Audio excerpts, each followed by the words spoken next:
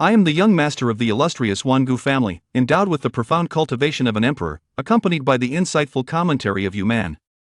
Yet on the day of my grand wedding, I was thwarted by a mere ant-like wretch attempting to seize my nuptials, and I found myself unable to simply strike him down with a single blow. Only because I awakened the system, I have become the ultimate villain in this world, as narrated by the cosmic commentary. He is the child of destiny, safeguarded by the celestial principles. Yuan Jie. Although I cannot strike him directly, when explained, I still possess other means at my disposal. On the day of the grand wedding, the entire continent adorned itself with festive red lanterns, a gesture of reverence towards the royal family of my sovereign. Ye Man commentary. Look. Suddenly, someone pointed to the sky with a look of astonishment. The magnificent dragon pulls the divine phoenix carriage. As the esteemed monarch stands in great reverence. With the presence of Yuan.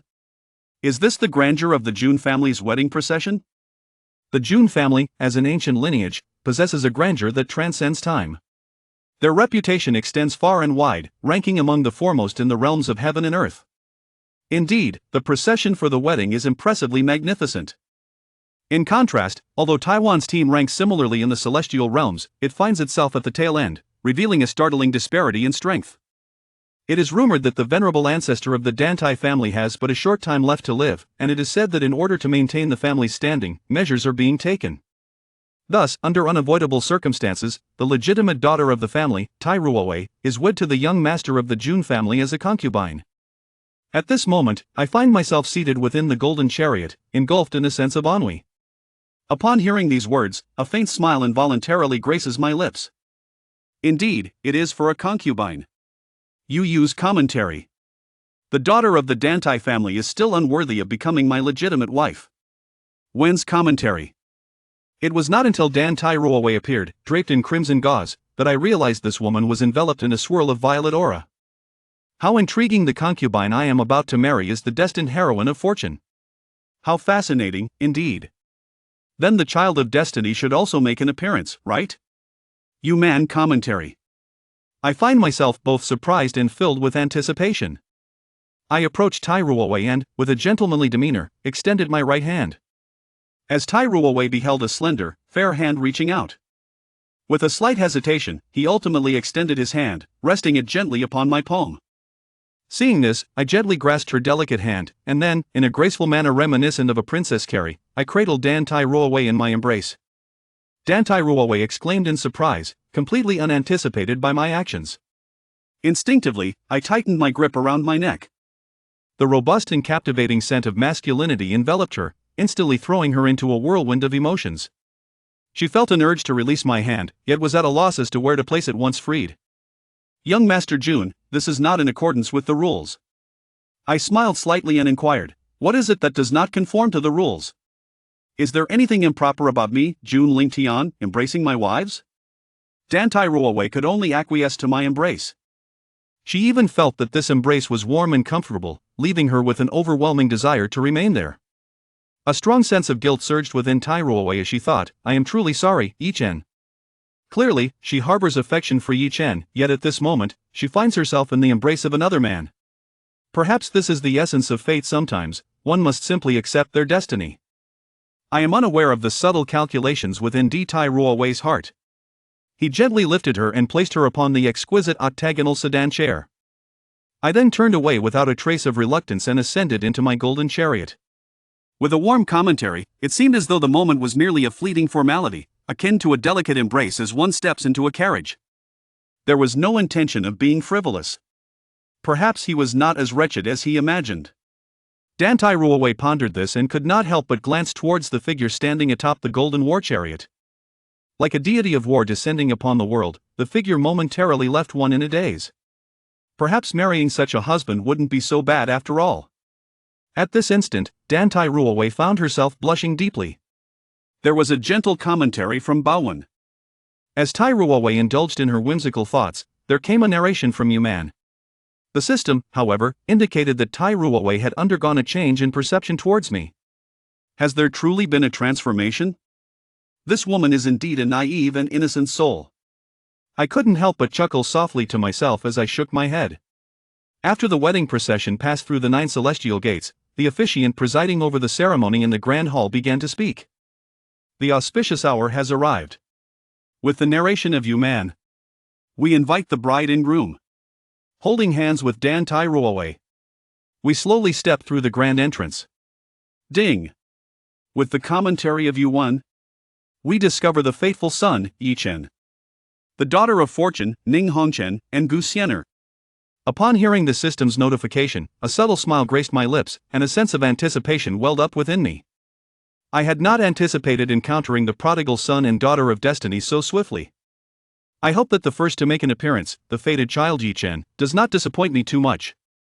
Meanwhile, when explained that Ye Chen had successfully infiltrated the grand hall of the wedding and was now nonchalantly seated in a corner at the base of the elevated platform, sipping heartily from the spiritual tea in hand, one cannot help but commend the Jun family, a venerable lineage that presides over a realm.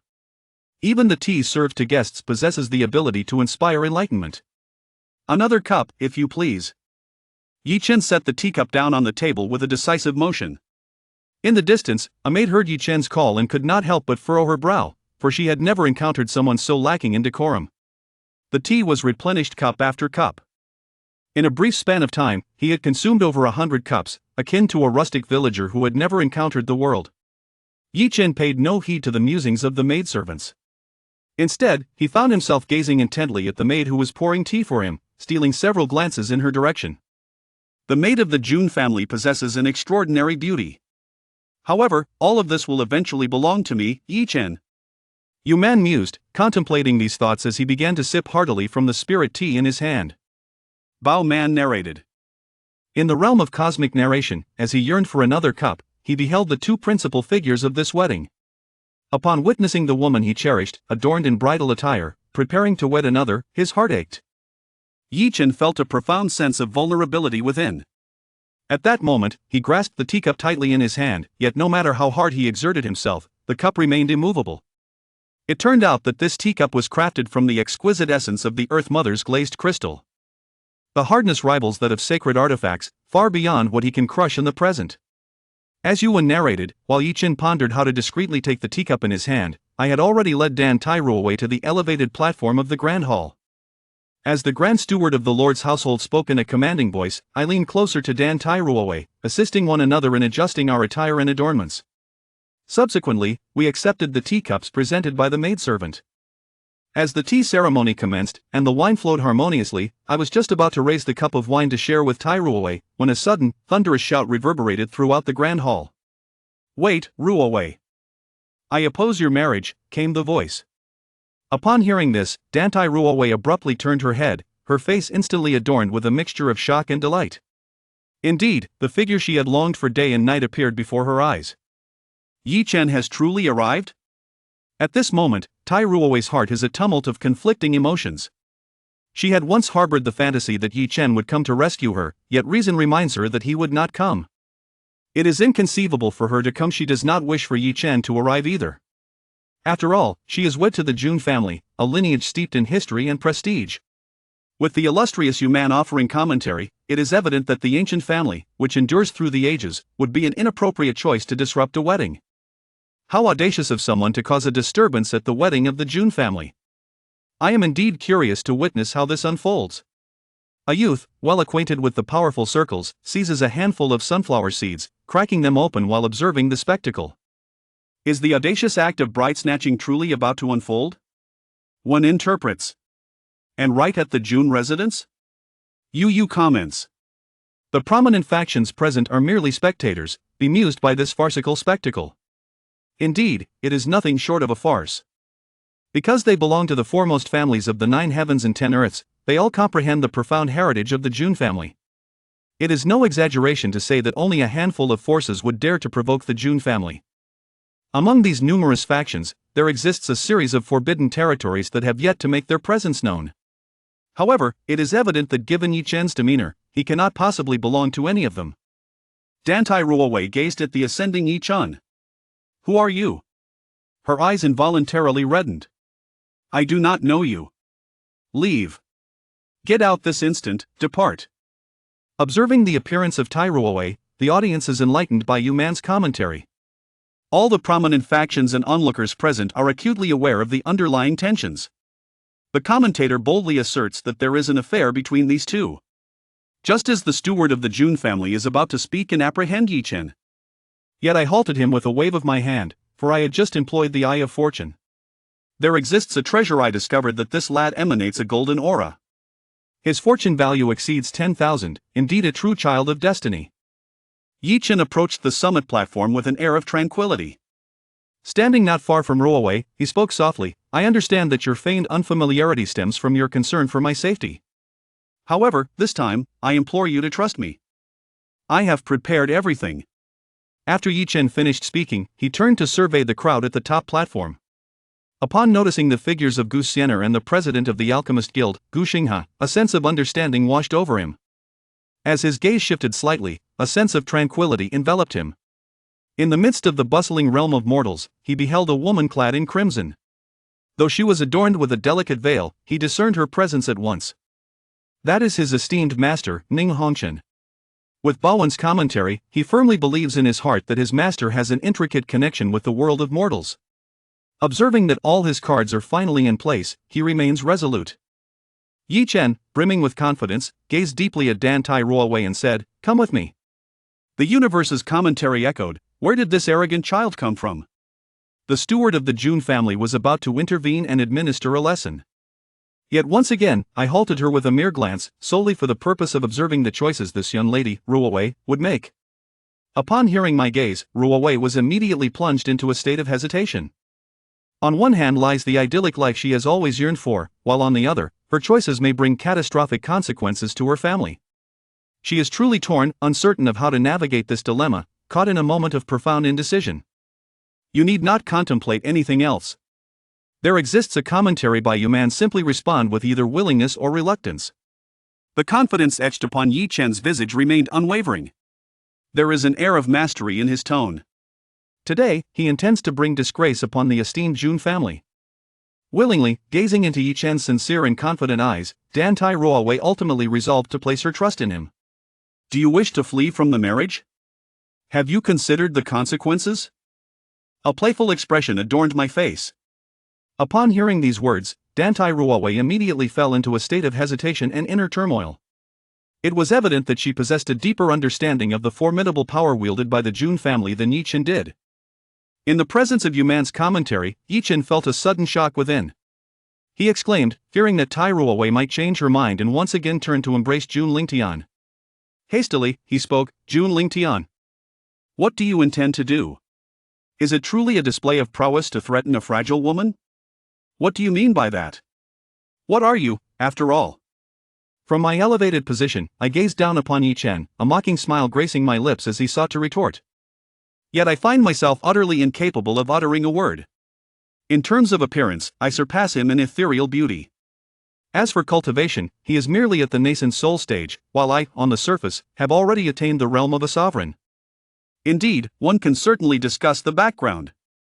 Currently, he finds himself supported by the formidable forces of the Alchemist Guild and the primordial Celestial Clan. Moreover, if his conjectures hold true, his master shares a close connection with the Red Dao Palace.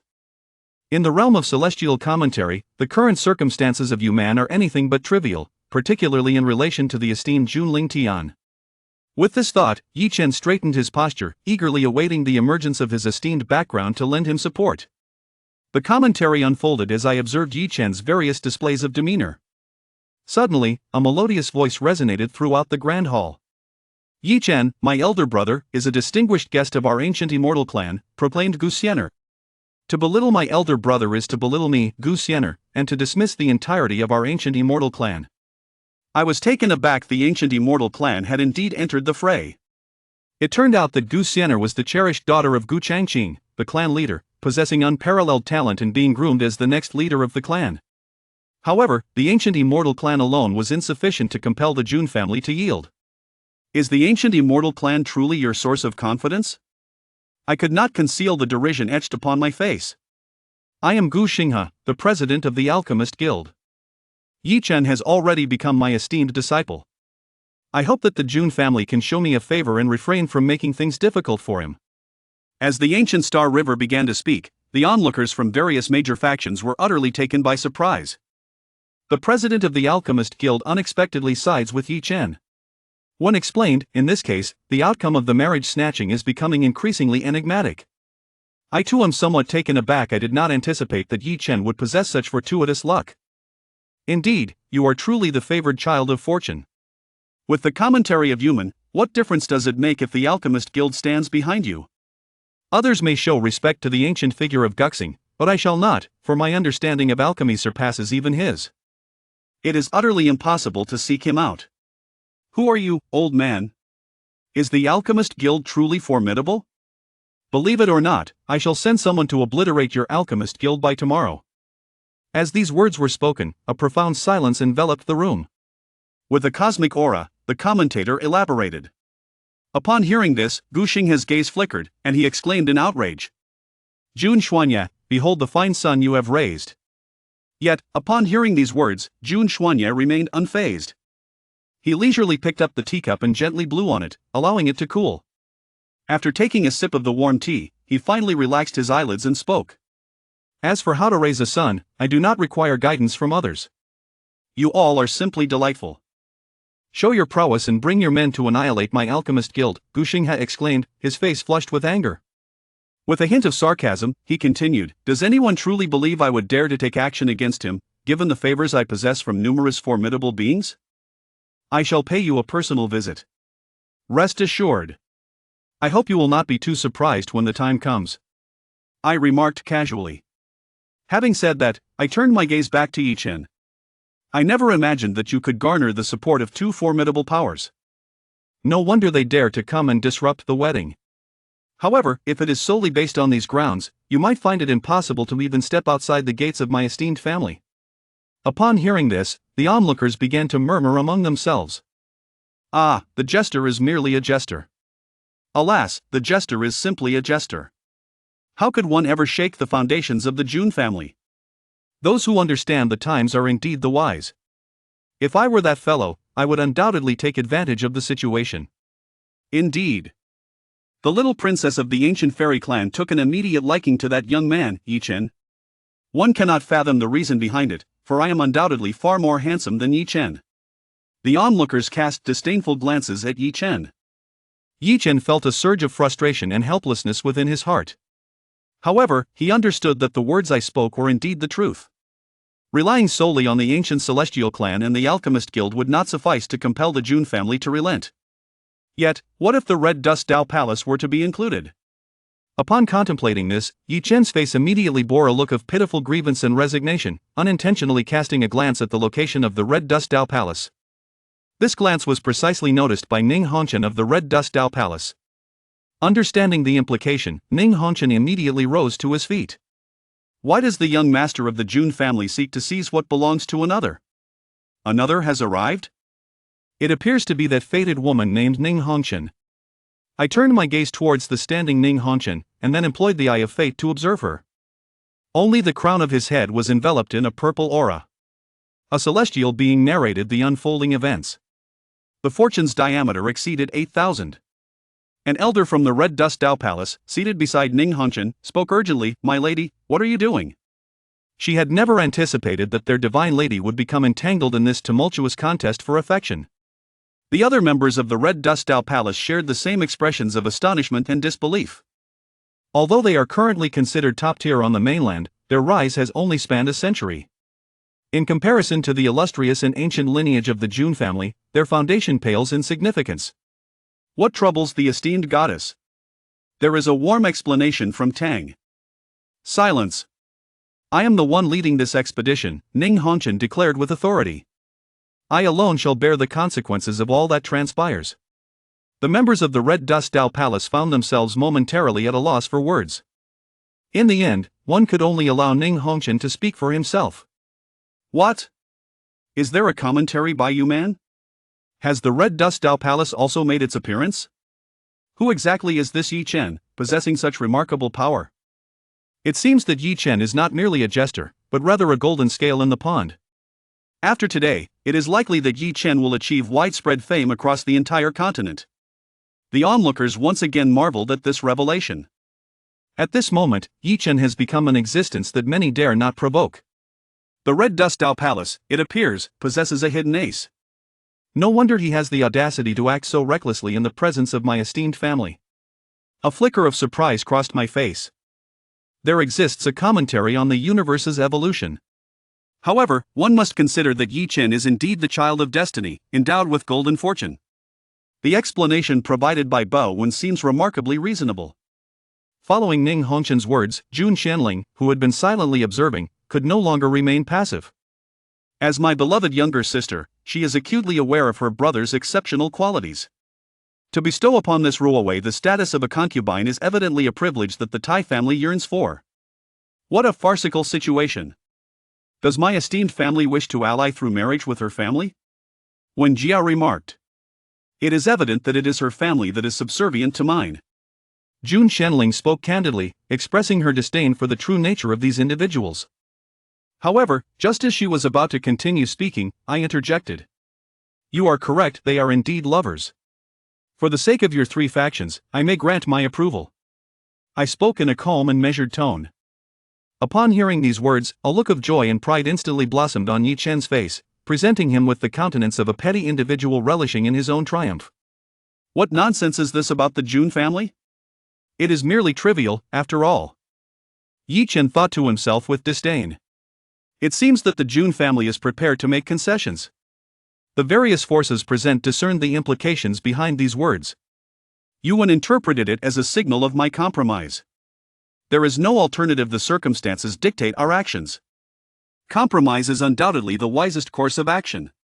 To antagonize the three dominant powers for the sake of a woman is clearly unwise. However, in pursuit of reputation, the Jun family will surely implement alternative measures. Thus, it remains uncertain whether Ye Chen can transcend the confines of the Jun Tian domain. Brother, cease your words. Xianling, come here to your mother. Before Jun Xianling could utter a word, she was summoned by Ji Yao. There is a precious explanation provided. They intend for me to handle this matter on my own, which serves as a trial for him. Indeed, in the next moment, I continued to speak. With the commentary of you man, I remarked, however, if you brazenly come to my Jun family to seize a bride, allowing you to leave so easily would be unacceptable. Isn't that akin to slapping my family's face? Ye Chen's expression of pride momentarily faltered upon hearing this. Yet, recalling the support he had behind him, he swiftly regained his composure. However, Ning Hongchen observed the fleeting change of expression on his face. Although Xian'er possesses exceptional talent, his temperament still requires refinement. This was contrasted with Jun Lingtian's composed demeanor. Ning Hongchen could not help but shake his head internally. Although Ye Chen possessed extraordinary talent, his character paled in comparison to Jun Lingtian. Ye Chen spoke with unwavering confidence. You are Ye Chen, are you not? Jun Lingtian's lips curled into a subtle smile. Those familiar with Jun Lingtian's temperament immediately sensed that someone was about to face misfortune. However, Ye Chen found great satisfaction in being addressed as young Master Yi, a proud expression gracing his face. In this moment, his commanding presence made the title seem entirely fitting. This is the betrothal gift I have presented to the Dan Tai family. If you can compensate me tenfold, I shall permit your departure. As he spoke, Jun Lingtian gestured, conjuring a list of the betrothal gifts from the Jun family into the void. A dazzling array of invaluable heavenly materials, divine gold, celestial elixirs, and spiritual artifacts filled the sky.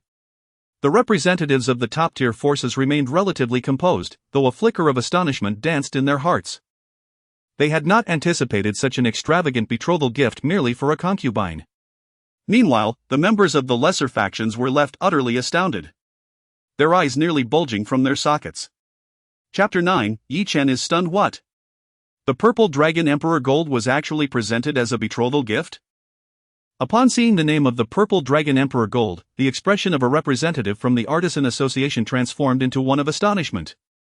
This rare divine metal is essential for forging supreme artifacts, and the Artisan Association possesses only a few pieces. They have already offered several Sacred King artifacts? As the names and designations of these Sacred King artifacts were revealed, the majority of the assembled powers were left in a state of disbelief. In their sex, These sacred king artifacts represented foundational assets, yet they appeared to be as common as cabbages in the eyes of the Jun family, who casually bestowed several of them. The imperial falling spring water was also included as part of the betrothal gifts? That is a vital auxiliary material for crafting the imperial heart pill. Even Gu Xinghe from the Alchemist Association felt a twinge of envy upon witnessing the array of divine materials and imperial gold suspended in the sky. To take a concubine. The Jun family was willing to offer such lavish gifts. What could my disciple possibly compare with that? At this moment, Ning Hongchen sighed inwardly, feeling an unsettling sense of foreboding. Meanwhile, Ye Chen stood transfixed, staring at the lineup of celestial liquids and divine golds in the sky. It must be a deception. It has to be false. Ye Chen's heart screamed in disbelief.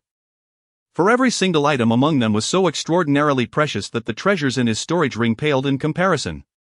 How could one possibly offer such an extravagant betrothal gift for merely taking a concubine? Do I, Ye Chen, appear to be a fool? Ye Chen's expression twisted into one of indignation as he shouted loudly, seemingly seeking validation from the crowd. However, the gazes of the various powers turned towards him as if he were a simpleton. How could Jun Lingtian, the young master of the illustrious Jun family, possibly lie about such matters? Seeing the disbelief in the crowd, Ye Chen turned to the side to face Dan Tai Ruowei. Ruowei, you must know the specifics of the betrothal gifts from the Jun family. Please reveal the exact amount to the public. As the central figure in this marriage event, he did not believe that Dan Tai Ruowei could be unaware of the extent of the Jun family's offerings. Ye Chen, the numbers he listed are indeed accurate. Dan Tai Ruowei replied, her complexion paling slightly. It was evident that she had not anticipated this aspect. Having been preoccupied with her own happiness while disregarding her family's well-being. If she were to flee from the marriage, the Jun family would undoubtedly reclaim these gifts. And she would then have incurred their wrath. It was likely that those ancient clans wishing to align themselves with the Jun family would unite to obliterate the Dan Tai family. The legacy of the Dan Tai family, which had endured for hundreds of thousands of years, was on the verge of destruction due to her actions. What? All of this is actually true? Upon hearing this, Ye Chen's throat involuntarily constricted, and he swallowed hard. He had grossly underestimated the power of the Jun family. Could it be that young Master Ye Chen was unable to produce even tenfold of these resources? Were his previous fervent assurances of bringing happiness to others mere fabrications? From the position of the ancient Ji family, a young girl stood up to mock him. She is Ji Shuiyuan, the cousin of Jun Lingtian. Possessing a delightful and charming appearance, with a face so delicate it seems it might shatter with a gentle touch. Undoubtedly, she is a quintessential young heiress. Even when currently admonishing others, she evokes no sense of aversion. Upon hearing this, Ye Chen found himself momentarily at a loss. This girl, Shuiyuan, much like Qianling, is anything but easy to handle. Ji Yao shook her head in resignation but did not intervene. What? Can't you produce it? Jun Lingtian cast a cold glance at Ye Chen and spoke unceremoniously, if you fail to provide the appropriate compensation today, I, Jun Lingtian, as the heir of the Jun family, guarantee that you, Ye Chen, shall not take a single step beyond the threshold of the Jun family. Upon uttering these words, Jun Lingtian surveyed the surrounding representatives of the three great powers, as if proclaiming his dominion. In that moment, the Jun family was prepared to wager the lives of their entire clan to safeguard their dignity and authority. Instantly, the Jun family fell into a state of alert. Many ancestral figures at the Saint King level cast their scrutinizing gazes upon the scene. Numerous members of the Jun Clan also fixed their eyes on their adversaries, poised for battle. Clearly, as the heir of the Jun family, Jun Lingtian's every word and action now bore the weight of his lineage. Even the members of the ancient divine clan regarded Ye Chen and his companions with icy stares. How could this be? Sensing the oppressive atmosphere, Ye Chen felt a surge of unease. He had initially believed that by invoking the ancient immortal clan, the Red Dao Palace, and the Alchemist Guild, the Jun family might show a modicum of respect and retreat. To his surprise, Jun Lingtian was so resolute, willing to gamble the lives of his entire clan. Glancing at the array of rare treasures displayed in the air and then at Dan Tai Ruowei, he found himself contemplating surrender. Even Ning Hongchen of the Red Dao Palace furrowed her brow at the formidable display, having not anticipated Jun Lingtian's unwavering stance. However, proposing a tenfold compensation would undoubtedly cause them some distress, given the extraordinary nature of the treasures on display. As Ye Chen was rendered speechless, the situation grew increasingly tense, prompting Gu Xinghe, concerned for his disciple, to step forward. He was astonished that a scion of an ancient clan could be so petty. After all, these were mere resources, and giving them up should have been a trivial matter. With Gu Xinghe's remark, many present displayed expressions of incredulity. They had previously heard that Gu Xinghe was solely focused on alchemy, rarely engaging with the outside world, which resulted in a lack of social acumen. Yet, they had not anticipated his emotional quotient to be this low. In truth, Gu Xinghe's stance stemmed from his excessive favoritism towards Ye Chen, influenced by his desire to take him as a disciple and the prestige associated with Ye Chen's fate. Oh, since you, old man, deem these items insignificant, why don't you provide them for Ye Chen? Jun Lingtian remarked coldly, addressing Gu Xinghe with the derogatory term. Such reliance on age, he thought, was simply contemptible. He would show no leniency. As the heir of the Jun family, his words were surprisingly coarse. Gu Xinghe felt his face flush with embarrassment as he was berated by Jun Lingtian, an old man. Simultaneously, he felt a twinge of regret. He could not fathom why he had impulsively stood up and uttered such foolish remarks.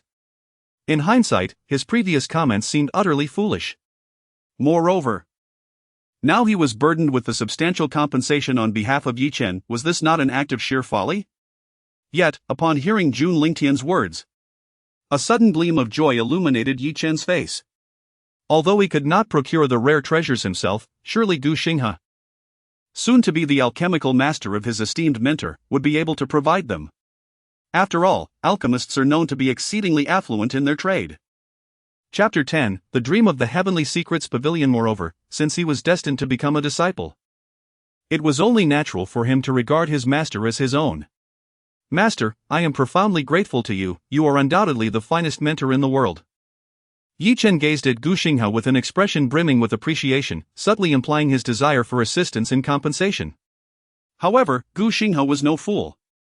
Now that he had regained his clarity, it was evident that he could discern Ye Chen's intentions. Cough, cough. Ye Chen, we have yet to formally establish our master-disciple relationship. So for now, you may call me Master Gu.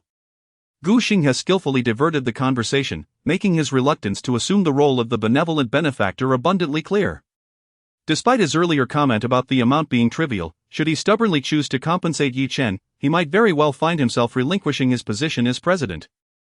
Upon hearing this, the joy on Ye Chen's face vanished in an instant. This old fellow was utterly unreliable. Jun Lingtian's scorn was indeed justified. As the situation reached an impasse, Ye Chen turned his gaze towards Xian'er and Hongchen. These two, representing the pinnacle of power in the 9 heavens and 10 earths, certainly had the means to provide the necessary compensation. The question lay in their willingness to do so. However, when Xian'er caught sight of Ye Chen's hopeful eyes, she instinctively lowered her head, unable to bear the disappointment reflected in her brother's gaze. Although she yearned to assist Ye Chen as a member of the ancient celestial clan, her recent return to the family left her with limited influence.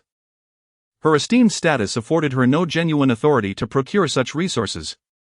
Similarly, Hongchen's standing was precarious, as her ties to the Hongchen Dao Palace were not particularly strong. By leading the team to attend the Jun family's wedding on Ye Chen's behalf, she had already conceded to the Hongchen Dao Palace. Should she further assist Ye Chen with compensation, she would likely find herself compelled to accept the arrangements dictated by the Hongchen Dao Palace. Even if she were willing, obtaining such a substantial sum would not be assured. This old fellow Gu Xinghe claimed to be Ye Chen's master earlier, yet now he disavows it. Observers from the top-tier forces couldn't help but chuckle at the farcical scene unfolding before them. Indeed, the young girl from the ancient celestial clan spoke with such confidence earlier. Why has she become so deflated? Some directed their scornful remarks towards Xian'er, their tones dripping with mockery. And that girl from the Hongchen Dao Palace. Isn't she the daughter of Ning Qianqiu? TSK. I've heard tales of her haughty demeanor. I never expected her to step forward to speak on Ye Chen's behalf. The murmurs of the crowd continued, overwhelmingly biased, with remarks emanating primarily from the elite powers present. After all, the 3 major factions were not entities one could easily provoke. Yet, the smiles on the faces of others indicated their shared sentiments. In stark contrast to the reactions of the other factions were those from the Hongchen Dao Palace, the ancient Celestial Clan, and the Alchemist Guild. This is outrageous. What has Ning Hongchen done? Upon my return, I shall inform the palace master and have her divine maiden status revoked. An elder of the Grand Sage realm from the Red Dust Dao Palace expressed his discontent, suggesting that perhaps the family head should allow his daughter to venture out for further training. With such a spectacle upon her return, who could endure it? The Grand Sage elder from the ancient Celestial Clan also felt a profound dissatisfaction. Was this not an invitation for the other top-tier forces to mock the ancient Celestial Clan? Alas! How humiliating for the esteemed president. The alchemists of the guild could not help but shake their heads, their faces betraying a look of consternation. Ye Chen. Ah, Ye Chen, if you do not present compensation today, it seems you shall not leave the Jun family unscathed. Jun Lingtian cast a dismissive glance at Ye Chen. His eyes filled with contempt. He then turned to Dan Tai Wei. I have already informed the Dan Tai family of your elopement, consider the consequences for yourself. Just moments ago, he had instructed the steward to relay the situation to the Dan Tai family, and it would not be long before they received the news. What? Upon hearing this, Dan Tai Wei felt a surge of panic. She understood the precarious situation of the Dan Tai family better than anyone. If this news reached them, it could very well spell doom for the entire clan. Now, she could only place all her hopes on Ye Chen, praying he could resolve the matter appropriately. Otherwise, the Dan Tai family would be left as mere prey, to be slaughtered at will. Noticing Dan Tai Wei's gaze upon him, Ye Chen took a deep breath. Rest assured, Wei, I will handle this. Although he had contemplated giving up, he knew that even if he did, the Jun family would not relent. Thus, it would be more prudent to seize Dan Tai Wei for himself. In fact, he possessed a trump card, an imperial-grade teleportation scroll. However, he preferred not to use it unless his life was in peril. As Ye Chen pondered how to escape from the Jun family, the aged yet youthful-faced leader of the Tiangong Pavilion, a top-tier force, suddenly turned his excited gaze toward Ye Chen. Just moments ago, he had been curious about how Ye Chen had garnered the support of the three great forces. Thus, he employed the secret technique of the Tiangong Pavilion, the Great Fortune Divination. This technique allowed him to glimpse the fortunes of others. When he directed the technique at Ye Chen, he was astonished to discover that Ye Chen was enveloped in a vast sea of fortune, a radiant golden dragon hovering above him, illuminating him as the quintessential protagonist of destiny, the child of fortune. Destined by heaven. It is truly a destiny ordained by the heavens. The Tiangong Pavilion leader, Meng Tianji, suppressed his inner excitement, then cast his gaze toward Jun Lingtian. Whom? Attempting to pry into my fortune? Jun Lingtian felt the probing gaze of the Tiangong Pavilion leader and narrowed his eyes slightly. However, he did not intervene but allowed the scrutiny to proceed. A shadow of dark clouds? A depletion of fortune? After probing into Jun Lingtian's fortune, the Tiangong Pavilion leader had already formulated a plan. Surely, there was no need for conflict when words could suffice. The onlookers present fell silent upon hearing these words, their attention drawn to the speaker. What was happening? Why was the Tiangong Pavilion leader also getting involved? The old man, driven by self-interest, undoubtedly perceived something remarkable in Ye Chen. The leader of a formidable force narrowed his eyes, unable to resist scrutinizing Ye Chen. Upon closer examination, he indeed discerned a noble countenance, suggesting that Ye Chen was destined for significant achievements in the future. However, as a prominent figure among elite powers, their own accomplishments had already reached the pinnacle, rendering them indifferent to Ye Chen's potential. Just as the crowd was engulfed in uncertainty, bewildered by Meng Tianji's intentions, he spoke once more. Today, I shall cover half of the compensation for young friend Yi. How about the remaining amount being evenly distributed among the other three? Upon hearing this, the atmosphere erupted. The onlookers, sipping their tea, were caught off guard, their expressions shifting to one of profound complexity. What is this? Surely, I must have misheard. This old fellow Meng Tianji actually intends to compensate for Ye Chen? Chapter 11, A Successful Abduction? It seems that Ye Chen's life is now secure. Upon witnessing the involvement of the esteemed Tianji Pavilion, everyone began to speculate on the outcome. With the support of the four premier forces, it appears that Ye Chen will no longer be trifled with. Alas! I never anticipated that Tian would encounter such circumstances during his inaugural governance.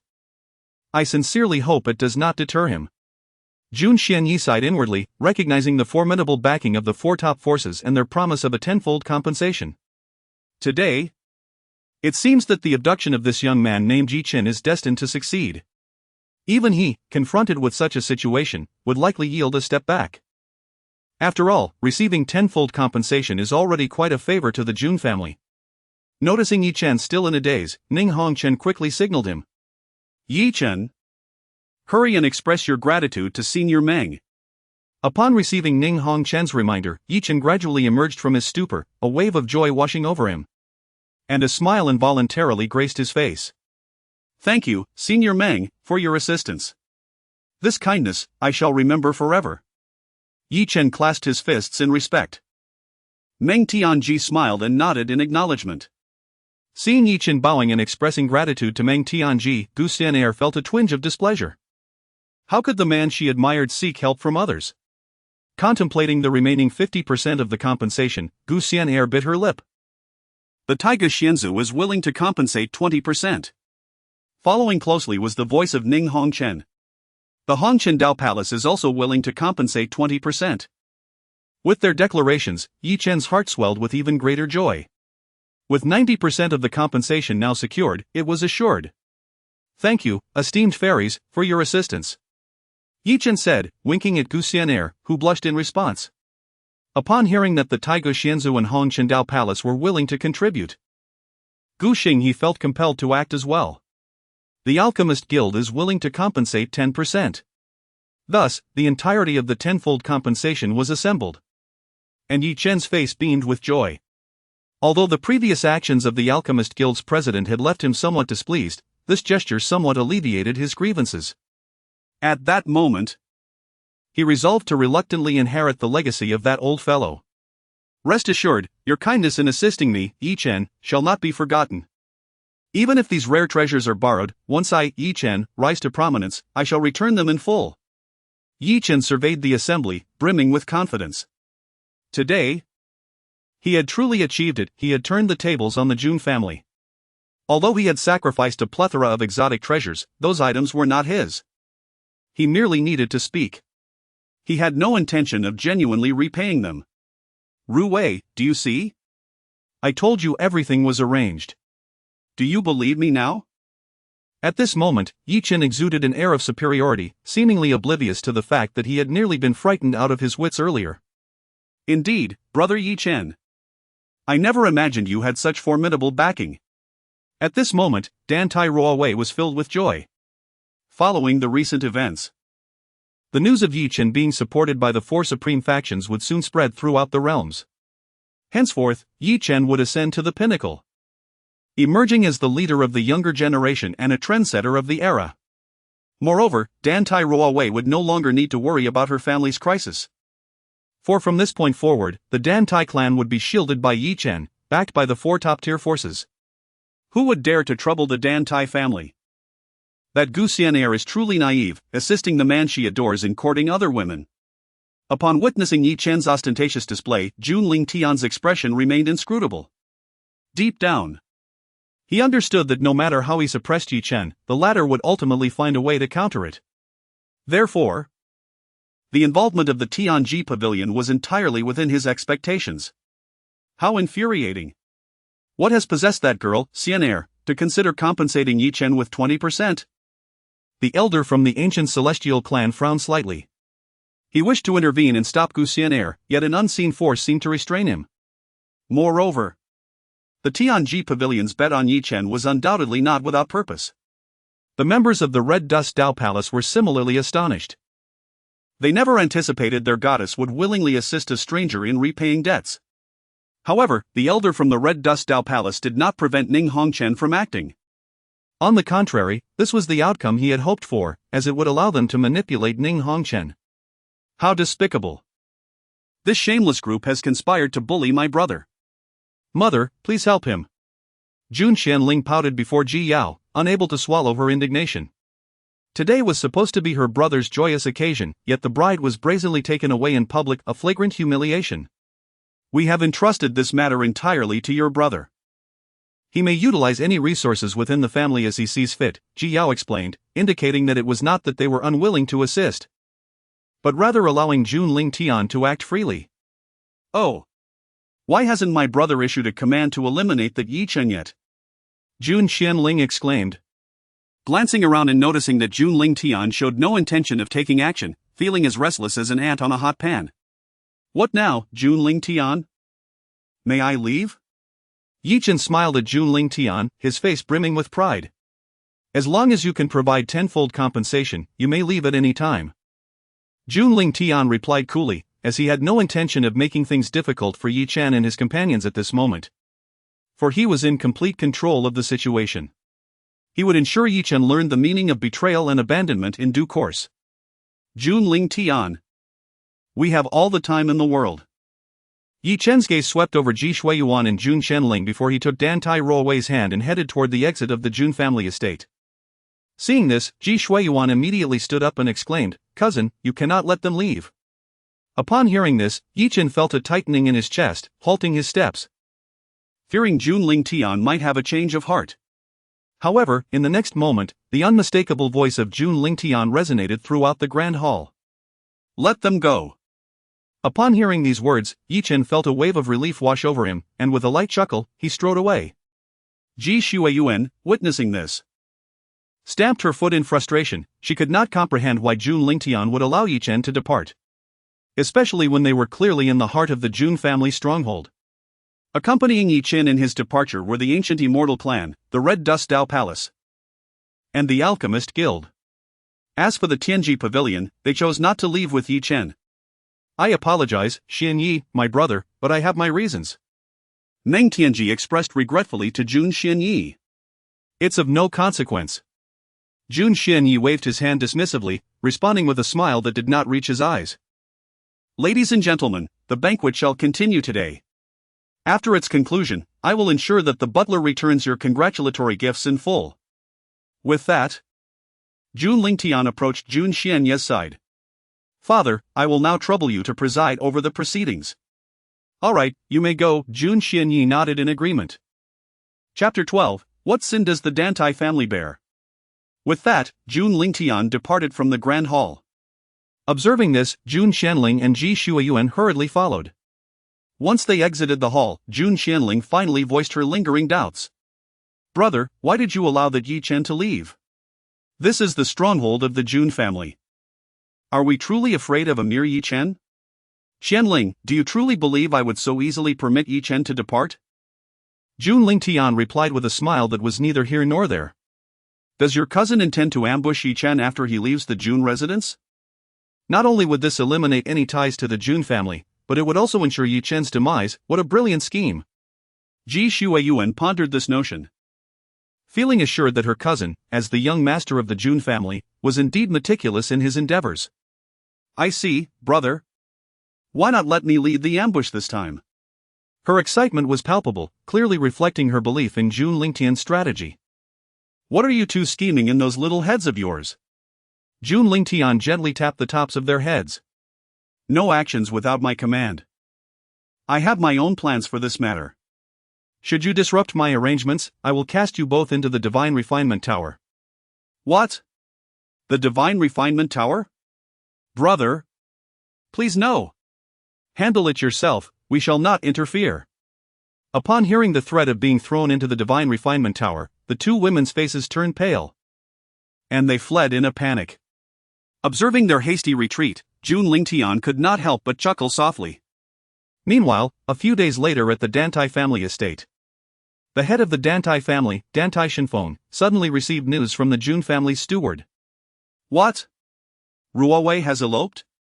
Dantai Shinfeng felt darkness clouding his vision. The opportunity to ally with the Jun family had relied on a favor owed by the Jun family's ancestor to the Dantai family.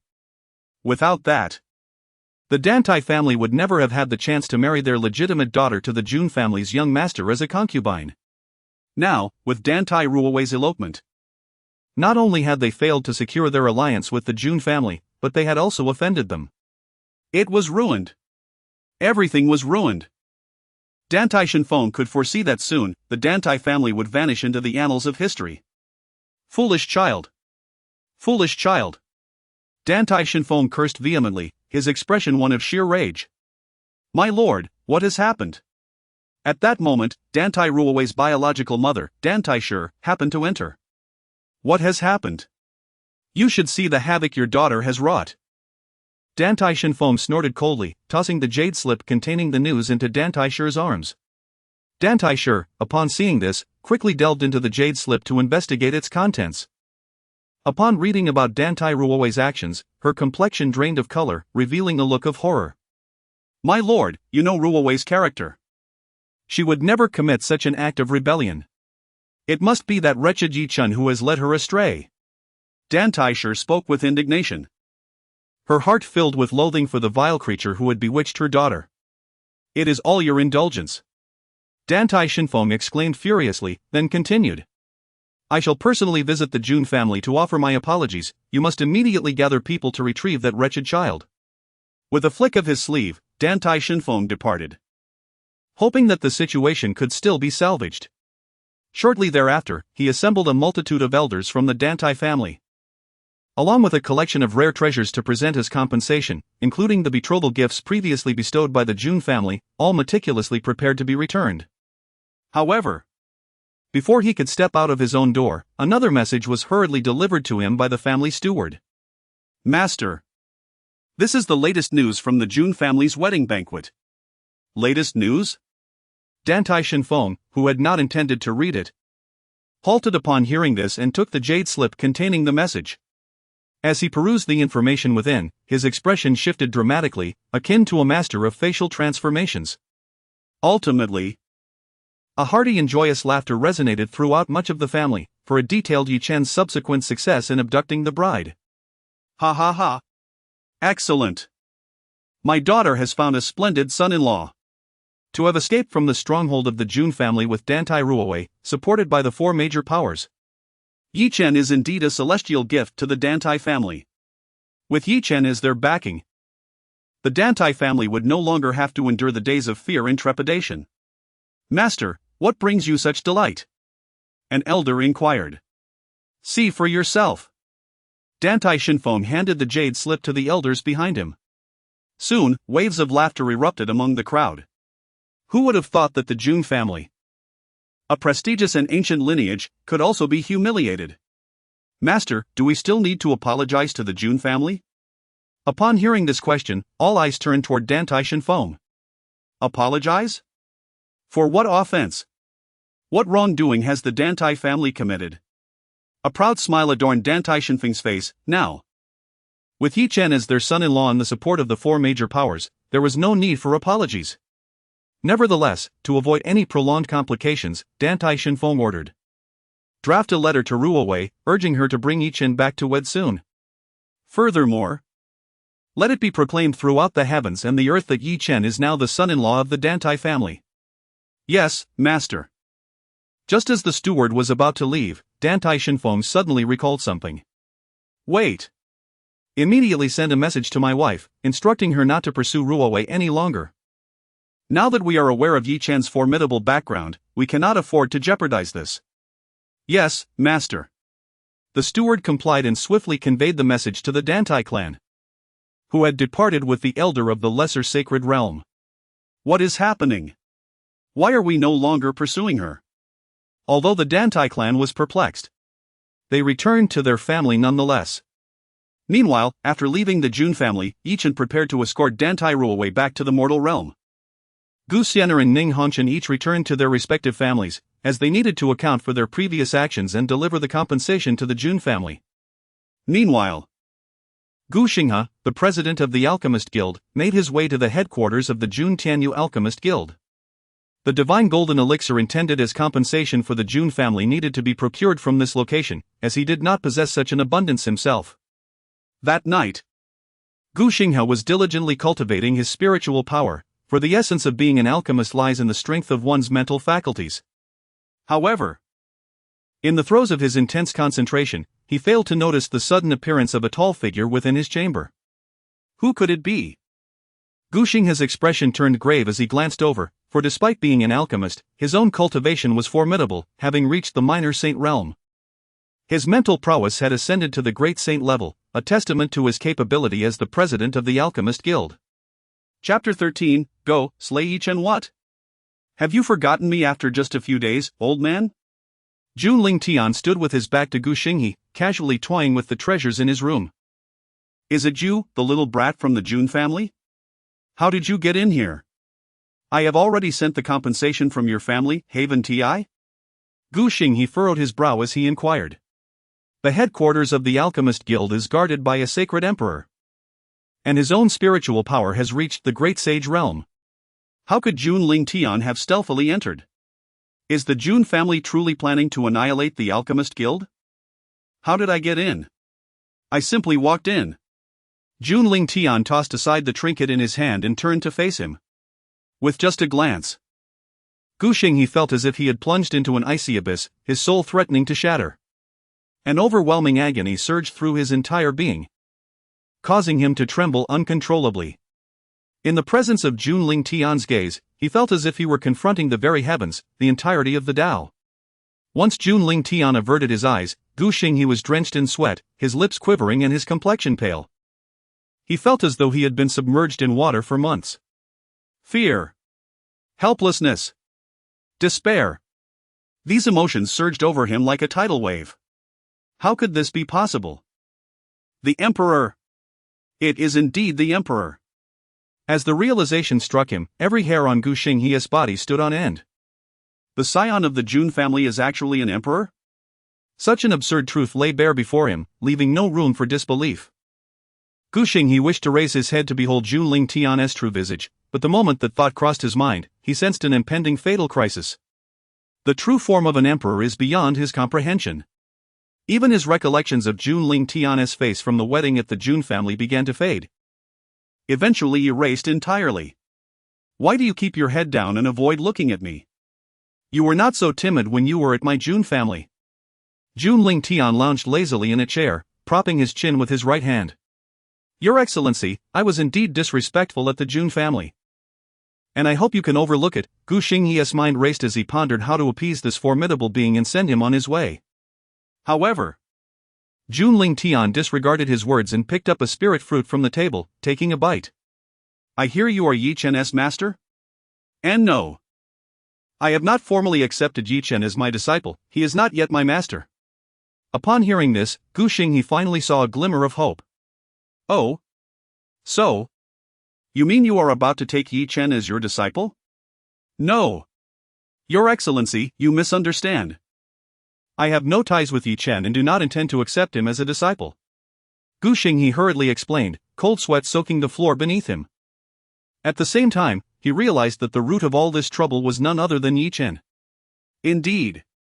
You not only snatched a bride but from the illustrious Jun family at that. It is one thing to seize the kin of Jun, but to learn that it is the kin of a great emperor? Have you lost your mind? Simultaneously, he berated Ye Chen's ancestors in his heart. Cursed be Ye Chen. Were it not for you, how could I have offended a great emperor and found myself in such a perilous predicament? Sensing a hint of murderous intent in Jun Lingtian's gaze, Gu Xinghe resolved to sever all ties with Ye Chen henceforth. He vowed internally never to accept Ye Chen as a disciple again. Just as Gu Xinghe made this vow, a notification sound echoed in Jun Lingtian's ear. Ding! The host has commanded Gu Xinghe to develop a sense of aversion and hatred towards Ye Chen, vowing never to take him as a disciple again. Resulting in the son of fortune, Ye Chen, suffering a loss of fortune value 1,000 points. As Jun Lingtian drained 1,000 points of fortune value from Ye Chen, the dark aura above his head gradually transformed into a white hue. Indeed. Merely by intimidating this old man, he could harvest 1,000 points of fortune from Ye Chen. It appears this old man plays a crucial role in Ye Chen's cultivation journey. While Jun Lingtian wore a smile, Gu Xinghe dared not lift his gaze. Realizing he would still need this old man's assistance, he decided to temporarily claim him for his own purposes. Thus, Jun Lingtian raised a finger towards Gu Xinghe. And a beam of light swiftly entered the latter's forehead. This radiant light was none other than the pinnacle of demonic path techniques he had mastered, Heart of Tao Seed Demon.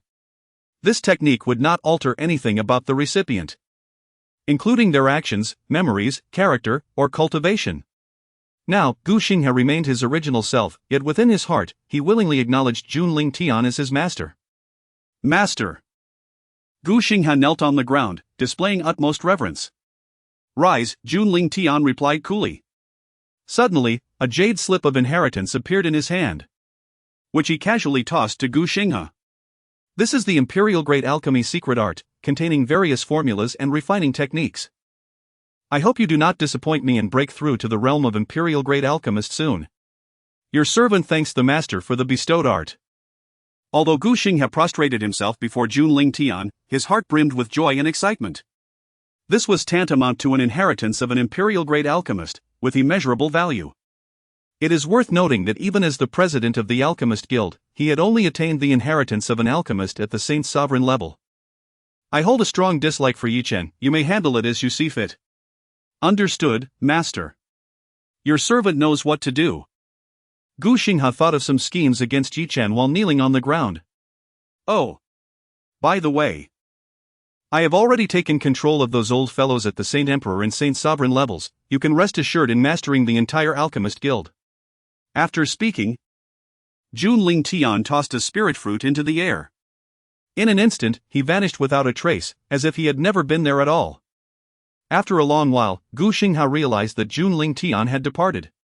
He then bowed once more, proclaiming, I bid farewell to my master. After a period of time, Gu Xinghe finally calmed the tumult within his heart, only to remember that there were pressing matters still at hand. Come here. With his summons, Gu Xinghe's loyal bodyguard, a formidable expert of the Great Sage realm, materialized within his chamber. President, what are your orders? Go and eliminate Ye Chen for me. Gu Xinghe commanded with a sweeping gesture, intent on extinguishing Ye Chen's life. Wait. President, isn't Ye Chen your long-sought disciple of 1,000 years? The bodyguard was momentarily taken aback. Typically, he would refrain from questioning orders, yet this task was exceedingly unexpected. Just recently, he had stood up for his beloved apprentice, assisting in compensating for the divine gold and celestial liquid. Now, he was to take the life of the very individual he had defended? Was this not absurd? Chapter 14, The Ancient Divine Clan, Ji Shuelua. It was once the case, but it is no longer so, do not delay any further. Gu Xinghe spoke softly, his eyes narrowing slightly. Yes, President. Just as the personal attendant of the great sage was about to leave, Gu Xinghe called him back once more. Wait. First, announce to the heavens and the earth that Ye Chen must repay the divine gold elixir owed to the Alchemist Guild within 6 months. Only then may he be dealt with. At this moment, Gu Xinghe felt a surge of wisdom after recognizing Jun Lingtian as his master.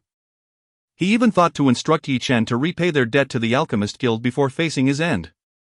Understood, President. The practitioner of the Great Sage realm accepted the command and departed. Meanwhile, Ye Chen, who was accompanying Dan Tai Ru away on their journey back to the mortal realm, suddenly shuddered. Just moments ago, he had an inexplicable sense of having lost something intangible, though he could not discern what it was. Brother Ye Chen, what is the matter? It's nothing. Let us continue. In 3 months, we shall return to the mortal realm. Ye Chen concealed his perplexity and spoke. Simultaneously, Jun Lingtian had returned to his chambers. Although the Jun family and the Alchemist Guild were separated by countless miles, his cultivation at the Emperor level allowed him to traverse this distance in no time. Before long, Fu Bo, the steward who had previously conveyed information to the Dan Tai family, appeared behind Jun Lingtian, slightly bowing.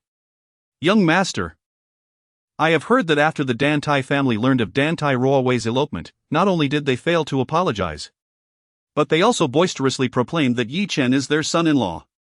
Oh, how intriguing. Jun Lingtian's expression was one of amusement upon hearing this. Young master, would you like this old servant to personally annihilate the Dan Tai family?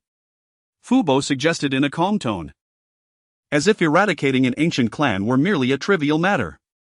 In truth, this was indeed the case. For Fu Bo was not only the steward of the Jun family but also Jun Lingtian's personal protector, a formidable being of the Saint Emperor realm. Were it not for Jun Lingtian's own cultivation at the emperor level, one would scarcely believe such a frail-looking old man could possess such formidable power.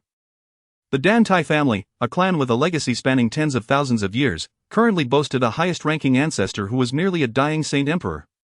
No need. Let the Dan Tai family remain undisturbed for now, I have further use for them. Jun Lingtian spoke with indifference.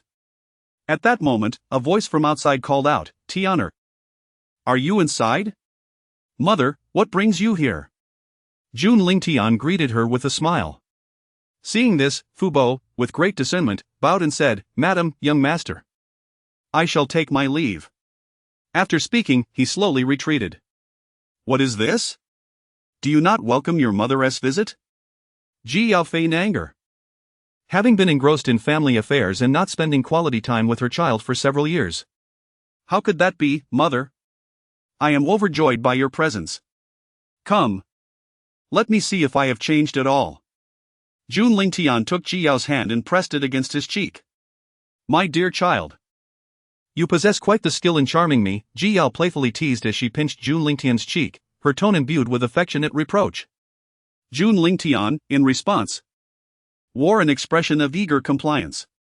Today, I have come to inform you that your mother has once again arranged a marriage for you. Whom? Who is it? At this revelation, Jun Lingtian's countenance momentarily sobered. You are acquainted with her, it is that girl, Shui Luo. What? It is actually Shui Luo? The mention of Shui Luo's name conjured the image of an exceedingly sweet and charming face in Jun Lingtian's mind. She had been a little girl brought by his mother to visit the Jun family during his childhood, constantly trailing after him and calling out, "Lingtian Gij, Lingtian Gij." It had been nearly 2 to 3 decades since they last met. Indeed, it is that little girl, Ji Yao affirmed with a nod. However, do not underestimate her. She is now the goddess of the ancient divine clan, possessing talents that surpass her peers, truly unrivaled at her level. Oh? That little girl has become so formidable? A smile graced Jun Lingtian's face as he mused about how the child who had once followed him around would react upon learning she was to become his fiancée. So, you have no objections then? Leave it entirely to my mother, Jun Lingtian replied with a smile. He held no grand expectations regarding marriage. For he had already attained the status of an emperor. If he were to have standards, he feared that few in the 9 heavens and 10 earths could match him. Although he did not harbor particularly strong feelings for Ji Shui Luo, he did not dislike her either. Very well, it is settled then. Shui Luo is currently in seclusion. But when the ancient divine clan holds their clan competition in 6 months, I will take you to meet her properly, Ji Yao said, her face alight with joy. She had initially feared that Jun Lingtian would be disheartened by the recent events, but it appeared she had been mistaken. After solidifying Jun Lingtian's engagement, Ji Yao engaged him in casual conversation for some time before reluctantly departing from his chambers. 2 months later, Gu Xian'er and her companions finally returned to the Gu family of the ancient celestial clan. Gu Xian'er sought out her father, Gu Changqing, the current patriarch of the ancient celestial clan, to recount the events that transpired at the banquet. Cough for the sake of a wild lad. You are willing to compensate so much divine gold and celestial liquid? What is it that you see in him?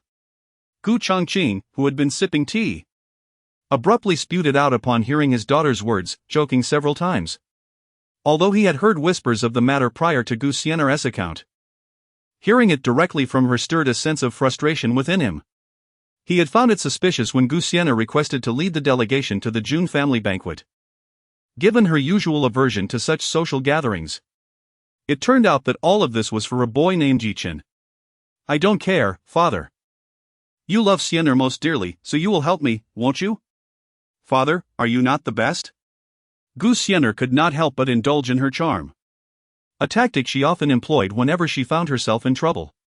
Each time she resorted to this endearing act, Gu Changqing would invariably come to her rescue, adeptly resolving the mess she had created. Though Gu Changqing felt a surge of indignation within, he found himself unable to resist the allure of his darling daughter's affectionate antics. Ultimately, he chose to indulge her once more, for she was the cherished offspring of his beloved, who had perished during childbirth. Moreover, Xian'er was the most gifted among the current generation of the ancient immortal clan, with the potential to ascend to the imperial realm. So, does this mean you consent? Father? Upon hearing this, Xian'er's face lit up with unbridled joy. Chapter 15, The Peril of Annihilation. Very well. I shall ensure that the compensation for the Jun family is delivered. Although the sum is substantial, being double the betrothal gifts, the ancient immortal clan, as one of the foremost powers governing the 9 heavens, considers such matters trivial. However, as the father and daughter deliberated further on the compensation for the Jun family, the warning bell of the ancient immortal clan, the ancient immortal bell, suddenly resonated with an urgent clang. 1 chime, 2 chimes, 3, until it rang 9 times. The ancient immortal bell continued its relentless toll. The expressions of the clan members transformed dramatically with each reverberation of the bell. What? 9 tolls? The peril of annihilation? The clan's protective grand formation autonomously activated, enveloping the entire ancient immortal clan within its embrace. The formidable powers residing in various celestial palaces and divine islands were roused by the sound, emerging into the open air, suspended in the void. At this moment, Gu Changqing hurried over after instructing Xian'er. What has transpired? Why has the ancient immortal bell, silent for countless millennia, suddenly rung, and 9 times at that? The onlookers exchanged grave glances, their faces etched with concern. Do not panic, let me inquire of the spirit of the ancient immortal bell, Gu Changqing proclaimed, swiftly weaving intricate and arcane gestures with his hands, attempting to communicate with the bell's spirit. Moments later, his countenance turned ashen as he gazed upwards. A formidable emperor-level being approaches, harboring enmity towards our ancient immortal clan. What? An emperor? With hostile intent? Clan leader, are you jesting? The members of the ancient immortal clan present were visibly shaken. As high-ranking officials of the clan, they were aware of the existence of living emperors in the 9 heavens and 10 earths, yet it had been hundreds of thousands of years since an emperor had manifested. Now, Gu Changqing was informing them that an emperor, intent on causing trouble, was on their way? Who provoked this? At that moment, the foremost concern of everyone was to ascertain who had drawn the ire of such a being. An emperor would not seek trouble with a deeply rooted, prestigious family without provocation. Investigate. Immediately find out who in the clan has angered an emperor. Gu Changqing nearly roared, vowing silently to obliterate the culprit on the spot, regardless of their identity. Otherwise, it would be impossible to quell the wrath of an emperor. Just as Gu Changqing concluded his statement, an unexpected figure appeared above them. It was a being radiating an aura of profound Tao, towering at millions of zhang, shrouded in a mist of 9 colors, with only an outline discernible in the void. As the emperor descended, phantoms of true spirits emerged, kneeling in reverence. The overwhelming majesty of the emperor swept across the entire ancient immortal domain without restraint. Even some slumbering saint emperors, sacred lords, and ancient supreme beings were startled awake. An emperor has indeed entered the world. Who could it be? In the land of burial, the ominous divine tomb, and the blood-soaked earth, the sovereigns of these forbidden realms felt the overwhelming imperial might. Their eyes shimmered with divine light as they utilized their profound abilities to traverse the boundless void, directing their gaze towards the ancient celestial domain. Who bestowed upon you the audacity to gaze upon this emperor? A flash of divine light flickered in Jun Lingtian's eyes, causing these venerable sovereigns, who dared to intrude, to stagger backward in shock. This was but a mild warning. Should there be a next time, I shall personally pay you a visit. These words were indelibly etched in the minds of these great emperors of the 9 heavens and 10 earths, stirring tumultuous waves within their hearts. What? Is he truly at the pinnacle of the emperor realm? How can this be? Although they were all of the same rank, facing Jun Lingtian instilled in them a profound sense of helplessness, a stark realization of the chasm that lay between them. This newcomer, an emperor who had never before graced the world, was simply beyond their reach. Alas! It seems that the ancient celestial domain is on the verge of a monumental shift. Shaking their heads, all the powerful emperors of the 9 heavens and 10 earths tacitly resumed their own affairs, as though they had not witnessed Jun Lingtian's arrival. Meanwhile, upon beholding the colossal figure that obscured the sun, the entire ancient celestial clan was left dumbfounded. Upon his arrival, Jun Lingtian wasted no words. He lifted his foot and ruthlessly stamped down upon the protective grand formation of the ancient celestial clan. Misunderstanding. A grave misunderstanding, Your Imperial Majesty. Gu Changcheng, the clan leader of the ancient celestial clan, cowered behind the imperial formation and addressed the suddenly appearing mysterious emperor. He was utterly perplexed as to how the ancient celestial clan had offended him, and though investigations were underway, no leads had yet been uncovered. Thus, he sought to stabilize the situation. However, upon hearing his words, Jun Lingtian merely scoffed. A misunderstanding?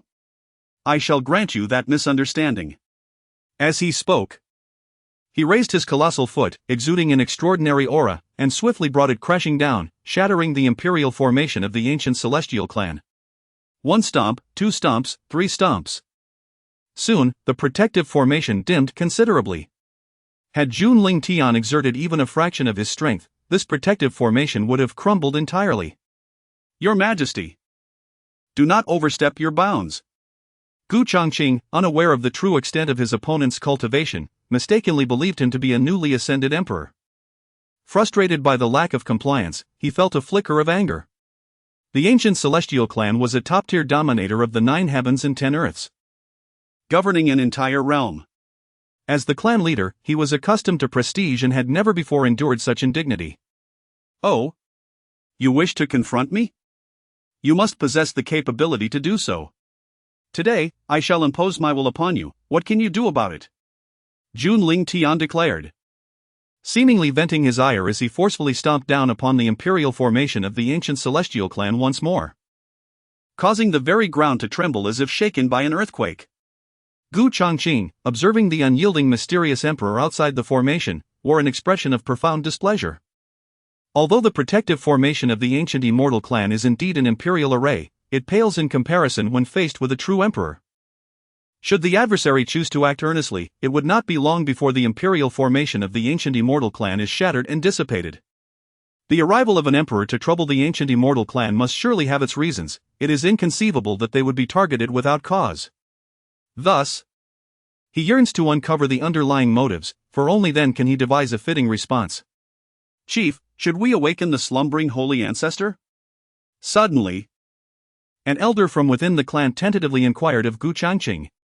Awaken what nonsense? Can the holy ancestor contend with an emperor? Gu Changcheng retorted with irritation.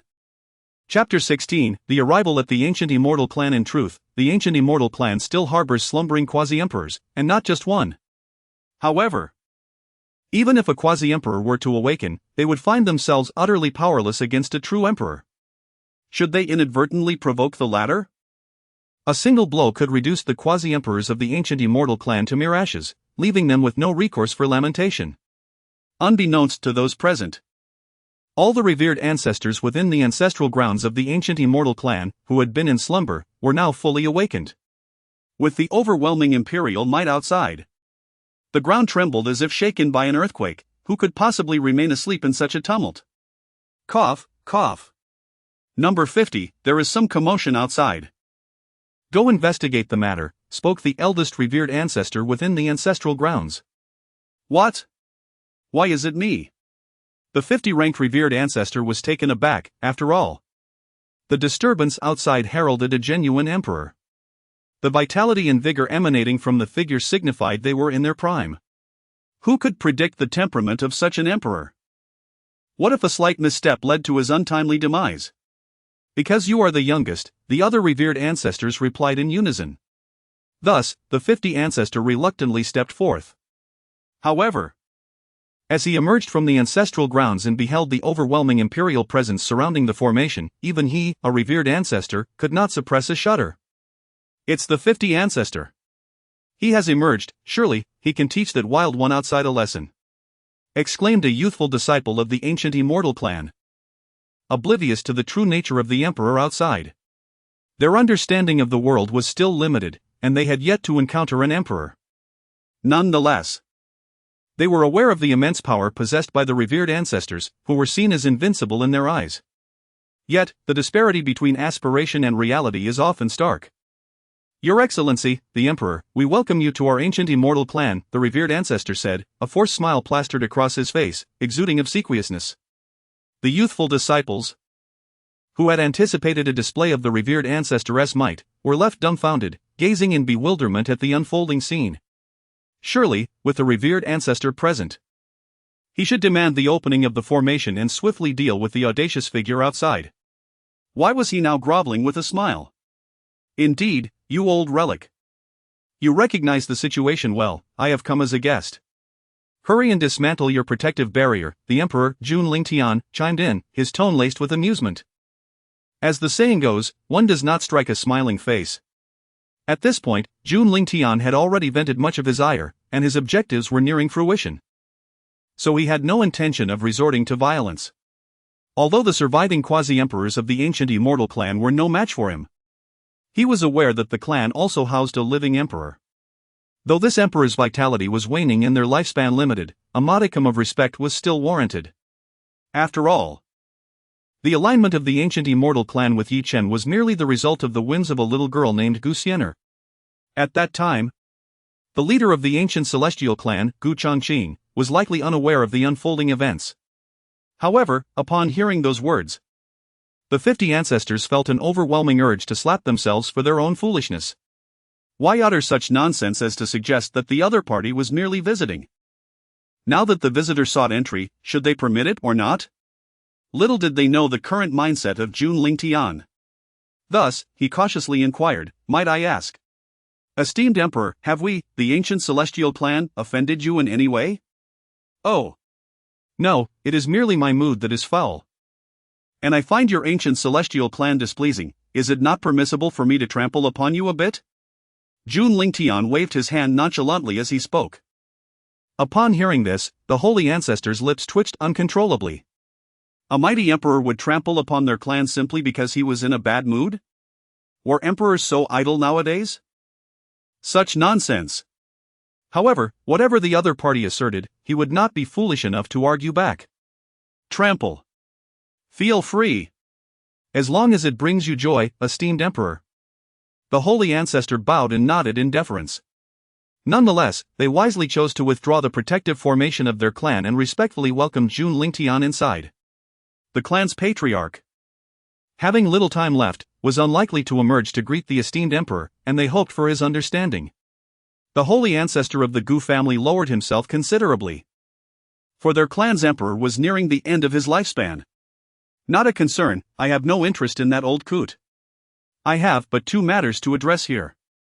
First, the ancient celestial clan must submit to me, or face annihilation," Jun Lingtian stated, his tone exuding unparalleled authority. "What?" The holy ancestor's expression shifted to one of uncertainty. At that moment, an aged sigh resonated in his ears. "Alas! Comply with him." The voice unmistakably belonged to the ancient emperor of the ancient celestial clan. "Yes, ancestor." The holy ancestor replied, somewhat reluctantly, and subsequently acquiesced to Jun Lingtian's first demand.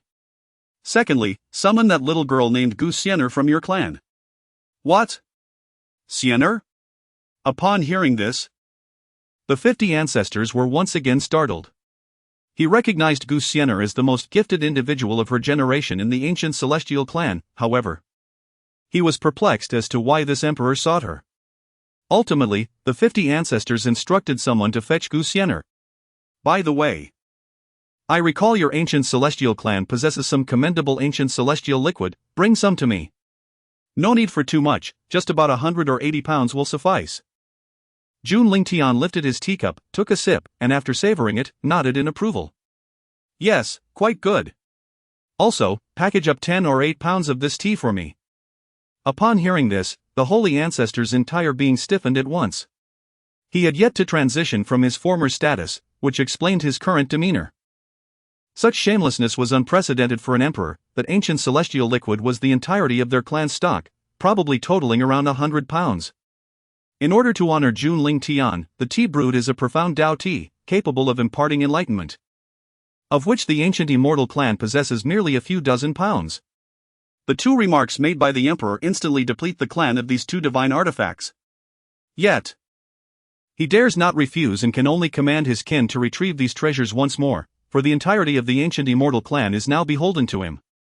Shortly thereafter, Xian'er is found by Gu Changqing, who leads her to the Grand Hall of the ancient immortal clan. Xian'er, remember, when His Majesty the Emperor inquires. Respond accordingly. Whatever His Majesty decrees, accept it as truth. You must not act with your usual capriciousness, Gu Changqing cautions her, anxious that she might inadvertently provoke trouble again.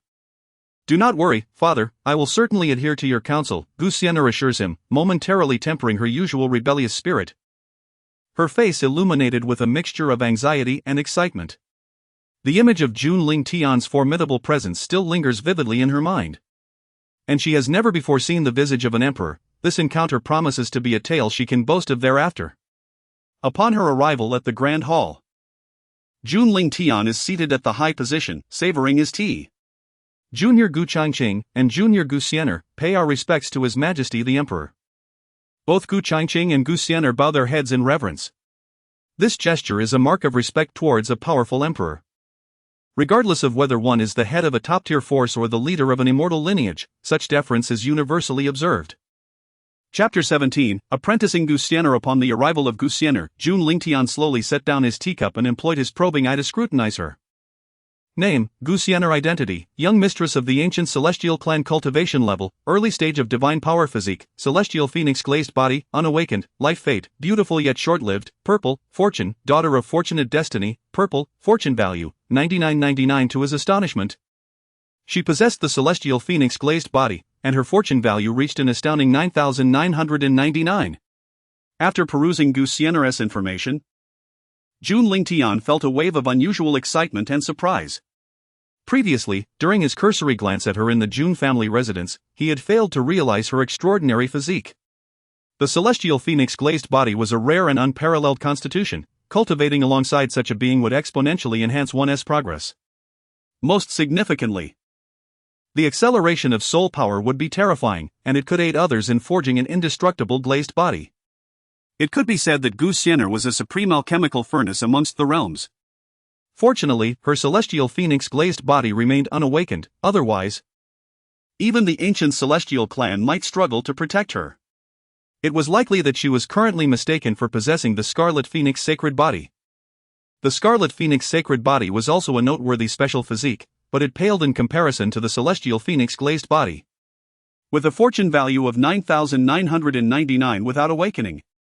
If her celestial phoenix glazed body were to awaken, she would undoubtedly become a legendary figure. Reflecting on this, Jun Lingtian resolved to alter his previous plans. Gu Changqing, I have heard that your ancient celestial clan has allied with Ye Chen against the Jun family? Jun Lingtian raised his gaze slightly, fixing his eyes on Gu Changqing below. What? Allying with Ye Chen? Opposing the Jun family? He had never engaged in such actions. At this moment, Gu Changqing was utterly bewildered. He genuinely could not recall committing such an act. Now he finally understood the origins of this formidable emperor. It turned out to be connected to the Jun family. Could it be that this emperor was from the Jun family and had come to seek retribution for their young master? Gu Xian'er lowered her head. Already surmising the reason behind the emperor's visit, it was clearly to trouble her. Changqing, speak. What have you done to offend His Excellency, the Emperor? Quickly confess. The venerable ancestor of the ancient celestial clan reprimanded sternly. I am wronged. Ancestor!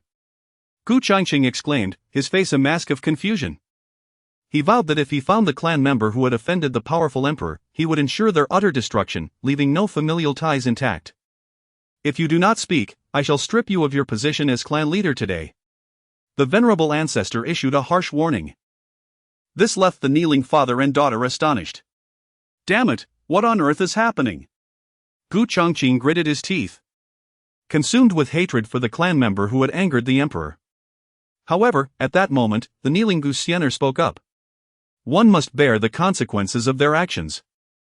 Since His Excellency, the Emperor, has come to seek me, why must my father be punished? Gu Xian'er suddenly voiced her thoughts, though she dared not meet Jun Lingtian's gaze. Her face bore an expression of defiance. What? Could it be that all this chaos was instigated by Xian'er? Upon hearing these words, Gu Changqing was struck with disbelief. The kin who had caused him such suffering was, in fact, his own daughter? At that moment, an elder of the ancient celestial clan hurriedly entered the grand hall. "Your Majesty, ancestor, clan leader, I have uncovered the truth." The elder knelt, bowing his head deeply. Noticing that Jun Lingtian showed no intention of speaking, the revered ancestor of the ancient celestial clan bellowed, "What on earth transpired? Speak swiftly." Reporting to the ancestor, not long ago, the young clan leader attended the wedding of the Jun family's heir. In front of all, she declared allegiance to a nameless youth named Ye Chen, positioning our ancient celestial clan in direct opposition to the Jun family. The elder succinctly recounted the events. "What? Xian'er, is that true?" Gu Changqing glared at his beloved daughter with a countenance twisted in rage. This was a disaster. If today's affair was not handled properly, his position as clan leader would surely be stripped away. "Father, it is indeed the case," Gu Xian'er boldly confessed. "Your Majesty, today's incident is solely my doing. Whatever consequences arise, I shall bear them alone." Gu Xian'er raised her head proudly. Even if she were to perish today, she would have no regrets. For he was her brother Ye Chen. Unfilial child. Silence. Gu Changqing struck Gu Xian'er across the face with a resounding slap. A vivid crimson mark instantly appeared, starkly contrasting against her fair skin. "Father, you hit me?" Tears shimmered in Gu Xian'er's eyes, disbelief etched across her features.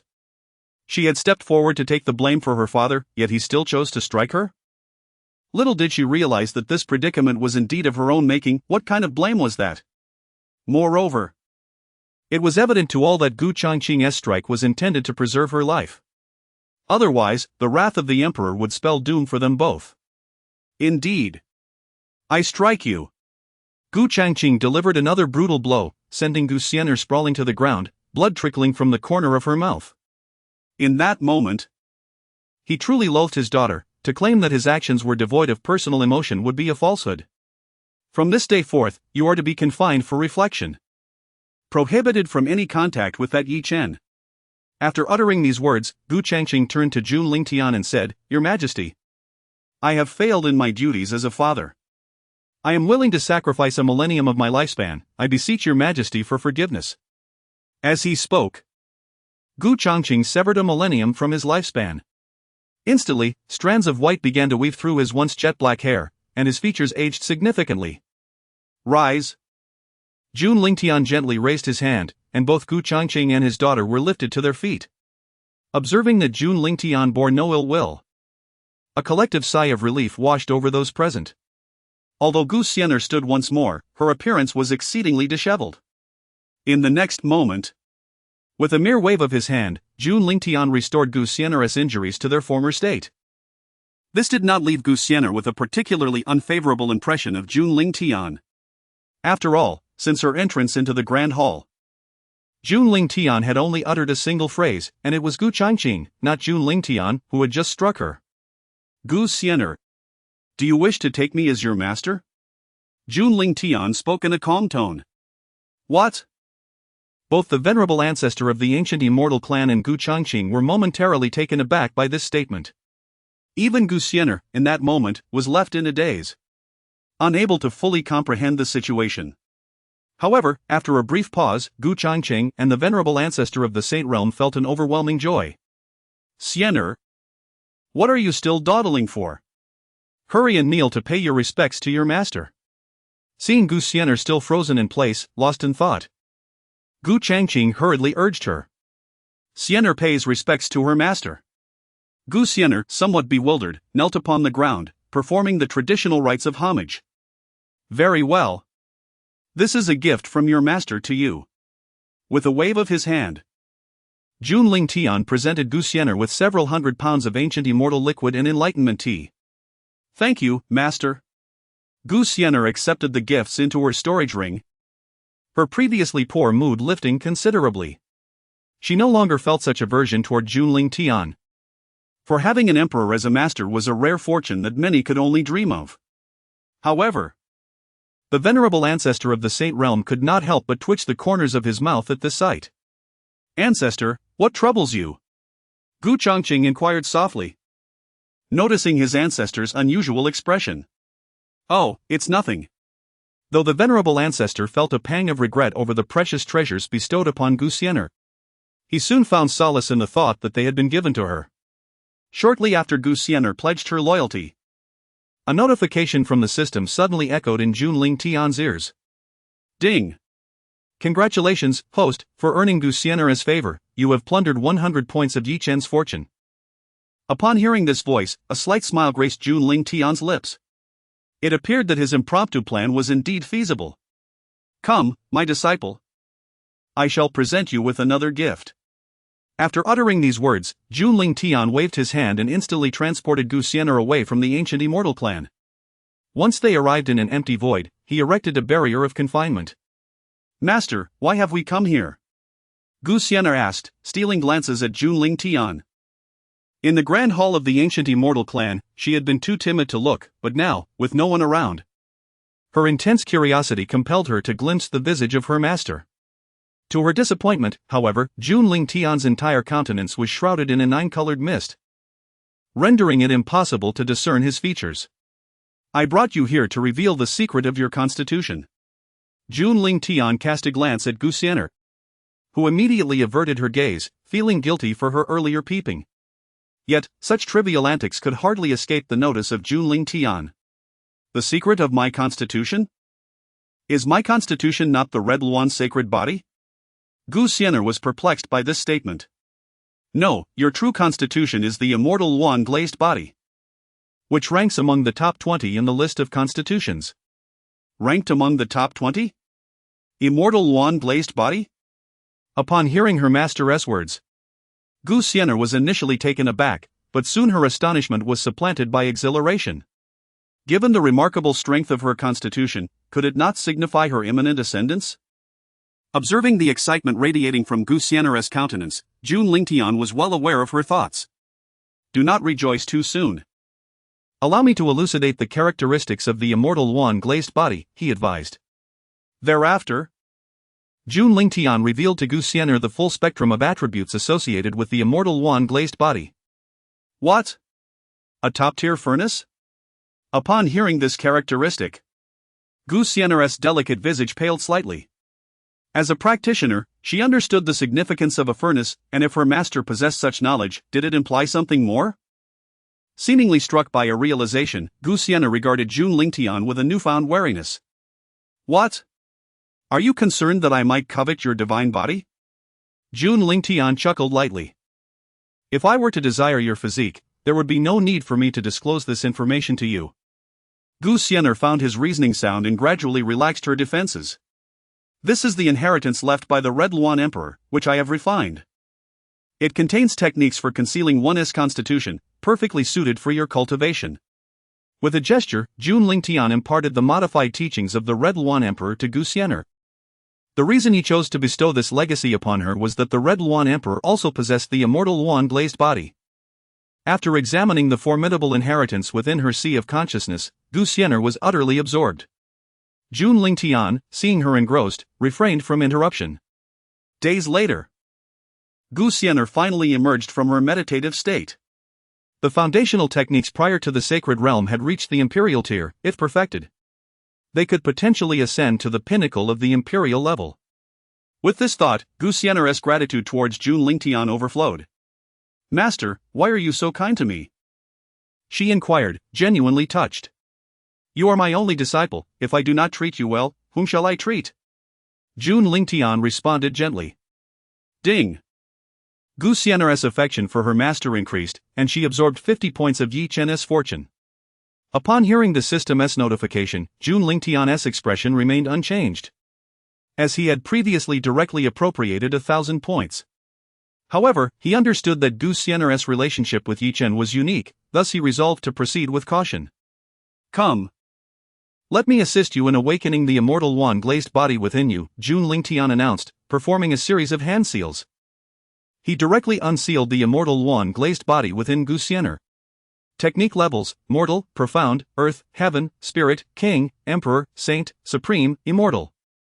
Chapter 18. Farewell to Ning Hongchen. With the unsealing of Xian'er's celestial phoenix glazed body, her appearance remained largely unchanged, yet her demeanor underwent a remarkable transformation.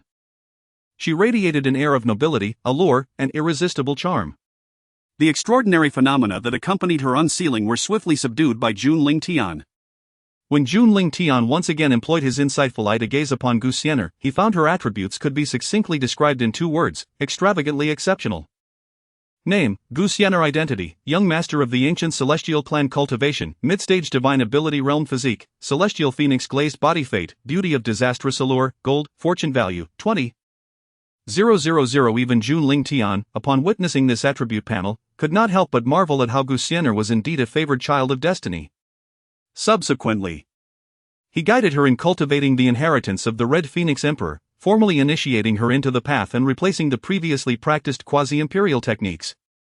Before departing, Jun Lingtian employed a method on Xian'er to conceal her true physique from prying eyes.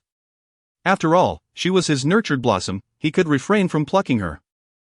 Yet he would not permit others to do so. Once Jun Lingtian departed, Xian'er's cultivation ascended to the initial stage of the monarch realm.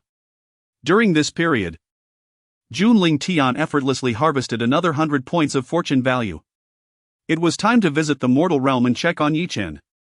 Having left the ancient celestial domain, Jun Lingtian turned his gaze towards the mortal realm, one of the 10 lands. Following his departure, another piece of news spread across the 9 heavens and 10 lands. Xian'er, the young master of the ancient celestial clan, had taken a great emperor as her master. In an instant, the ancient celestial clan's prominence soared, elevating their status throughout the realms. Meanwhile, after several months of arduous travel, Ye Chen successfully returned to the Holy Land of the mortal realm with Dan Tai Wei. Hongchen had returned 2 months prior, having accompanied the elite faction of the mortal Dao Palace. However, since her return, she had been somewhat distracted, as Ye Chen's matters compelled her to agree to the conditions set forth by the mortal Dao Palace. That night, clad in a vibrant crimson silk palace gown, Hongchen sat restlessly upon her bed in the palace, her mind racing with thoughts on how to navigate the forthcoming events. Suddenly, a tall figure appeared silently within her chamber. Dressed in opulent attire and possessing strikingly handsome features, it was none other than Jun Lingtian. "Who?" Hongchen exclaimed, her eyes snapping open as she struck out with a palm. The terrifying imprint of her hand, imbued with formidable intent, surged toward Jun Lingtian. Yet, before it could reach him, it dissipated into nothingness. How could this be? Hongchen's pupils constricted at the sight. However, upon recognizing Jun Lingtian's visage, a look of astonishment graced her features. "Why are you here?" She contemplated countless possibilities but had never imagined that the visitor would be Jun Lingtian. "Why? Can it not be me?" Jun Lingtian unceremoniously reclined upon a white jade chaise long by the bed, plucking a cluster of fruit resembling grapes from the fruit bowl and indulging in them. Hongchen, witnessing this, furrowed her brow, her expression tinged with an air of peculiarity. The chaise lawn was typically her sanctuary, and seeing Jun Lingtian sprawled upon it stirred a sense of disquiet within her. Yet, she could not bring herself to voice her discomfort, as that would only exacerbate the awkwardness. "What brings you here?" Hongchen inquired, her delicate brows knitting together. She was perplexed, having already delivered Ye Chen's compensation. Why, then, did the young master of the Jun family feel compelled to pursue her? Moreover, her perception of Jun Lingtian had shifted. His ability to infiltrate her private chamber undetected indicated that his cultivation must be at least at the level of a revered master. For she herself had reached the pinnacle of the emperor realm. Was it not rumored that the young master of the Jun family was merely at the king realm? It appeared the external narrative was misleading. The young master concealed his true prowess adeptly. Casting a glance at the nonchalant Jun Lingtian, Hongchen pondered deeply. "Me? I'm here to assist you," he replied, tossing the last spirit fruit into his mouth and turning to face her. "Assist me? In what regard?" Hongchen ventured. "Testing the waters. Stop pretending. You are about to become your ancestral patriarch's furnace. What assistance do you require?" Jun Lingtian bluntly unveiled the secret of the Hongchen Dao Palace, causing Hongchen's countenance to shift dramatically. "How could you possibly know?" she exclaimed, her heart racing with disbelief. This matter was known only to a select few esteemed ancestors of the Hongchen Dao Palace. She had stumbled upon her fate by chance, prompting her departure from the palace to establish the holy land of Hongchen. To prove her talents, she had wagered with the palace, should she ascend to the great sage realm within a century through her own efforts, she would evade this calamity and succeed to the position of palace master. Only a handful were privy to these details. Even the senior members of the Hongchen Dao Palace were unaware of the specifics of her wager with the ancestor. To think that Jun Lingtian was so well informed was indeed astonishing. Noting the shock etched upon Ning Hongchen's face, Jun Lingtian exhibited no surprise. Having aided Ye Chen, it seems you have forfeited your negotiating position, he remarked. Upon hearing this, Ning Hongchen's pupils constricted once more. For Jun Lingtian's assertion was accurate. By unilaterally reallocating resources from the Hongchen Dao Palace, she had breached protocol, a fact that weighed heavily on her mind. The prospect of becoming another's cultivation vessel was intolerable. Had Jun Lingtian not intervened, she might have succumbed to Ye Chen's influence. Yet, his arrival illuminated an alternative possibility. After much contemplation, Ning Hongchen exhaled a deep sigh, releasing her pent-up anxieties. How can you possibly assist me? In this manner? Is it sufficient? Jun Lingtian emanated a hint of imperial might. As Ning Hongchen attempted to rise, she was instantly crushed to the ground, rendered immobile, as if embedded in the earth itself. Had it not been for Jun Lingtian's swift intervention, Ning Hongchen might well have perished. What? You are actually at the Emperor realm? Impossible. This cannot be true. Ning Hongchen's words were laced with agitation, her face betraying disbelief.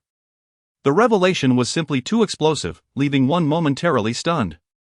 Now do you comprehend why I am able to assist you? Jun Lingtian, with his repressed aura, wore a playful expression. However, the latter did not respond promptly. If Jun Lingtian possesses such formidable power at the Emperor realm, why would he allow Ye Chen to seize his wives? Could it be that Jun Lingtian seeks to obtain me? At this moment, Ning Hongchen failed to grasp Jun Lingtian's words, her mind swirling with chaotic thoughts. Hey! What are you pondering?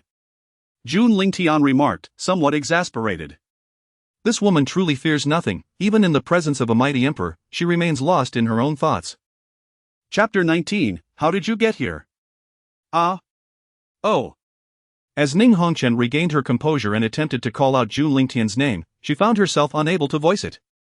It seemed that upon realizing Jun Lingtian's formidable prowess, even uttering his name had become a taboo.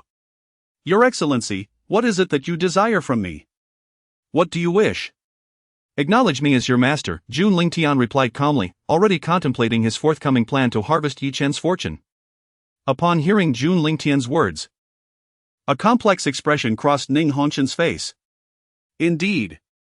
I had surmised correctly, the young master of the Jun family seeks to possess me. Stealing a glance at Jun Lingtian, she realized that she could scarcely discern his features any longer. Do not harbor any illusions, I shall never submit to you. Resolutely, Ning Hongchen braced herself, prepared to meet her end.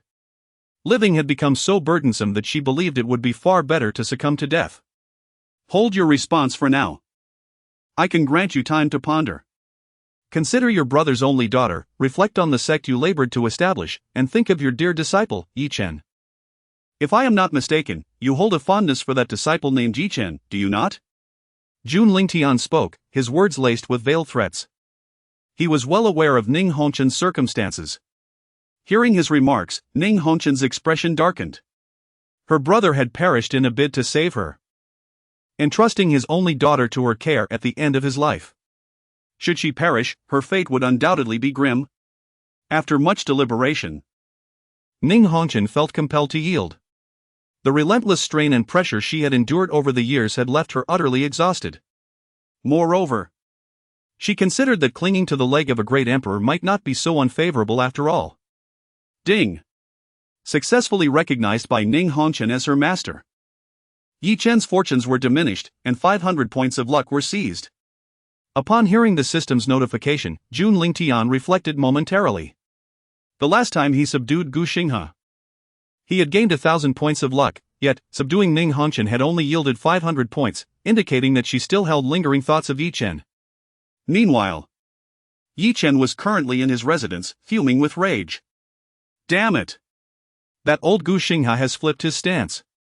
Just moments ago, the Alchemist Guild from the Hongchen domain had come to urge him to repay his debts. Moreover, there was less than a month remaining before the repayment deadline. They warned that if he failed to comply, a convoy of great sage-level enforcers would come for him. Brother Ye Chen, do not be angry. There will always be a solution, Dantai Ruowei consoled him from the side. A solution? What kind of solution? What nonsense are you talking about? It's all because of you. Ye Chen's expression twisted with fury as he shouted at Dantai Ruowei. However, after his outburst, he noticed the fear, disappointment, and sorrow etched on her face, and a pang of regret struck his heart as he watched her retreat into her room, covering her face. Being a proud man, how could he lower himself to apologize? In a few days, she would recover on her own. But the pressing matter was to seek out the master to resolve the troubles with the Alchemist Guild. With this thought in mind, Ye Chen strode towards Ning Hongchen's chamber. Ding! The system prompt echoed in his ears, indicating that Dantai Ruowei's affinity for Ye Chen had diminished, resulting in a loss of 50 points of his fortune.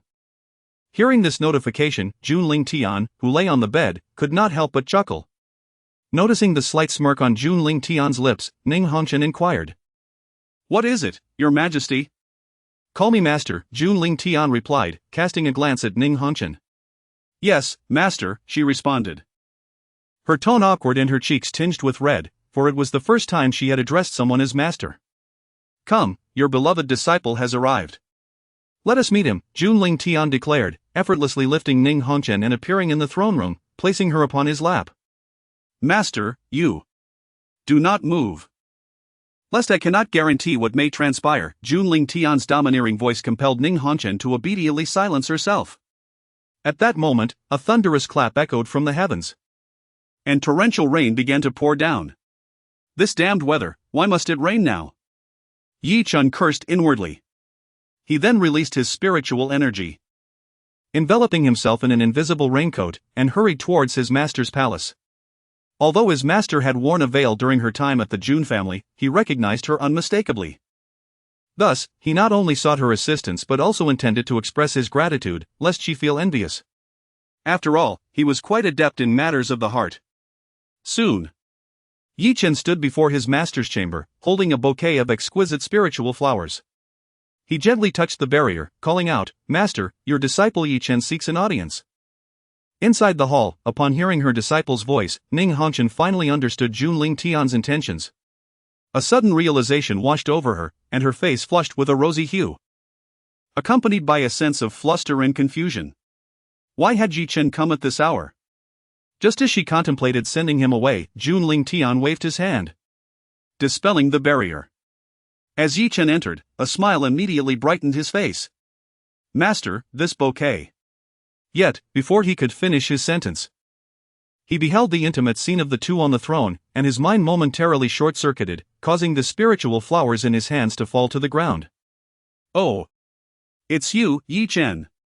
What brings you here?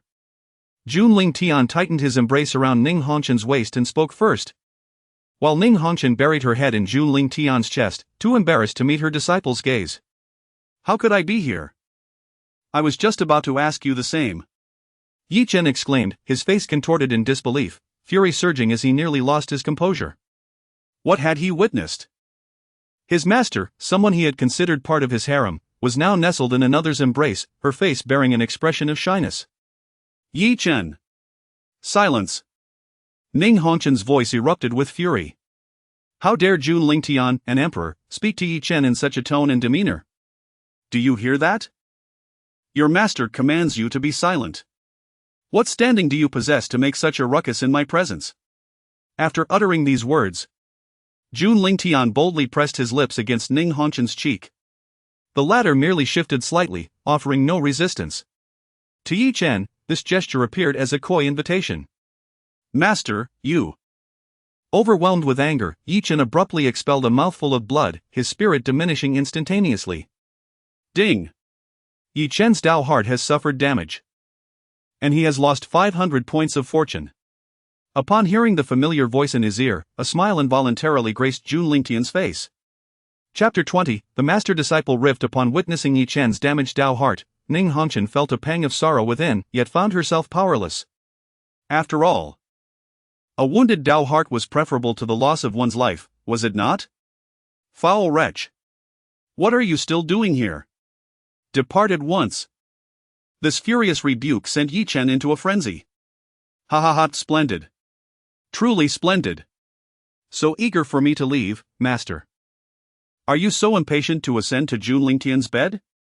With bloodshot eyes, Ye Chen pointed accusingly at Jun Lingtian, speaking without restraint. Ding! A rift formed between master and disciple, granting a fortune value of 200 points. Hearing the system's notification once more, Jun Lingtian's heart swelled with joy. Foul wretch! You seek death! Enraged by Ye Chen's insults, Ning Hongchen struck out with a powerful palm. A colossal imprint of spiritual energy surged forth, slamming into Ye Chen's chest and sending him hurtling backwards, blood spewing from his mouth. After what felt like an eternity, Ye Chen staggered to his feet, resembling a beggar. Seeing this, a flicker of regret and heartache crossed Ning Hongchen's mind. Ha ha ha, for another man, you, Ning Hongchen, would dare to strike me. Despite the blood streaming from his lips, Ye Chen was undeterred. Today, our bond as master and disciple is severed, a testament to my resolve. With those words, he drew forth a spirit sword and swiftly severed a lock of hair from his forehead. Like a wounded stray dog, he limped away from Ning Hongchen's chambers. Yi!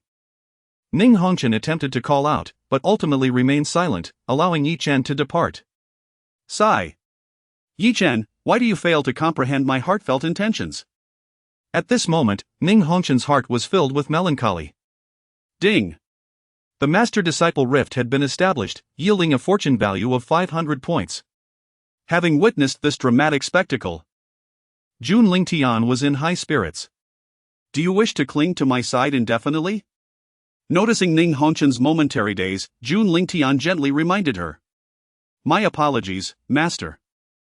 Regaining her composure, Ning Hongchen slowly rose and stepped aside. Let us proceed, the performance is far from over. With a wave of his hand, Jun Lingtian and Ning Hongchen vanished from the spot. Meanwhile, Ye Chen trudged back, his spirit shattered. As the torrential rain fell from the heavens, he allowed it to drench him completely, resembling a drowned rat. The earlier confidence he had displayed at the Jun residence was utterly lost. Jun Lingtian, just you wait. As thoughts of Jun Lingtian surfaced, so too did memories of Dan Tai Ruowei. All this chaos was instigated by that wretched woman. Since you, Jun Lingtian, have taken my woman, I shall claim yours. With fierce determination, Ye Chen quickened his pace. Upon returning to his courtyard, his gaze turned menacing as he fixed his eyes on the room where Dan Tai Ruowei resided. Today, he would definitively possess Dan Tai Ruowei. With a resounding crash, Ye Chen kicked down the door of Dan Tai Ruowei's chamber, splintering the wood into fragments. Startled from her reverie at the vanity, Dan Tai Ruowei swiftly turned her head. As their gazes locked, what met her eyes was Ye Chen's countenance, a tempest of bloodlust, fury, and madness. Dan Tai Ruowei had never witnessed such a version of Ye Chen, and an involuntary fear gripped her heart. Brother Ye Chen, what has happened to you? She asked, her voice trembling as she slowly rose to her feet, retreating cautiously. Observing her reaction only intensified Ye Chen's inner rage. Fine, fine. Even you disdain me, he retorted. And in a swift motion, he was at her side, seizing her by the throat and casting her onto the bed. Brother Ye Chen, what do you intend to do? Please, wake up. At that moment, Dan Tai Ruowei was engulfed in terror, shrinking into the corner of the bed. What do I intend to do? You will find out soon enough, Ye Chen hissed, lunging towards her. Stop. Brother Ye Chen, please wake up. Facing his blood-red eyes, Dan Tai Ruowei believed him to be possessed and fought back with all her might. You wretched woman, dare you resist? Are you still thinking of Jun Lingtian? With that, Ye Chen struck her face, leaving 5 vivid red marks in his wake. The blow stunned her, and tears streamed down her cheeks uncontrollably. Yet, instead of feeling any compassion, Ye Chen found a twisted satisfaction in her distress. Jun Lingtian, today I shall claim your woman, he thought, as he began to tear at Dan Tai Ruowei's garments with brutal force. Witnessing the perverse expression on his face, her heart sank completely. In that moment, She couldn't help but remember Jun Lingtian. Compared to Ye Chen, he was so gentle, chivalrous, and cultured. Even his appearance was far more pleasing than Ye Chen's. If only she had known, she would have married Jun Lingtian instead. Regret coursed through her, as she hoped desperately for Jun Lingtian to come to her rescue. Unbeknownst to her, he had long been lurking in the shadows with Ning Hongchen, watching Ye Chen's every move, and had even recorded the scene with a crystal stone. Ding! Dan Tai Ruowei's affinity for Ye Chen plummeted to an all-time low, and the host gained 800 points of fortune. Just as Ye Chen began to undress with nefarious intentions, Ning Hongchen, understanding Jun Lingtian's signal, intervened. Unworthy disciple. What are you doing? With those words, Ye Chen was sent flying by Ning Hongchen's strike. In the same motion, Jun Lingtian removed his own garments and draped them over Dan Tai Ruowei.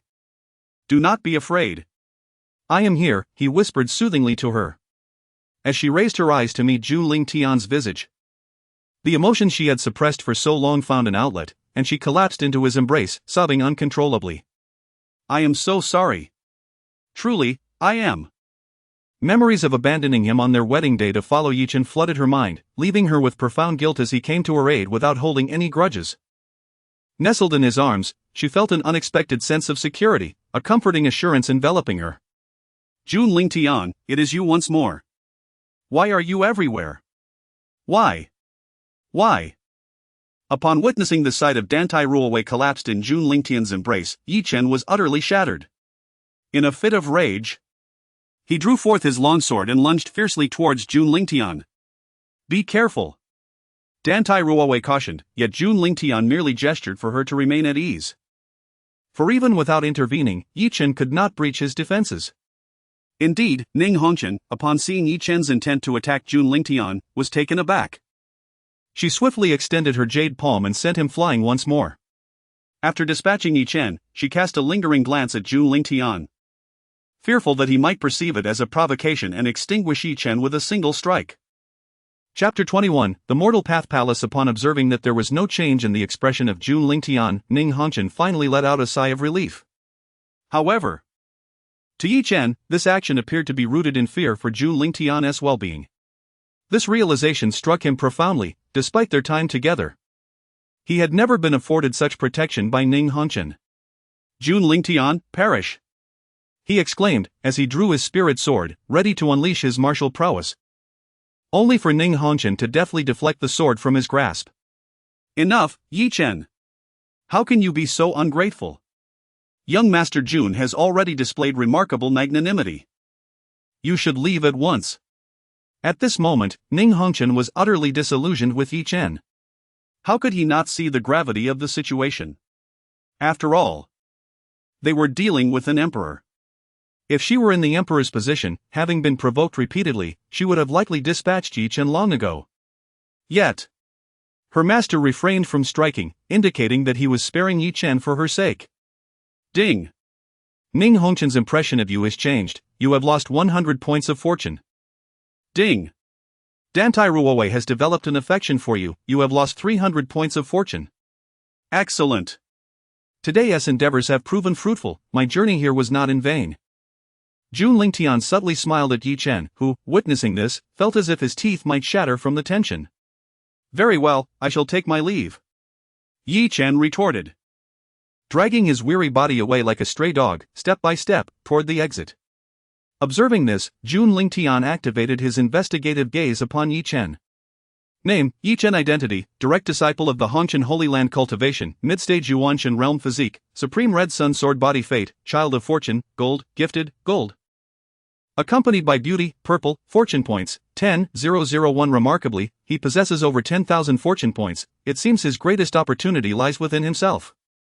Contemplating Ye Chen's fortune, Jun Lingtian formulated a new strategy in his mind. He then shifted his gaze to Ning Hongchen. Name, Ning Hongchen. Identity, goddess of the Mortal Path Palace, master of the Hongchen Holy Land, cultivation, complete monarch realm physique, immortal Dao body of Hongchen fate, rebirth of the Empress, gold. Flourishing destiny, purple, fortune points, 999. What is this? Ning Hongchen is actually the rebirth of an empress? After reviewing her information, Jun Lingtian pondered, adjusting his plans regarding Ning Hongchen. Ruowei, perhaps you should freshen up first, Ning Hongchen suggested to Dantai Ruowei. Feeling an inexplicable discomfort at the sight of her in Jun Lingtian's embrace. Oh. All right. Dantai Ruowei blushed. Had it not been for Ning Hongchen's prompt, she would have wished to remain in Jun Lingtian's arms. Once Dantai Ruowei had finished her cleansing, Ning Hongchen arranged for her to have a new residence. Come. It is time to address your concerns, Jun Lingtian stated, leading Ning Hongchen toward the direction of the Mortal Path Palace. The Mortal Path Palace is situated upon 4 colossal floating celestial islands amidst the clouds. Surrounding the 4 ethereal floating islands, countless smaller isles drift gracefully, enveloped in celestial mist. These islands are alive with the flight of various cranes and mythical birds. Though referred to as floating islands, their true expanse is astonishingly vast. Cumulatively, the area of the 4 islands exceeds tens of millions of miles, resembling terrestrial landscapes without distinction. Between each island lies an endless sea of clouds, forming a division of 18 celestial layers within the Red Dust Dao Palace. Each layer symbolizes a distinct status. The higher the layer, the loftier the rank. At the pinnacle reside the venerable ancestors of the Red Dust Dao Palace. Today, an ancestor descends to the 6th layer to impart wisdom. Junior disciples, hasten with me to listen. Disciples from both inner and outer sects hurriedly make their way to the 6th layer, for opportunities to ascend are rare, only granted on days when the ancestors deliver their teachings. At this moment, the grand plaza of the 6th layer is teeming with people. Disciples of the Red Dust Dao Palace fill the air and ground alike. Senior brother, is it true that a holy emperor ancestor is coming to lecture today? Inquires one disciple of his companion. Indeed, it is true, the esteemed Baiyun ancestor is here to enlighten us, replies the senior brother. What? The Baiyun ancestor? Upon hearing this, the uninformed disciples of the Red Dust Dao Palace are instantly filled with excitement and astonishment, for the Baiyun ancestor embodies the pinnacle of the Holy Emperor realm. As time passes and the plaza becomes entirely crowded, a tall, slender elder clad in a Baiyun Dao robe appears silently upon the podium. Witnessing this, the crowd holds its breath in anticipation. Today, I shall expound upon the paths of the monarch and the venerable realms. The monarch realm, as the 9th stage of cultivation, enables one to commune with heaven and earth and grasp the essence of power. Just as the Baiyun ancestors' lecture begins to flourish, the entire celestial mountain suddenly trembles. The protective array of the Red Dust Dao Palace activates instantaneously, enveloping the entire palace in its shield. What is happening? Is it an earthquake? A disciple exclaims, unable to contain his astonishment as he feels the tremors beneath his feet. An earthquake? Nonsense. We are in the sky, responds another disciple, dumbfounded. Ever since the Red Dust Dao Palace ascended to the heavens, such an occurrence had never transpired. Moreover, their protective array, renowned as the Celestial Star Array, is of imperial quality. The 360 small floating islands surrounding them serve as the array's foundational components. Just as confusion reigns among the crowd, the Red Dust Palace's warning artifact, the Red Dust Imperial Bell, suddenly resonates throughout the realm. 1 chime, 2 chimes, 3 chimes. Just like the urgent alarms of the ancient celestial clan, the warning bells ring relentlessly, as if they cannot be halted. How could this be? A threat to the sect? Could the Red Dust Imperial Bell be malfunctioning? The Baiyun ancestor furrows his brow, pondering these thoughts internally. Meanwhile, the crowd is engulfed in uncertainty. Suddenly, a colossal shadow emerged slowly from beneath the island. What could it be? It resembles hair, doesn't it? A disciple gazing at the sudden apparition spoke up. Are you out of your mind? Which virtuous person has hair thicker than a pillar? Another disciple retorted. However, as time passed, when everyone beheld the pair of eyes enveloped in a myriad of colorful mist, as vast as a large lake and radiating divine light, they were all rendered speechless. Even the esteemed ancestor Baiyun, whose cultivation had reached the Saint Emperor realm, was left dumbfounded, clearly having never encountered a humanoid creature of such immense size. What on earth is this extraterrestrial being? How could it be so enormous? A disciple swallowed hard, stifling the terror within as he murmured. Chapter 22, The Itch for Skill. Seeking a challenge in the next instant, an overwhelming and majestic imperial might surged forth, enveloping the entirety of the Hongchen Dao Palace. All disciples gathered in the square were instantly forced to the ground. How could this be? Such an oppressive aura, it must be the emperor. At this moment, although the esteemed elder Yun felt an intense reluctance, he still obediently bowed his head. For only by prostrating themselves could they avoid being crushed by that imperial power. Scanning the square, one figure stood out, defiantly clenching his teeth in determination. Want me to kneel? I, Xiao Jian, do not bow to heaven and earth. How could I submit to you? Master, please lend me your strength. Xiao Jian reached out to the bone ring in his hand, within which resided his master. Yet, no matter how fervently he called, the presence within the ring remained unresponsive. How could this be? I refuse to accept this. I refuse to accept this. Xiao Jian's heart roared in defiance, but ultimately, he could not withstand the pressure and collapsed to his knees, his joints shattering under the strain. Ding! Detection of the fated child, Xiao Jian. Xiao Jian? Jun Lingtian activated his probing eye, surveying the entire square. Soon, he spotted a resplendent golden dragon of fortune. Name, Xiao Jian. Identity, inner disciple of the Hongchen Dao Palace. Cultivation, late stage of the nascent soul realm. Physique, great wilderness battle body. Fate, child of destiny, gold, turning misfortune into fortune, gold. Growing braver with each battle, purple, fortune value, 19,000. After glancing at Xiao Jian's information, Jun Lingtian sensed a considerable soul aura emanating from the bone ring in his hand. It turned out to be a remnant soul of a quasi-emperor. Jun Lingtian cast a meaningful glance at the bone ring before shifting his gaze away. Alas! It seems I have been discovered. But this emperor appears to hold no interest in me. Within the internal space of the bone ring, a stunning woman clad in palace attire could not help but sigh. Subsequently, she employed her abilities to alleviate the pain in Xiao Jian's knees. At this moment, all she could do was this, refraining from any actions beyond her limits. Master! You are clearly present, yet why do you ignore me? Xiao Jian's tone carried a hint of reproach. Had his master aided him, he would not find himself in such a predicament. Hearing the reproach in Xiao Jian's voice, Bai Susu frowned slightly, feeling a twinge of displeasure.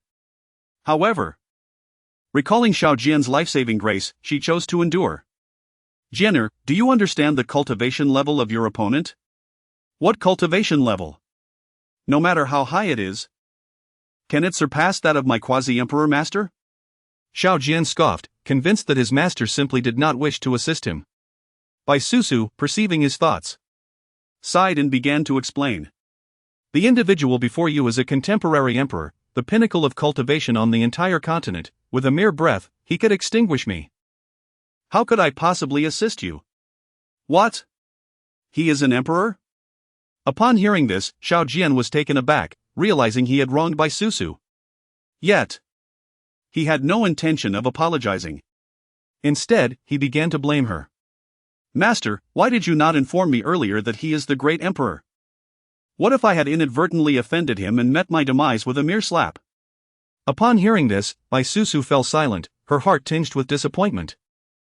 Clearly indicating that Xiao Jian was solely preoccupied with his own concerns, indifferent to her fate. Ding! Bai Susu's affection for Xiao Jian diminished, and she lost 50 points of fortune. The system notification echoed in Jun Lingtian's ears, yet he remained unfazed. For he had already been exposed to the grander spectacles of life. During this interval, the majority of Jun Lingtian's form had already been unveiled. The high-ranking officials of the Red Dust Dao Palace were all stirred into alarm. How could it be the great emperor? When did our Red Dust Dao Palace offend such a being? Upon sensing Jun Lingtian's aura, Ning Chenxiu, the palace master, along with numerous elders, felt a wave of trepidation. The imperial might they had just experienced, albeit a mere trace, was unparalleled in its purity. They had never encountered such genuinely refined imperial power since their births.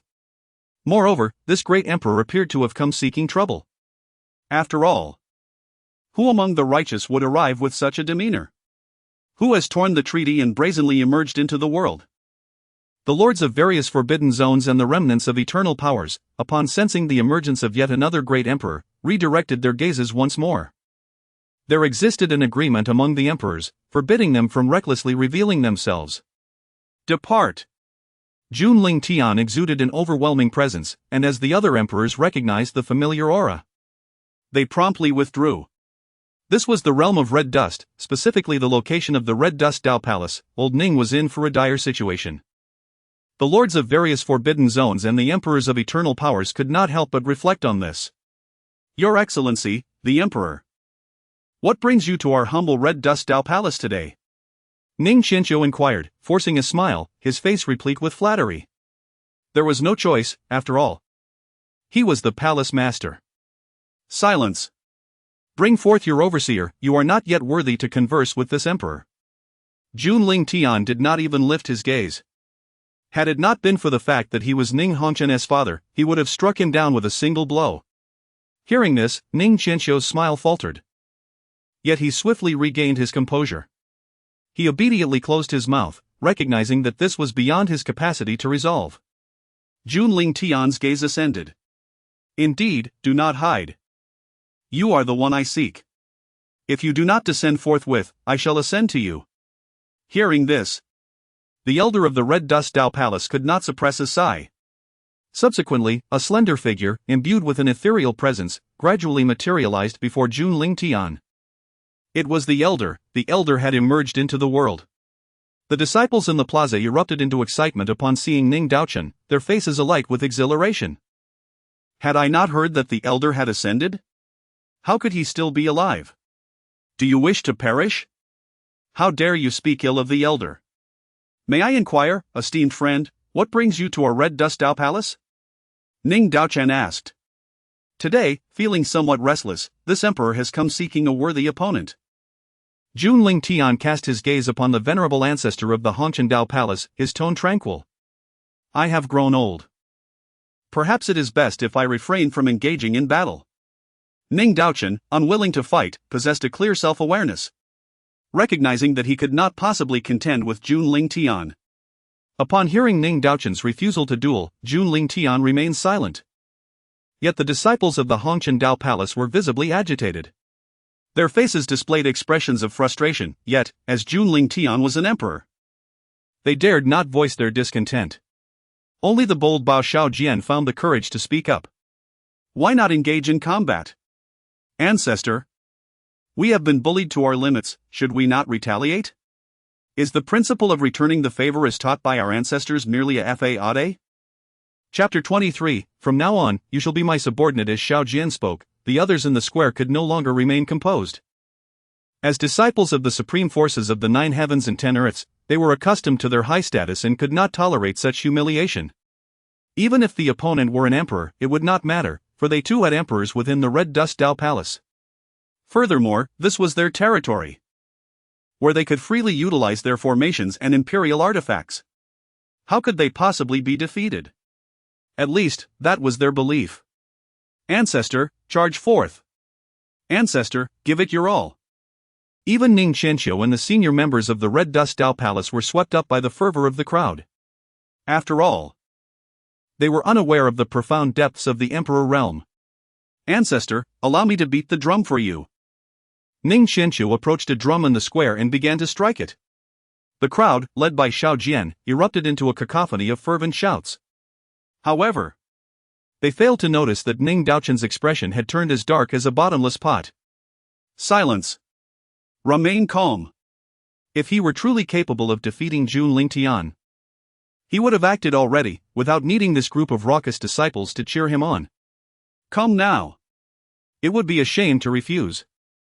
Help these eager disciples fulfill their wishes. Jun Lingtian said with a light-hearted smile. Not at all, my friend, Ning Daochen replied, firmly declining. In that case, I shall make the first move, Jun Lingtian declared, wielding his divine might as he reached towards Ning Daochen, who was positioned within the celestial star formation. At that moment, the protective grand formation of the Red Dust Dao Palace suddenly illuminated, radiating a brilliant starlight. What a feeble attempt. Do you think you can obstruct me? Jun Lingtian remarked, transforming his claw into an open palm, and struck the celestial star formation. With a sharp crack, the once resplendent protective formation dimmed instantly, revealing several fine cracks.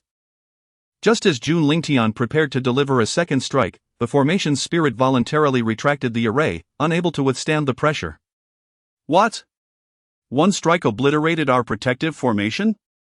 The crowd in the square fell silent in shock. It was only then that they comprehended the truth. It was not that their ancestor was unwilling to fight, but rather that the emperor before them was overwhelmingly powerful. It's over. How could a formation that even the ancestor could not easily shatter fail to withstand a single blow? Ning Qianqiu and the senior members of the Red Dust Dao Palace were left in a stupor. Even some of the absent supreme and quasi-emperor figures could not help but breathe a sigh of relief, grateful that this emperor was not targeting them. Seeing this, Jun Lingtian advanced towards Ning Daochen. Reluctant to fight, so timid, like a woman. As Jun Lingtian's colossal hand approached the square, Ning Daochen could no longer sit idly by. Stop! I shall fight you, let us battle beyond the heavens. With that declaration, Ning Daochen shattered the void and vanished from his place. Upon witnessing this, Jun Lingtian smiled knowingly, and his figure gradually faded away. Only after he had completely departed did the crowd in the square finally release a collective sigh of relief. Do you think our ancestor could have defeated him? One disciple uncertainly inquired, lacking confidence after feeling the formidable presence of Jun Lingtian. Even Ning Daochen harbored similar doubts within himself. Damn it, I, Xiao Jian, will remember this debt, he thought resolutely, vowing that once he ascended to the imperial throne, he would ensure the demise of this great emperor. Meanwhile, in a void beyond the heavens, fierce spatial winds raged, and occasionally, colossal chaotic beings could be glimpsed obscuring the sun. These chaotic entities were born at the sacred realm, and upon reaching maturity, they rivaled those of the supreme realm. Some particularly gifted races could even attain quasi-emperor or emperor status. At this moment, Ning Daochen had expanded his form to match that of Jun Lingtian. Yet he recognized this was his utmost limit. My friend, it seems that the Hongchen Dao Palace has not offended you, has it? Spare the pleasantries. Let us engage in battle first, Jun Lingtian declared, his voice barely fading as his fist, imbued with the ultimate might of creation, struck towards Ning Daochen. How is this possible? Such power. Ning Daochen realized something was amiss the instant Jun Lingtian made his move. His own cultivation was merely at the early stages of the Emperor realm, while Jun Lingtian's punch approached the mid-stage of the Emperor realm, seemingly just a casual strike. 3,000 red dust palms. Ning Daochen summoned all his spiritual energy, forming a massive palm imprint before him to barely withstand Jun Lingtian's onslaught. The surrounding space crumbled in the wake of their clash, the terrifying force shattering meteors and stars across a radius of millions of miles, sending even the chaotic beings fleeing or perishing from the residual might. This is inconceivable. What is your cultivation level? Ning Daochen gritted his teeth, managing to inquire. Old man. If this is all the power you possess, prepare to be on the receiving end, Jun Lingtian replied, and in an instant, he vanished from sight. Footsteps began to rain down upon Ning Daochen from the void, yet Jun Lingtian's figure was nowhere to be seen. His speed had surpassed light by countless folds, rendering him invisible to the naked eye. Even with Ning Daochen's refined imperial eyes, he could only barely catch glimpses of shadows. As anticipated, Ning Daochen found himself at the mercy of Jun Lingtian. Initially, he could fend off a few strikes, but soon he was reduced to defensively covering his head, enduring the blows. Were it not for his imperial physique and Jun Lingtian's restraint, he would likely have met his end that day. In truth, they tacitly refrained from employing divine abilities or special physiques, otherwise, Ning Daochen would have been obliterated in an instant. After 7 days and nights of relentless pursuit, Jun Lingtian finally came to a halt. At that moment, Ning Daochen was left utterly disfigured. However, for an emperor capable of rebirth through blood, this was merely a trifling matter. Yet, he refrained from restoring his former appearance in the presence of Jun Lingtian, fearing another beating. From now on, you shall be my little brother. Do you have any objections? Jun Lingtian stated nonchalantly as he gazed at Ning Daochen. An emperor must not be humiliated. Ning Daochen. Oh, by the way, I have just healed the wounds of your Dao. I believe you will soon break through. Jun Lingtian continued, seemingly to himself. He then dug at his ear and looked at Ning Daochen. What did you just say? Nothing. Nothing at all. From now on, I shall be the little brother of the elder brother. If the elder brother commands me to chase away dogs, I shall not pursue chickens. If the elder brother instructs me to go east, I shall not venture west. Chapter 24, A Change of the Palace Master? The reason for Ning Daochun's demeanor was twofold. Firstly, Jun Lingtian was genuinely formidable, and secondly, he had successfully healed the profound wounds Ning Daochun sustained during his breakthrough to the Imperial Realm, thus opening the door to further advancement. Come forth and meet my newly acquired little sister, Jun Lingtian beckoned, summoning Ning Hongchen from his spatial realm. Upon seeing the suddenly materialized young girl, Ning Daochun felt a sense of familiarity, as he sensed an aura of a well-known cultivation technique emanating from her. It dawned on him that she was a disciple of the Red Dust Dao Palace. At that moment, a realization struck him. As Ning Hongchen emerged into the external world and sensed Ning Daochun's presence along with his attire, she too deduced his identity, her heart surging with astonishment. Disciple Ning Hongchen pays respects to the ancestor. Please, rise quickly. Ning Daochun hastily assisted her, lifting her gaze to appraise her. Upon closer inspection, he indeed found her to be extraordinary. She was truly deserving of being his brother's beloved. I have heard that your Red Dust Dao Palace desires to use my female servant as a furnace. Is that so? Jun Lingtian's tone carried a hint of menace. Feeling the weight of that threat, Ning Daochun felt as if he had plunged into an icy abyss. His perception of Jun Lingtian's strength underwent a significant transformation. It was not me, absolutely not. Ning Daochun quickly shook his head. He had heard whispers of such matters but had paid them little heed.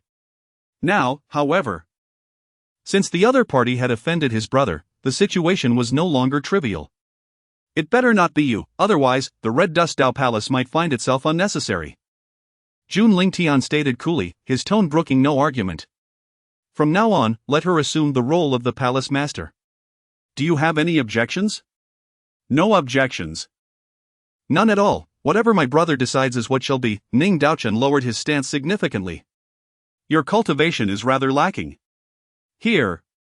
Take this imperial-grade broken mirror pill and strive to break through to the mid-imperial realm soon. Jun Lingtian casually tossed him a storage ring filled with imperial-grade elixirs he had concocted in his spare time. Ning Daochun accepted it with a smile. Thank you, elder brother. For the medicine. Yet internally, he felt somewhat indifferent, for as the Grand Patriarch of the Red Dust Dao Palace, he was not in want of such imperial-grade elixirs. Now, you may take her back. I shall not see you off any further. By the way, there is someone named Xiao Jian within your sect who displeases me. Please adjust his mindset, but do not allow him to leave the sect. With that, Jun Lingtian nodded at Ning Hongchen before vanishing from sight. He had conveyed his temporary plan regarding Xiao Jian to Ning Hongchen, leaving her to execute it. As Jun Lingtian departed, Ning Hongchen felt an inexplicable sense of loss wash over her. Understood, elder brother. Safe travels. Ning Daochun bid farewell with a smile before turning his attention back to Ning Hongchen. Let us go, it is time to return. With those words, he shattered the void, transporting Ning Hongchen back to the Red Dust Dao Palace. At this moment, the disciples of the Red Dust Dao Palace remained in the square, awaiting the outcome of the impending battle. Suddenly, the fabric of space above the square tore open, and Ning Daochun and Ning Hongchen emerged in succession. They have returned. The ancestor must have triumphed. I knew the ancestor would not be defeated. Nonsense. Just a moment ago, you clearly stated that the ancestor would not prevail. Who is that enchanting fairy following the ancestor? She is truly beautiful. You don't know her? She is the goddess of our Red Dust Dao Palace. A renowned figure on the goddess ranking of the 9 heavens and 10 earths. What? So she is the goddess of the Red Dust Dao Palace. The disciples of the Red Dust Dao Palace buzzed with conversation upon witnessing Ning Hongchen's beauty. Even Xiao Jian was captivated, his gaze fixed upon her with fervent admiration. The goddess ranking of the 9 heavens and 10 earths? Merely a list for my harem. By Susu, trapped within the bone ring. Watched Xiao Jian's infatuated expression and couldn't help but sigh internally, a flicker of disappointment passing through her. However, she understood, since time immemorial, heroes have struggled against the allure of beauty, and Xiao Jian was still at a youthful and impetuous age. The ancestor has returned safely, this is truly splendid. Ning Daochun and the senior members of the Red Dust Dao Palace breathed a sigh of relief. The stability of a top-tier power is anchored by the existence of a living emperor. If the Emperor of the Red Dust Dao Palace were to fall, the consequences would be dire.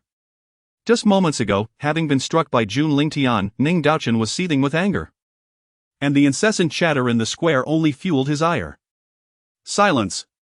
With his command, a force of suppression enveloped the mouths of all present, save for Ning Hongchen. Damn it! I must break through to the Emperor realm as soon as possible, thought Xiao Jian, feeling the suffocating weight of being controlled by others. I have an announcement to make.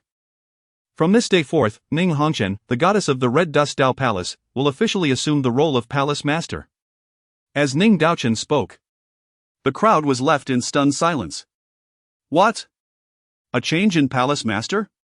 Is the ancestor jesting? How can the position of Palace Master be so easily exchanged? Damn! The gifts presented to the former Palace Master were rendered meaningless. I wonder if they can be reclaimed. The thoughts of those present varied, some reveled in the misfortune, while others deemed the situation inappropriate. However, the one in the most distressing predicament was Ning Qianxiu. Although Ning Hongchen was his daughter, their relationship was tenuous at best.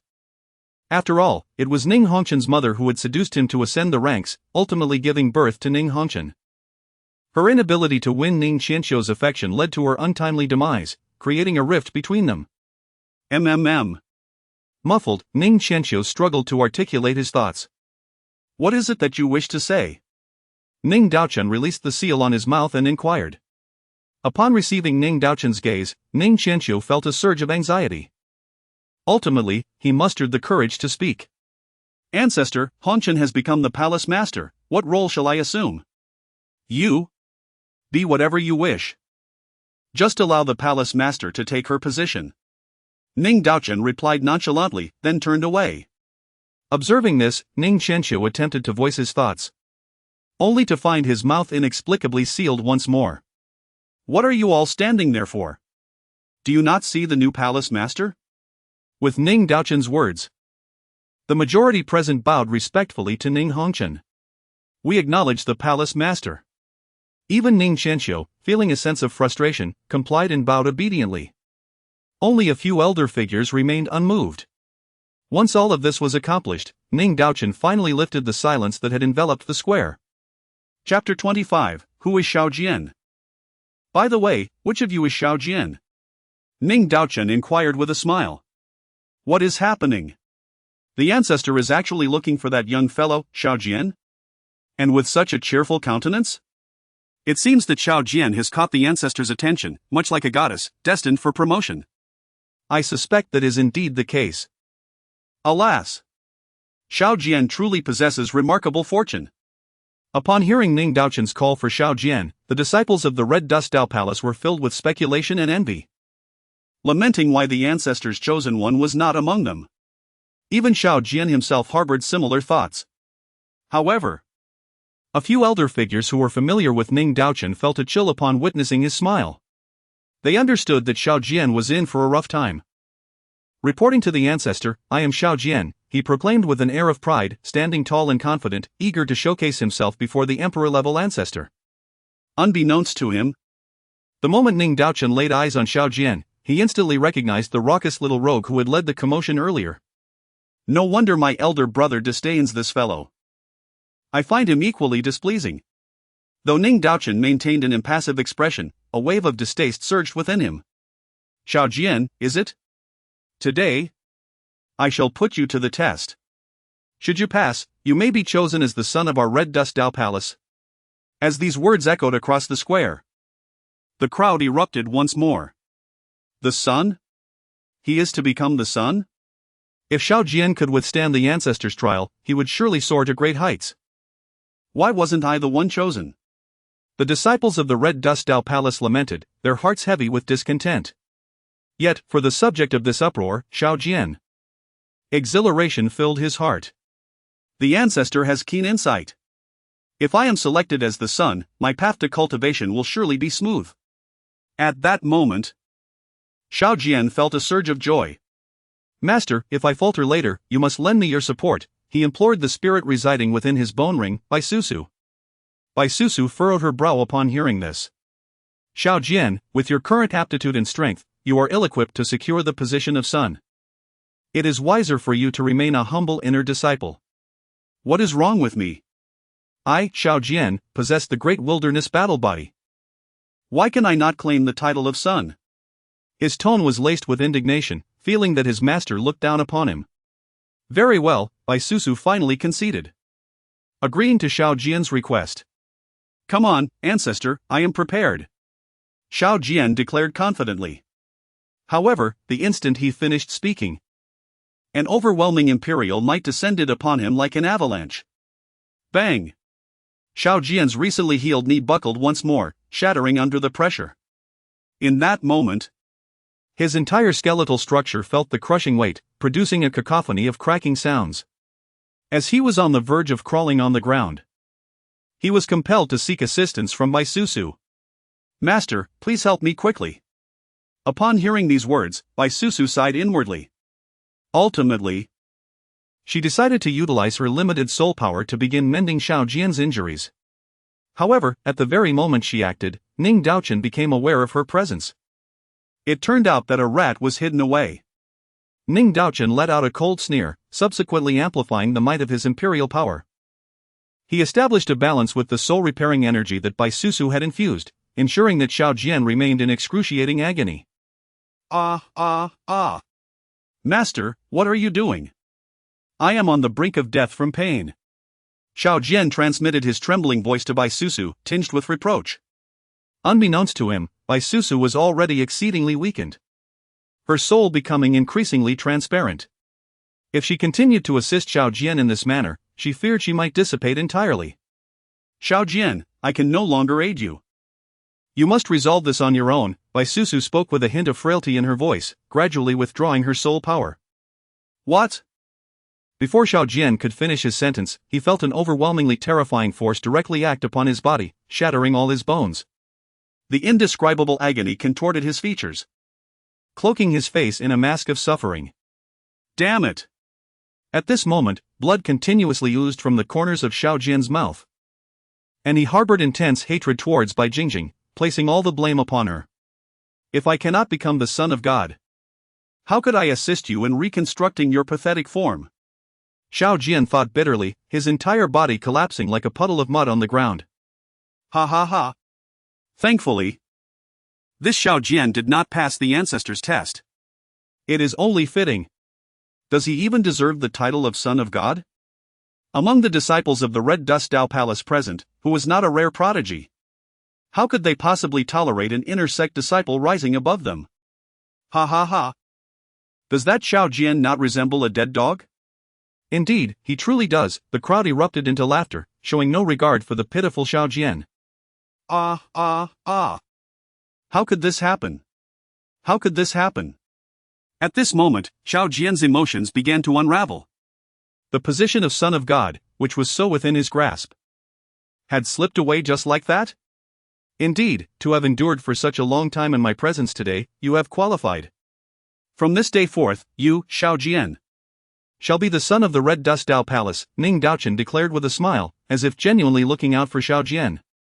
However, the smiles of the disciples of the Red Dust Dao Palace froze upon hearing these words. They stood in shock. What? This Xiao Jian actually passed the ancestors' test? Henceforth, this Xiao Jian will be the son of the Red Dust Dao Palace? A mere inner sect clown has dared to ascend above my direct disciples? Envy, jealousy, and frustration surged within the gathered disciples, each emotion palpable in the air. One by one, they appeared as if afflicted by a crimson eye disease, their eyes veined with blood. What is this Xiao Jian? How could he possibly garner the favor of the ancestral figure? Indeed, he is but a mere inner sect disciple, unworthy even to carry my shoes. By what right does he qualify to be the chosen one? I am indignant. In terms of talent and comprehension, I, Long Outyan, surpass Xiao Jian by leagues. Why must the chosen one be him? As the murmurs of dissent grew increasingly louder, Ning Daochen spoke once more. Given the objections raised by the assembled disciples, let us temporarily bestow upon Xiao Jian the honorary title of the Chosen One. Within a year, any of you may challenge him, provided your cultivation does not exceed Xiao Jian's by 2 major realms. Should Xiao Jian manage to survive, He shall surely prove worthy of his position as the chosen one, Ning Daochen stated with a calm demeanor. Chapter 26, The Honorable Son, Xiaojian, can he challenge? As long as he does not exceed 2 great realms? Upon hearing this, the disciples of the Red Dust Dao Palace cast insidious glances towards Xiaojian. Each of them was a paragon of excellence. Not only were they confident in facing him even at the same rank, but they relished the prospect of exceeding 2 realms. Xiaojian, perhaps you should relinquish your claim to the title of Honorable Son, Bai Susu kindly cautioned. She harbored a lingering suspicion that the ancestral figure of the Red Dust Dao Palace was toying with Xiaojian. Master, please refrain from further remarks. Were it not for your earlier withdrawal of spiritual power, how could I have faced such doubts from others? Now the ancestor has granted me another opportunity. And yet you advise me to forfeit? At this moment, Xiaojian began to harbor a flicker of doubt towards Bai Susu. The sudden withdrawal of spiritual power, followed by her attempts to thwart his ascension to the title, left him questioning her intentions. Upon perceiving the suspicion lacing Xiaojian's tone, Bai Susu felt a pang of melancholy. Ding! Bai Susu's disappointment in Xiaojian led to the hostess' acquisition of 300 fortune points. In truth, Jun Lingtian had not truly departed but was clandestinely observing the unfolding events. After witnessing the scene on the square, he found himself rather impressed with Ning Daochen, the sycophant. His execution of the praise and kill tactic was quite adept. Red Dust, reward that Xiaojian with a treasure capable of nurturing spiritual consciousness. Jun Lingtian's words echoed in Ning Hongchen's mind. Master, it is the voice of my master. Upon hearing Jun Lingtian's directive, Ning Hongchen felt a surge of joy. And the term master rolled off her tongue with increasing ease. Understood, master. Although she was uncertain of Jun Lingtian's intentions, she complied nonetheless. Since there are no objections, let it be settled thus, Ning Daochen declared before vanishing from sight. With his departure, the onlookers exchanged complex glances towards Ning Daochen and Xiaojian. Since Xiaojian had successfully completed the Ancestors' Trial, he was bestowed the esteemed title of Honorable Son, along with a set of cultivation chambers in the 8th heaven, a rare medicinal herb, a full set of Honorable Son garments, and a token. As Ning Hongchen's proclamation resonated through the air, an uproar erupted once more among the crowd. What? Cultivation chambers in the 8th heaven? A rare herb? Honorable Son garments and a token? The multitude was envious of the bountiful gifts bestowed upon Xiaojian. However, at this moment, Xiaojian was filled with exhilaration and excitement, his face blooming into a radiant smile. Thank you, esteemed palace master. Xiaojian intended to bow in gratitude, but recalling that he was now the Honorable Son, he stood tall and proud, for one privilege of the Honorable Son was to meet the palace master without bowing. Furthermore, I declare that the monthly stipend for all disciples shall be increased by 30%. With Ning Hongchen's announcement, joy illuminated the faces of all disciples present. Long live the palace master! Long live the palace master! The thunderous cheers resounded throughout the square. This clever girl certainly knew how to win hearts. Ning Qianqiu's lips twitched, his heart heavy with both disappointment and frustration.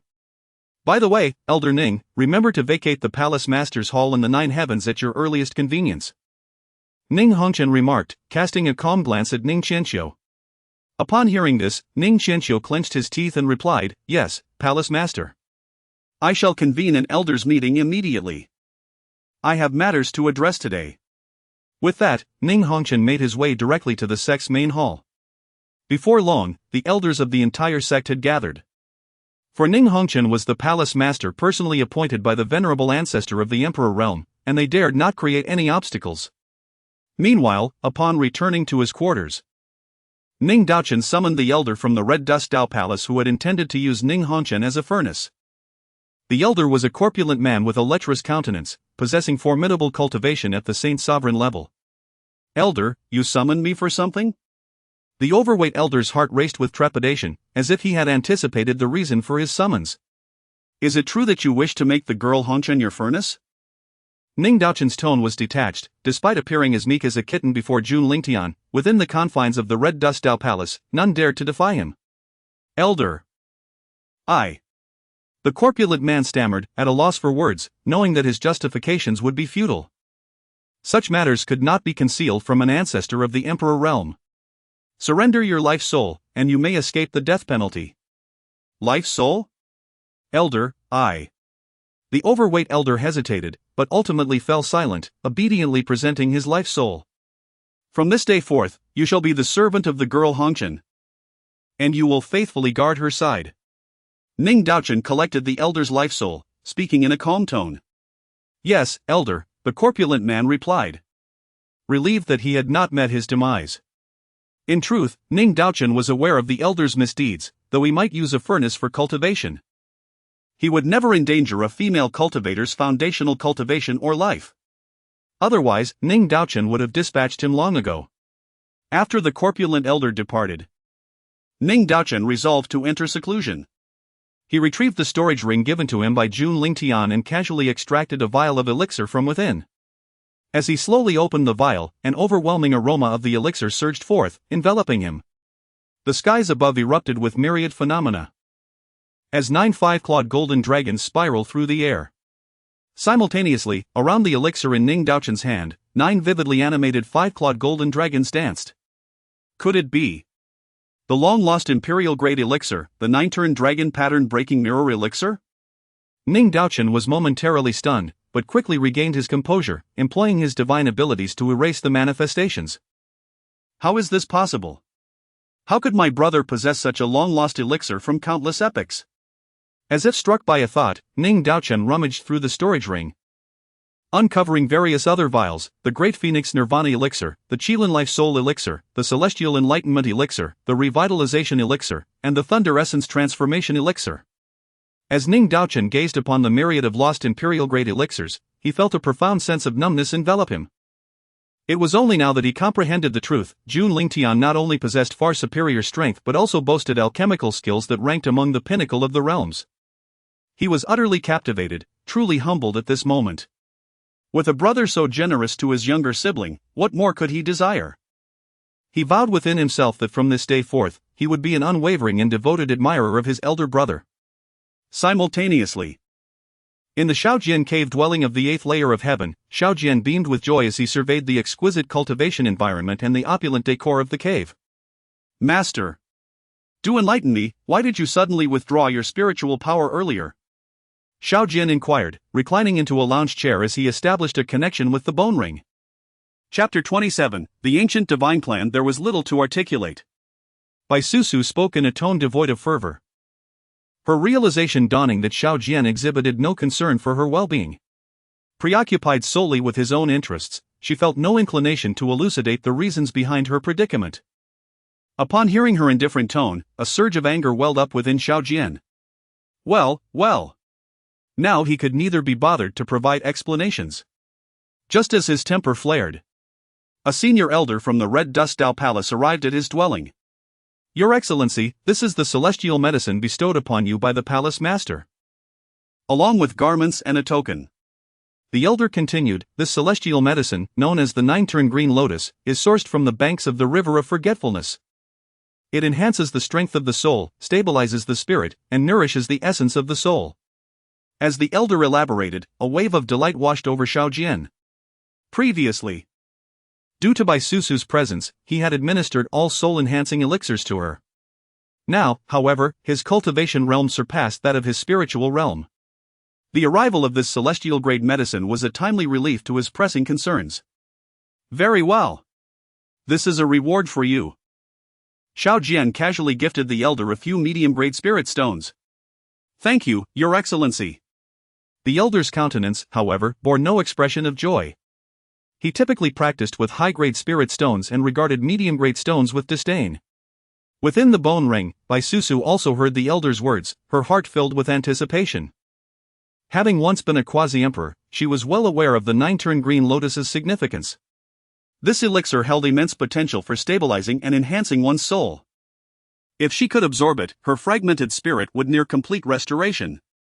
Your Excellency, if you have no further instructions, I shall take my leave. Very well, depart. Shaojian dismissed, his attention fixated on the celestial medicine in his grasp. This medicine is remarkable, merely inhaling its essence invigorates the spirit, he remarked, drawing near to savor its fragrance. He was acutely aware that his master required this elixir to nurture his soul. Yet, having traded his life for it, he found no justification in sharing it with Baisusu. Moreover, his current displeasure dissuaded him from any generosity, unless Baisusu sought his favor. He had never witnessed a quasi-emperor beg for assistance. Even if she did beseech him, he would grant only the bare minimum. Observing Xiao Jian's lack of willingness to share, Baisusu felt a twinge of disappointment and sorrow. However, to ensure her future vengeance upon her enemies, she took a deep breath and hesitantly conveyed to Xiao Jian through telepathy, "Xian'er, about the 9-turn green lotus." "What is it?" "I intend to use the 9-turn green lotus to enhance my spiritual cultivation." "Is there a problem?" Xiao Jian interjected, swiftly stowing away the 9-turn green lotus. "And no. Nothing at all." Baisusu's heart sank to new depths of disappointment, gradually unveiling the true nature of Xiao Jian. He was indeed a person who harbored grievances and sought recompense, and she lamented not having perceived this sooner. Ding! Baisusu was utterly disillusioned with Xiao Jian. Having seized 500 points of fortune. Observing from the shadows, Jun Lingtian departed with satisfaction, having sown the seeds of his plans, awaiting their eventual fruition. In a quaint inn of a small town, Ye Chen was leisurely sipping tea in the hall. After exiting the Red Dust Dao Palace, he intended to visit the fallen ancient clan, the Bai family, under his command. However, just as he was about to set off, he inadvertently overheard a conversation in the hall. "Have you heard? The young master of the ancient immortal clan has actually taken a great emperor as his master." "Is that true? How could it not be? My distant relatives are all from the ancient immortal realm, and this news has spread throughout the realm." "What? Sister Xian'er has become a disciple of the emperor? That's wonderful." Upon hearing this news, Ye Chen immediately resolved to alter his course. Intending to pay a visit to the ancient immortal clan to cultivate a favorable relationship with Xian'er. If he were to marry Xian'er in the future, would not her master also become his mentor? With this thought in mind, Ye Chen set off without hesitation towards the ancient immortal clan. Meanwhile, Jun Lingtian returned to the Jun family. However, upon his return, his system frequently rang with notification sounds, for a grand spectacle was unfolding at the Red Dust Dao Palace. "Are you truly the honored son? Get up, rise." Ding! Xiao Jian was left with a bruised face after being beaten by Long Outyen, losing 100 points of fortune. Ding! Xiao Jian was battered by his direct disciple, Qing Xuan, leading him to question his very existence, losing 200 points of fortune. Ding! Xiao Jian was nearly beaten to death by the prospective honored son, Su Changsheng, losing 300 points of fortune. Ding! Xiao Jian was on the brink of collapse after being pummeled by the sequence disciple, Ao Jian, losing 500 points of fortune. Ding! A rift formed between Xiao Jian and Baisusu, resulting in the loss of 500 points of fortune. Ding! Xiao Jian's heart wavered, losing 800 points of fortune. Had it not been for his fortuitous destiny that turns misfortune into fortune, he would likely have been utterly vanquished by the prodigious disciples of the Red Dust Dao Palace. A month later, Ji Yao once again sought her beloved son. "Xian'er, in a few months, our ancient divine clan will hold its clan competition. That girl, Shuelua, should be emerging from her seclusion soon. You and your mother should go and take a look." "Understood, mother," Jun Lingtian replied with a smile. After a brief preparation, he set off with Ji Yao towards the ancient divine clan. "Big brother, mother, take me with you," Jun Shenling exclaimed excitedly as she rushed over. Eager to accompany Jun Lingtian to the ancient divine clan to glimpse her future sister-in-law. "You and your penchant for excitement." Ji Yao shot a glare at Jun Shenling, who cheekily stuck out her tongue. Due to the close ties between the two families, multiple cross-domain teleportation arrays had been constructed. Thus, after only a few days, the trio of Jun Lingtian, Jun Shenling, and their mother arrived at the ancient divine clan. The ancient divine clan, an innate race that has existed since the primeval era, is rooted in the ancient divine realm, with their ancestral land located upon the ancient divine mountain. The legend of the ancient divine mountain serves as the spine of the heavens, embodying the very essence of the entire ancient divine realm. This majestic mountain rises to unfathomable heights, its summit obscured from view. Ancient divine inscriptions are etched upon its surface, while primordial divine patterns shimmer brilliantly. The sacred spring that flows within the mountain is a rare treasure of the cosmos and ancient divine elixir. Elixirs and celestial herbs abound. And the paradisiacal realms are as numerous as the stars in the night sky. Even the protective formation surrounding the ancient divine mountain is a manifestation of the nurturing forces of the universe, and it is here that the ancient divine clan was born. Although the appearance of the members of the ancient divine clan bears a resemblance to that of the human race, they possess a distinctive mark and emblem resembling a radiant sun, located at the center of their foreheads. The higher the concentration of their bloodline, the more luminous the color of this divine mark becomes. In truth, Jun Lingtian also bears a radiant sun divine mark on his forehead, albeit with slight differences from that of the ancient divine clan, prompting him to conceal it. As Ji Yao and Jun Lingtian stepped forth from the teleportation array, the members of the ancient divine clan guarding the formation immediately bowed in reverence. We greet the clan leader. We greet the young clan leader. We greet Miss Biao. Indeed, Jun Lingtian, in addition to being the heir of the Jun family, has also been designated as the young clan leader of the ancient divine clan. The ancient divine techniques he practices are the ancestral martial arts of the ancient divine clan. Chapter 28, The Fortunate Son, Fan. As Jun Lingtian stepped out of the teleportation array, the system's notification echoed in his ears. Ding! Fortunate daughter, Ji Shui Luo. Detected. Ding!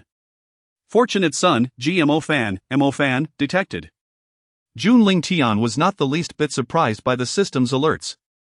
It was entirely plausible for a formidable race like the primordial divine clan to possess one or two fortunate sons. However, the name of this fortunate son piqued his curiosity.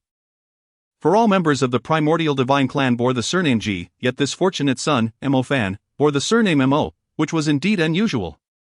Ding! Fortunate son Ji Fan, possesses a low-level system known as the Goddess Strategy System. P.S. Any subsequent name errors should be interpreted as Fan or Ji Fan. Feel free to remind the author to correct them. A system? To his surprise, he encountered another individual who shared a system, albeit a low-level one that could not compare to his divine grade system. Jun Lingtian found this news unexpected. Yet he quickly accepted it. Perhaps they hailed from the same origin. The Goddess Strategy System issues strategy tasks and upon successful completion, enhances the strategist's favorability, rewarding intimacy points. Once favorability reaches 100%, the target of the strategy will obey the strategist's every command, and favorability can be exchanged for items. Currently, there are 3 targets. First target, Ji Yao. Progress, 30.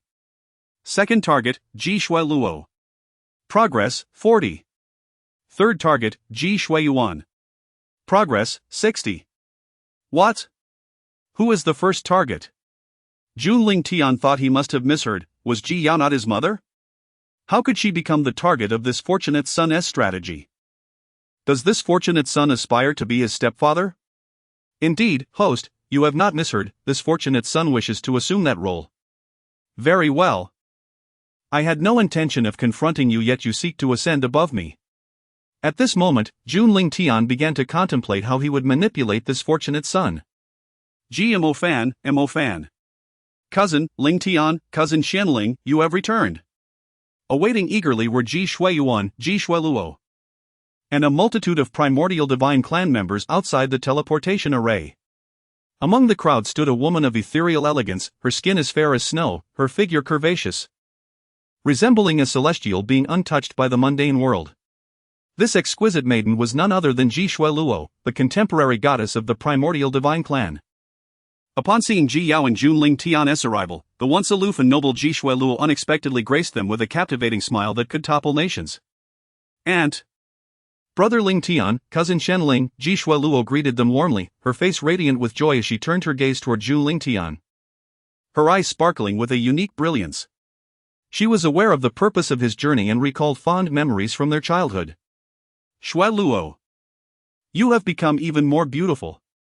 Jun Lingtian complimented, acknowledging that, when it came to looks, at present, Ji Shui Luo stands as the most exquisite beauty among all the female cultivators he has encountered, even surpassing his mother, Ji Yao, albeit slightly.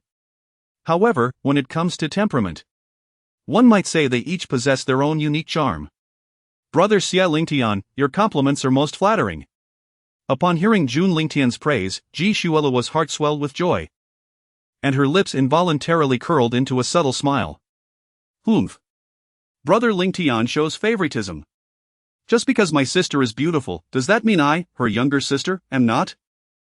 Ji Shueyuan feigned indignation, though her demeanor resembled more of a playful pout. Who said that? Sister Shueyuan is indeed lovely. Jun Lingtian affectionately ruffled Ji Shueyuan's hair. Witnessing this, Jun Xianling was instantly consumed by jealousy. Humph. Brother, you have never praised me. You are beautiful too, you are all beautiful. Jun Lingtian replied with a hint of exasperation, reaching out to touzle Jun Xianling's hair as well. The onlookers from the ancient divine clan erupted into hearty laughter. Yet, amidst the crowd, Imofan stood with a solemn expression, his heart ablaze with fury. Damn it! Shuelua has never smiled at me like that. Who is that man? And that wretched girl. Shueyuan, who once called me brother Imofan, now acts so coy with another. He seethed inwardly, just wait. Once I, Imofan, have garnered your affections, I shall mold you into obedient maidens. Your mother and sister shall not escape my grasp. A cold snicker escaped Imofan's lips as he cast a glance at Ji Yao and Jun Xianling, his eyes glinting with a peculiar light. He was a transmigrator, fortuitously inhabiting the body of a clansman named Ji Imofan from the ancient divine clan. Moreover, he possessed a goddess strategy system, which would enable him to win the heart of a beauty upon completing certain tasks. Once their affections were fully cultivated, they would be utterly loyal and never betray him. System, designate that young man's sister as my fourth target for conquest, he commanded, a chilling smile playing on his lips as his mind conjured tantalizing scenarios. GMO fan. What troubles you? A fellow clansman of the G family noted the unusual expression on his face and inquired. Nothing at all. Mo fan quickly masked his emotion, replacing it with a stiff smile. At the same time, as Mo fan designated Jun Xianling as his fourth target, a notification chimed in Jun Lingtian's mind. Ding! The son of fortune, Mo fan, has chosen Jun Xianling as his fourth target. What nonsense is this? This fellow is truly courting disaster. Though Jun Lingtian maintained a calm exterior, he mentally marked Mo fan for future reference. Shuelua, please take Xian'er to familiarize him with the ancient divine clan. Yes, Aunt. Ji Shuelua nodded gracefully in acquiescence. I want to go too. I want to go too. Jun Xianling clung to her brother's arm, unwilling to let go. I want to go as well. Ji Shueyuan grasped Jun Lingtian's other arm and gently shook it. With no other option, Jun Lingtian and Ji Shuelua consented to escort the two girls alone. The sight of Jun Lingtian being flanked on both sides instantly ignited a pang of envy within Mo fan, who stood amidst the crowd. After years of meticulous effort to cultivate even the slightest affection, he found it utterly perplexing how this young man could effortlessly bask in such attention. Thus, as Jun Lingtian and his companions passed by, Mo fan gathered his courage and spoke up. I am Ji Mofan, it is an honor to meet the young clan leader. Greetings, Brother Mofan. Ji Shueyan chimed in, acknowledging him warmly. Ah, greetings to you as well, Sister Shueyan and Sister Shuelua, Mo fan replied, nodding towards Ji Shueyan and Ji Shuelua, his face adorned with a gentle smile. You are Ji Mofan? Jun Lingtian remarked, his gaze playfully appraising Mo fan, committing his presence and appearance to memory. The young clan leader knows of me? Mo fan inquired, somewhat taken aback, pondering whether his reputation had indeed reached this young man's ears.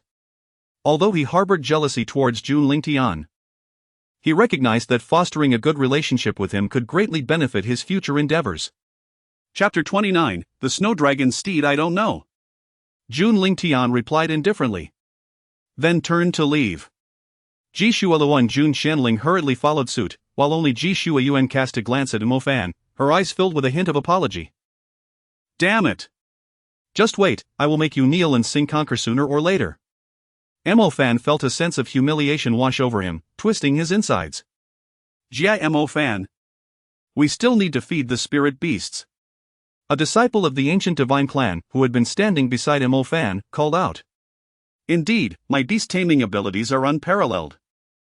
With that thought, Fan placed his fingers in his mouth and let out a sharp whistle. Instantly, a flock of snow-white spirit beasts with dragon heads and horse bodies, adorned with wings, came galloping towards them from the horizon, resembling a cascading galaxy. It's the snow dragon steed. Ji Shuayuan, who was engaged in aerial combat, brightened at the sight. The snow dragon steed possessed true dragon blood, its entire form a pristine white, crowned with a radiant seven-colored light. It was remarkably beautiful and astonishingly swift, making it an exceptional means of transportation. However, training it was particularly challenging, as the snow dragon steed, despite its seemingly gentle demeanor, had a fiercely volatile temperament. Previously, Fan had successfully elevated Ji Shuayuan's favorability to 60 through his beast-taming prowess. "Brother, I also want to ride that snow dragon steed," Jun Xianling said, blinking her large, watery eyes at Jun Lingtian. "Want to ride? That's quite simple." After Jun Lingtian's words fell, he, like Fan, let out a loud whistle. In the next moment, the snow dragon steed, which had been heading towards Fan, instantly changed direction, racing towards Jun Lingtian and the others. "What is going on? Jia Fan, your command seems to be ineffective," the earlier disciple of the ancient divine clan teased, a smirk on his face. The other disciples also wore expressions of mockery. Jia Fan, who usually basked in the limelight due to his beast-taming skills, was unexpectedly facing failure today. "Curse that beast!" Fan chose not to respond to the ridicule around him, instead placing his fingers back in his mouth to emit another sharp whistle. However, the snow dragon steed, which he had previously controlled through his beast-taming technique, seemed to ignore him completely, continuing its course towards Jun Lingtian and the others. "Jia Fan, are you capable or not? Louder, did you forget to eat?" Observing the unresponsive flock of snow dragon steeds, the disciples of the ancient divine clan mercilessly mocked him. Each face was adorned with gleeful smiles, for they often found themselves at the mercy of Jia Fan's control over these spirit beasts, having to consider his mood before attempting to ride them, which bred resentment in their hearts. Yet, Fan remained undeterred, continuing to whistle, his face flushed with embarrassment. "Ha ha ha. Look at Jia Fan's face, doesn't it resemble pig liver?" The surrounding disciples of the ancient divine clan erupted into laughter. Finally, the flock of snow-white snow dragon steeds, shimmering with seven-colored light, came to a steady halt before Jun Lingtian and his companions. And with a huff, the beast dared to defy the heavens. "Just wait until I return, I shall teach you a lesson." Fan was incensed, his visage reflecting his turmoil. "System, did you not state that the great beast taming technique rendered the spirit beasts impervious to manipulation? What is the meaning of this? I demand a reasonable explanation." Fan's voice resonated with doubt within the spirit communication system. In response, the system's cold, mechanical voice echoed, "I am unaware." "Damn it! To hell with the great beast taming technique." Fan swiftly departed from the location, propelled by his agility. Unbeknownst to him, Jun Lingtian's ability to command the snow dragon spirit steed stemmed from his mastery of the divine beast taming technique, which effortlessly allowed him to seize control over the spirit beast that Fan had tamed. "Ji Mofan, where are you going? The rainbow spirit pig awaits our feeding," shouted a disciple of the ancient divine clan at Fan's retreating figure. However, Fan paid him no heed and soon vanished from sight. "How audacious to abandon your post. Just wait until I report this to the clan elders, I shall have your monthly stipend withheld." The ancient divine clan disciple chuckled. "Brother, the back of the snow dragon spirit steed is so soft," exclaimed Jun Xianling, her face brimming with excitement as she occasionally reached up to touch the colorful halo atop the steed's head. "Indeed. Hold on tight." The speed of the snow dragon spirit steed ranks among the top 100 in the Beast Chronicles, Ji Shuazhuan remarked as she mounted a dragon steed of her choice, grasping 2 dragon whiskers. Seeing this, Jun Xianling mimicked her, eagerly seizing hold of the 2 dragon whiskers. At that moment, the leader of the snow dragon spirit steed clan approached Jun Lingtian, affectionately nudging his arm before kneeling partially. Not one to hesitate, Jun Lingtian mounted the steed without delay and extended his hand toward Ji Shuelua. She blushed at the sight of his pale hand but did not decline his invitation, for they had often ridden together on a spirit beast in their youth. As Ji Shuelua settled before Jun Lingtian, he tightened his grip. And the leader of the snow dragon steed instantly obeyed his command. Raising its front hooves, it neighed, and its pristine wings fluttered slightly. In the next instant, the snow dragon spirit steed clan surged skyward like a bolt of lightning, their speed exceeding that of their earlier journey by several folds. The lightning-fast pace elicited excited cries from Jun Shanling and her companion. Wow! So fast, so exhilarating! Woohoo, let us charge! Even the normally reserved Ji Shuelua felt a smile tugging at her lips, her cheeks flushing as she sensed the solid chest behind her. Ding! Ji Shuelua's affinity for you has increased, and Mo Fan's luck value has been reduced by 100 points. The departing Mo Fan glared at the snow dragon spirit steed clan darting through the clouds, and at the sight of Jun Lingtian and Ji Shuelua embracing each other. His expression twisted with rage. He abruptly seized a spirit chicken, swiftly plucking its feathers one by one. Despite the chicken's desperate struggles and frantic flapping, it was futile. Ultimately, its fate was sealed as it was stripped bare and cast into the pot. Brother, how about we ascend to the summit of the Taigu Divine Mountain? Proposed Jun Shanling.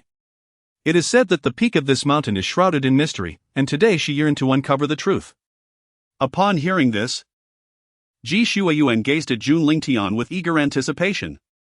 Although she had been born here, she had never laid eyes on the summit of the Taiga Divine Mountain. Indeed, cousin. I too wish to see it. However, upon hearing this, Ji Shuelua furrowed her delicate brows and admonished softly, nonsense. Shueyuan, my dear cousin. The summit of the Taigu Divine Mountain is guarded by formidable restrictions, which we cannot breach. At her reprimand, the spirits of Jun Shanling and Ji Shueyuan dimmed, their faces betraying a sense of dissatisfaction. They were genuinely eager to witness the peak and unveil its enigmatic veil. Fear not. Today, I shall take you to see the summit of the Taiga Divine Mountain, declared Jun Lingtian. With that, he summoned the snow dragon spirit steed and redirected their course. Hooray! You are the best, brother. Long live cousin. Ding! Ji Shueyuan's affection for you has increased, and you have gained 200 fortune points. Chapter 30, The Resplendent Starry Sky. The expressions of Jun Shanling and the two ladies transformed from disappointment and reluctance to exuberant smiles. Cousin. The height of the ancient divine mountain is unknown. It is impossible to reach the summit with the snow dragon spirit steed, Ji Shuelua reminded. Recalling her own aspirations to behold its grandeur, only to have spent months attempting to ascend without success. This is simple, just watch me, Jun Lingtian replied, pulling out an imperial-grade space transmission scroll. He then hurled it ahead, and in an instant, a portal to the transmission space materialized before them. An imperial-grade transmission scroll? Cousin. This is your life-saving trump card, how can you use it so casually? Ji Shuelua's tone carried a hint of reproach, clearly concerned for Jun Lingtian's well-being. Do not worry, I have plenty more, Jun Lingtian reassured with a smile. In truth, he possessed a considerable number of these scrolls, specifically for circumstances that required discretion regarding his cultivation level. Moments later, the entire clan of snow dragon spirit steeds, led by the foremost steed, traversed the majestic portal imbued with the essence of the Emperor's Tao. Shortly thereafter, they emerged from the other end of the transmission passage, greeted by a breathtaking scene. The sky was adorned with a myriad of stars, and vibrant, unknown galaxies hung in the celestial expanse. Surrounding them were luminous substances reminiscent of willow fluff. The astonishing beauty of the starry sky captivated all who beheld it. Not far away, a celestial pillar pierced the void, leading to an unknown destination. That was none other than the ancient divine mountain. Wow! Is this truly the summit of the ancient divine mountain? Jun Shanling and Ji Shueyuan were utterly entranced by the awe-inspiring view before them. Such a nocturnal spectacle was something they had never experienced in their lives. Technically, this is not the absolute summit of the ancient divine mountain, but I cannot break the restrictions of the true peak. This is the highest we can reach. Jun Lingtian explained. In reality, with his prowess, he could traverse the realms of heaven and earth. Yet bringing Ji Shuelua and the others along would necessitate revealing his emperor-level cultivation. It is all right, cousin, we are already immensely satisfied to witness such a sight. Ji Shuelua leaned back against Jun Lingtian, her body tilting slightly. Ding! Ji Shuelua's affinity for you increases, stealing 100 points of Mo Fan's fortune value. Ding! Ji Shueyuan's affinity for you increases, stealing 100 points of fortune value. With the sound of these system notifications echoing, a subtle smile graced Jun Lingtian's lips. The reason for Jun Xianling's lack of increased affinity was that her fondness for her brother had already reached its zenith. Thus, Jun Lingtian and the three ladies enjoyed the starry sky for a considerable time. The estrangement from Ji Shuelua, which had lingered for many years, gradually faded away. Only when the novelty wore off did he lead the three ladies back atop the snow dragon spirit steeds. Upon returning to the territory of the ancient divine clan, Jun Lingtian dismounted and casually fed the steed a few gentle imperial-grade elixirs, while also destroying the mental imprint left by Mo Fan within it. Freed from its restraints, the snow dragon steed joyfully snorted and nuzzled against Jun Lingtian's palm. Subsequently, at Jun Lingtian's behest, the steed led its kin, flapping their wings as they soared toward the horizon. During their journey, the leader of the snow dragon steeds broke through several major realms, its appearance growing ever more ethereal and striking. Ding! The son of misfortune, Mo Fan, had his plans disrupted, losing a fortune of 100 points. At that moment, a sudden trickle of blood escaped the corner of Mo Fan's mouth, a consequence of the backlash from his forcibly erased mental imprint. What is happening? Why has the mental imprint I placed within the snow dragon steed vanished? Warning! Warning! The favorability ratings of the second and third targets have plummeted sharply. Please rectify the situation promptly. What? Upon hearing the system's alert, Mo Fan hastily accessed his system panel and navigated to the interface of his targets. What is this? Ji Shuelua's favorability has dwindled to a mere 10? Ji Shueyuan's favorability has also dropped to 30? Staring at the disheartening figures before him, Mo Fan felt a wave of despair wash over him. After years of effort, had he now returned to square one? The only solace he found was that Ji Yao, Jun Lingtian's mother, held no change in her favor towards him. It's him. It must be him. Mo Fan suddenly realized the source of the problem. Everything had spiraled out of control since Jun Lingtian's arrival. Just as he pondered how to remedy the situation, a resounding neigh echoed across the sky. It was the snow dragon steed returning after escorting Jun Lingtian and the others back to the spirit beast garden. Just in time. That wretched creature shall see how I will teach it a lesson. Mo Fan, consumed by anger, felt that the return of the snow dragon steed clan was akin to walking into a hail of bullets. Great beast mastery technique. Mo Fan shouted, forming seals with his hands. In the next instant, a complex beast mastery imprint materialized before him. Observing this, Mo Fan directed the imprint forcefully toward the leading snow dragon steed. However, the moment the imprint penetrated the steed's body, Mo Fan suddenly spat out a mouthful of blood, his aura diminishing dramatically. How could this happen? Mo Fan's eyes widened in astonishment as he gazed at the snow dragon steed, which bore a hint of a human-like smile. Its gaze filled with provocation. Ah! This is infuriating. System, what is the meaning of this? Did you not claim that the Great Beast Mastery technique could control spirit beasts 2 major realms above oneself? Why, despite my diligent practice, did I still fail? His tone was laced with reproach, his face flushed with fury. Reporting to the host, the snow dragon steed has achieved the minor saint realm, surpassing you by 4 major realms. Thus, your failure to contract is quite understandable. What? Minor saint realm? Why didn't you mention this sooner? Mo Fan, in a fit of fury, was utterly unprepared for the revelation that the beast had merely taken a brief jaunt. It was able to achieve successive breakthroughs. Upon closer inspection, the radiant halo atop the leading snow dragon cult was indeed far more resplendent than before. Its coat, as pure as snow, glimmered with an even greater luster. Realizing that he could do nothing to subdue it, the snow dragon cult strutted majestically, leading its kin in circles around Mo Fan. The flapping of its wings stirred up a cloud of dust, leaving Mo Fan in a state of dishevelment, before the creature gracefully departed. Damnable beast! You shall pay for this. Mo Fan seethed, watching the proud snow dragon cult and its kin retreat. System, I wish to enter seclusion. Ensure you remind me when the clan competition is about to commence. With that, Mo Fan swiftly returned to his sanctuary and began his period of introspection. Chapter 31. Let Mo Fan dig coal at Black Coal Mountain. Just as Jun Lingtian and his companions were planning to explore the surroundings, they suddenly received a message from Ji Yao. Xian'er, quickly bring Shui Luo to your mother's chamber. I have prepared a sumptuous feast for you. Understood, mother. Jun Lingtian replied, glancing at Jun Xianling and the others. Let us go, mother has prepared a meal for us, and we should savor it. Yay! Delicious food awaits. Ji Shuiyuan exclaimed eagerly, a hint of drool forming at the corner of her mouth. At that moment, she recalled some of Ji Mo Fan's merits, particularly his culinary skills, which somewhat elevated her opinion of him. Oh? Ji Mo Fan? Jun Lingtian was not surprised to hear the name again. After all, if this young man lacked talent, it would be improbable for his mother to hold him in such high regard. Moments later, they arrived at the entrance of Ji Yao's chamber, and even before entering, they were greeted by an incredibly enticing aroma of food that stirred their appetites. Is that the scent of hot pot? Jun Lingtian inquired, a smile dancing at the corners of his eyes. He had already begun to deduce the source of this delightful fragrance. Cousin, this dish is called hot pot. It is exquisitely spicy and delicious, a rare culinary delight. Ji Shuiyuan spoke animatedly, clearly a connoisseur of this dish.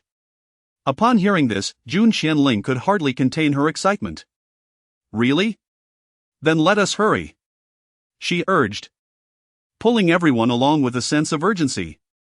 Young master. Divine lady. Miss. Young lady. The palace maidens greeted the four with enthusiasm upon spotting them. However, Jun Xianling and Ji Shuiyuan were too preoccupied with thoughts of the meal ahead. Upon entering the grand hall, they immediately spotted a large pot set upon the central table, bubbling with spicy oil and emitting steam. Various slices of spirit beast meat were artfully arranged on plates, accompanied by an array of delectable spirit vegetables and fruits. Cousin, the aroma of this hot pot is indeed delightful. We should indulge in it thoroughly, Ji Shuiluo said, smiling at Jun Lingtian. Understood, Shuiluo, Jun Lingtian replied with a smile, while Jun Xianling and Ji Shuiyuan were already salivating over the spread before them. Xian'er, Shuiluo, you have arrived. Ji Yao emerged from the inner hall to greet them. Auntie. Greetings. Ji Shuiluo and the others bowed respectfully to Ji Yao. We are family. There is no need for such formalities. Please, take a seat, Ji Yao said as she settled down, prompting Jun Lingtian and the others to do the same. Xian'er. This dish was invented by a child of our clan, named Ji Mo Fan. It is utterly delicious, do give it a try. Ji Yao said as she picked up a piece of spirit beast meat, briefly dipping it into the pot before placing it into Jun Lingtian's bowl. Thank you, mother. Jun Lingtian said as he savored the spirit beast meat. Indeed, the exquisite meat of the spirit beasts in this fantastical realm is truly delectable. Its lingering sweetness and fragrant taste, accompanied by a flow of ethereal energy, are simply irresistible. My dear child, why do you remain so courteous? Ji Yao remarked as she prepared to dip several slices of spirit beast meat for Jun Lingtian once more. Mother, you are biased. Why do you only serve brother and not me? Jun Xianling retorted, her expression adorably pouting. You have hands and feet of your own, why should I serve you? Ji Yao shot a glance at Jun Xianling. And what of my brother? Jun Xianling pressed, somewhat indignant. Your brother is the heir of the Jun family, the future leader of the ancient divine clan. How can you compare yourself to him? Jun Xianling fell silent, witnessing her defeat. Ji Shuiyuan and the others erupted into laughter. Even Ji Shuiluo, who was usually stoic, displayed a slight smile. Thus, the meal concluded amidst the cheerful camaraderie of the group. Chief, the dessert has arrived, announced a maid as she presented a vibrant green cake beside the dining table. What? There's dessert? Mother, why didn't you mention it sooner? Jun Xianling lamented, patting her belly and glancing at the enticing green cake, nearly in tears. Who told you to eat so much? Now you blame me? Ji Yao scoffed, prompting Jun Xianling to fall silent. Ultimately, she bravely indulged once more, savoring a generous slice of the green cake before contentedly wiping her mouth and releasing a satisfied burp. At that moment, the table lay bare of food. Ji Shuiyuan and Jun Xianling both wore expressions of utter satisfaction. Shui Luo, take them out for a stroll, I need to speak with mother privately. Jun Lingtian said to Ji Shui Luo. Understood, cousin, Ji Shui Luo replied, leading Jun Xianling and the others out of the grand hall. What troubles you, Xian'er? Ji Yao inquired, turning to Jun Lingtian. Mother, I suspect there is something amiss with GMO Fan. Something amiss? What do you mean? Ji Yao's brows knitted at his words. In truth, she had previously investigated GMO Fan when his behavior changed but had found nothing unusual. It appeared he had suddenly gained insight, excelling not only in culinary skills but also adept in nurturing spirit beasts. Even Ji Yao occasionally sought his advice in the culinary arts, which had fostered a modicum of affection towards him. In fact, the child had already tasted the hot pot and the green cake, and could even prepare them on the spot. To prevent Ji Yao from doubting, Jun Lingtian was prepared to demonstrate his skills. There's no need, Xian'er. I believe you. Where did you taste these dishes? It was in a wandering dimension I inadvertently stumbled into, where the spiritual energy is scarce and lifespans are limited to a mere century. Is that so? It seems GMO Fan indeed harbors some secrets. Upon hearing Jun Lingtian's words, Ji Yao's fondness for GMO Fan dissipated entirely. And she began to ponder how he had infiltrated the ancient divine clan and what his intentions might be. Ji Yao harbored no affection for Mo Fan, resulting in a depletion of 500 fortune points. Warning! Warning! The affection level of the primary target towards the host has plummeted to an all-time low. The host is advised to take immediate remedial action. What? Startled by the system's alert, Mo Fan abruptly opened his eyes after a brief period of meditation. He promptly accessed the system panel that recorded the affection levels of his target. To his dismay, he discovered that Ji Yao's regard for him had indeed reached zero. This stark reality indicated that Ji Yao held not the slightest fondness for him, rendering all his efforts futile in an instant. Damn it! It must be him. The moment Mo Fan laid eyes on Jun Lingtian's devastatingly handsome visage, jealousy consumed him. Now, with his plans utterly thwarted by the latter, his hatred intensified. That scoundrel! I, Mo Fan, vow to eliminate you. Mo Fan howled towards the heavens, his expression contorted with rage. Mother! I propose we exile that Mo Fan and observe him discreetly to discern his true intentions, Jun Lingtian suggested to Ji Yao within the grand hall. Very well. Let it be as you say, he shall be sent to the Black Coal Mountain to oversee coal mining, Ji Yao responded, nodding in agreement before issuing the command. Chapter 32, The Canon of the Sunflower Deity. At the moment Ji Yao issued her command, the elder responsible for such matters hastened towards Mo Fan's cave abode. Shortly thereafter, he stood at the entrance of Mo Fan's dwelling. Ji Buchang, what brings you here? Mo Fan, who had just entered a meditative state, opened his eyes upon hearing the voice. Upon the orders of the clan leader, following the clan competition, you are to be appointed as the elder in charge at Black Coal Mountain. What? Black Coal Mountain? Is that not the place designated for those of our clan who have committed grave offenses? Mo Fan was taken aback.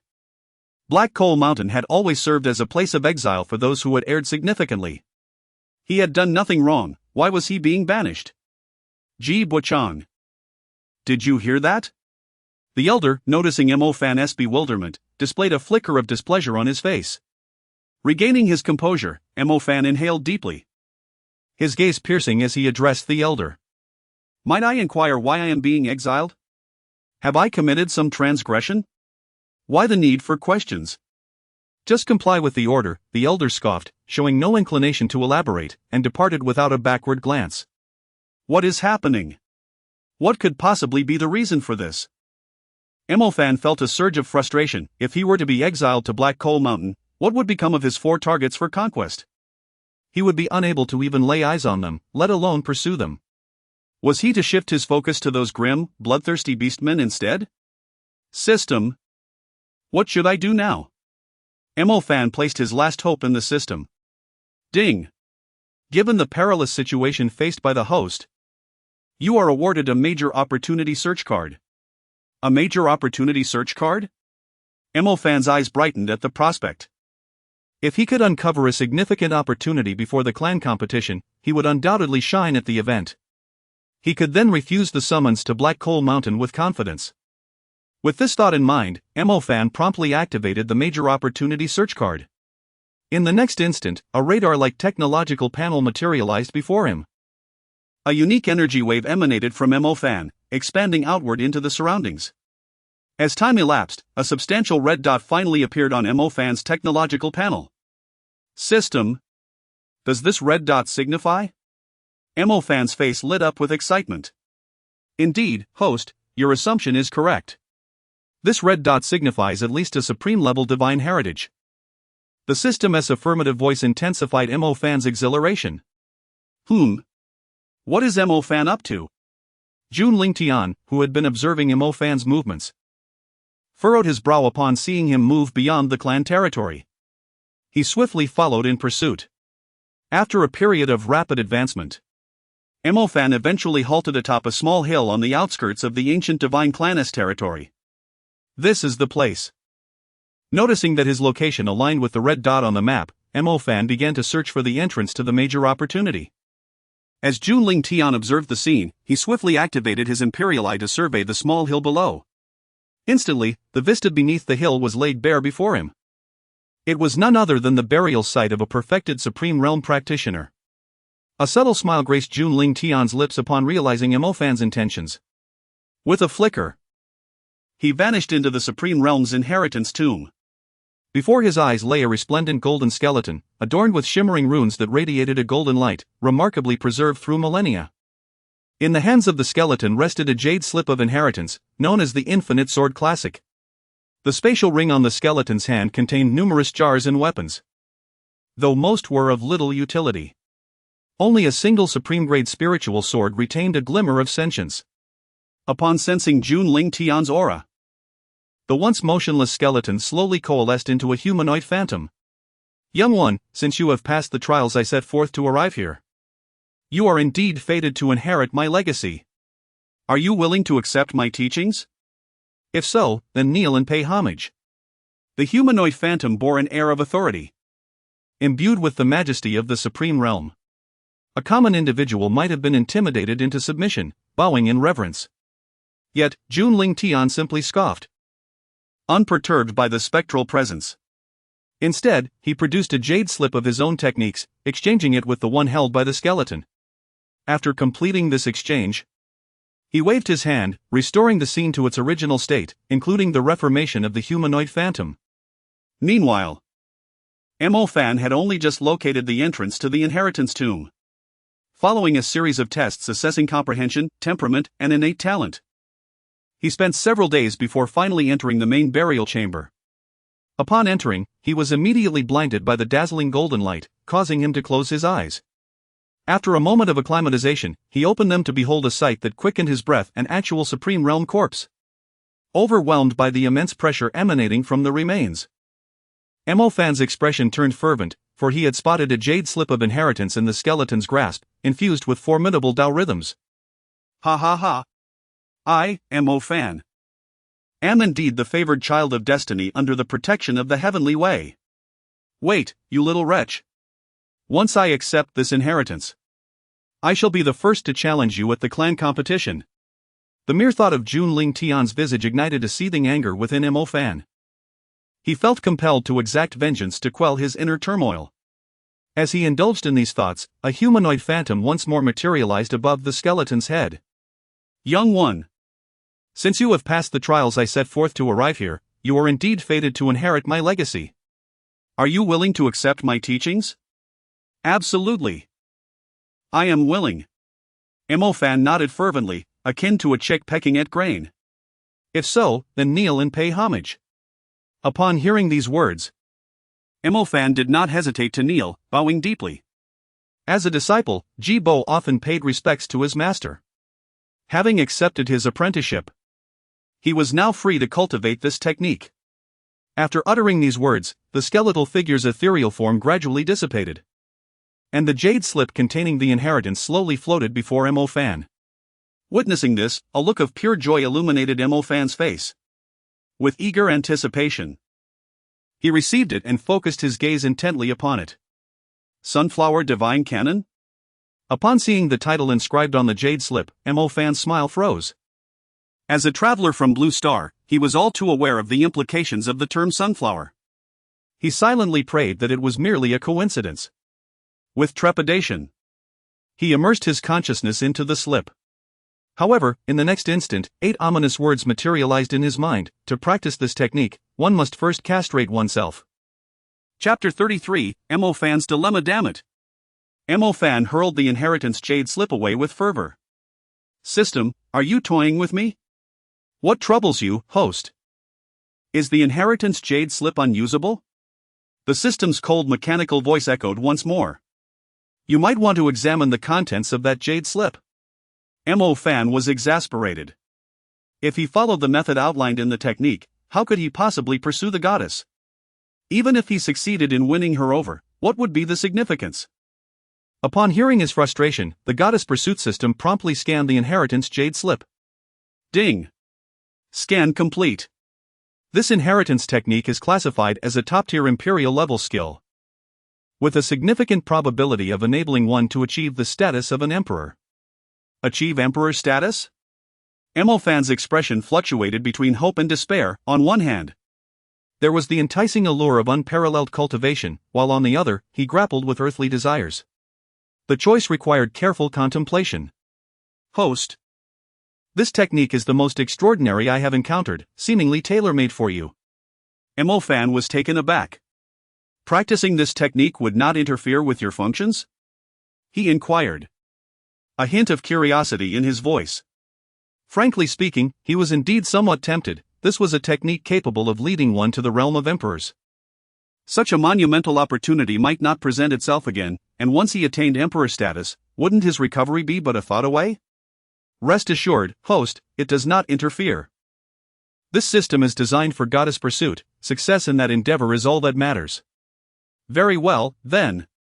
It seems that enduring prolonged suffering is less favorable than a swift resolution. Mo Fan, known for his resolute character, made his decision. A fleeting glint of determination flashing in his eyes. Ding!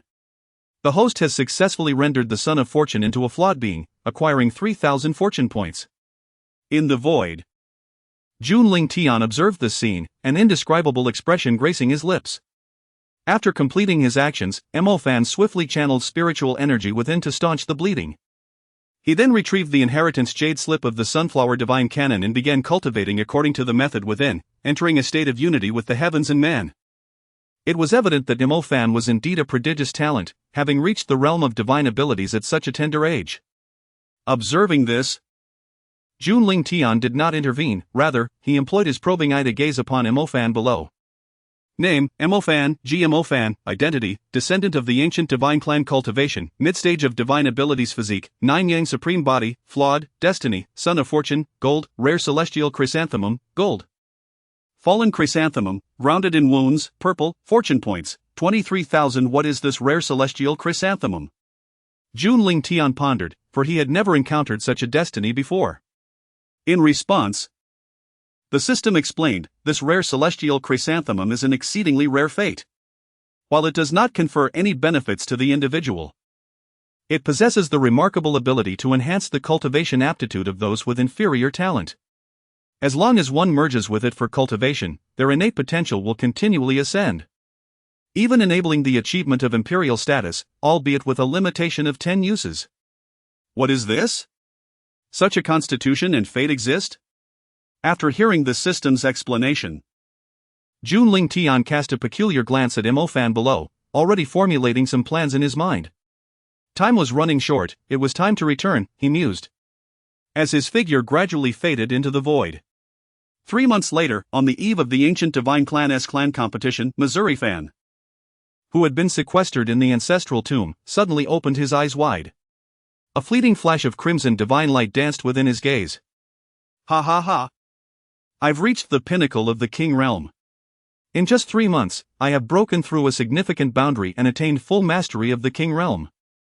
Mo Fan's high-pitched voice echoed throughout the tomb, yet he was so immersed in joy that he remained oblivious to it. Little beast, just wait, you will see. Fan thought, considering that Jun Lingtian seemed to be merely at the king realm. Wasn't he easy to deal with? Host, your voice. What about my voice?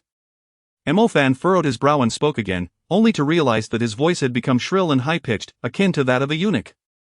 He then pulled out a mirror to examine himself, discovering that his Adam's apple had nearly vanished and he had lost quite a bit of facial hair. Damn it! Fan involuntarily curled his fingers delicately and took a deep breath. Although he had anticipated such changes, he was surprised by their abruptness.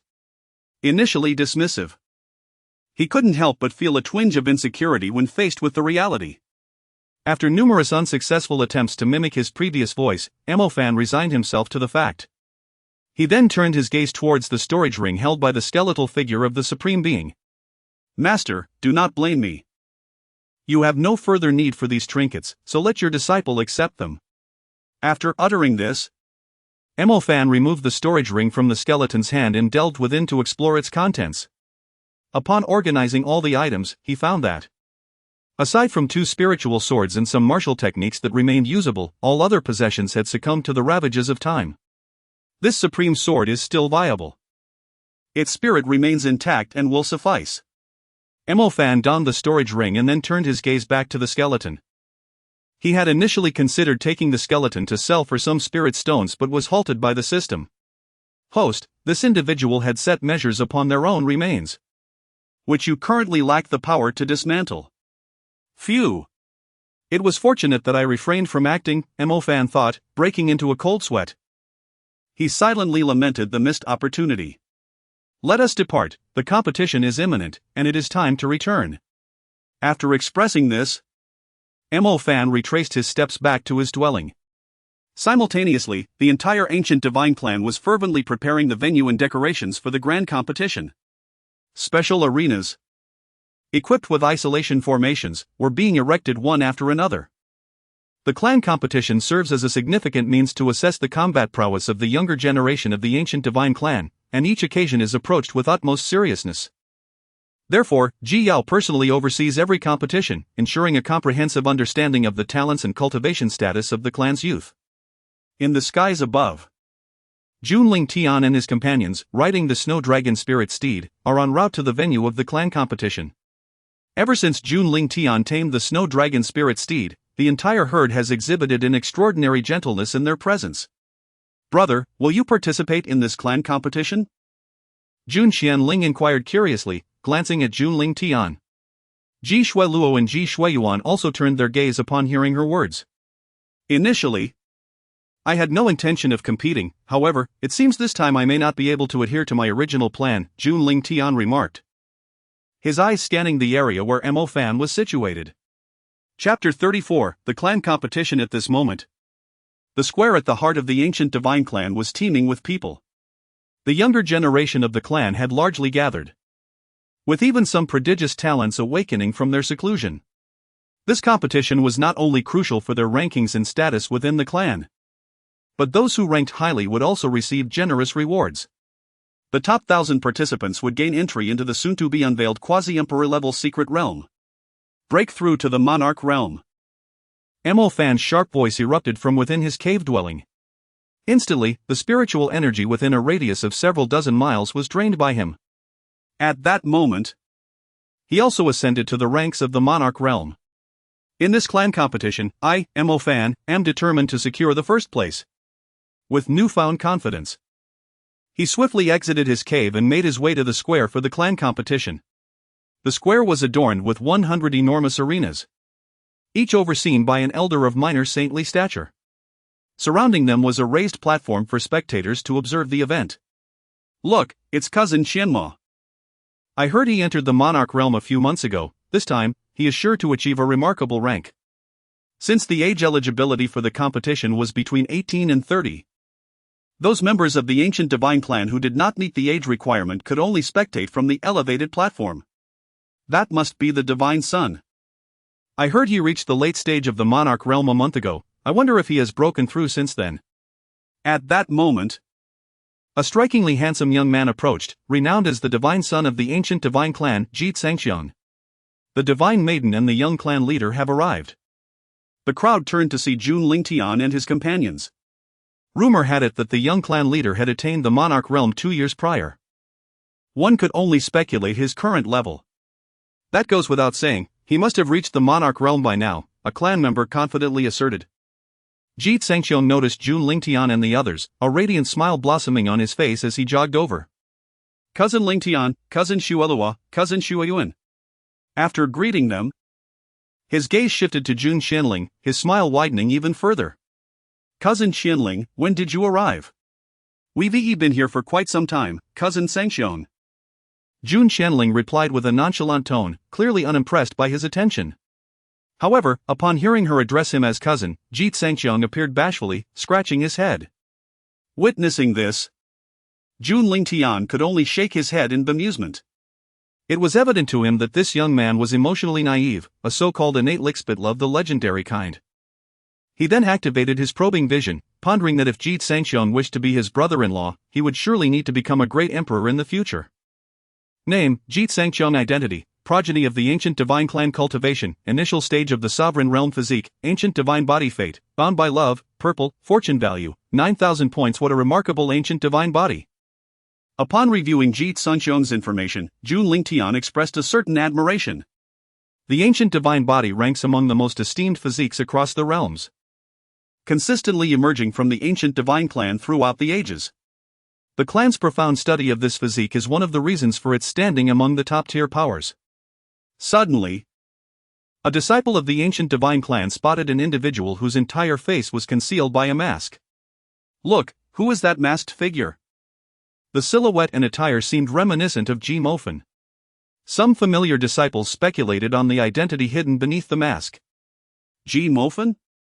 The pig farmer? Upon hearing this, an informed disciple could not help but respond with derision. He won't be farming pigs anymore, you might not know. But Ji Mofan has been exiled by the clan leader to the Black Coal Mountain to mine coal. What? Ha ha ha. The clan leader is truly wise. Laughter erupted among those present, their voices unrestrained, allowing Mofan to overhear their conversation. Damn it, when I become an emperor, I shall annihilate all of you. Mofan took a deep breath and then stepped into the arena. The competition is about to commence. Cousin Lingtian, let us take our positions, Ji Shuelua interjected. As the divine maiden of the ancient divine clan, she was exempt from the preliminary rounds, including the top 10 of the grand competition, and possessed a designated seat. Indeed. Let us go, Jun Lingtian nodded and promptly took his seat. Shortly thereafter, as Ji Yao arrived to announce the commencement of the clan competition, the triennial event of the ancient divine clan officially began. Now, esteemed elders shall divide the groups. Do you see the number plates before you? The first competition involves numbers 1 to 200, where adjacent number holders will face each other. As the elder at the Grand Saint Realm spoke, a number plate gradually materialized before each participant. My number plate is 1. Excellent, it seems the first place in this grand competition is destined to be mine. Mofan glanced at his number plate and ascended to the arena marked with the number 1. Meanwhile, another clansman, holding the number 2 plate, approached Mofan's opposite side. After the overseeing elder confirmed both participants' identities, the competition was announced to commence. Look, Ji Mofan has taken the stage. How many moves do you think he can endure? A disciple from the clan noticed Mofan's entrance and inquired with a smile. 3 moves, no more than that. 3 moves? I wager 1. For his opponent is my cousin. Ha ha ha. In that case, 1 move should suffice. Indeed, I have overestimated Ji Mofan. The disciples atop the platform began to laugh and discuss among themselves. Ji Mofan, why do you wear a mask? Is it because your appearance is unworthy of sight? The descendant of the ancient divine clan furrowed his brow as he gazed at Mofan. Enough with the trivialities. Will you concede, or shall I send you down? Mofan spoke, mimicking his original voice, a skill he had acquired from the system and mastered to a rudimentary level, allowing him to easily replicate familiar tones. Arrogant. Do you truly believe you can defeat me? The descendant of the ancient divine clan scoffed, his expression darkening with evident anger. 1 punch. That is all it takes. Are you prepared? Mofan raised a single finger, waving it playfully before him. What? Ji Mofan. You seek death. Infuriated by the blatant dismissal, the descendant of the ancient divine clan ceased to hold back. In an instant, his spiritual sword was drawn, and the air around them crackled with tension. A storm is brewing. With that exclamation, a whirlwind suddenly erupted, centering around the descendant of the ancient divine clan as he lunged fiercely towards Mofan. Chapter 35, Mofan advances to the top 100 Xian'er dares to show off before me. Fist intent. Breaking mountain style. As Mofan spoke, a layer of fist intent enveloped his fist, sweeping across the entire arena. In the next moment, he unleashed the foundational martial technique of the ancient divine clan, striking fiercely at the oncoming tornado. At the moment of contact, the originally formidable tornado abruptly halted.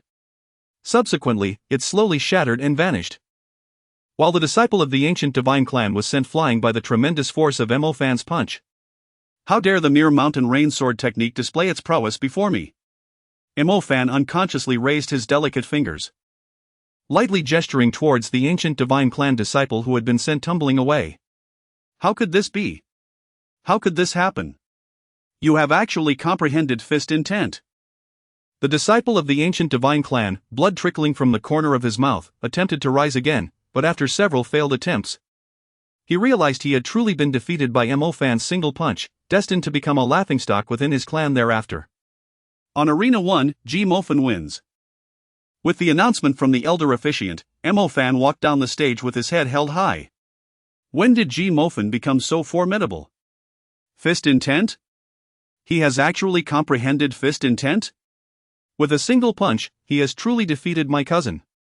The spectators from the ancient divine clan, witnessing this scene, were all struck with astonishment. Xian'er, you were right, Mofan indeed has issues. Ji Yao, seated on the high platform, became even more convinced of Jun Lingtian's speculation after witnessing this scene. Although she had not paid much attention to Mofan, he had always appeared unremarkable over the years. The significant change had only occurred in recent years. Mother, Mofan's current cultivation is no trivial matter. It seems your plans to exile him are doomed to fail. Jun Lingtian, sitting beside Ji Yao, spoke with a light-hearted smile. I didn't expect you to notice as well. Ji Yao was somewhat surprised but soon found it quite reasonable, though she was unaware of her son's current cultivation level. It was certainly not as the rumors suggested, that he was at the king realm. In fact, it was likely beyond the emperor realm. She estimated his cultivation to be at the venerable realm or even the lesser saint realm. Brother, what are you two talking about? What exile?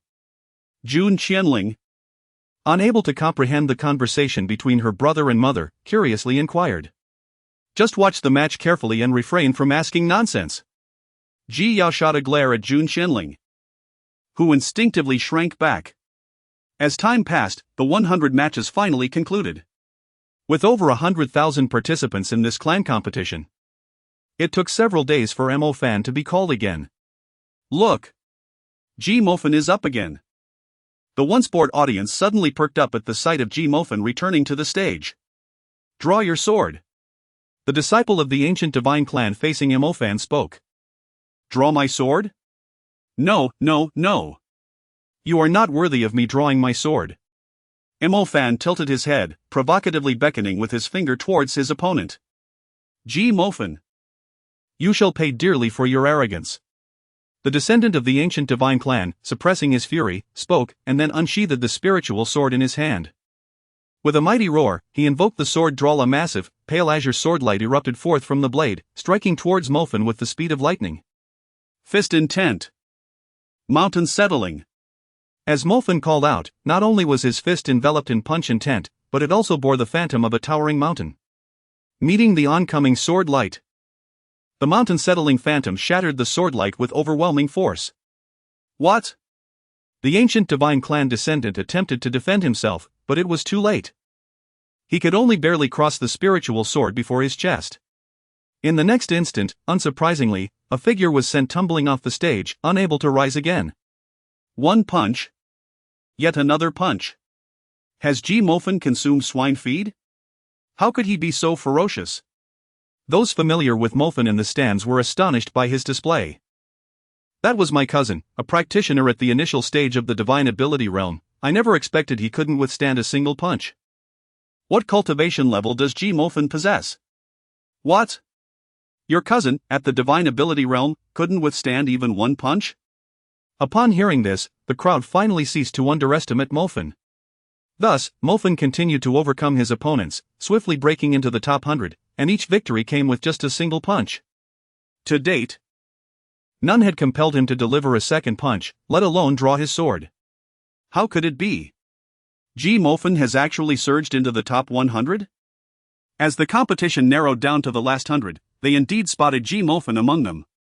He dispatched each opponent with a single punch. How could he be so powerful? It seems Ji Mofen had been biding his time, likely waiting for the clan competition to unleash an unexpected eruption, drawing the attention of the clan leader. Speculated a descendant of the ancient divine clan. What? Such cunning? Ji Mofen has truly concealed himself deeply. Others expressed their agreement.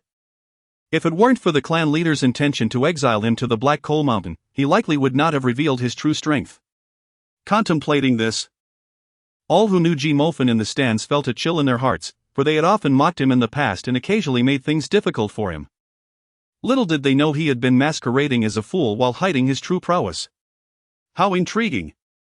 This year's clan competition has proven far more captivating than in previous years. Below, in their designated area, sat 10 individuals, the top 10 from the previous clan competition. At the center was Ji Shuelua, who had secured first place in the last competition, becoming the goddess. Beside her sat Ji Tsangxiong, who had lost to Ji Shuelua by a hair's breadth, thus claiming the second position. On the other side of Ji Yaoyao was a striking man with captivating phoenix eyes. Ji Wushuan, who had placed third in the last competition, it was he who had just spoken. At this moment, the 100 prodigies of the ancient divine clan standing below wore expressions of pride. To rank among the top 100 of the younger generation of the ancient divine clan is indeed a source of immense pride. We shall now commence the competition for the advancement to the top 50. The numbered tokens before you signify the order of the arenas for your battles. The official qualifying round for the top 50 begins now. As the elder of the great sage realm speaks, the 100 descendants of the ancient divine clan ascend to their respective platforms in turn. Observe closely, this time, Ji Mofen's opponent is none other than his cousin, Ji Lei Tang. Those familiar with Mofen in the stands swiftly direct their gazes towards him. Even many of those who had previously not heard much about Mofen have turned their attention to his arena. After all, his previous performances have been nothing short of spectacular, establishing him as the most formidable dark horse in this clan competition. Chapter 36, Arena Mode. It seems that Ji Mofen's impressive winning streak is about to come to an end. As Ji Lei possesses the formidable 3000 Thunder body and wields his thunder techniques with extraordinary finesse. Indeed, Ji Lei will undoubtedly overpower him. I have heard that Ji Lei has already reached the realm of a king, and he will surely dominate the Ji Buchang. Some members of the clan began to discuss. At this moment, Mo Fan, standing on the arena, involuntarily formed a delicate orchid gesture with his fingers upon seeing Ji Lei across from him, giving a slight nod in acknowledgement. Finally, a worthy opponent has emerged. With the cultivation of the king realm, he might just withstand a few of my blows. Ji Mofen, I concede that you are strong, but against me, your winning streak shall end here. Although Ji Lei declared this, his expression was grave. Come. Let me witness your true abilities. Ji Lei bellowed, and a powerful aura from the late stage of the king realm surged towards Mo Fan. However, this pressure had no effect on Mo Fan whatsoever. Hurry and make your move, otherwise, you may lose your chance. Mo Fan spoke calmly, exuding an air of unyielding composure. 3000 Thunder body. Activate. Ji Lei shouted, slowly lifting off the ground. His hair stood on end, and lightning flickered in his eyes. Strands of pale blue lightning danced around him, radiating a terrifying brilliance. A special physique? Mo Fan observed Ji Lei, who was now towering above him. A hint of disdain etched on his face. Sword intent. Exorcising sword technique. Malefic intent shrouds the sky. Mo Fan's voice was soft yet resolute. In the next instant, black sword energy coiled around his form, an invisible force of swordsmanship spreading across the arena. What? Is that actually sword intent? Ji Mofen has not only comprehended the intent of fist but also the intent of sword? The onlookers in the stands involuntarily displayed expressions of shock. Even the elders of the ancient divine clan couldn't help but nod in approval, appreciating his talent. This young man is impressive. Do you know who he is? They say his name is Ji Mofen, but it seems the clan leader does not favor him and intends to exile him to Heimei Mountain. An elder with inside knowledge explained. What? Why would the clan leader exile such a prodigious talent? Is that not a waste? An older elder remarked. Already planning to discuss this matter with Ji Yao after the clan competition concluded. To exile such a gifted member of the clan would surely lead the ancient divine clan towards decline. Meanwhile, Ji Lei and Mo Fan had already begun their confrontation in the arena. 3,000 thunder moves. With Ji Lei's roar, the thunderous power surrounding him became even more resplendent. As if he were the god of thunder and punishment. Torrents of lightning rained down from the heavens, striking towards Mo Fan on the platform. Yet, Mo Fan remained unperturbed, evading the strikes with ease. You have earned the right for me to draw my sword. Slash. In the fleeting moment when the sword descended, all the sword energy and intent surrounding Mo Fan converged into one. The defensive array on the arena trembled slightly. How could Ji Mofen be this formidable?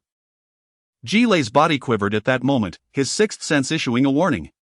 He could not withstand this strike. 3,000 thunderclaps. 3,000 thunderclaps. Ji Lei bellowed. His expression contorted with ferocity, determined to endure this blow. Otherwise, if he were to be defeated by a single sword strike, he would become the laughingstock of his entire clan. With Ji Lei exerting all his might, the thunderous power surrounding him became even more resplendent and dazzling. In the next instant, the sword light collided with the thunder. A terrifying wave of battle energy surged across the entire arena, causing the protective array to creak ominously. However, this state of tension lasted but a moment. With a resounding crash, Ji Lei's gathered thunderous energy erupted, and he was sent flying backward, crashing into the protective barrier like a puddle of mud, gradually sliding down until he succumbed to unconsciousness. The victor of this arena is Ji Mofen. As the elder in charge of the arena announced, the spectators finally regained their senses. One strike, and yet another. Even Ji Lei, at the peak of the King realm, could not defeat him. What was his true cultivation level? Ji Mofen was surely to be nurtured as a key talent within the clan. The expressions of the members of the ancient divine clan in the stands varied, some were envious, some jealous, and others filled with admiration. Xian'er. What do you think of Ji Mofen? Ji Yao inquired with an indifferent demeanor from the high platform. His talent is commendable, but his temperament is merely average. Jun Lingtian replied without hesitation, as he was likely the one present who understood Mo Fan better than anyone else. You're right, this young man displays pride. Lacking the necessary composure, and his temperament indeed leaves much to be desired, Ji Yao nodded in agreement. After the conclusion of the top 50 advancement matches, all the young disciples of the ancient divine clan took a moment to rest in preparation for the subsequent top 25 advancement matches. Undoubtedly, Mo Fan once again advanced with overwhelming superiority. The following top 25 matches would be individual ranking battles, employing a points system. In this points system, two contestants would face off, the winner would gain 1 point, while the loser would lose 1 point. Having rested well, Mo Fan's first match was against a fully realized disciple of the ancient divine clan at the King realm. Come, Ji Mofen, let us engage in a full-throttle battle, the disciple said with a serious expression. At this point, none in attendance dared to underestimate Mo Fan. For anyone capable of reaching the top 25 was undoubtedly a prodigious talent of the ancient divine clan. Do you wish to challenge me to a full-scale battle? You are not yet qualified, Mo Fan replied coolly before striking with lightning speed. In merely 100 exchanges, the disciple of the ancient divine clan was vanquished by his hand. After the elder on the arena declared the outcome of the match, Mo Fan surprisingly remained on the stage without descending. What a hassle! Elder, I, Ji Mofen, wish to apply for the arena mode. What? You actually intend to request the arena mode? The expression of the elder in charge was one of astonishment upon hearing these words. The so-called arena mode entails that the guardian of the arena must continuously accept challenges from opponents without respite. In simpler terms, it is akin to a relentless battle. I must seek the approval of the clan elders for this matter. No sooner had the elder uttered these words than the previously mentioned elder of the great sage realm hurried over. What has transpired? Reporting to the elder. Ji Mofan has expressed his desire to apply for the arena mode. What? The arena mode? Upon hearing this, the elder of the great sage realm furrowed his brow and then turned his gaze toward Mofan. Are you aware of the rules governing the arena mode? I am. Mofan replied calmly, his voice resonating with confidence. Chapter 37, I shall challenge Jun Lingtian. Upon realizing this, do you still intend to apply for the arena mode? The elder of the great sage realm expressed his surprise. Indeed. Engaging in one-on-one battles is far too tedious. Mofan remarked, casting a glance at Jun Lingtian, as he could hardly contain his eagerness to trample him beneath his feet.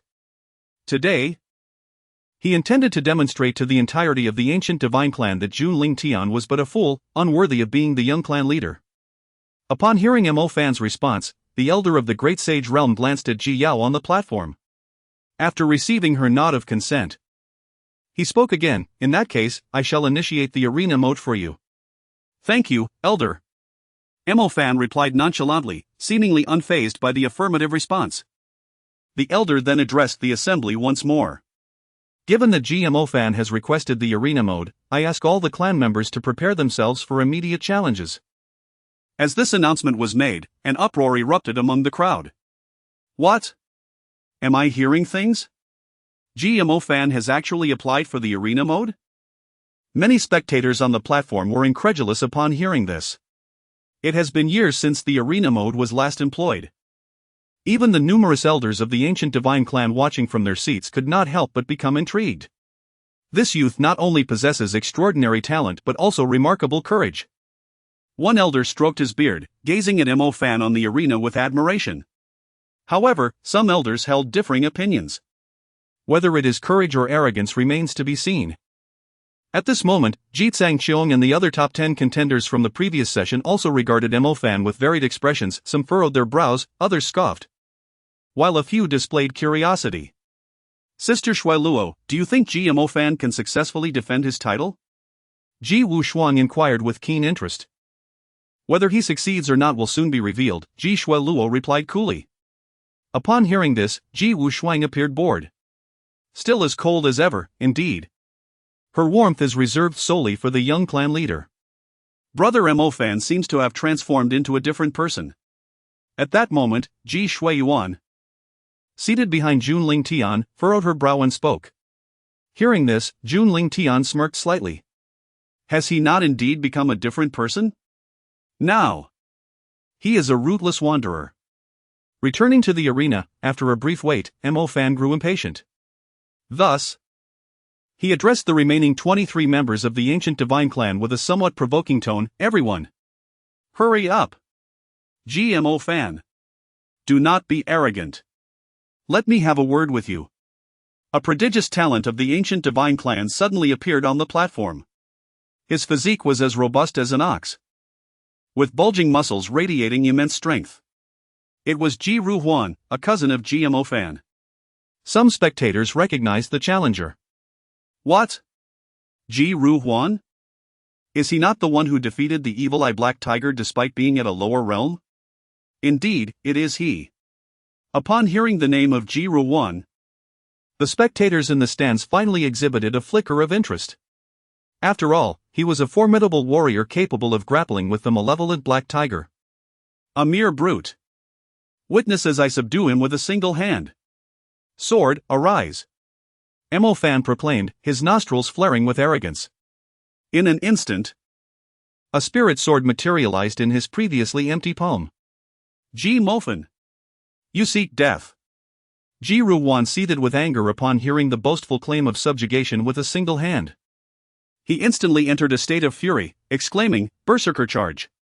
With a thunderous roar, a crimson energy enveloped his body, a manifestation of his cultivated aberrant power, akin to rage. This energy, the more incensed one became, augmented their combat prowess, yet it also rendered them cumbersome and incapable of rational thought. Sword intent. Exorcising sword technique. Darkness of heaven and earth. As Fan uttered these incantations, an array of black sword shadows began to proliferate around him, swiftly obscuring the sky as if the very light of the world was extinguished.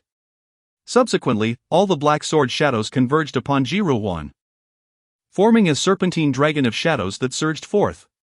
Berserker Shield. In response, Ji Ruwan hastily conjured a hemispherical shield to protect his head. However, the relentless barrage of black sword shadows was overwhelmingly potent, and Fan continued to consolidate his power. Before long, Ji Ruwan found himself unable to maintain his defense. The flames of his anger began to wane as he realized he was no match for Fan. Ultimately, he was left battered and bruised, succumbing to defeat. How could this be? Even my cousin Ruwan could not subdue this madman? Ji Mofan was destined for greatness.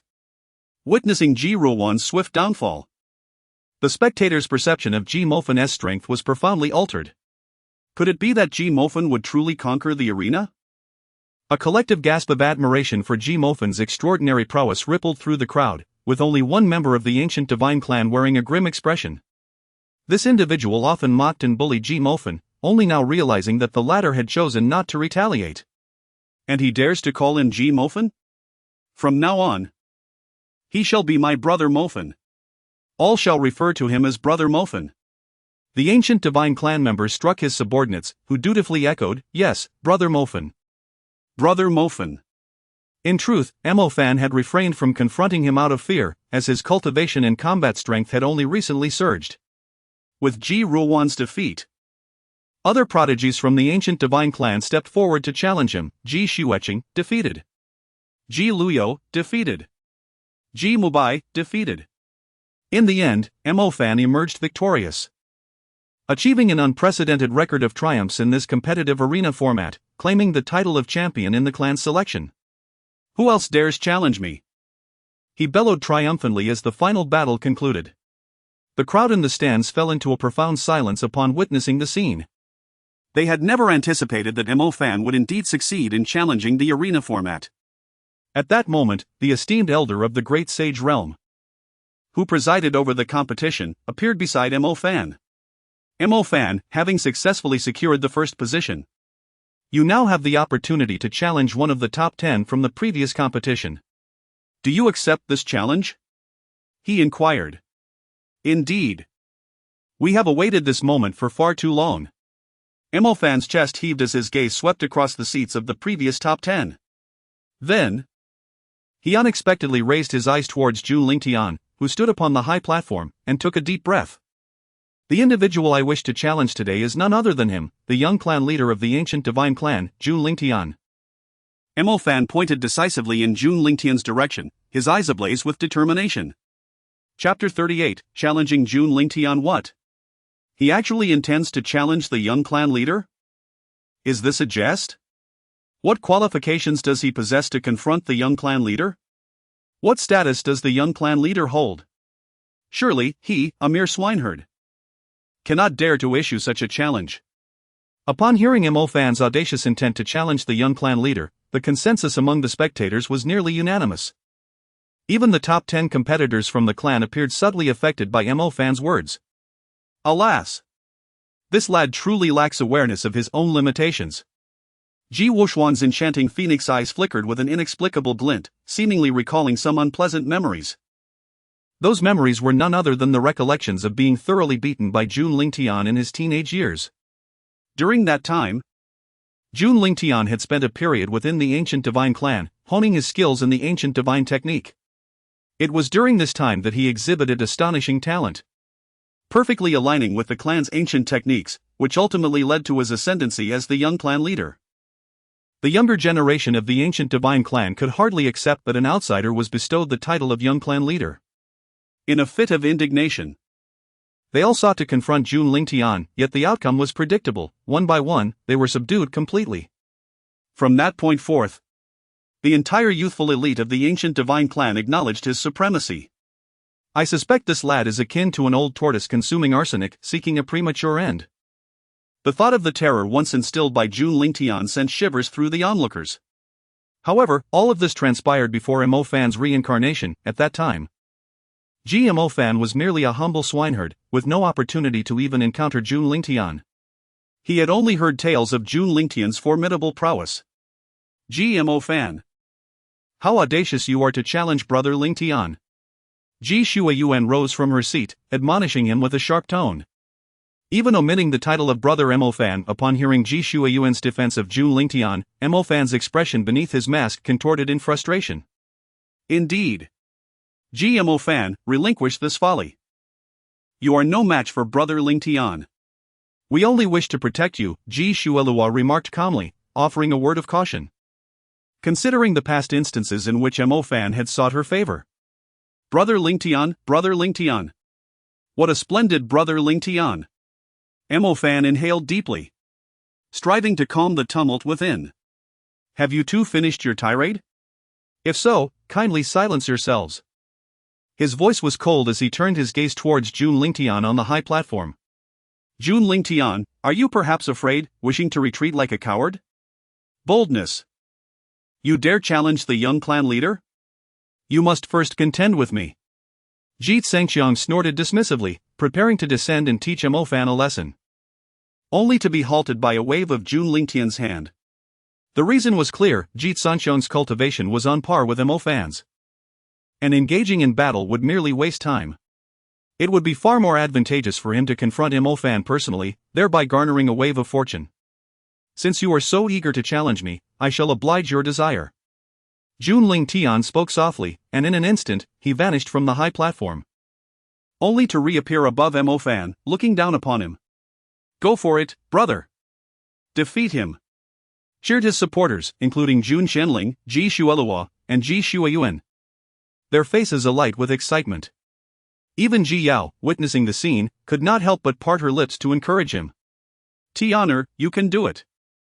As Mo Fan heard his four targets of affection cheering for Jun Lingtian, a surge of jealousy ignited within him.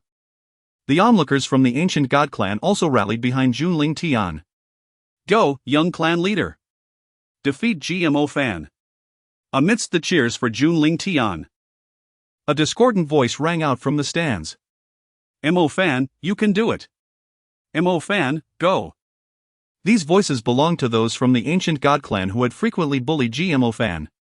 However, their leader's face turned ashen upon hearing their shouts. He promptly berated his subordinates. Who are you calling Mo Fan? Who are you supporting? Didn't I tell you to call him the young clan leader? Shout for the young clan leader. Yes, yes. Young clan leader, go. Young clan leader is invincible. Mo Fan, as a pig farmer. How dare you challenge the young clan leader? You should kneel and admit defeat. Indeed. Farming pigs is your rightful occupation. Just as Mo Fan felt a flicker of comfort from the shouts of support, he was met with mockery, igniting fury within him. His heart was consumed with envy, jealousy, and anger. After years of devotion to Ji Shuelua and the others, he could not accept being overshadowed by a sudden contender. All these cheers should be mine. Jun Lingtian, come and fight. With his rage reaching its zenith, Mo Fan hesitated no longer. He summoned all the spiritual energy within him. And the oppressive aura of the sovereign realm enveloped the entire square.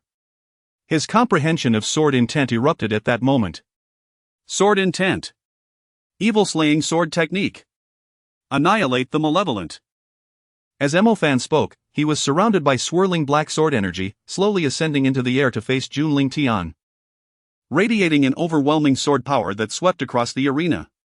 The onlookers gasped, realizing that his cultivation had indeed reached the sovereign realm. And his sword intent was comprehended to 70%. His talent was truly extraordinary. I recall that the lad Song Xiong only grasped 60% of his fist intent, right? Indeed, it's surprising that this boy's talent surpasses even that of Song Xiong. At that moment, the elders of the ancient god clan regarded Mo Fan with admiration. Even those who had ranked among the top 10 in the last clan competition felt a weight of gravity as they witnessed Mo Fan's true strength. They suddenly realized that they were not his match. Sovereign realm, my goodness, Mo Fan has actually reached the sovereign realm. The several progeny of the ancient god clan, who had previously tormented Mo Fan, now found themselves in a state of unease. What was there to fear? He could never hope to surpass the young clan leader in strength, and having offended him, he was unlikely to survive the encounter, leaving no opportunity for retaliation against us. Although the leader of the ancient god clan's descendants spoke with bravado, a similar trepidation churned within his heart. Jun Lingtian, come forth and fight! Mo Fan exclaimed, a glimmer of exhilaration illuminating his countenance as he swung his sword towards Jun Lingtian. In an instant, the essence of the sword entwined with ethereal sword shadows, cleaving toward Jun Lingtian. In the blink of an eye, the blade struck at Jun Lingtian's chest, sending him crashing to the ground. Mo Fan swiftly followed. Placing his foot upon the battered visage of Jun Lingtian, a sense of satisfaction and elation radiating from him. Mo Fan, what are you pondering? Jun Lingtian queried, observing Mo Fan standing still with a foolish grin, his brow furrowed in confusion, realizing that the scene he had witnessed was merely a figment of his imagination. Chapter 39, The Double Standards of Mo Fan. Jun Lingtian, come and face me. Mo Fan once again pointed his sword at Jun Lingtian, summoning all the spiritual energy within him.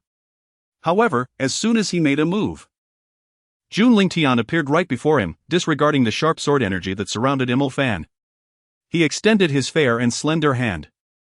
In the next moment, a resounding slap echoed throughout the entire square.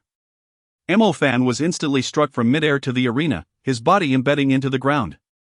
Seeing this, Jun Lingtian, with an emotionless expression, stepped down into the void and placed his foot upon Mo Fan's face. The sensation of a foot larger than 40 yards on his countenance ignited feelings of humiliation, resentment, and fury within him. At this moment, Mo Fan harbored but a single thought: to eliminate Jun Lingtian. Ha ha ha. The young clan leader is indeed the young clan leader. The onlookers from the ancient divine clan were not surprised to see Mo Fan beneath Jun Lingtian's foot. However, those who had ranked within the top 10 of the previous grand competition felt no joy. Instead, an urgent sense of dread washed over them. They sensed that they had been left far behind by Jun Lingtian. Brother Lingtian, you are truly remarkable. Ji Shuozhuan suddenly exclaimed with admiration. Ding! Ji Shuozhuan's affinity towards you has increased. Mo Fan's luck value has decreased by 100 points. Warning! Warning! The target Ji Shuozhuan's affinity towards the host has declined. Please remedy the situation promptly. Remedy my foot. Sword, come forth.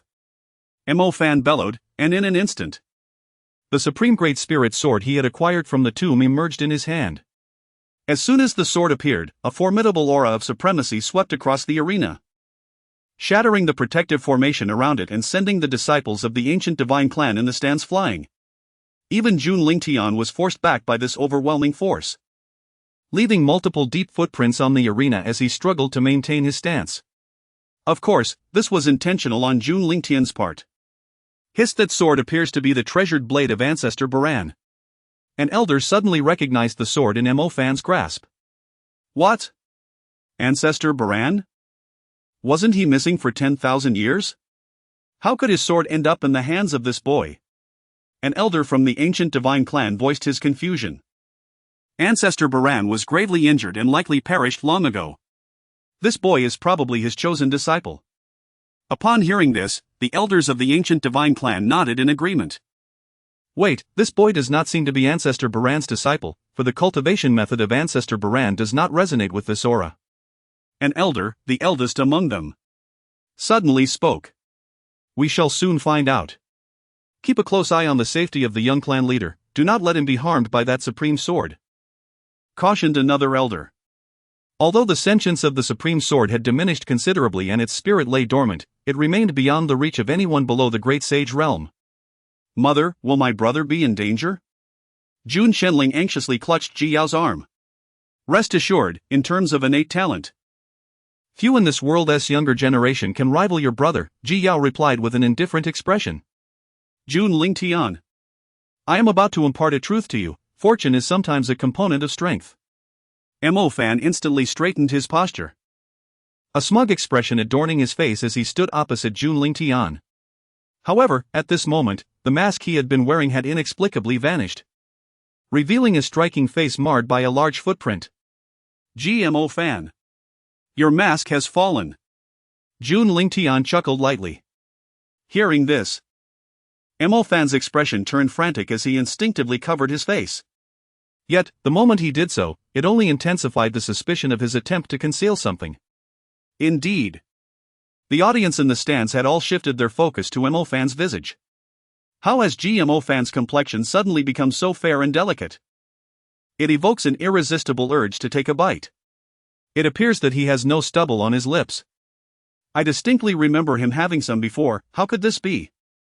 Why is his Adam's apple so flat? Where has it gone? The disciples of the primordial divine clan in the stands were akin to explorers uncovering a new continent, pointing and chattering about Mo Fan.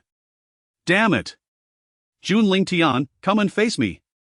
Enraged and embarrassed, Mo Fan cast aside his hand from his mouth.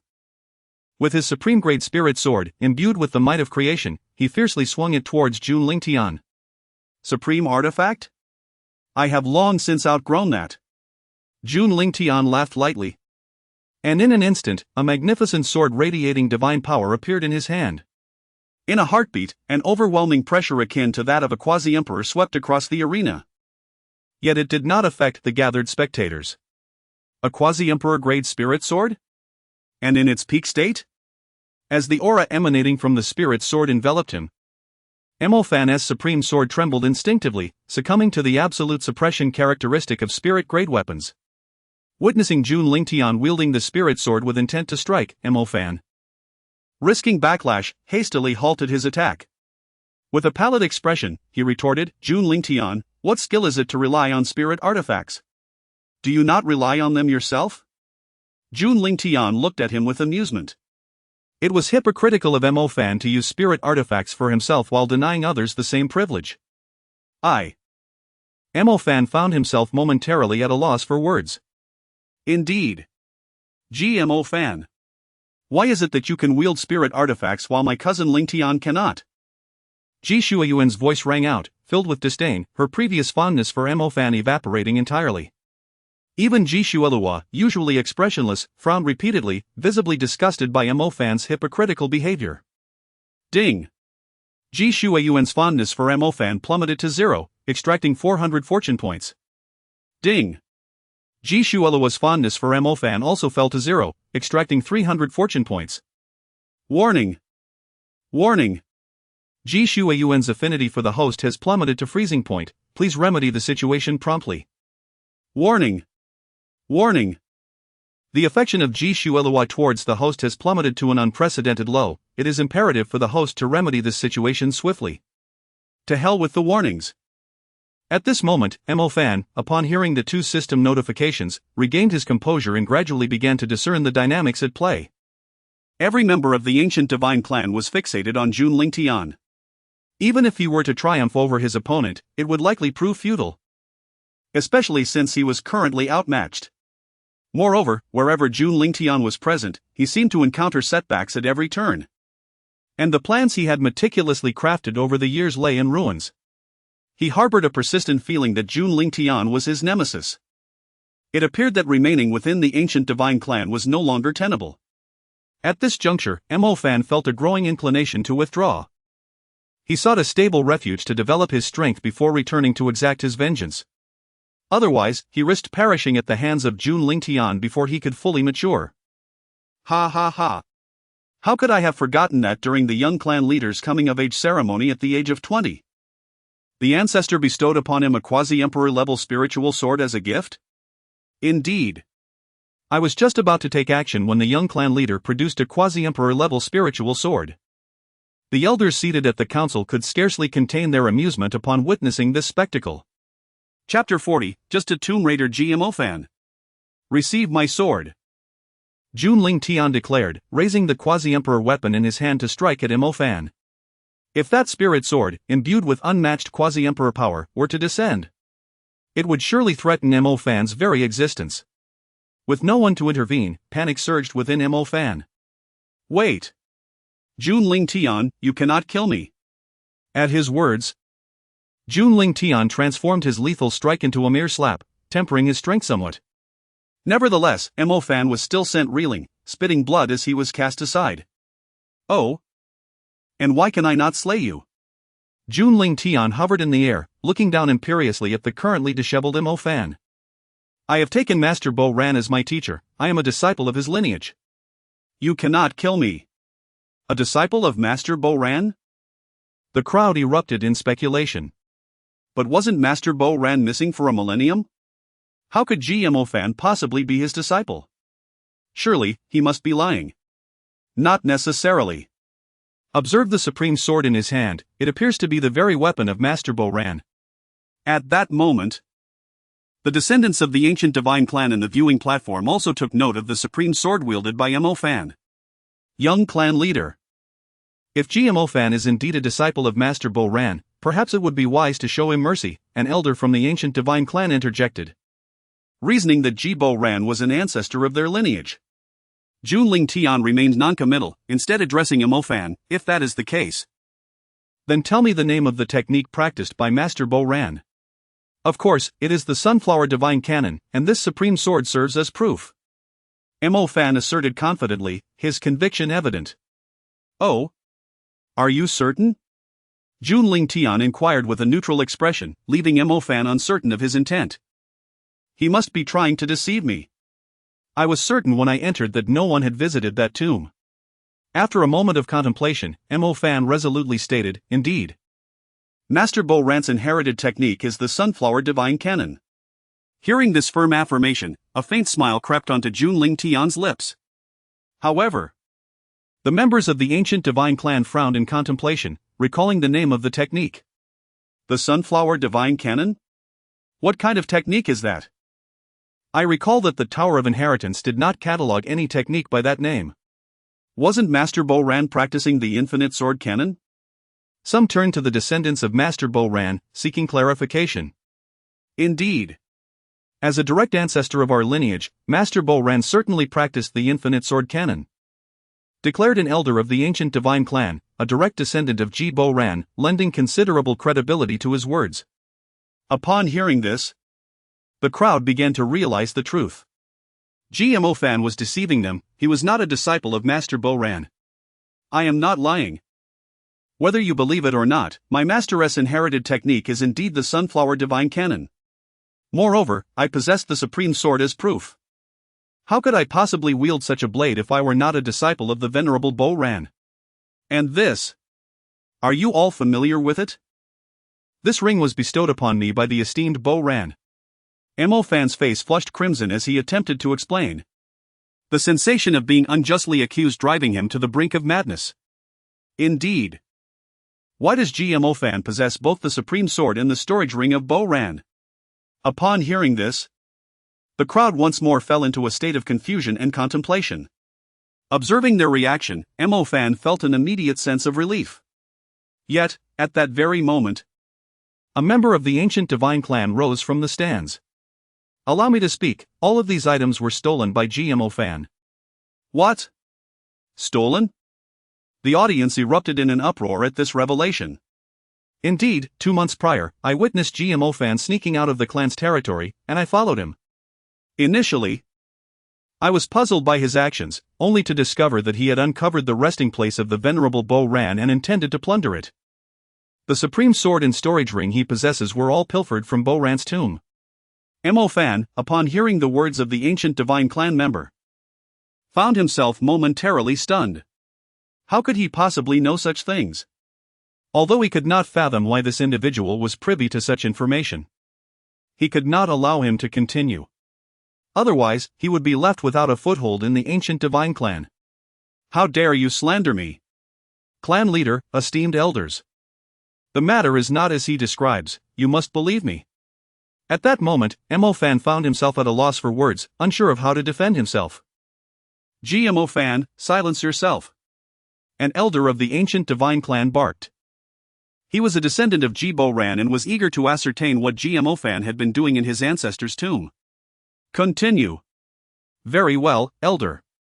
I also witnessed Mo Fan, after acquiring the storage ring and supreme sword, attempting to remove Bo Ran's remains to sell them. Had it not been for the protective ward set by the ancestor, this scoundrel would have succeeded. The ancient divine clan member spoke with vivid detail and indignation, as if recounting a personal experience. What? GMO fan dared to attempt to sell the remains of Bo Ran? Despicable. GMO fan is indeed a grave robber. Disturbing the ancestor's eternal rest and desecrating his memory, such a crime warrants execution. The audience in the stands, upon hearing the actions attributed to GMO fan, erupted in righteous indignation. This is an injustice. Clan leader, esteemed elders, I am truly wronged. Mo fan felt a chill run through him. If he could not clarify the situation today, he feared he might face dire consequences. You wretched thief, why have you sought to ruin me? Mo fan glared menacingly at the member of the ancient divine clan. Elder, look at him. The ancient divine clan member recoiled, genuinely afraid that GMO fan might pursue him with the supreme sword drawn. GMO fan, be silent. An elder of the ancient divine clan admonished the clan leader. I have just communicated with our ancestor, seeking assistance in investigating the outskirts of our ancestral land, where indeed lies a tomb. At this moment, a venerable elder of the ancient divine clan, a formidable being at the same king level, spoke up. Clan leader, this Chi-Mofan has blasphemed against our ancestor, disregarding clan regulations, and continues to spout lies without remorse. If we do not punish him publicly, we will fail to command respect. Another elder of the ancient divine clan at the great saint level added, I implore the clan leader to execute him on the spot, to serve as a warning to others. With the elder's words, the assembly echoed in unison, chanting for the clan leader to carry out the execution as a deterrent. On the arena, Jun Lingtian quietly observed as events unfolded in accordance with his predictions. Chapter 41, I am more powerful than the Emperor indeed, everything was orchestrated by him. After all, he could not be present in the ancient divine clan at all times. If he did not expel Mo fan, how could he find peace of mind? Heaven forbid that one day, this Mo fan becomes his stepfather. What an injustice! Truly, it is a grave injustice. Mo fan knelt on the ground, incessantly lamenting his plight. Yet no one came to his defense. In light of this, let us resort to the punishment of thunder execution as dictated by our clan's laws. Ji Yao spoke with a tone that brooked no opposition. The so-called thunder execution involved binding the offender to a thunder pillar, subjecting them to relentless strikes of heavenly lightning until death ensued. The clan leader is indeed wise. Everyone present echoed in unison. System, what should I do now? Upon hearing of the thunder execution, Mo fan was instantly seized by panic, desperately seeking a solution from his system. Otherwise, he would undoubtedly find himself bound to that thunder pillar, charred beyond recognition. Ding! The system has refreshed the store. A recommendation for an Imperial-grade teleportation scroll is available for the price of 10,000 intimacy points. I only have a little over 100 intimacy points. Where am I supposed to acquire 10,000? Mo fan, already fraught with anxiety and frustration, couldn't help but curse the system in his mind. Ding! Given the host's exceptional circumstances, a loan feature has been unlocked, with an interest rate of 10%. What? 10%? Are you trying to rob me? Upon hearing this exorbitant rate, Mo fan once again directed his ire towards the system. He suspected that such a high interest rate was an act of retaliation against him. Exchange it now. Give me that Imperial-grade teleportation scroll immediately. Mo fan urged, eager to escape this place. Ding! The Imperial-grade teleportation scroll has been deposited into the system's repository. Please check, host. Upon seeing the scroll in the system's repository, a smile once again graced Mo fan's face. Jun Lingtian, is it? Just wait. Our next meeting will be your demise. In that moment, Mo fan no longer concealed his voice, allowing his sharp tone to resonate throughout the venue. His fingers, elegantly poised, formed a perfect gesture. Having uttered these words, Mo fan wasted no time. He swiftly retrieved the Imperial-grade teleportation scroll from the system space and activated it immediately. Jun Lingtian did not intervene, merely watching as Mo fan, brimming with pride, was drawn into the teleportation portal. For he had other plans awaiting Mo fan. What is happening? How could Ji Mofan possess an Imperial-grade teleportation scroll? It is indeed an imperial-grade scroll. It seems we have underestimated Ji Mofan. The onlookers, astonished to discover Mo Fan's possession of such a scroll, wore expressions of disbelief. Immediately dispatch someone to pursue him. We cannot allow Ji Mofan to escape. By the decree of the ancient divine clan, from this day forward, Ji Mofan is expelled from the ancient divine clan. And a pursuit order is to be enacted, no rest until he is captured or dead. Ji Yao's authoritative voice reverberated throughout the entire square. In the next moment, an elder led a group of saintly enforcers to pursue him. Ding! Mo Fan's expulsion from the ancient divine clan led to the complete collapse of his plans, resulting in a plunder of 2,000 fortune points. As the system notification echoed, Jun Lingtian felt a wave of relief wash over him. "Brother, are you injured?" Jun Xianling inquired with concern as she approached the arena. Following closely were Ji Shuiluo and Ji Shuiyuan, their expressions equally filled with worry for Jun Lingtian. "Of course not. Your brother is far more formidable than any emperor. How could I possibly be harmed by that insignificant GMO fan?" Jun Lingtian replied with a broad smile. Sigh. "Brother, you're boasting again," Jun Xianling sighed, shaking her head in resignation. Ji Shuiluo and Ji Shuiyuan stifled their laughter at the exchange. Thus, the clan competition of the ancient divine clan officially came to a close. Shortly thereafter, news of the engagement between the divine maiden Ji Shuiluo and Jun Lingtian spread across the realms. At that moment, the cornered Mo Fan, upon hearing this news, clenched his teeth in fury. "Damn you, Jun Lingtian, just wait." His anger inadvertently released a trace of his aura. "I can sense that brat GMO Fan's presence," a member of the ancient divine clan's pursuit team declared, heading straight towards Mo Fan's hiding spot. Realizing this, Mo Fan had no choice but to flee once again. "Damn it! This is too close. It seems I can no longer remain in the ancient divine realm. I must take my chances in the Diyen Immortal Domain's Beastmaster sect." With a resolve to shake off his pursuers, Mo Fan set off towards the Diyen Immortal Domain. Simultaneously, Ning Hongchen and Dan Tai Wei received the news of Jun Lingtian's engagement. At that moment, one was the head of the Red Dust Dao Palace, while the other was the sovereign of the Red Dust Sacred Land. Indeed, Ning Hongchen had entrusted the Red Dust Sacred Land to Dan Tai Wei. Moreover, the two had become good friends. "Ruo Wei, do you regret it?" They stood side by side on a floating island in the nine heavens, basking in the gentle mountain breeze. "If I said I had no regrets, would you believe me?" Dan Tai Wei's demeanor had undergone a transformation, shedding much of her youthful innocence. "It's best not to dwell on it. From now on, we shall focus on serving our master," Ning Hongchen sighed, her gaze drifting to the breathtaking evening glow on the horizon. In the ancient immortal domain, Ye Chen was evading the relentless pursuit of the Alchemist Guild's enforcers while making his way to the ancient immortal clan. Several times along the journey, he narrowly escaped death at the hands of the enforcers, only managing to evade them thanks to the assistance of the Heavenly Mechanism Pavilion, which helped him decipher the celestial patterns in time. "Damn that old fool. One day, I shall make the Alchemist Guild vanish from existence," he roared inwardly, his heart filled with a burning hatred for Jun Lingtian as well, swearing vengeance for the betrayal. With his resolve steeled, Ye Chen continued his journey towards the ancient immortal clan.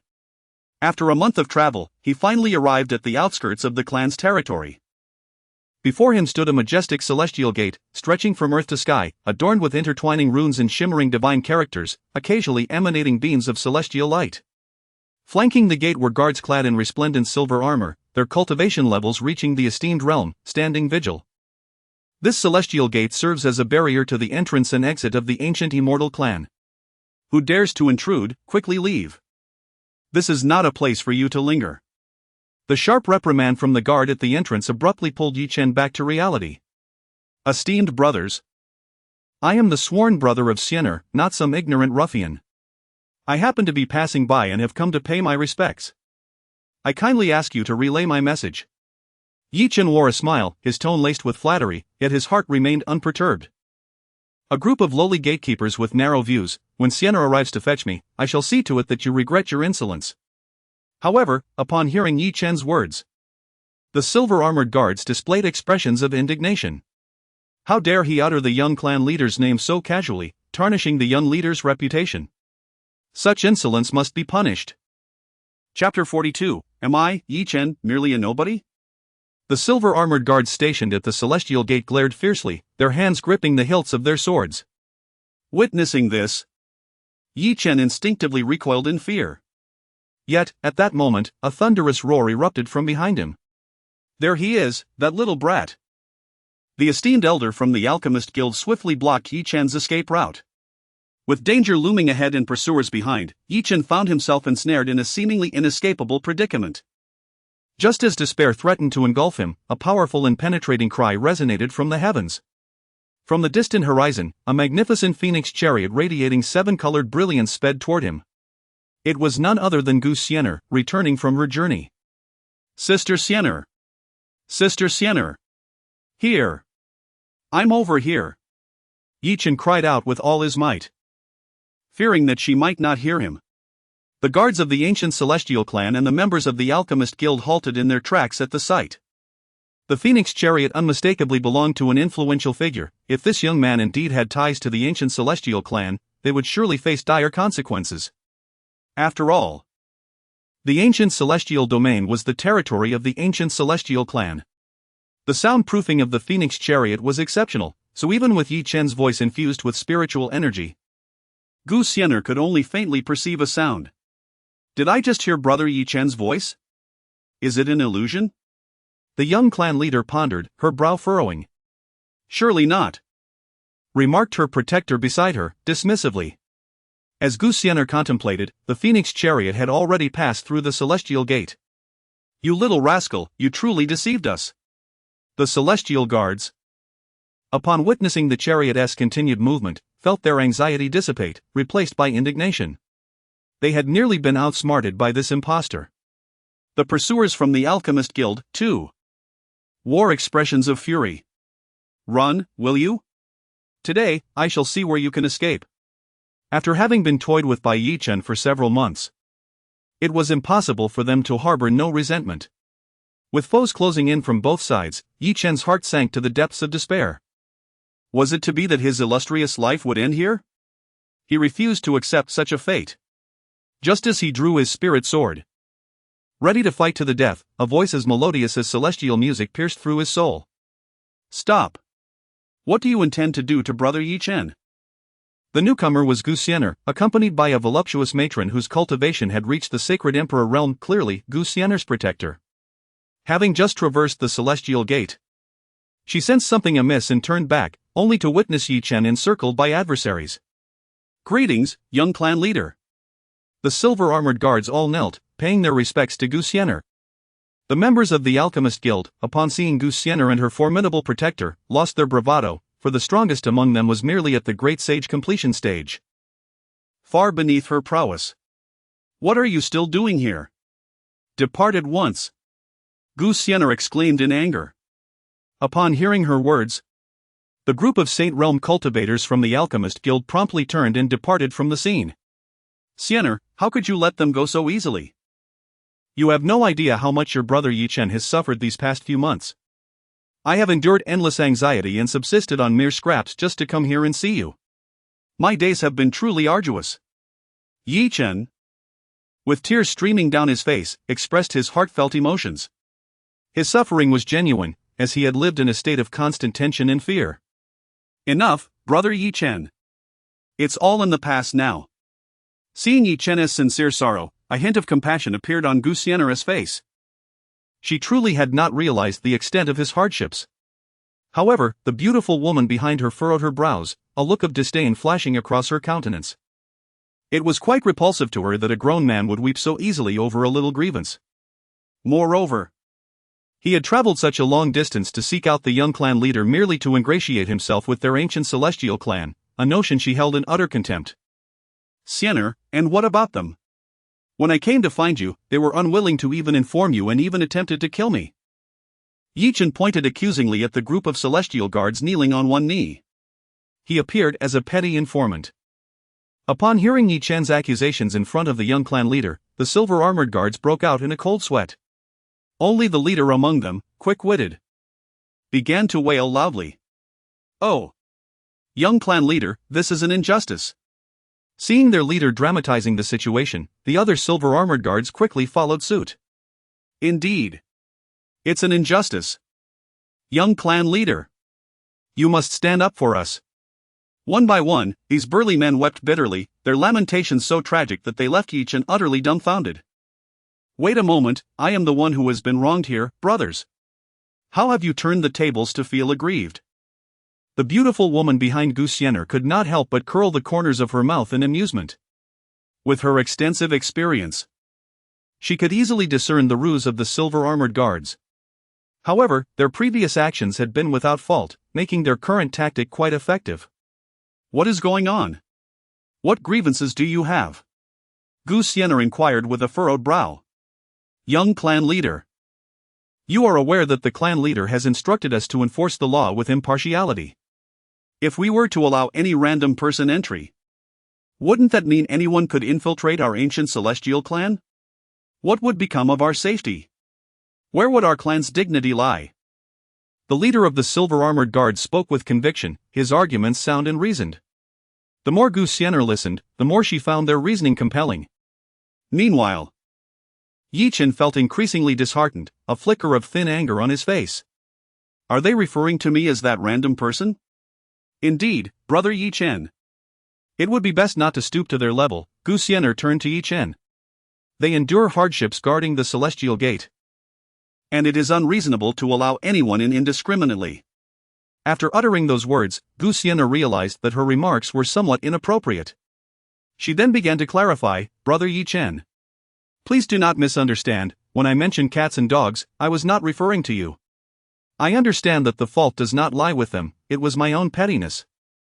Ye Chen managed a reluctant smile and spoke with an open heart. "It's good that you understand, brother Ye Chen." He added, "The young clan leader is quite eloquent. You should express yourself more often." At that moment, the group of silver-armored guards kneeling on the ground felt an overwhelming sense of amusement. Their ability to endure and adapt revealed a complexity that belied their outward simplicity. This young man possessed profound cunning and must not be allowed to remain. The observant woman, who was Xian'er's newly assigned protector, thought to herself. As her duty was to eliminate those with ulterior motives, she stated, "Come, brother Ye Chen. Allow me to show you the enchanting landscapes of the ancient celestial clan." Chapter 43, The Tomb in the Sky. Xian'er, unfazed, grasped Ye Chen's hand and boarded her 9-phoenix chariot. With a resounding cry, 9 extraordinary phoenixes simultaneously flapped their wings, propelling the chariot towards the celestial gate, sending off the young clan master. The silver-armored guards knelt on one knee, speaking in unison. Inside the 9-phoenix chariot, as the delicate veil was lifted, the external scenery became vividly apparent. Majestic phoenixes and azure birds graced the view, while towering trees dotted the landscape. Rows of palatial buildings were either perched upon clouds or nestled in the treetops. This realm was indeed a grand world, though it paled slightly in comparison to the domain of the Jun family. Despite having witnessed the awe-inspiring sights within the Jun family, Ye Chen felt a wave of astonishment upon gazing at the ancestral land of the ancient celestial clan. "Brother Ye Chen, there are even more splendid vistas within my clan." "Allow me to show you." Xian'er smiled, intending to have the 9-phoenix chariot turn around. However, she was halted by a beautiful matron beside her. "Young clan master, the tomb in the sky is about to open. It would be prudent for you to return and prepare," she advised.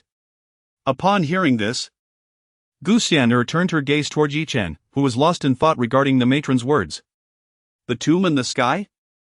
Was it not a burial site for countless supreme and quasi-emperor practitioners? It was rumored to be filled with innumerable opportunities and treasures, should he gain entry. His ascension would be assured. Ye Chen's mind was already envisioning the heights he could reach. He was determined to secure a spot in the tomb in the sky. After all, the top 1,000 participants in the ancient divine clans competition were vying for this very opportunity. "Xian'er, what exactly is the tomb in the sky?" Ye Chen feigned ignorance, his eyes glimmering with curiosity. "Brother Ye Chen, the tomb in the sky is a secret realm located at the very center of the 9 heavens and 10 lands. It serves as the final resting place for the supreme beings, quasi-emperors, and even emperors who perished during the ancient wars. Moreover, it is home to various sacred inheritances and divine elixirs. Xian'er, oblivious to the implications, divulged the details of the tomb and the sky. Upon hearing this, Ye Chen's expression shifted from envy to a tinge of disappointment and despondency.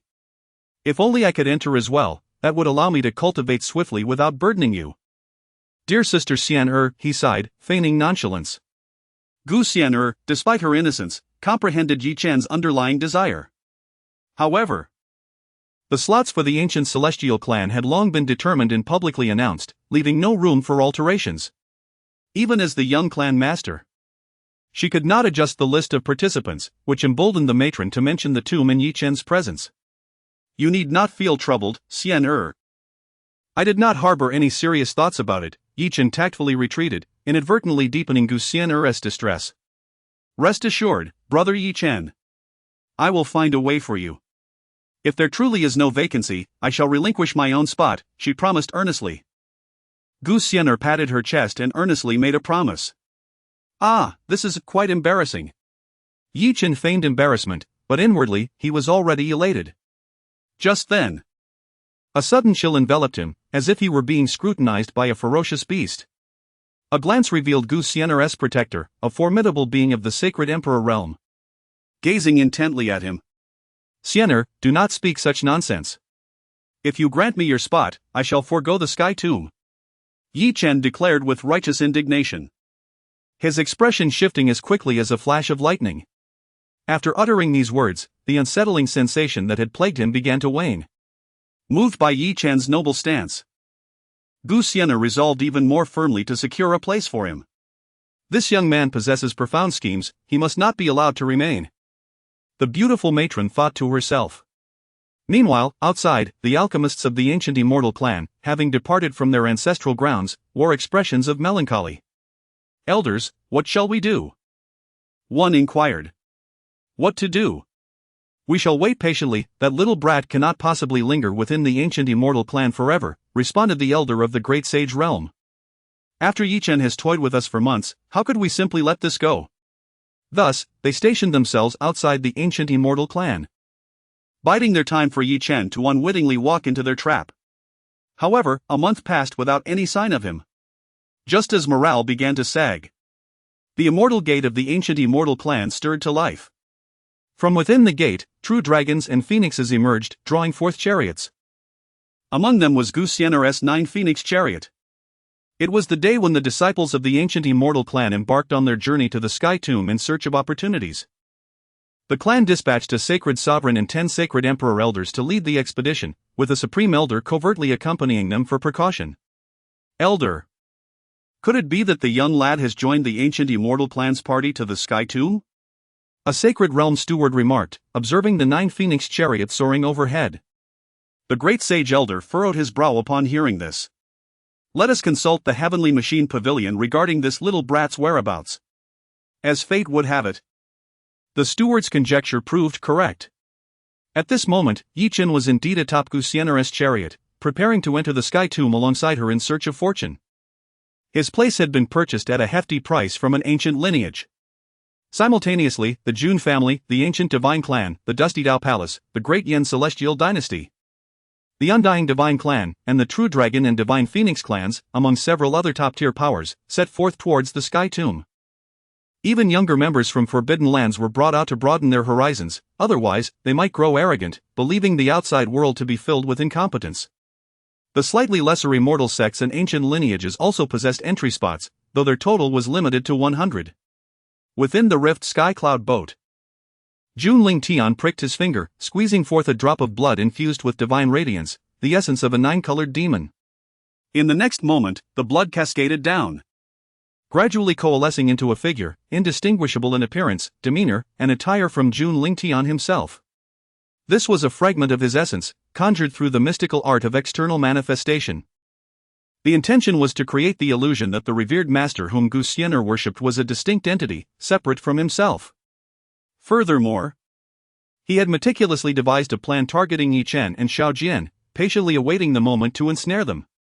Cousin Lingtian, we are nearing the Sky Tomb. At that moment, Ji Shuelua arrived at Jun Lingtian's door, calling out, Upon hearing her words, Jun Lingtian's true form began to fade from sight, leaving only the manifestation standing in place. I understand, Shuelua, he replied, then opened the door and stepped outside. Chapter 44, Better to avoid trouble than to invite conflict upon ascending to the deck.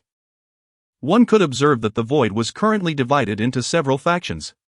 These included the human race, the beast race true spirits, the forbidden land forces, the demon race, and the ghost race, among others. Each premier faction occupied a significant position, accompanied by venerable elders of the sacred sovereign realm. The so-called beast race true spirits were akin to divine beings such as the true dragon, divine phoenix, and Qilin, as well as the formidable nine-tailed celestial fox and the spectral white tiger. Additionally, there existed various humanoid factions such as the demon race, ghost race, celestial spirit race, heavenly race, sacred feather race, and the demon spirit race. Notably, the ancient immortal race and ancient divine race also fell within this humanoid classification. The term humanoid refers to those who bear a resemblance to the human race. Despite their similar appearances, each possesses distinctive traits unique to their lineage. The sacred feather race boasts wings, the ancient immortal race has golden blood and pointed ears, while the ancient divine race bears marks on their foreheads.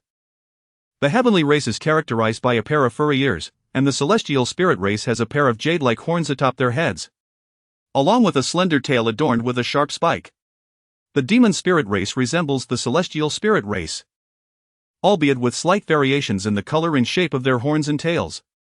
At this moment, the leading factions were establishing their respective territories, as they were to reside here for the forthcoming months.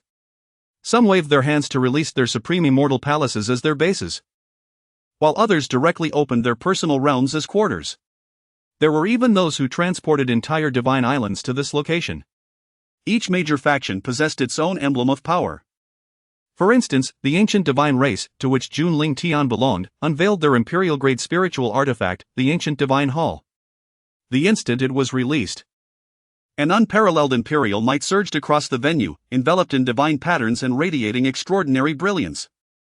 Not far away, the Jun family revealed a miniature world that surpassed even the realms in grandeur.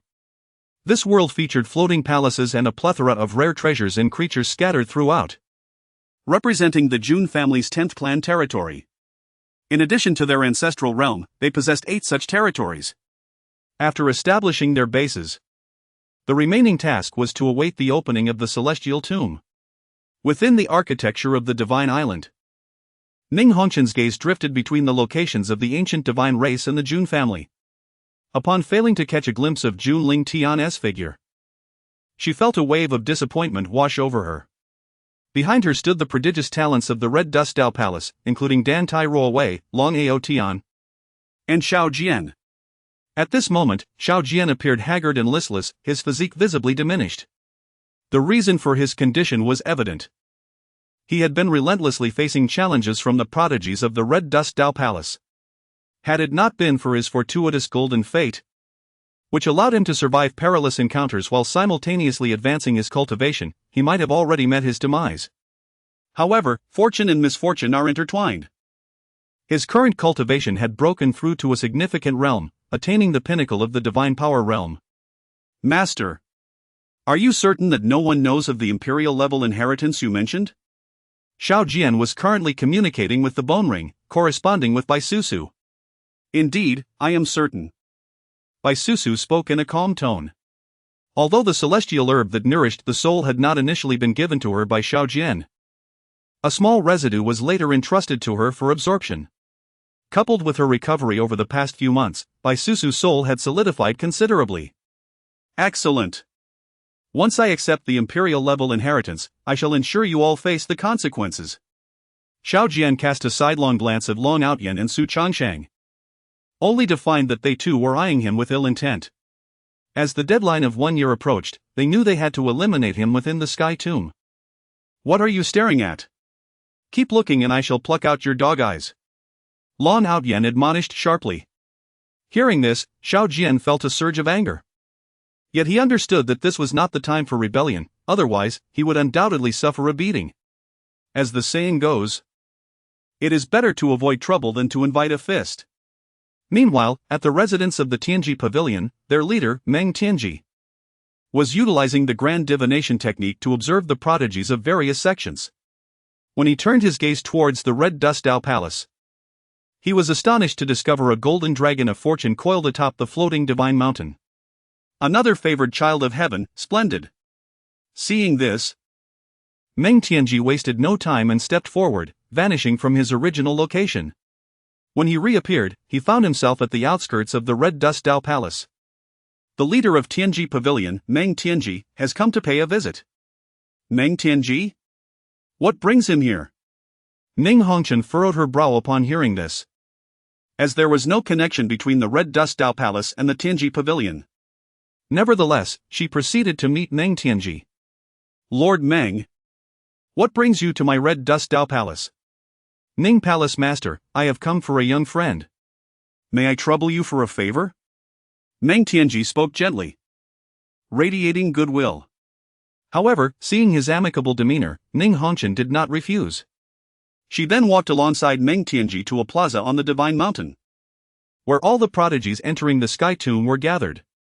Upon arrival, Meng Tianji immediately spotted the child of fortune, Xiao Jian, and approached him. Young friend, I am Meng Tianji of Tianji Pavilion. May we become friends? Are you speaking to me? Xiao Jian, who had been lost in thoughts of how to torment Long Outyan and the others in the future, looked up upon hearing the voice. Indeed. It is you I seek. Young friend. Meng Tianji stroked his beard and produced a jade vial and a jade token. This is the exclusive Baiyu divine essence of Tianji Pavilion. A token of friendship for you. Additionally, here is the Tianji token. Should you require anything in the future, feel free to seek me at Tianji Pavilion. Meng Tianji wore a friendly smile that evoked no hint of aversion. Senior Meng, you. To be honest, Xiao Jian felt somewhat flattered and overwhelmed. The leader of Tianji Pavilion presented him with such a precious divine object upon their first meeting, leaving him momentarily hesitant. Young friend need not worry. I foresee your extraordinary future, hence this early investment. Meng Tianji candidly articulated his intentions, revealing himself to be a person of discernment. For such forthrightness would prevent the other party from overthinking. The junior thus felt compelled to accept the offer. Upon hearing these words, Xiao Jian's face lit up with a smile as he readily accepted the two items bestowed upon him by Meng Tianji. How infuriating! Why does Xiao Jian possess such extraordinary fortune? Long Outyan gazed enviously at the white jade divine essence liquid in Xiao Jian's hands, consumed by a mix of admiration and jealousy. This divine essence liquid was indeed a rare treasure capable of enhancing one's innate talents. The Tianji Order token, moreover, could summon a portion of the Tianji Pavilion's resources, allowing for discounted purchases. That white jade divine essence liquid belongs to me, and so does the Tianji Order token. Su Chansheng too felt a pang of envy for these two fortuitous treasures. Even Ning Hongchen, who stood a short distance away, squinted her eyes upon witnessing this scene. Though her envy was not directed at Xiao Jian's fortune, but rather at Meng Tianji's assertion that Xiao Jian would achieve great success in the future. Chapter 45, The Opening of the Sky Tomb. After establishing a connection with Xiao Jian, Meng Tianji did not linger any longer. Young friend, Master Ning. I must take my leave, he declared. Safe travels, Master Meng, Ning Hongchen responded, extending his hand. Farewell, Brother Meng, Xiao Jian added, clearly accepting Meng Tianji's goodwill. Upon hearing this, a smile blossomed on Meng Tianji's face as he nodded at Xiao Jian and gradually faded from view. After departing from the Red Dust Dao Palace's residence, Meng Tianji engaged in an emotional exchange with Ye Chen, presenting him with the white jade divine essence and the celestial mechanism token. All of this was observed by Jun Lingtian, whose true form was hidden in the void. The master of the Celestial Mechanism Pavilion was indeed calculating well. Since you possess such foresight, I wonder if you can foresee your own fate, Jun Lingtian scoffed. Already planning to pay a visit to the Celestial Mechanism Pavilion in due time. At the very moment this thought crossed Jun Lingtian's mind, the imperial artifact at the headquarters of the Celestial Mechanism Pavilion, the Celestial Transformation Divine Disc, suddenly began to whirl uncontrollably. However, it could not provide an accurate answer. Days later, a resounding crack echoed as the void above the crowd split open.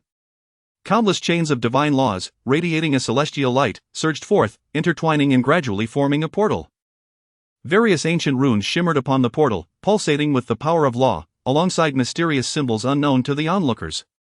The portal to the Sky Tomb has appeared.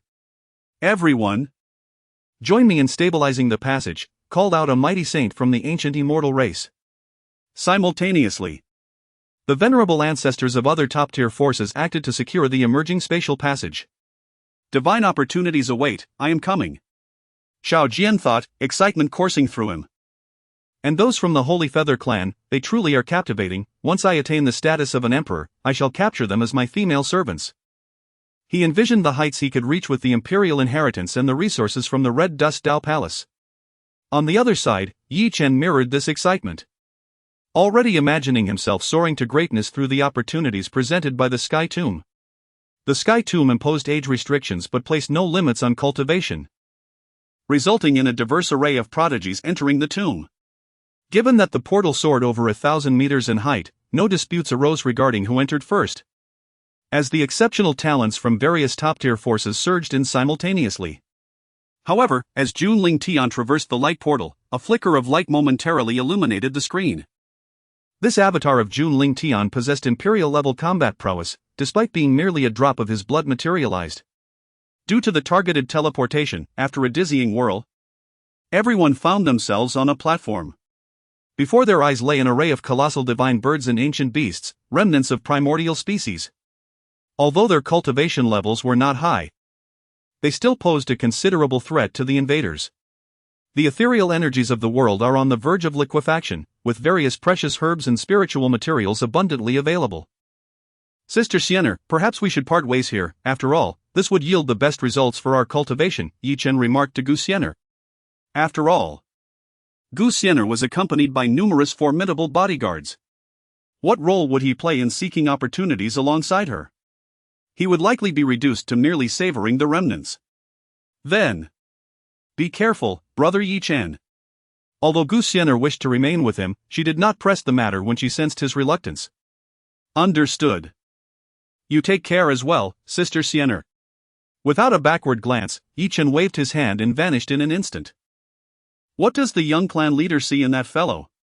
He lacks both looks and stature, murmured the members of the ancient celestial clan as they observed Ye Chen's departing figure. Their disdain for him was evident. They possessed both beauty and physique, far surpassing Ye Chen in those regards. Meanwhile, Xiao Jian was unable to contain his eagerness as he darted away the moment he touched the ground. Long Ao Tian and Su Changshang exchanged glances before following suit. The prodigies from other major factions also scattered, each embarking on their quest for personal fortunes. Brother, which direction should we take? Jun Xianling inquired, flanked by Ji Shueluo and others beside Jun Lingtian. You should seek your own fortunes. I have matters to attend to. Take this jade talisman, activated if you encounter any trouble. Jun Lingtian instructed as he placed a jade talisman in Jun Xianling's palm. After ensuring their safety, he turned to Ji Shueluo. Shueluo, I entrust them to you. Rest assured, cousin, I will handle everything, Ji Shueluo replied confidently. Nodding in acknowledgement, Jun Lingtian then vanished from sight. Do not fear. Xianling, I am here to protect you, Ji Zhong declared, thumping his chest with bravado, clearly reveling in his role as a devoted protector. I do not require your protection, the jade talisman from my brother suffices, Jun Xianling retorted, unfazed. Meanwhile, Xiao Jian was sprinting in the opposite direction of the Emperor's legacy. Recently, his master within the bone ring had informed him that he was being followed. After a day of running, he utilized Bai Su's spiritual energy to conceal his presence, making his way toward the Emperor's inheritance. In contrast, Ye Chen, having distanced himself from the group, was instinctively heading toward a quasi-emperor inheritance. Intriguing, no wonder he is the child of destiny, mused Jun Lingtian, who had left behind methods on the two. Upon realizing they were heading in divergent directions, he suddenly split into two halves, transforming into two independent figures that reshaped themselves. Once their forms were complete, their appearances and auras had altered, one resembling Xiao Jian and the other mirroring Ye Chen. With a shared smile, they parted ways, with Ye Chen pursuing Xiao Jian ventured forth in pursuit of Ye Chen. Is this truly the fabled land of the Emperor's legacy? After an unrelenting month of travel, he finally arrived at the designated location specified by Hua Susu. Before his eyes lay an expansive lake, its surface pristine and mirror-like, reflecting the surrounding mountains and verdant flora with exquisite clarity. Indeed, the tomb of the emperor rested beneath these waters. However, this was no ordinary lake. It was the treacherous weak water, in which even a feather would not float. Furthermore, lurking beneath the surface was a guardian spirit beast, the ancient and rare Baizé. At this moment, Hua Susu began to elucidate the situation to Xiao Jian. What? Weak water? And an exotic Baizé as the guardian beast? Upon absorbing this information, Xiao Jian furrowed his brow, as he felt ill-equipped to contend with either of these formidable challenges. There is no need for excessive concern. As long as you can procure the water-repelling pearl from around Baizé's neck, you will gain access to the tomb, Hua Susu advised, offering Xiao Jian a path forward into the sepulchre. Chapter 46. You do not understand Baizé. It is all too easy to dismiss Baizé. Yet as an ancient aberration, how could it possibly be so easily vanquished? Xiao Jian felt a surge of resentment within. He had initially believed that seizing the inheritance of the great emperor would be a simple task, but he had not anticipated the peril that lay ahead. I understand your urgency, but do not fret, it does possess weaknesses, Baisusu interjected, offering a glimmer of hope. Weakness? What weakness? Xiao Jian's eyes brightened at her words. Instantly invigorated. Greed, she replied. Greed? Xiao Jian frowned upon hearing this conclusion, genuinely taken aback. He had not expected that the weakness of an ancient aberration like Baizé would be something so trivial. There was, however, a crucial detail that Baisusu had withheld from Xiao Jian. This tomb of the great emperor was, in fact, the resting place of her master. And the creature guarding Baizé was her master's steed, an old acquaintance of hers. Indeed, if the food you prepare is sufficiently delectable, you can lure that water avoidance pearl into your hands, Baisusu affirmed. As if struck by a sudden thought, a hint of sorrow flickered across her face. Given its simplicity, watch closely, master, Xiao Jian declared with unwavering confidence. He held a certain belief in his culinary skills, though he was aware that his creations were not particularly exquisite. However, considering Baizé's nature as a creature that feasted on raw flesh, what gourmet delights had it ever savored? With determination, Xiao Jian set out to gather ingredients from the surrounding mountains. After an arduous hour, he finally captured a large-eyed, adorable rabbit, several three-colored spirit chickens, and a few shimmering, golden fish of unknown origin. After meticulously preparing the ingredients, he began to roast them over an open flame. At that moment, a figure approached from a distance. To his astonishment, the figure was also carrying a large-eyed rabbit and several golden fish. As the figure drew nearer, Xiao Jian realized it was an elderly man, his entire being cloaked in a snowy white, with a faint green beard adorning his chin. He exuded an aura of kindness and ethereal grace. My young friend, what delectable fare are you preparing? The old man inquired. Nothing much. Just some food for the sake of it, it's not for me to eat, Xiao Jian instinctively replied. Only after speaking did he notice a shadow had appeared alarmingly close to him. Who are you? Xiao Jian asked warily, a cold sweat trickling down his back. Master, why did you not alert me to the presence of this individual? Xiao Jian complained to Baisusu, who resided within his bone ring. How utterly useless. Had that old man chosen to strike, I would likely have met my end in the northwest. I apologize. I was unaware of his presence, Baisusu responded coldly. Now. It seemed that Xiao Jian increasingly disregarded her warnings. My young friend, there is no need for alarm, I harbor no ill intentions, the elderly man assured. As he began to set up a fire beside Xiao Jian, seemingly intending to prepare his own meal. Seeing that the old man indeed meant no harm, Xiao Jian let out a long sigh, his taut nerves momentarily relaxing, though he remained vigilant. Oh no, my rabbit. My chickens. At that moment, Xiao Jian suddenly caught a whiff of a burnt odor. Looking down, he was startled to find that the large-eyed adorable rabbit and the spiritual chicken he had been roasting over the fire were charred. Hastily, he picked up the burnt rabbit and chicken, giving them a few taps. Fortunately, they had not been completely incinerated. Observing the pitch-black exterior while the interior remained undercooked, Xiao Jian couldn't help but exhale in relief. My young friend, food is not prepared in such a manner, the elderly man in white, who was also grilling, remarked. However, his movements were executed with utmost precision. He controlled the heat impeccably and sprinkled on some special seasonings. Before long, a rich aroma wafted through the air. It was evident that the culinary skills of this elder were remarkably superior, far beyond those of Xiao Jian. Even Xiao Jian, who initially intended to retort, found himself salivating at the delightful fragrance of the food. The words that had been on the tip of his tongue were swallowed back down. Senior, your rabbit and fish smell delightful, but I wonder how they taste? Xiao Jian inquired, his gaze fixated on the sizzling rabbit and spiritual fish, unable to resist swallowing hard. What is the flavor? Why not taste it and find out? The elderly man replied, offering Xiao Jian a roasted rabbit while he leisurely began to eat another one. Xiao Jian hesitated as he accepted the roasted rabbit. If you are concerned, it might be better not to eat, the elder observed, sensing the doubts in Xiao Jian's heart. And spoke calmly. Who says I am worried? Xiao Jian retorted, unable to hold back any longer. He devoured the roasted rabbit with fervor, exclaiming, "This tastes absolutely divine." He spoke in a halting manner, akin to a famished ghost. My young friend, you earlier mentioned that the food was not for yourself, for whom was it prepared? The elder asked casually. Oh.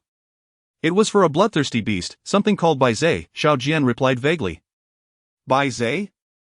Upon hearing this, the elderly man paused his chewing, a slight twitch forming at the corner of his mouth. He was, in fact, the very bloodthirsty beast that Xiao Jian had mentioned. The chicken and rabbit, charred on the outside yet undercooked on the inside, were meant for him? My young friend, not to criticize, but your culinary skills leave much to be desired.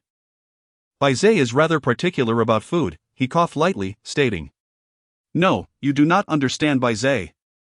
While my roasted rabbit may indeed be slightly inferior to yours, that creature, being a beast, has a particular taste, Xiao Jian asserted, shaking his index finger. Poised? Am I to say that I do not understand myself? This lad truly is impervious to reason.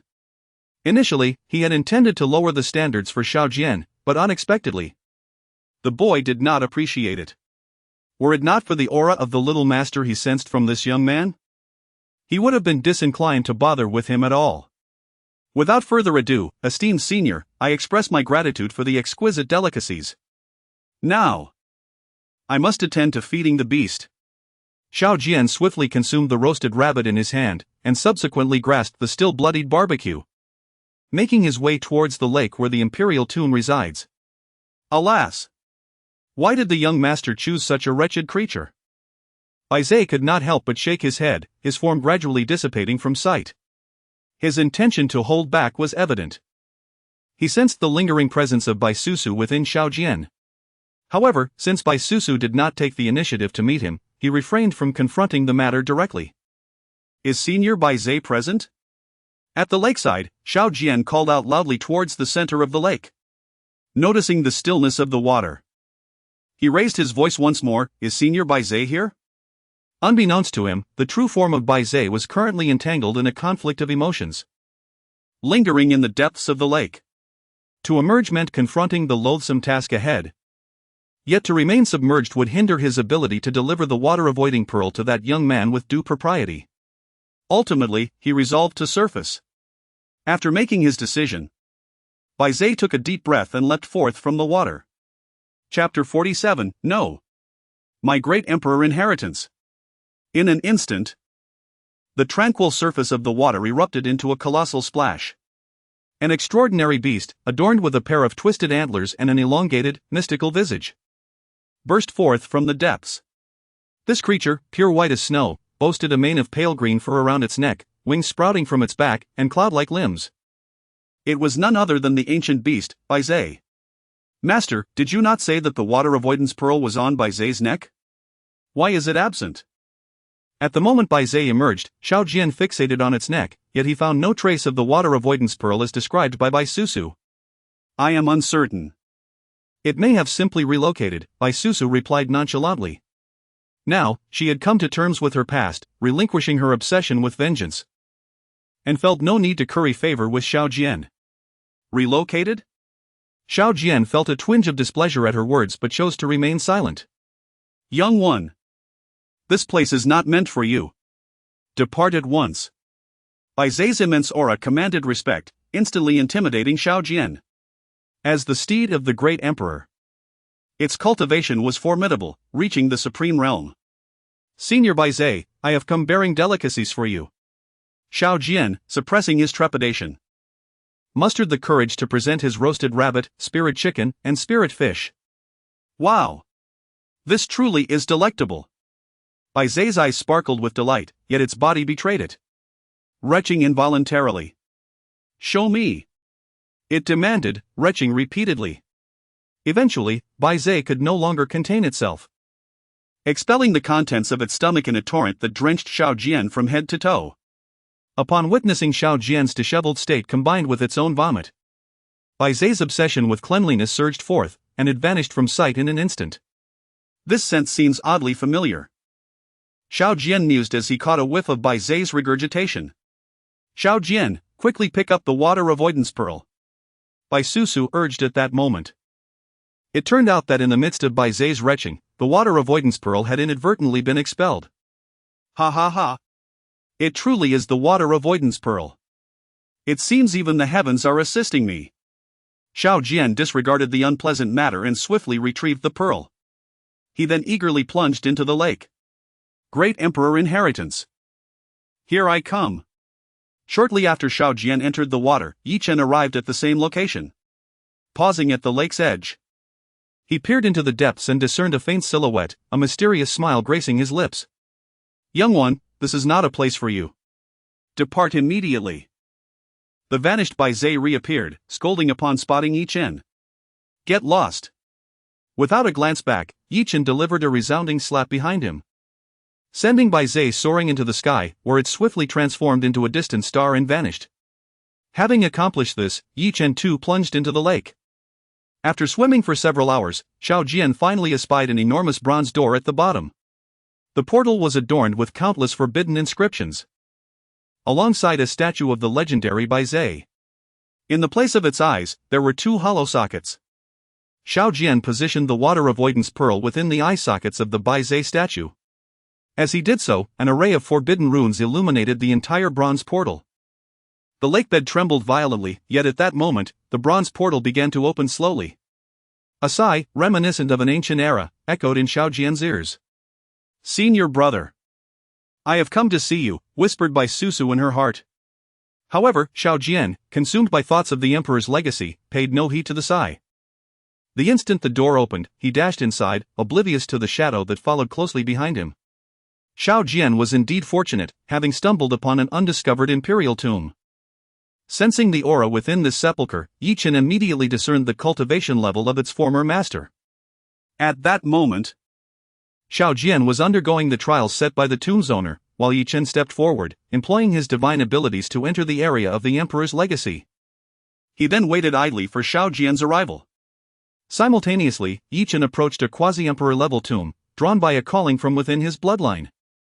As he sought the entrance to the tomb, Xiao Jian had already reached the main burial chamber and entered the realm of the quasi-emperor's legacy. With Bai Susu's assistance, Xiao Jian successfully completed the trials left by the emperor. The emperor's legacy, I, Xiao Jian, have arrived, he exclaimed excitedly, making his way toward the area of the emperor's legacy. Sensing Xiao Jian's approach, Ye Chen, who had been waiting with a charming smile, gracefully made his way toward the crystal of inheritance on the legacy platform. Just then, Xiao Jian opened the bronze door to the legacy tomb and looked over with palpable excitement. However, upon discovering the presence of another individual in the realm of inheritance, the smile vanished from his face. Who are you? Stop right there. You need not concern yourself with my identity, simply know that this emperor's legacy belongs to me. Ye Chen replied with his signature grin, and he reached out to seize the inheritance crystal. No! My legacy! Xiao Jian shouted, hastily employing his martial techniques to reach the legacy platform. Yet beneath Ye Chen's feet, a teleportation array suddenly illuminated. When Xiao Jian reached out to grasp it, he found only emptiness, for Ye Chen had vanished through the teleportation array. Gazing at Ye Chen's disappearing figure, Xiao Jian etched his visage deeply into his memory. Should they cross paths again, he vowed to eliminate this audacious thief of his imperial fortune. Ding! Successfully seized Xiao Jian's Emperor's legacy, acquiring 3,000 points of fortune. Watching helplessly as the hard-earned legacy vanished before him, Xiao Jian's composure shattered, and the more he pondered, the more unsettled he became. Is it you, Bai Susu? Did you disclose this information to others? At this moment, Xiao Jian directly pointed the finger at Bai Susu, abandoning even the formalities of addressing her as master. Throughout their journey, Bai Susu had displayed an uncanny familiarity with every aspect of the tomb, uncovering precise solutions to each trial, which inevitably led Xiao Jian to harbor doubts. How dare you cast suspicion upon me? At the sound of Xiao Jian's words, a chill ran through Bai Susu's heart. Shouldn't I question your intentions? Tell me. Is there a shortcut to this tomb? Xiao Jian retorted with a cold smirk. He found it hard to believe that anyone could arrive before him without a shortcut. After all, prior to this, the tomb had been guarded by the formidable beast, Bai Zhe, of the Supreme Realm. It was impossible for anyone to have entered. The fact that someone had arrived ahead of him only confirmed the existence of a hidden path. This shortcut, as Xiao Jian suspected, had been provided by Bai Susu. And her action seemed to stem from a desire for revenge against him for not providing her with the elixir that could stabilize her spirit. However, upon hearing Xiao Jian's retort, Bai Susu fell silent for a moment. There is indeed a shortcut, she sighed, coming to a clearer understanding of Xiao Jian's thoughts. Yet, her initial reluctance to allow him to take the easier route had been intended to challenge him. Never did she anticipate that the legacy of the Emperor would be claimed by another. All right. I comprehend now. Xiao Jian ground his teeth, choosing to say no more. Ding! Trust between master and disciple shattered, resulting in a loss of 500 fortune points. Chapter 48, The 9 Dragons Locking the Palace Formation. Indeed, it appears that the plan is feasible. Concealed within the void, Jun Lingtian's lips curled into a slight smile upon receiving the system's message. Meanwhile, Ye Chen, situated within the sky tomb, retrieved the Emperor's inheritance crystal from his grasp. Suddenly, a miniature teleportation array materialized in his hand. And the Emperor's inheritance crystal gradually sank into it, vanishing from sight. At that very moment, in the quasi-emperor level inheritance chamber, a radiant beam of teleportation light illuminated Xiao Jian's hand. The emperor-level inheritance crystal materialized in the palm of his hand. Gazing at the crystal, Xiao Jian harnessed his emperor-level prowess to make slight modifications to its contents. He was unwilling to allow Ye Chen to acquire the complete emperor-level inheritance. After altering the contents of the inheritance crystal, Xiao Jian swapped it with the quasi-emperor-level crystal on the inheritance platform. Once this was accomplished, his figure slowly dissipated from the spot. The quasi-emperor-level tomb's inheritance was indeed extraordinary. At this moment, Ye Chen was engaged in combat with a group of stone puppet statues, each towering over him by an entire cultivation realm, totaling more than 10. He was already drenched in sweat. Scarlet Sun Supreme Sword Body! Ye Chen shouted. In the next instant, sword energy enveloped him, and an unknown energy surged across the battlefield. It was none other than the Scarlet Sun Sword intent that Ye Chen had comprehended. Scarlet Sun Sword Heart. Slash! Ye Chen unleashed a strike, directly sending the 10 attacking puppet figures flying. Having passed this final trial, Ye Chen felt utterly drained. Yet, the thought of soon obtaining the quasi-emperor level inheritance brought a smile of satisfaction to his face. Quasi-emperor level inheritance, here I come, Ye Chen thought, invigorating himself as he approached the location of the quasi-emperor inheritance. The sight of the inheritance crystal atop the platform filled him with immense joy, prompting him to scramble eagerly toward it. Jun Lingtian. Just you wait. Once I absorb this quasi-emperor inheritance, I shall surely trample you beneath my feet. Envisioning his future accomplishments, Ye Chen could hardly contain his excitement as he plunged his mental energy into the inheritance crystal. Joyous harmony devouring technique? Emperor-level technique? As these 5 golden characters flashed in his mind, Ye Chen was engulfed in overwhelming exhilaration. To his astonishment, it was indeed an emperor-level technique. Truly a boon from the heavens. The grade and attributes of the technique were precisely what he desired. One could say that this joyous harmony devouring technique was tailor-made for him. Without hesitation, Ye Chen settled into a lotus position, commencing the acceptance of the joyous harmony devouring technique inheritance. On the other side, Bai Susu, wishing to make amends with Xiao Jian, disclosed yet another quasi-emperor level tomb to him. This particular tomb, however, was her own resting place. The reason she had withheld this information from Xiao Jian initially was that the cultivation method and inheritance she practiced were not suited for him. However, given the current circumstances, she could only rely on some of her cherished possessions from her past life to compensate.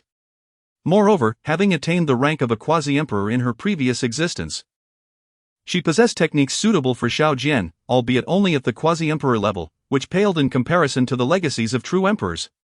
Master, I earnestly hope that this time you will not disappoint me. Xiao Jian's voice was laced with an icy demeanor. Yet he resolved to place his trust in Bai Susu once more. Under her guidance, Xiao Jian once again surged forth in a different direction. Oh? There are other opportunities? How intriguing! Ye Chen, who had been following Xiao Jian, utilized his divine abilities to scan the path Xiao Jian was traversing. Eventually, he discovered a quasi-emperor level tomb over 10,000 miles away. Upon confirming the location of the quasi-emperor tomb, Ye Chen ceased to follow. In an instant, he vanished from his original position. When he reappeared, he was already at the site of the quasi-emperor tomb. There stood 9 colossal dragon-shaped mountain ranges, each aligned with a specific direction, which astonishingly corresponded to the location of the quasi-emperor tomb. It was indeed the 9 dragons locking palace formation. With a mere glance, Ye Chen recognized the name of the protective formation surrounding the tomb. Anticipating Xiao Jian's arrival, he intended to present a gift. Allow me to refine this for you. The corners of Ye Chen's mouth curled upwards as he accurately located the formation's core. After modifying the operational principles of the formation, he directly reversed it. Once these tasks were completed, Ye Chen's figure gradually faded away. Master, have we arrived yet? After a brief moment, Xiao Jian had already inquired several times, his voice filled with skepticism. Just ahead. Bai Susu sighed inwardly, aware that Xiao Jian no longer fully trusted her. We have arrived. With Bai Susu's utterance, Xiao Jian halted his steps, standing at the central position between the 9 mountain ranges. Within my tomb lies a quasi-emperor level formation called the 9 Dragons Locking Palace. You must follow my instructions when the time comes. Bai Susu indicated the location of her tomb. Understood. Xiao Jian replied, promptly proceeding to the center of the 9 mountain ranges as directed by Bai Susu. By performing this incantation, you can summon the 9 dragon veins to open the tomb's entrance. Bai Susu instructed him on the method to unveil the tomb's entrance. Following her guidance, Xiao Jian complied. As he executed the incantation, the 9 dragon-shaped mountains responded instantly. Each mountain coalesced a golden dragon's phantom, with dragon eyes akin to lakes fixated intently on Xiao Jian. An overwhelming aura of hostility locking onto him, causing his entire body to tremble. Wretched being! I knew it, I knew you would betray me. How foolish of me to awaken you and call you master, you ungrateful wretch! Feeling the 9 dragon phantoms in the sky targeting him, Xiao Jian completely lost his composure, blaming Bai Susu for the entire predicament. Ding! The rift between master and disciple deepened, resulting in the plundering of 1,000 fortune points. Within the confines of the bone ring, Bai Susu heard Xiao Jian's vitriolic curses but refrained from retorting. She too was engulfed in confusion, uncertain as to how events had spiraled into such chaos. Xiao Jian, please remain calm, I truly do not understand why this has transpired, she endeavored to soothe him.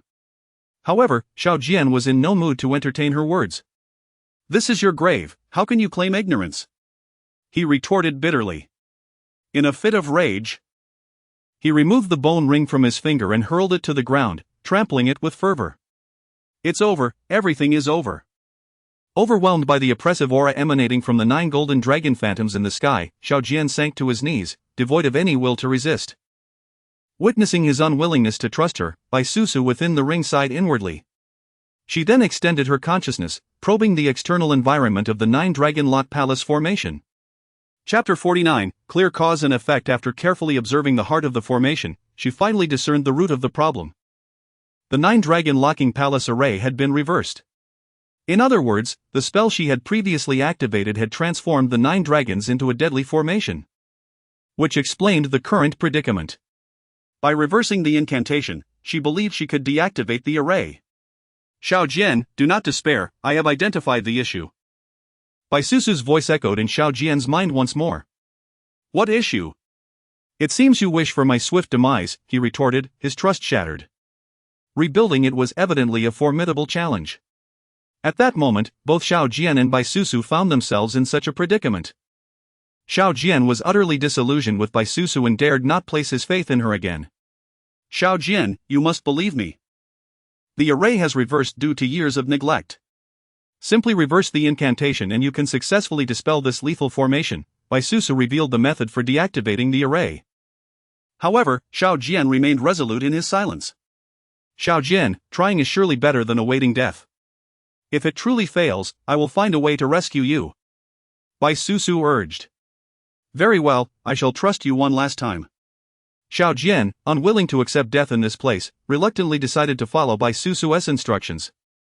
As he stood and began to manipulate the spell anew, Bai Susu felt a sense of relief while attentively monitoring the changes in the array. As Xiao Jian executed the incantation, the 9 golden dragon apparitions in the sky reacted instantaneously. Each dragon began to split, and within moments, 9 transformed into 18. The aura and pressure of each new dragon no less formidable than that of the previous 9.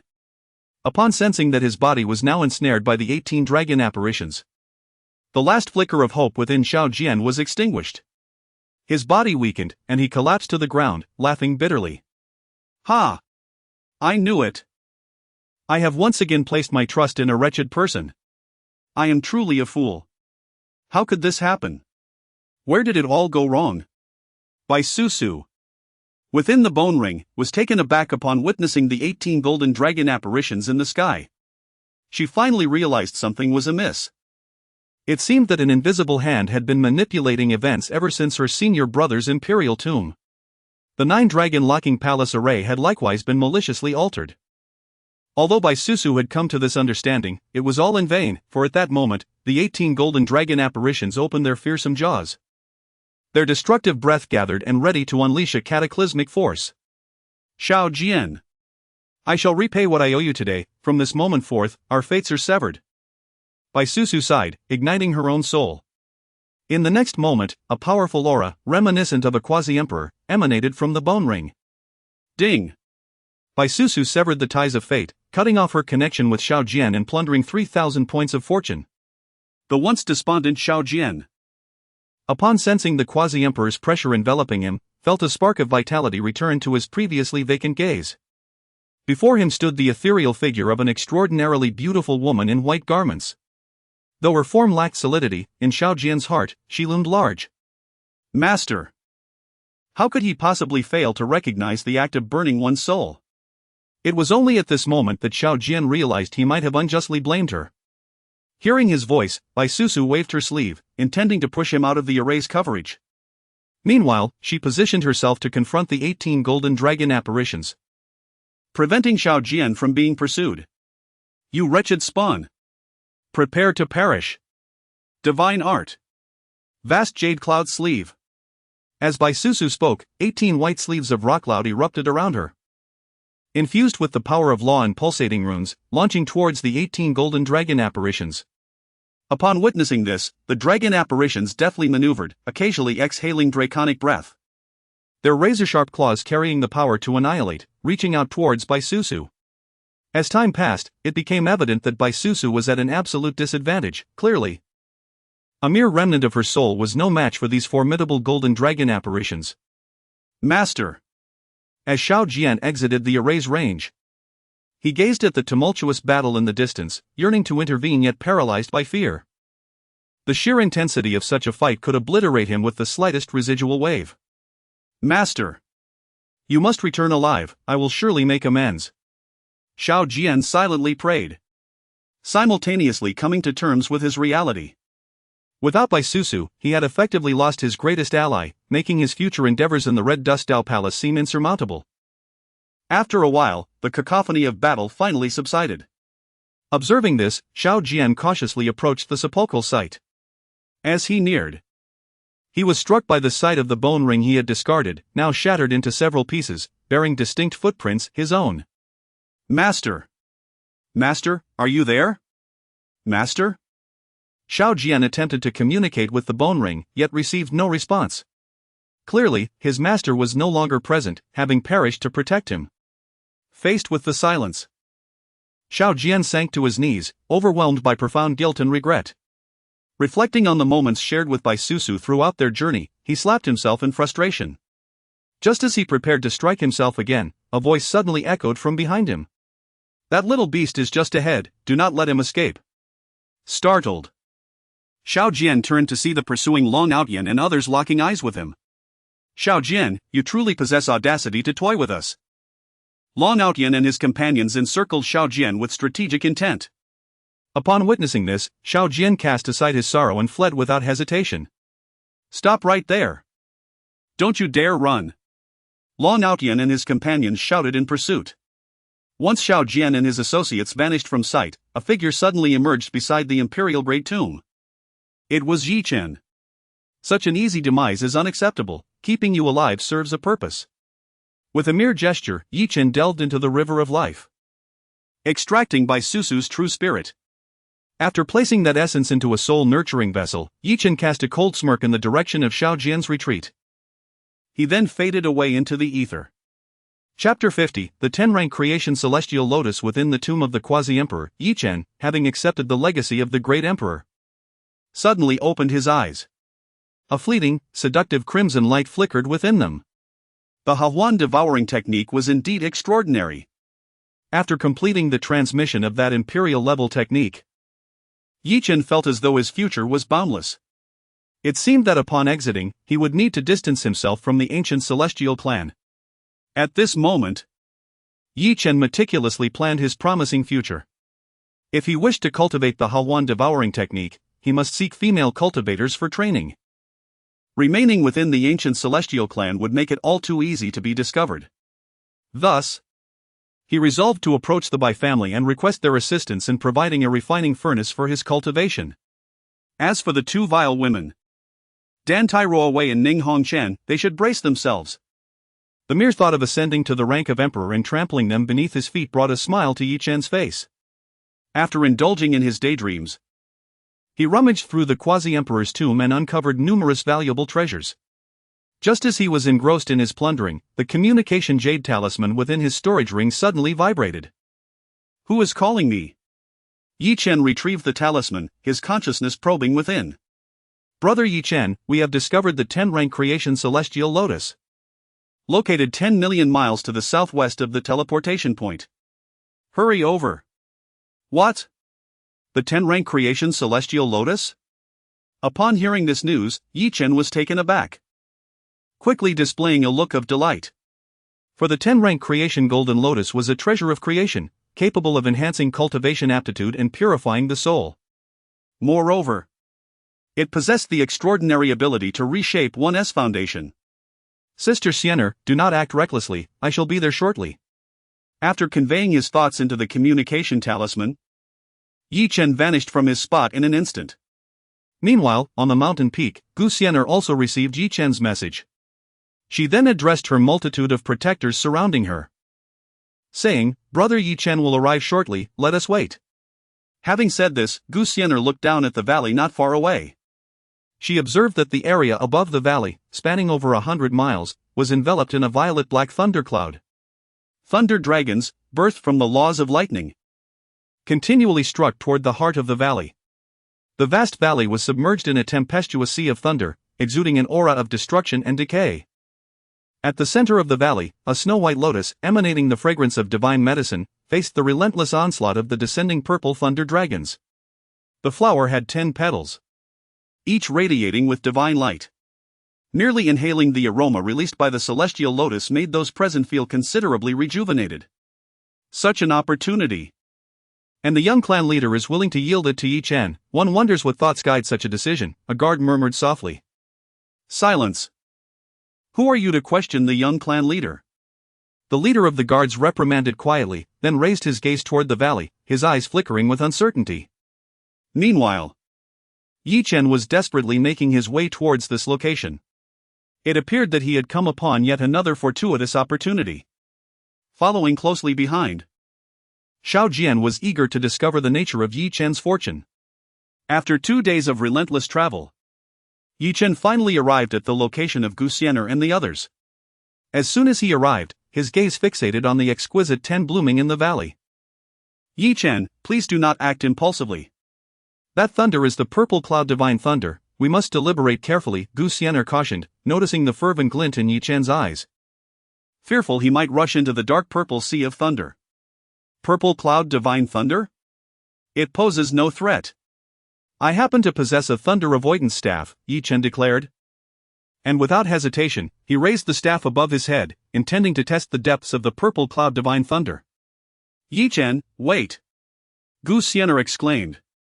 But she soon realized that Ye Chen had already stepped into the realm of the purple cloud divine thunder. Excellent, it works. Ye Chen rejoiced upon noticing that the surrounding thunder did not strike him, prompting him to accelerate his pace. As he ventured deeper, the purple-black thunder dragons surrounding him grew increasingly dense. Feeling the oppressive presence of the purple thunder dragons, conjured by the laws of nature and their immense destructive power, a sense of dread began to stir within Ye Chen. Nonetheless, upon seeing the 10 less than 1,000 meters away, he summoned his courage and continued forward. On the mountaintop, Xian'er watched in trepidation as Ye Chen approached, her heart racing. Due to the constraints of the thunderous laws, the range within which Ye Chen could wield his martial techniques was significantly reduced, necessitating that he come within 50 meters of the 10. However, he was still over 100 meters away. Xiao Jian, observing from a distance, suddenly gestured towards the dark purple sea of thunder above. In an instant, a purple-black thunder dragon, manifested by the laws, roared toward Ye Chen, striking directly atop his thunder avoidance staff. With a sharp crack, Ye Chen felt a chill run down his spine as he realized he had been targeted by the purple cloud divine thunder. Xian'er, save me! He cried out. Ye Chen! Xian'er, who had been closely monitoring his movements, swiftly executed her martial technique and dashed forward. Young master! The guardians exclaimed in alarm. However, Xian'er had already plunged into the dark purple thundercloud. Damn it, Ye Chen! The 4 guardians followed suit, for their mission was to protect Xian'er. And should anything happen to her, they would be held accountable. Xian Bird Shield! Xian'er shouted as she entered the realm of the purple thunder sea. A shield imbued with azure divine light manifesting above her head. With a piercing cry, a faint azure Xian bird apparition emerged from the shield, swirling around her. The descending purple-black thunder dragons were temporarily held at bay by the radiating shield. Meanwhile, at the center of the storm, Ye Chen found himself in dire peril. The thunder avoidance staff above him shattered under the onslaught of the thunderbolts, and he braced himself as dozens of lightning strikes hurtled toward him. Ye Chen had no choice but to offer the spiritual weapons he had previously scavenged from the tomb of the quasi-emperor. The breaking skycloud pattern halberd. The bloodthirsty demon blade. The celestial slashing flying sword. As he watched these spiritual artifacts emit mournful cries beneath the divine thunder of the purple skies, his heart ached profoundly. Xian'er, could you hasten your pace? I can scarcely hold on any longer. Ye Chen shouted, not looking back. I'm coming, brother Ye Chen. Xian'er gritted her teeth and quickened her pace. However, she failed to notice that the Xian bird shield above her had already dimmed in brilliance. With a sharp crack, Xian'er's Xian bird shield shattered instantly. At that moment, dozens of bolts of divine thunder from the purple skies were crashing down upon her. Young master, be careful. The 4 attendants behind her, upon witnessing the peril, gritted their teeth and surged forward, using their bodies to shield Xian'er from the descending onslaught of divine thunder. Chapter 51. Is this the trial bestowed upon me by the great Emperor Master? Young master, you must survive. The foremost guardian exclaimed before being instantly reduced to ashes by the purple sky divine thunder. Witnessing the obliteration of her closest attendant left Xian'er in a state of shock. Xian'er, why are you still dawdling? Hurry and save me. The 4 lackeys may have perished, but Ye Chen's expression twisted with fury as he roared. He was on the brink of death. Yet Xian'er still seemed preoccupied with the fate of those 4 minions. Upon hearing Ye Chen's desperate cry, Xian'er hesitated to respond. It was not that she failed to hear his plea for help, rather, she was engulfed in disappointment and guilt towards him. Ding! Xian'er's fondness for Ye Chen diminished, plundering 200 points from his fortune value. Ding! Ye Chen's fortune value plummeted below 10,000. Dimming the halo of the Child of Fortune. In the external void, the concealed Jun Lingtian suddenly heard a voice from the system. System. Since Ye Chen's halo of the Child of Fortune has dimmed, am I permitted to eliminate him? Jun Lingtian inquired. Yes, but it is not advisable. As Ye Chen's fortune value has not dropped below 3,000, there is a significant risk of fortune backlash. In that case, let us allow his fortune value to decrease further. A sly smile crept across Jun Lingtian's face as he contemplated his forthcoming scheme. However, it seems my esteemed disciple is in peril, I must provide assistance. As the saying goes, when there is a task for a disciple, do not let him fall when there is none. He could not allow his prized disciple to perish. At this moment, Ye Chen, trapped within the sky tomb, was filled with despair and resentment. Xian'er wore a vacant expression, for the purple sky divine thunder, formed by the laws above them, was descending with immense force, threatening to obliterate them both. I refuse to accept this. Ye Chen's heart roared, his face a mask of defiance. Just then, the space surrounding Xian'er and Ye Chen abruptly solidified. The descending purple sky divine thunder halted mere inches from Ye Chen's brow, frozen in place. It must be the great emperor, only a being of such caliber could wield such power. Wonderful! Xian'er's great emperor master has come to rescue us. Ye Chen's heart swelled with joy. As he breathed a sigh of relief, he couldn't help but entertain a selfish thought. If I could become that great emperor's disciple, I would certainly be able to flourish in the future. Moreover, the supreme creation celestial lotus would surely be bestowed upon me by the great emperor master. With this thought, Ye Chen's heart was already elated. Has the master truly arrived? A flicker of vitality returned to Xian'er's previously vacant expression. In the next instant, the entire Sky Tomb secret realm quaked violently. A colossal hand suddenly emerged from the external void, piercing through the spatial barrier of the Sky Tomb. It effortlessly plucked Xian'er from the vicinity of the purple-black thundercloud and, with a casual motion, seized the supreme creation celestial lotus from the center. What is happening? Why does the great emperor master not rescue me? Why? Sensing the disappearance of Xian'er and the 10th rank Dao transformation immortal lotus while remaining in place, Ye Chen felt a surge of panic within him. Atop the mountain peak, Jun Lingtian gently set Xian'er down. Indeed, at this moment, Jun Lingtian had forcefully entered the space tomb. Upon sensing the release of her physical constraints, Xian'er hurriedly bowed to Jun Lingtian. Disciple pays respects to master.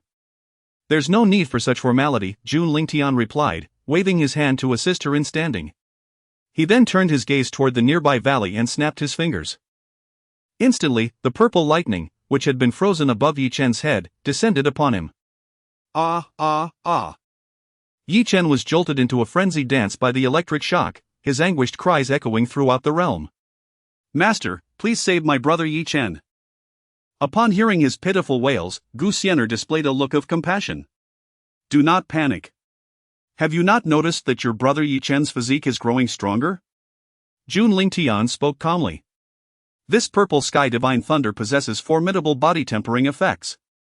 My intention in not rescuing your brother is ultimately for his benefit. Indeed. His physique is becoming more robust, but he is on the verge of perishing.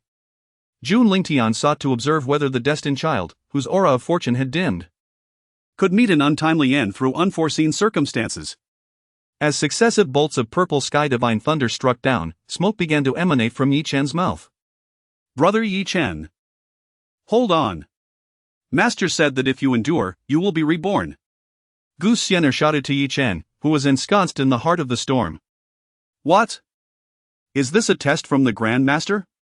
Ye Chen thought, his resolve strengthening as he gritted his teeth and refrained from uttering another sound.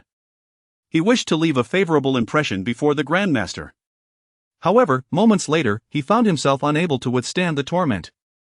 Had it not been for his sacred son's supreme sword physique, he would have been reduced to ashes long ago. Soon after, several more bolts of purple sky divine thunder fell, and the thunderclouds in the sky gradually dissipated, leaving behind a charred and barely alive Ye Chen, exuding the scent of scorched flesh. It turned out that this purple sky divine thunder had been summoned by the 10th rank Dao transformation immortal lotus during its tribulation. And now that the lotus had been plucked, the thunder had naturally subsided. What a pity! Jun Lingtian sighed softly. Had there been just one more strike, Ye Chen would likely have met his end. Brother Ye Chen. Witnessing his brother's dire condition, Xian'er could not help but step forward to offer him a healing elixir. In the next moment, a celestial radiance enveloped Ye Chen, and his charred skin began to crackle. The purple sky divine thunder had indeed yielded a significant enhancement to his physique. Before long, Ye Chen gradually regained consciousness. His eyes fell upon Xian'er, with her delicately pointed ears and enchanting beauty. Xian'er. Brother Ye Chen. Upon seeing him awaken, Xian'er instinctively moved away. For some reason, she felt an unexpected reluctance to draw near him. However, Ye Chen, now awake, remained oblivious to these subtleties, as all his focus was directed toward Jun Lingtian. Brother Ye Chen, the reason Master does not rescue you is to temper your physique with the purple cloud divine thunder. It is for your own good. Xian'er believed that Ye Chen harbored resentment towards her master for not saving him, and thus felt compelled to offer an explanation. I understand that Master is doing this for my benefit, Ye Chen boldly declared, leaving Jun Lingtian utterly speechless. With a resounding slap, Ye Chen was sent flying by Jun Lingtian, crashing against the hillside not far away. When did I ever say I would take you as a disciple? Master. Please do not be angry, Brother Ye Chen did not mean it, Xian'er hurriedly interjected, seeking to apologize on Ye Chen's behalf. Observing Jun Lingtian's restrained aura, she approached to check on Ye Chen's condition. Seeing Ye Chen in a state of near collapse, Xian'er felt a surge of gratitude towards Jun Lingtian. Ah! Surely Master spared Brother Ye Chen for my sake, he truly cares for me. Ding! Xian'er's feelings of gratitude towards you have increased, granting you an additional 100 points of fortune. What is this little girl concocting in her mind now? Chapter 52, The Ladder of Creation. After sacrificing a healing elixir, Ye Chen gradually regained consciousness. Brother Ye Chen, I no longer have any elixirs left in my possession, you must refrain from speaking as you did before. Yet. At that moment, Ye Chen appeared oblivious to Xian'er's words, entirely absorbed in contemplation. Impossible. How could this be? Was that slap earlier merely a test for me? Indeed, otherwise, the Emperor's strike could have easily ended my life. Since I remain unharmed, it must be an opportunity bestowed upon me. With this realization, Ye Chen's confidence was rekindled. He was determined to become a disciple of the Emperor. As Ye Chen consoled himself internally, Jun Lingtian beckoned to Xian'er. Xian'er? Come here. What is it, Master? Xian'er left Ye Chen's side to approach Jun Lingtian. I have assisted you in absorbing and refining this 10-grade creation celestial lotus, Jun Lingtian declared, revealing the previously harvested lotus.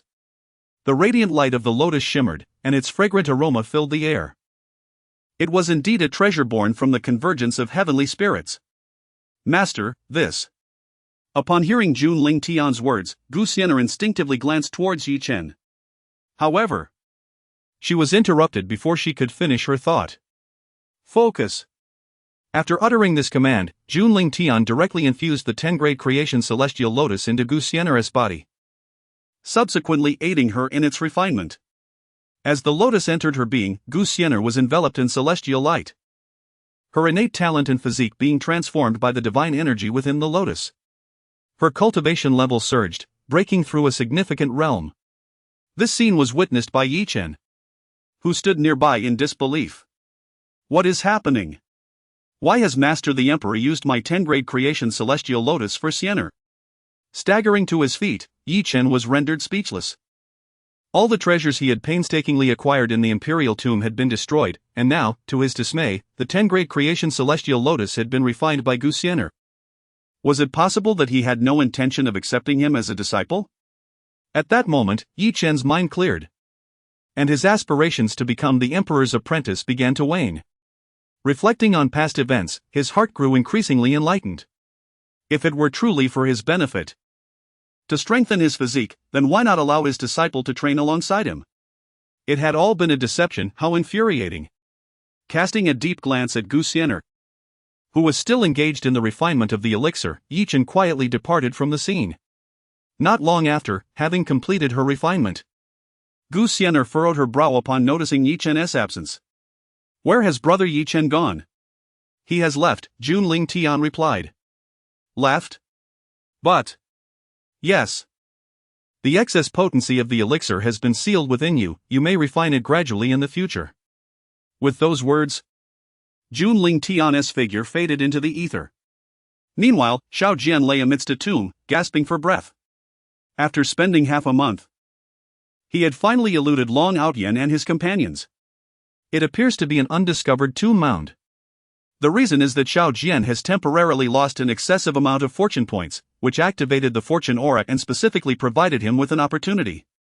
However, just as he was joyfully preparing to accept the inheritance after completing the master's trial, he discovered that the place where the inheritance crystal was supposed to be was entirely vacant. Ding! Seizing Xiao Jian's fortune, 500 points of fortune were plundered. Ah! Who is it? Who could have done this? At that moment, Xiao Jian's expression twisted in extreme frustration, and he clenched his fists, striking the wall beside him with great force. Yet, due to the protective formation on the wall, not only did he fail to break it, but his own hand bones cracked instead. His Xiao Jian retracted his fist, only to suddenly notice a shadow fleeting behind him. Who? He hurriedly pursued, only to find Ye Chen mockingly tossing the inheritance crystal in the air. Soon after, his figure gradually disappeared into the teleportation array beneath his feet. You again! Just wait! Xiao Jian ground his teeth, vowing that if he did not take down that brat, he would no longer be Xiao Jian. However, at that moment, the entire sky tomb suddenly experienced violent tremors. Above everyone's heads, a staircase of white jade, radiating divine light, appeared out of nowhere. The staircase extended continuously from the horizon, with rules swirling around it, runes pulsating, and divine script flickering into view, exuding an overwhelming divine might.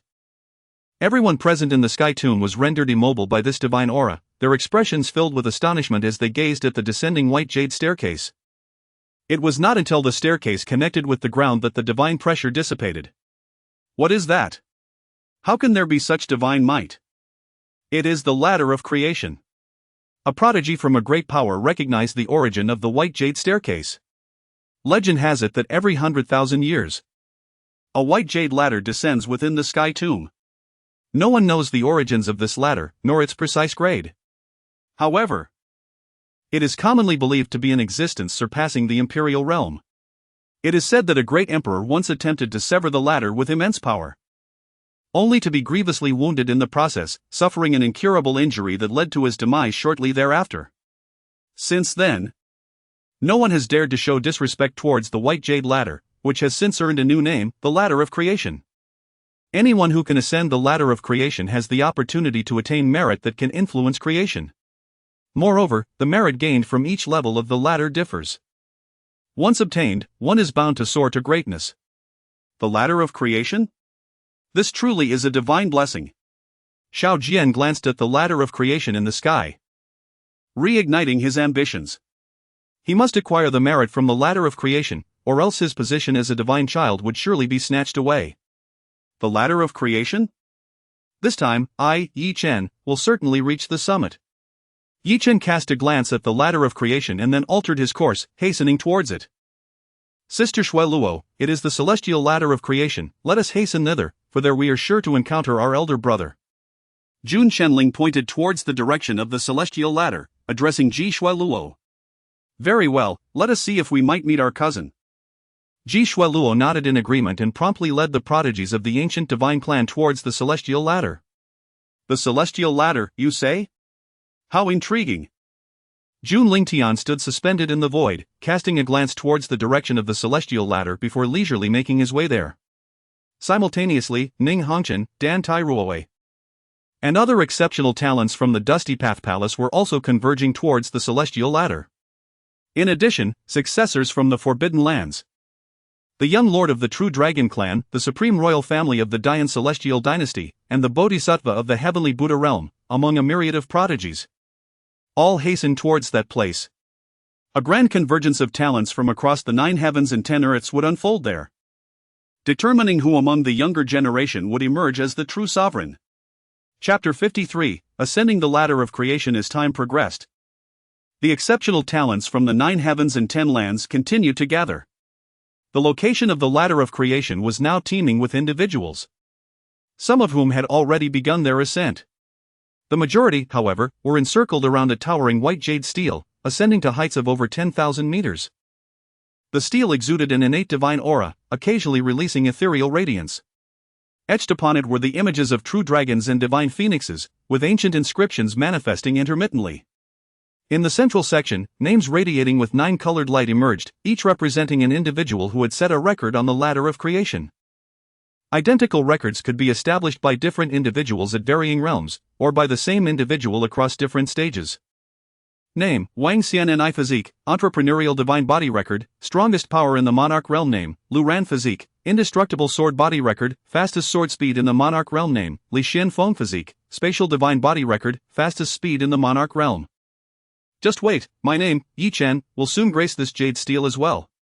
Due to his proximity to the Ladder of Creation, Ye Chen arrived slightly earlier than Xiao Jian. Observing that others had already commenced their climb and reaped certain benefits, Ye Chen could no longer contain his excitement and directly ascended the Ladder of Creation.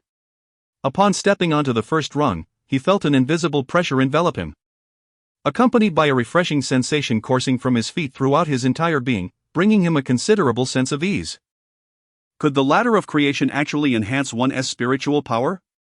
Ye Chen was astonished, then glanced at the seemingly endless ascent before him, his heart swelling with ambition. I, Ye Chen, shall surely reach the summit. Taking a deep breath, Ye Chen began to ascend the Ladder of Creation. Meanwhile, Xiao Jian had also arrived at its location. He first cast a glance at the jade stele, then shifted his focus to the Ladder of Creation. That figure is. Seeing Ye Chen striving upward, Xiao Jian felt a surge of blood rush to his head. There was no mistaking it, it was that little brat. Even if he were reduced to ashes, I would recognize him.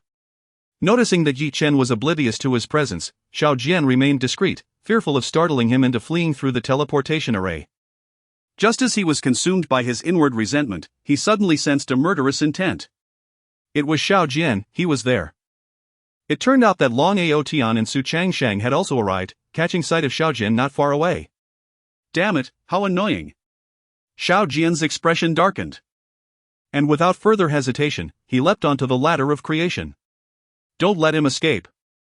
Long Ao Tian, Su Changshang, and the others hurriedly pursued, also stepping onto the Ladder of Creation. Due to the rules governing the ladder, they could not fly or employ divine abilities, thus limiting their actions to within 10 meters of Xiao Jian. However, they were currently separated by a distance of 50 meters. Damn it! As Long Ao Tian and his companions muttered curses under their breaths, they quickened their pace. Upon noticing this, Xiao Jian glanced upward at Ye Chen, gritted his teeth, and also began to hasten his steps. Above, a fierce chase ensued, while below, a multitude of top-tier prodigies from the 9 heavens and 10 earths had also arrived. Today, I, Xia, shall break a record for amusement, declared a young man with a charmingly sinister appearance and dark lips as he cast a glance at the creation jade tablet, a wicked smile gracing his face. Who is this person? Such audacity! The other prodigies, upon hearing his boastful words, displayed expressions of disdain. They had encountered many arrogant individuals, yet none had truly broken a record. Lower your voices. That person is a descendant of the land of buried soil, possessing extraordinary talent. What? The land of buried soil?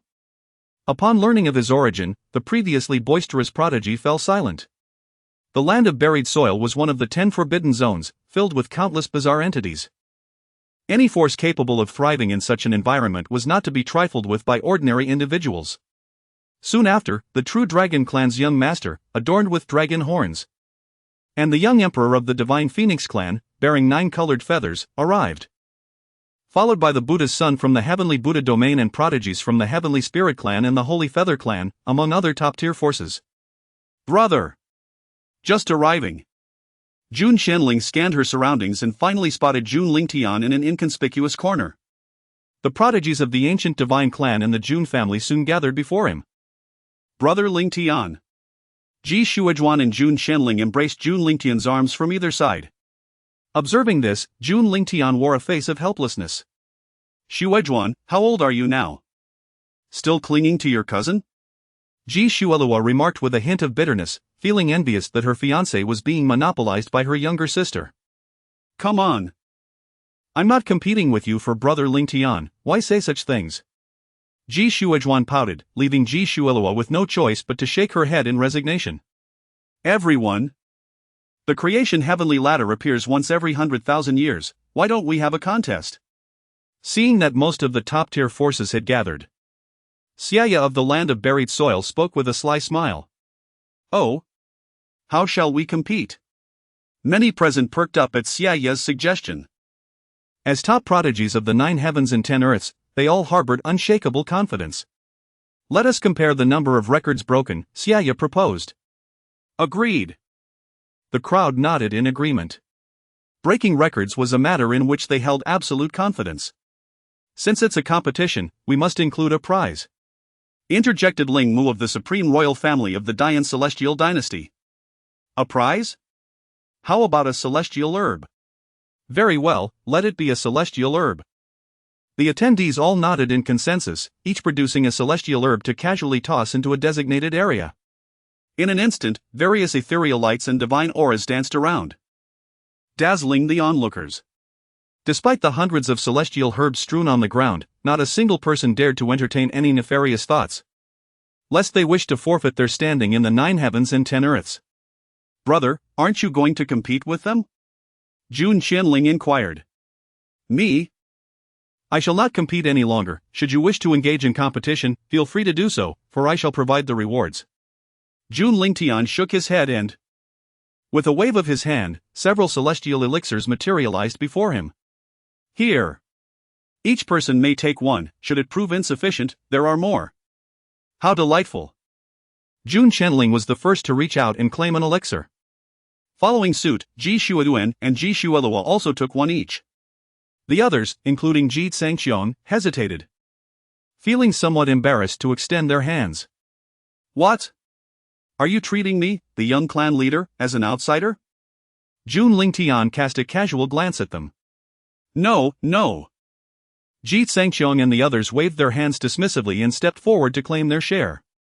After tossing the elixirs into their respective piles, all the prodigies from the top-tier factions gathered at the foot of the celestial ladder. Together, they ascended the ladder. Chapter 54, The Betrayal of Xiao Jian in a Clandestine Gathering. The formidable powers of the Supreme Realm convened, shrouded in secrecy. They employed various means to present the imagery of the sky tomb before their eyes, revealing the magnificent sight of the creation ladder. Meanwhile, Xiao Jian drew closer to Ye Chen, mere steps separating them. Although Ye Chen sensed his approach, he paid it little heed, for he had never encountered Xiao Jian and harbored no animosity towards him. The latter's fervent ascent was merely an attempt to evade the pursuers behind him.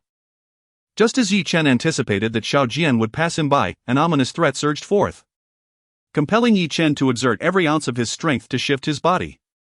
With a sickening sound, a short sword that had initially aimed for his heart instead pierced through his waist, brutally impaling his kidney. You. What do you mean by that? Stealing my chance. Enjoying yourself, are you? Xiao Jian twisted the hilt of the sword forcefully before delivering a kick that sent Ye Chen tumbling down the creation ladder, continuing his ascent. Had it not been for the imminent arrival of Long Outyan and others, he might have ended Ye Chen right then and there. Ding! The host successfully framed Ye Chen, resulting in his injury and the acquisition of 1,000 fortune points. A kidney is worth 1,000 points. It seems Ye Chen's organ holds quite a value. All that transpired upon the ladder was keenly observed by Jun Lingtian.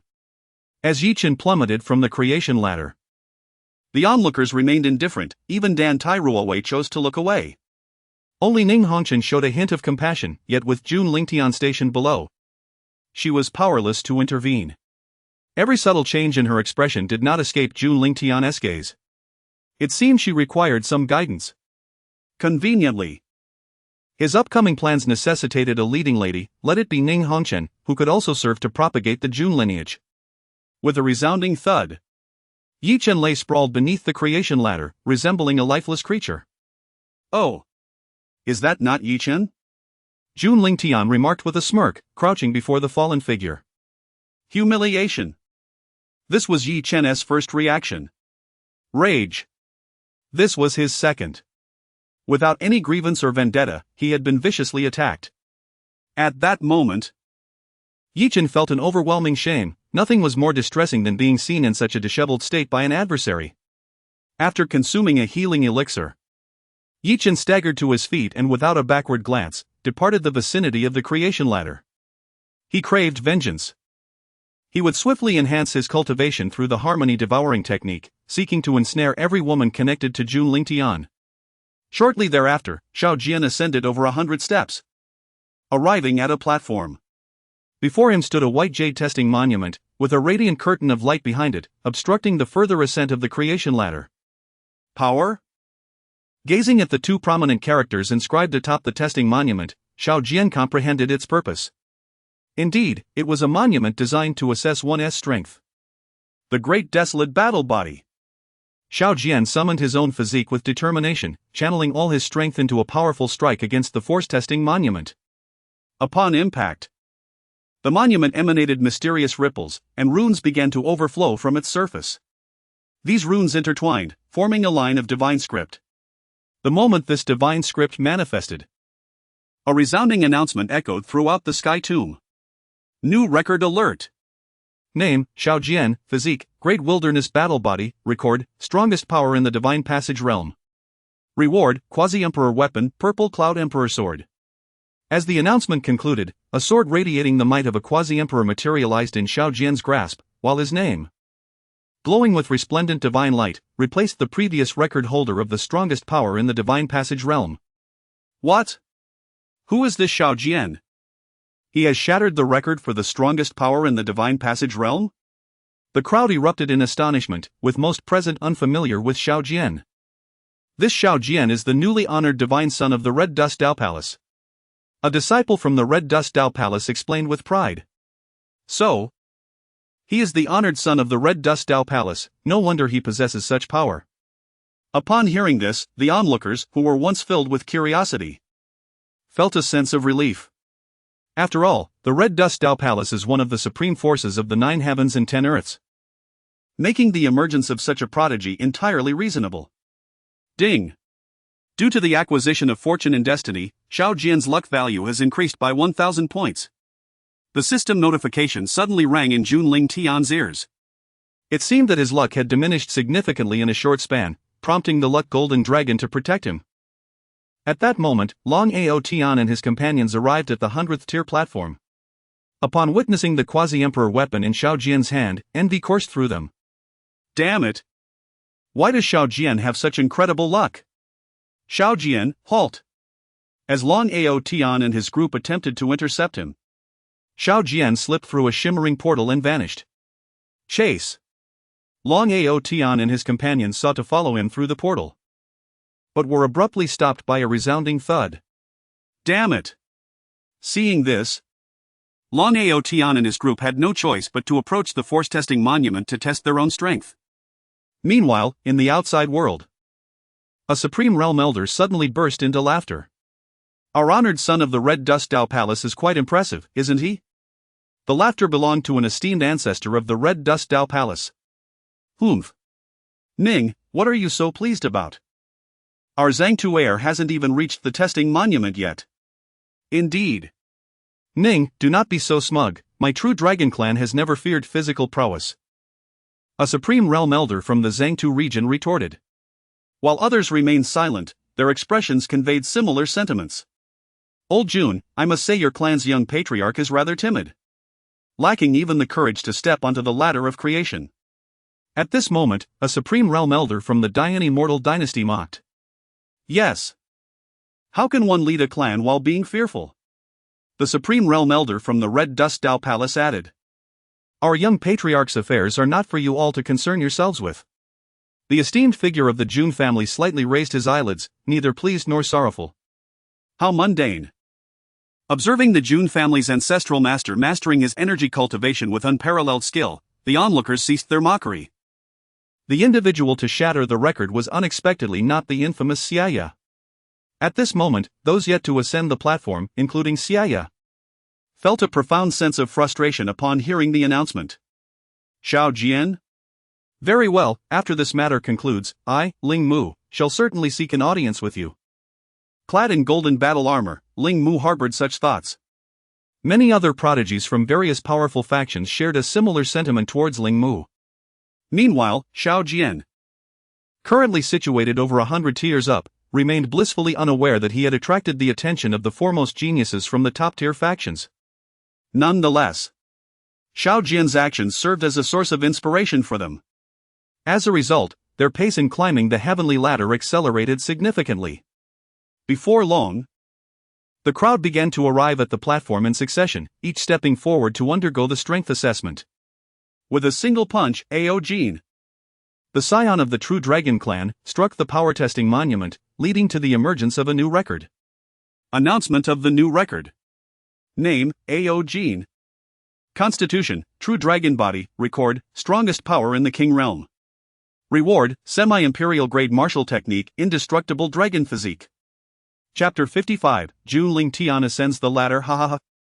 Esteemed guests, what do you think? I assert that the young master of the True Dragon Clan can indeed break the record. The Grand Elder of the True Dragon Clan beamed with pride, his tone replete with self-satisfaction. Do not revel too soon, old ghost Ao. My descendant from the Blood Demon Land shall undoubtedly shatter that soul record. The Supreme Elder of the Blood Demon Land interjected. At that moment, others noticed Jun Lingtian idly standing at the foot of the Divine Transformation Ladder. Jun, old monster. Perhaps it is time for your Jun family to select a new young master. The Elder of the True Dragon Clan remarked with a mocking grin. I believe it would be better for that lad, Jun Xian'er, to create something simpler. The Elder of the Red Dust Dao Palace chimed in. After 2 consecutive jibes, even the Elder of the Jun family, known for his composure, felt a flicker of indignation within. Are you all intent on provoking my Jun family? Seeing the Elder's grim countenance, the assembly could not suppress their laughter. Jun, old monster, we were merely jesting, why take it to heart? Indeed, calm down. We were only playing around. Humph. The Elder of the Jun family snorted coldly and then closed his eyes to meditate. Subsequently, numerous prodigies from various factions continued to break records, with nearly every instance accompanied by a mockery directed at the Elder of the Jun family. Endure no more. Old dog. Come and fight. The Elder of the Jun family drew his sword, pointing it at the one who spoke. Jun, old monster, do calm your temper, must we remain silent? It is our fault, sheathe your sword. Although the words were meant to pacify, the crowd showed no fear whatsoever. Everyone present was well aware of the Elder's capabilities. Meanwhile, Jun Qianling and Ji Shuiyuan, standing upon the Divine Transformation Ladder, were engulfed in frustration and ire. They had ascended over 900 steps and reached 9 testing platforms, yet failed to break a single record. They were ridiculed, told to return home and embroider. Furthermore, the prodigies of the Jun family were thoroughly crushed by the heirs of other great factions, leaving them no opportunity to shine. However, Ji Shuiluo managed to break a record for a king-level sword technique. Ah! I am utterly infuriated. Jun Qianling stamped her foot. I am done. I shall seek out my brother. I too shall desist, I will have my cousin avenge me. Ji Shuiyuan huffed in agreement. Let us go. Immediately, the 2 young women descended together, swiftly arriving before Jun Lingtian. What is amiss? Why have you 2 come down? Upon seeing Jun Qianling and Ji Shuiyuan approach, Jun Lingtian was the first to inquire. Brother. Cousin. Upon meeting Jun Lingtian, the 2 girls' eyes glistened with tears, each clinging to one of his arms and shaking it. What on earth happened? Seeing their distress, Jun Lingtian assumed they had been wronged. Cousin, allow me to explain, here is what transpired. Ji Shuiyuan recounted the reasons for their anger and their experiences. Brother, it is up to you to handle this. Jun Xianling turned her head away, feigning anger. Very well, allow me to relieve your grievances. Jun Lingtian shook his head in resignation. Upon hearing these words, the two young ladies instantly displayed expressions of delight. Yay! Cousin, you are the best. Go forth, brother. Jun Xianling stepped aside to grant Jun Lingtian passage, making a gesture to charge ahead. Wait, cousin. Remember to bring a medicinal herb to compete, we must win back all those precious herbs. At this moment, Ji Shuiyuan reminded him.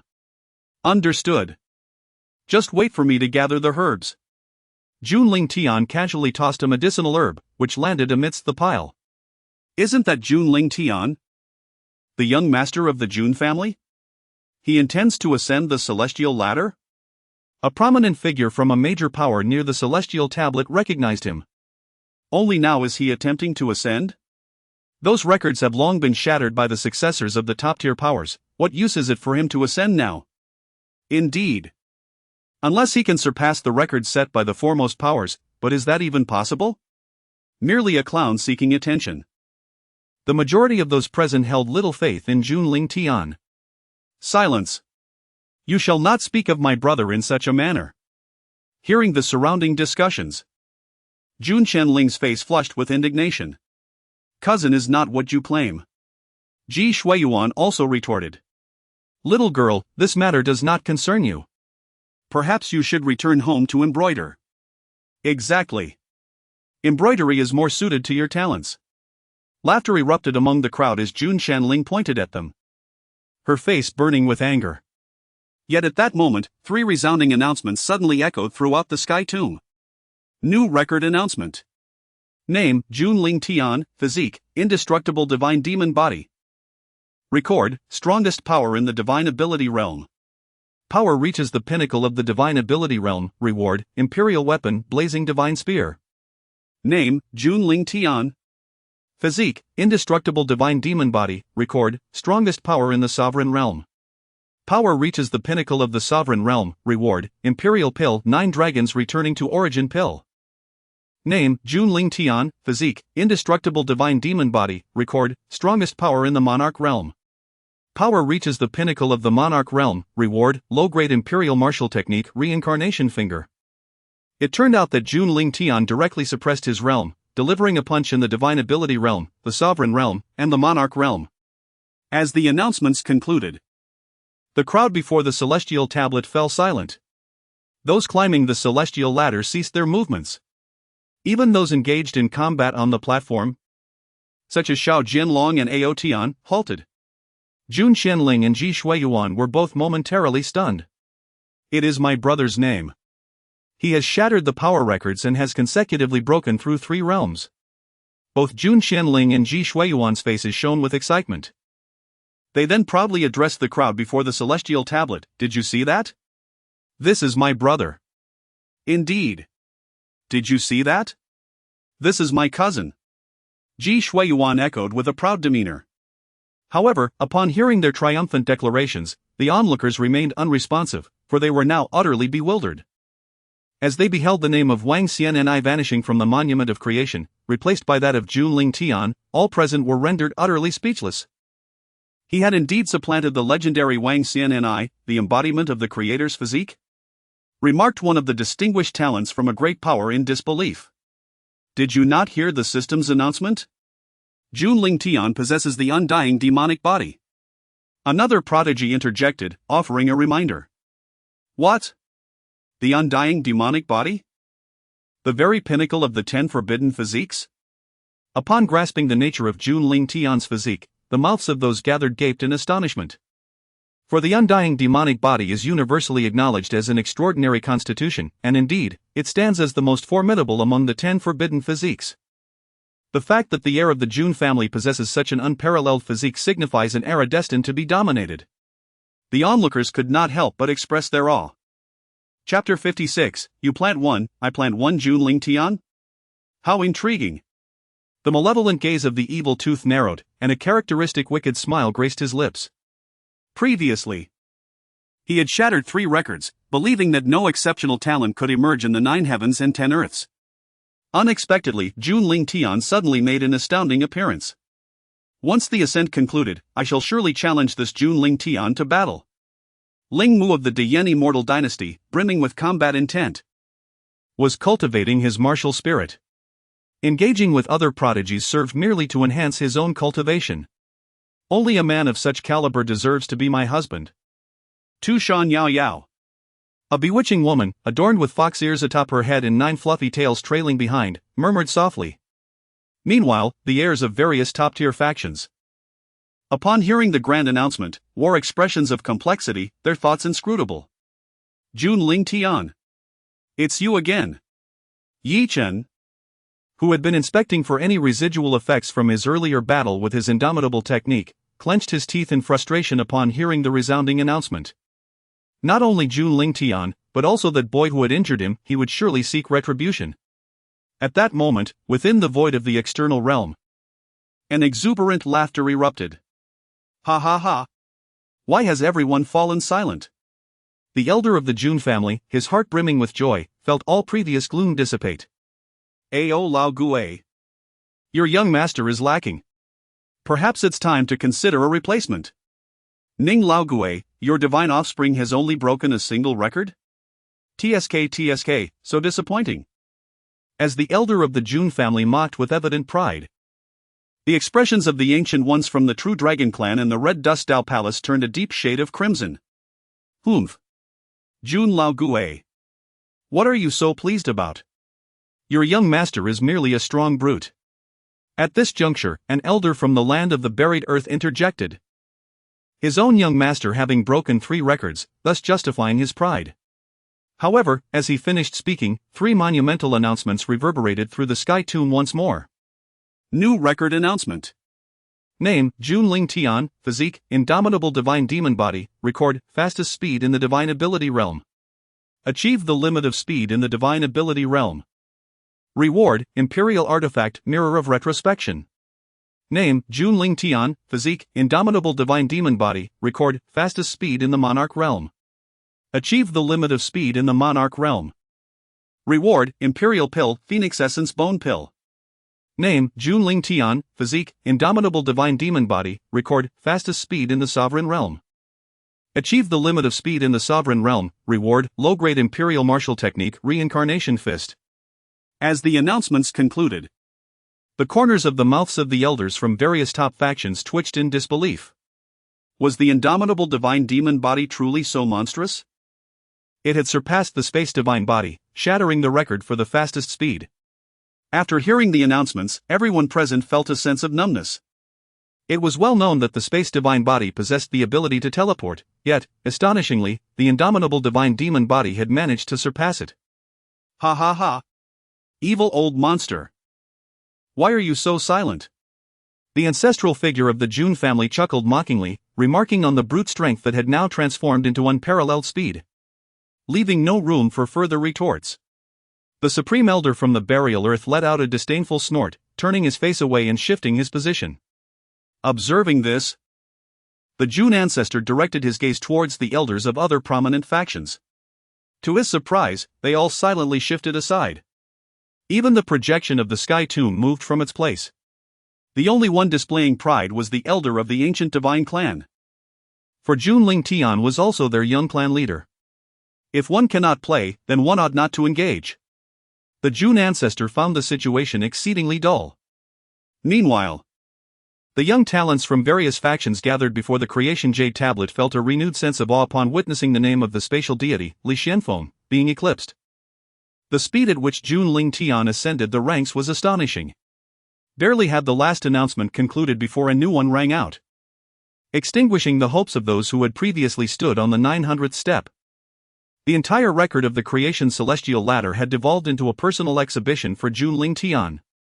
As each platform he reached was met with a series of resounding proclamations. Indeed, the master's talent was unparalleled across the realms. Ning Hongchen, standing upon the 9th platform, felt a surge of emotion, solidifying his resolve to ally himself with Jun Lingtian. He was meant to be mine. At that moment, Dan Tai Wei's regret reached its zenith. Ye Chen, I despise you. In stark contrast to her dismay stood Ji Shuelua, exuding an aura of nobility and strength. So, you are Dan Tai Wei? I heard you fled from your betrothal at my cousin's wedding? She inquired, her tone commanding. And you are? With a swift motion, Ji Shuelua struck Dan Tai Wei, sending her sprawling to the ground, 5 distinct finger marks appearing on her fair visage. You just asked who I am? How rude of me not to introduce myself. I am Ji Shuelua, Jun Lingtian's cousin and his fiancée. She stated coolly, wiping her hands with indifference. Dan Tai Wei, covering her face, cast a glance at the more graceful and beautiful woman, feelings of inferiority washing over her. I'm sorry. Dan Tai Wei mumbled, her hair disheveled, her head bowed in apology. You need not apologize to me, Ji Shuelua responded, her expression devoid of warmth. Had she been present at Jun Lingtian's wedding, she would have ensured her cousin did not suffer such humiliation. Meanwhile, at the base of the creation's celestial ladder, Jun Xian'er and her companion had eagerly approached a mountain-like pile of celestial herbs, their eyes gleaming with avarice. Ha ha ha! All mine, it's all mine! Jun Xian'er exclaimed, spreading her arms wide. Jun Shueyuan began to distribute the herbs. One for you, one for me, one for you, one for me. The two joyfully divided the celestial herbs, lost in their merriment. The young talents from various factions looked on with envious eyes. Those were thousands of precious herbs. How could those two young girls claim them all? Why can't my brother be Jun Lingtian? A female cultivator lamented, her face a portrait of envy and resentment. Fair appearances have thus been marred. Indeed, envy distorts one's visage.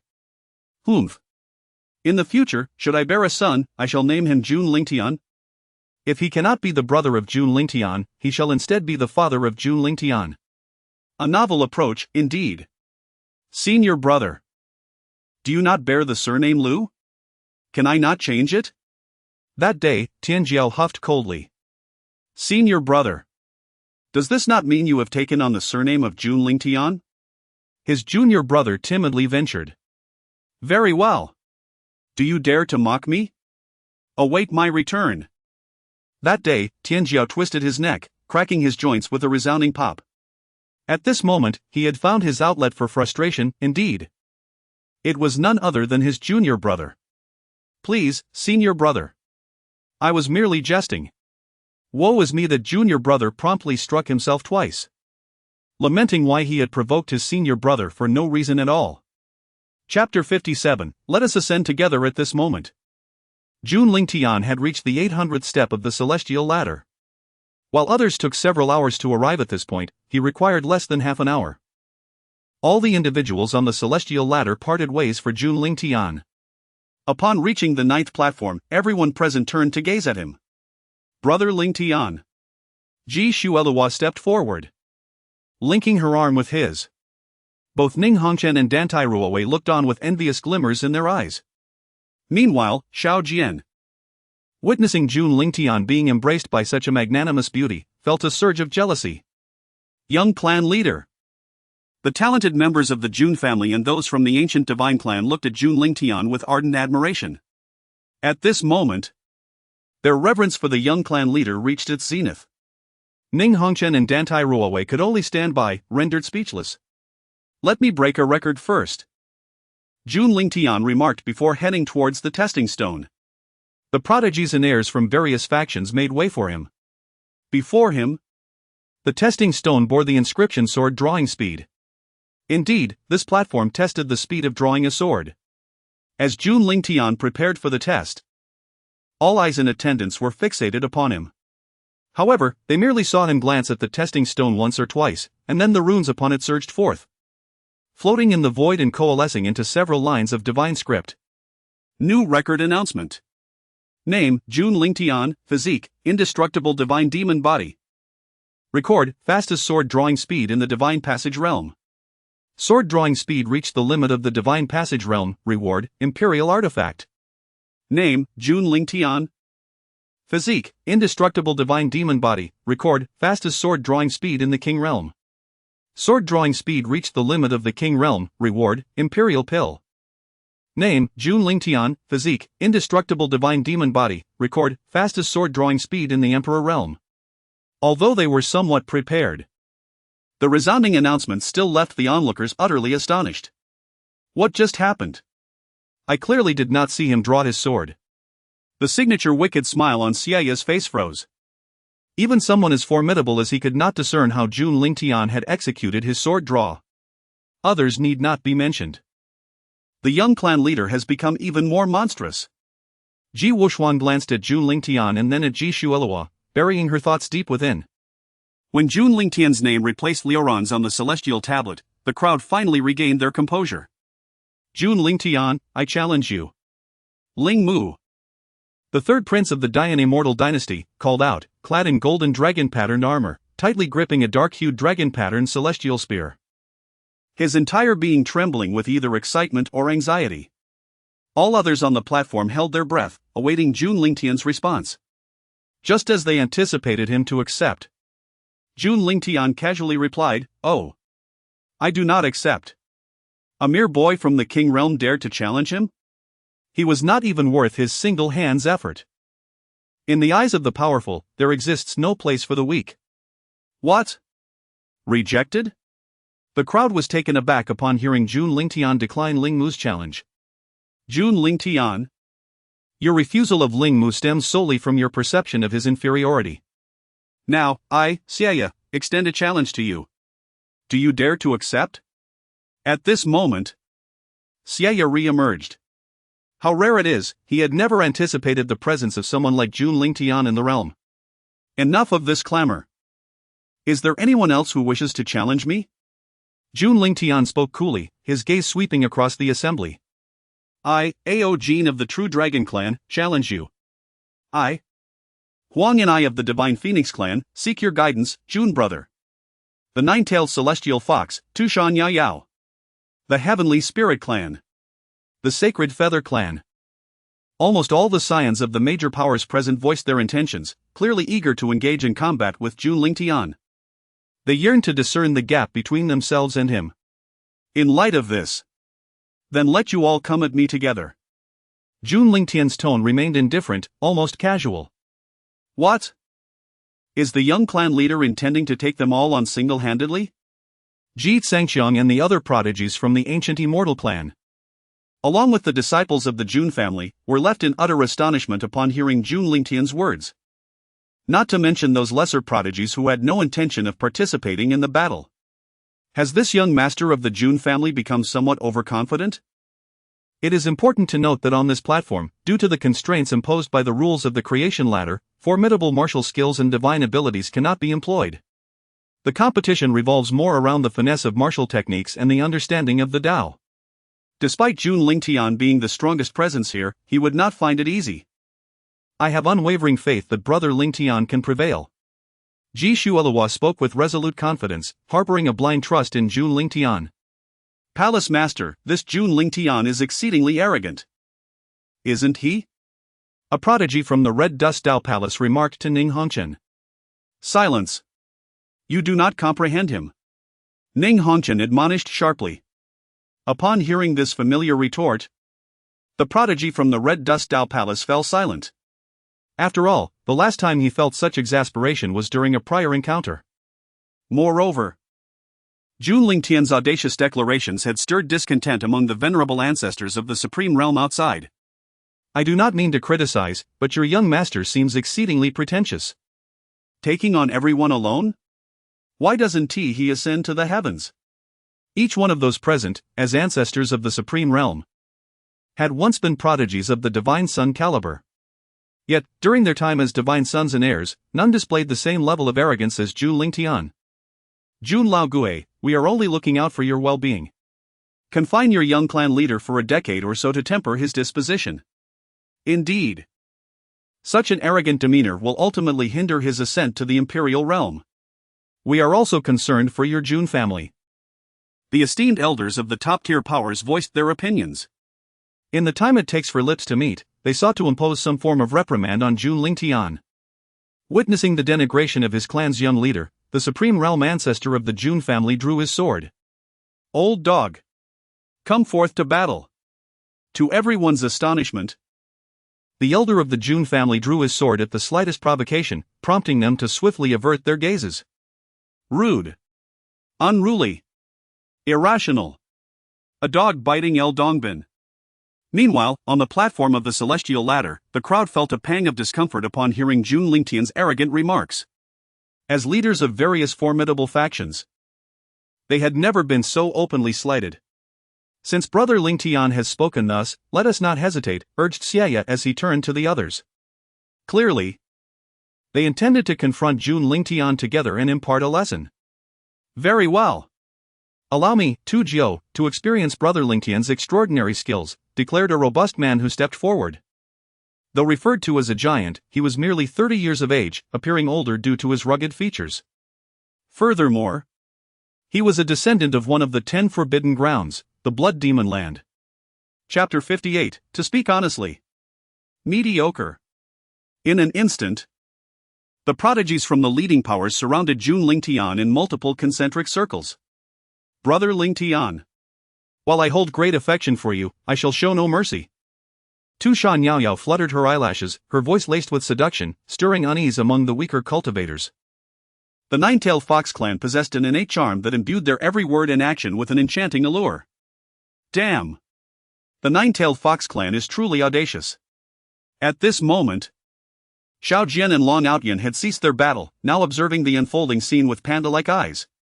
Yet, in the face of Tu Shan Yao Yao's allure, Jun Lingtian remained impassive. If you are ready, just say so, lest you accuse me of being underhanded. With one hand behind his back, he intended to confront them all with just a single hand. Such arrogance. Go! With the command from Xian'er, the first wave of challengers surged forth, brandishing blades, spears, and various spiritual weapons.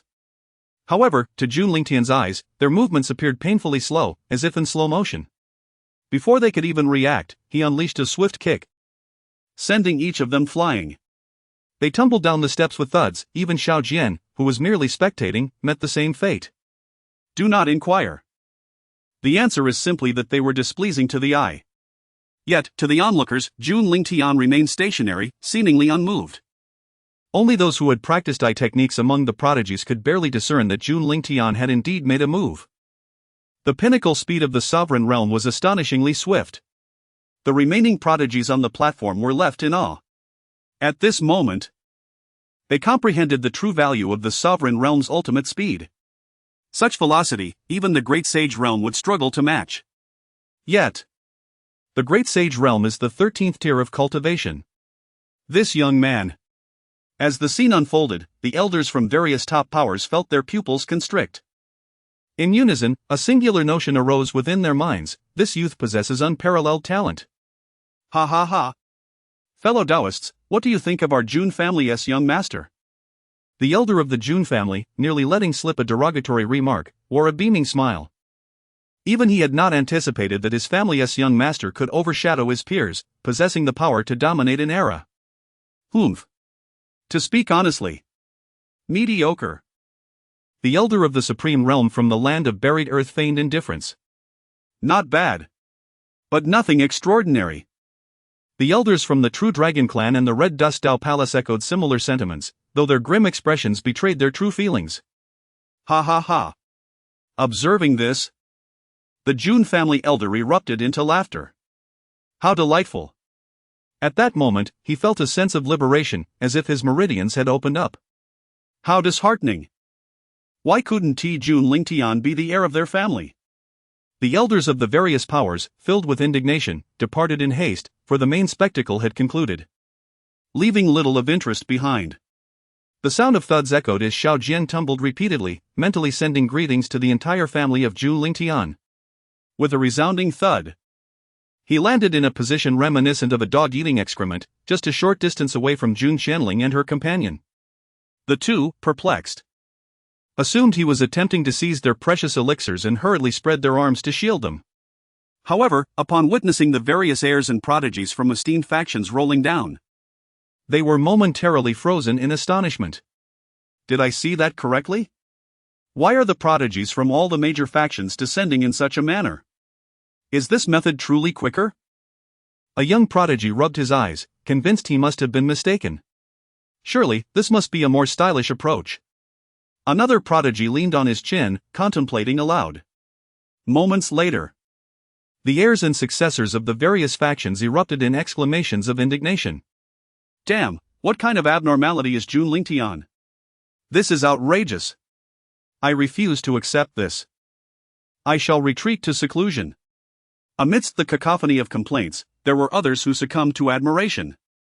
I concede. From now on, Jun Lingtian shall be my elder brother, declared Ling Mu. He, representing the Dian Celestial dynasty, revered strength above all, aspiring to emulate Jun Lingtian. How infuriating. Jun Lingtian shows no mercy. Tu Shanyao's fox ears flushed crimson with embarrassment and rage as she stomped her foot, brushing off the imprints left behind. After a brief moment, the prodigies of the major factions departed in succession. Having been thoroughly humiliated by Jun Lingtian alone, they could no longer bear to linger in that spot. Soon, Jun Lingtian gracefully descended the heavenly ladder of creation, while Ning Hongchen and others continued their ascent. After all, each step upward granted them a measure of creation. And they were determined not to miss this fortuitous opportunity. Brother, you are truly amazing. As Jun Lingtian made his way down, Jun Shenling and Ji Shuayuan rushed forward to greet him. Cousin, look.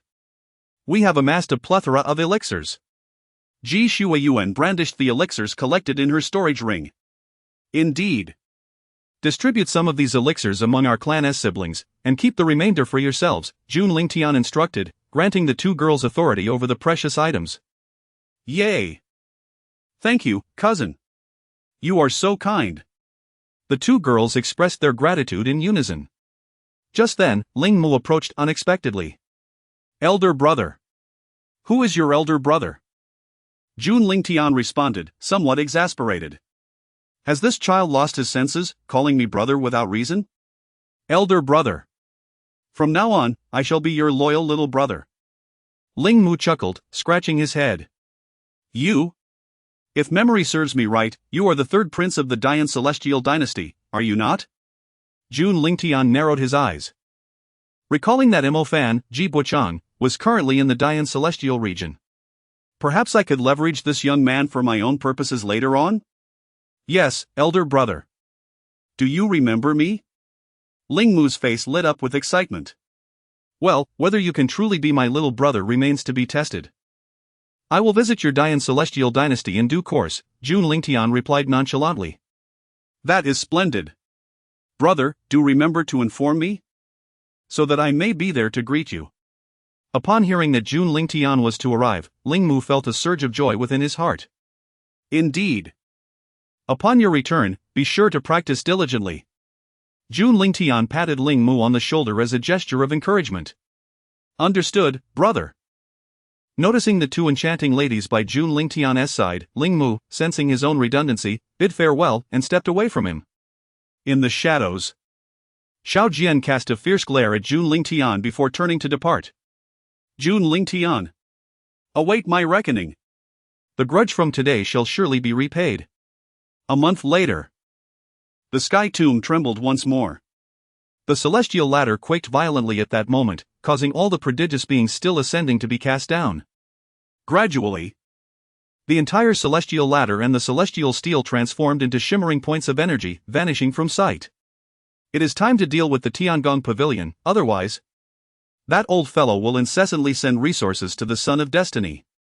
A slight smirk graced Jun Lingtian's lips as his eyes narrowed. Tiangong Pavilion. Are you prepared to withstand the wrath of this emperor? Chapter 59, Arrival at the Celestial Mechanism Pavilion in the vast expanse of the void.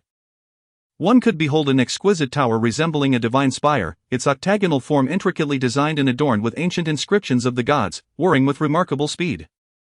The exterior was enveloped in swirling runes, intermittently emanating a radiant divine light. This tower boasted 1,000 layers, each concealing its own unique wonders. Prominently inscribed upon the tower's surface were 3 grand characters: Celestial Mechanism Pavilion. Indeed. The headquarters of the Celestial Mechanism Pavilion was not anchored in a singular location but resided within this magnificent tower. It possessed the ability to conceal itself within the void, expanding and contracting to traverse the cosmos. The external facade of the headquarters was merely a guise, the true essence lay within. At this moment, within the resplendent hall of the first layer of the Celestial Mechanism Pavilion, a group of elderly men clad in white robes, their beards flecked with gray, were seated in anxious deliberation. The pointer of the divine disk of destiny had been incessantly spinning for several months, a harbinger of impending calamity. Yet they were unable to discern the source of the disaster. In the center, a young maiden knelt, her lips a vivid crimson, teeth pearly white, and her visage as smooth as congealed cream, with eyes tightly shut. Delicate lashes, resembling crystal and snow, fluttered beneath a wisp of violet gauze. Her lustrous, snow-white hair cascaded freely behind her, trailing onto the floor. In her grasp, the pointer of the divine disk of destiny whirled continuously, radiating the power of celestial knowledge. Suddenly, the maiden's snowy lashes began to tremble violently, and she abruptly expelled a jet of silvery blood. Having expended a millennium of her lifespan, she had finally glimpsed a fragment of the future. Great Destiny Master. Great Destiny Master. What is the situation? Some inquired with concern for the maiden's well-being, while others were solely preoccupied with the origins of the impending misfortune. Alas! The maiden remained silent for a prolonged moment before releasing a heavy sigh. Upon hearing that sigh, a chill swept through the hearts of all present. The most feared outcome in the computation of celestial secrets was the silence that followed, a portent of hopelessness. I have seen a mountain of corpses and a sea of blood, witnessed a terrifying hand that obscures the sun and the moon before its master. We are but mere ants. Before long, we shall all perish in that calamity. At this juncture, the maiden's countenance had grown markedly serene. Conversely, the other elders, upon hearing this revelation, were stricken with abject terror. Great Destiny Master. Is there truly no avenue for reprieve? Can even the esteemed Ancestor Emperor not avert this crisis? Their hearts brimmed with unwillingness as they contemplated the maiden's response. How could the Celestial Mechanism Pavilion, a preeminent power among the heavens and earth, face obliteration in the near future? Ancestor Emperor? Upon hearing this, the maiden slowly shook her head, for within her prophetic vision, she had witnessed the Ancestor Emperor of the Celestial Mechanism Pavilion being reduced to a mist of blood by a single slap.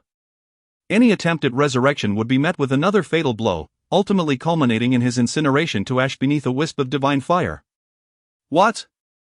Even the Ancestor Emperor at the level of the Great Emperor cannot resolve this calamity?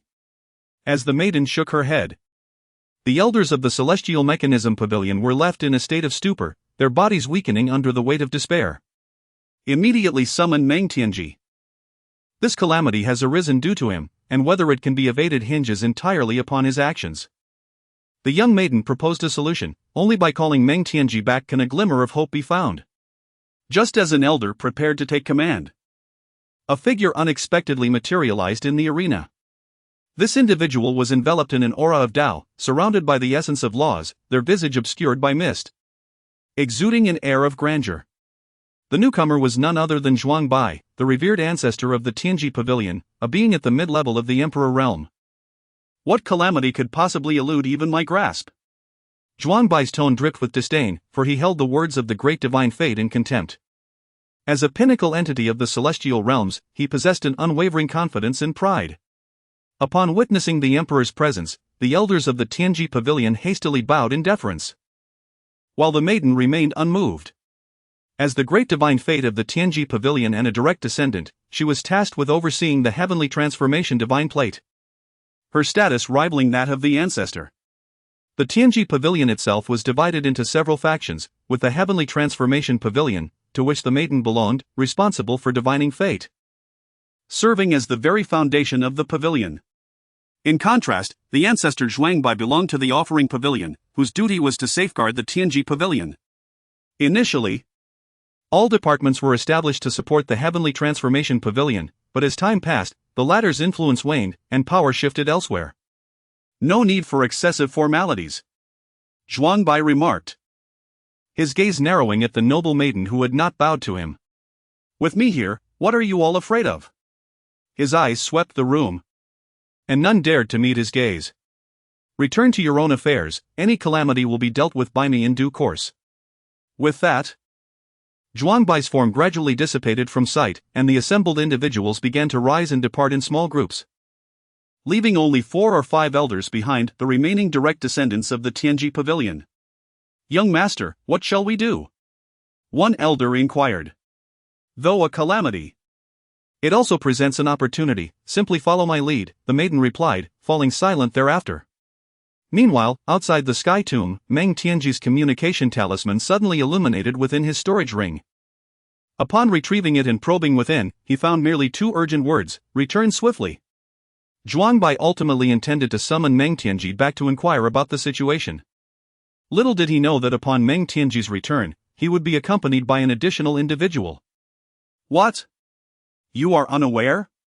Zhuangbai questioned Meng Tianji regarding the matter, to which the latter was utterly clueless. After all, he could never have anticipated that during his time away, he would not only forge ties with a child of destiny but also inadvertently offend a peak emperor.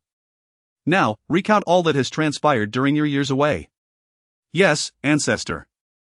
Subsequently, Meng Tianji relayed the events of recent years. "It appears to be related to the Jun family," Zhuangbai deduced, identifying the source of the issue. Yet he remained unfazed.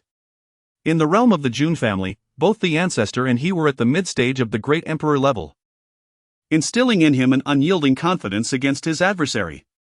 Yet, as he pondered this, an overwhelming aura of imperial might suddenly envelop the entire heavenly mechanism pavilion. The pavilion, which had been in rapid motion, shifting positions incessantly, was instantaneously rendered immobile, frozen in the void. "I have found you," he mused, as a silhouette, colossal and surpassing the dimensions of the pavilion by several folds, gradually materialized before the loft of the heavenly mechanism pavilion. This figure exuded an aura of profound Tao, adorned in the fabric of laws. Radiating divine brilliance from its eyes, its countenance was shrouded in chaos, rendering its essence inscrutable. This towering figure was none other than Jun Lingtian, wielding the celestial powers of the heavens and the earth. The loft itself was exquisite, a perfect gift to bestow upon his mother for her birthday. Ignoring the formidable Imperial Defense Array, the Divine Evolutionary Mechanism Array, overhead, Jun Lingtian boldly reached out, grasping it in his palm to toy with it. Ding! Detection of the fated daughter, Meng Sanyue. "Ah!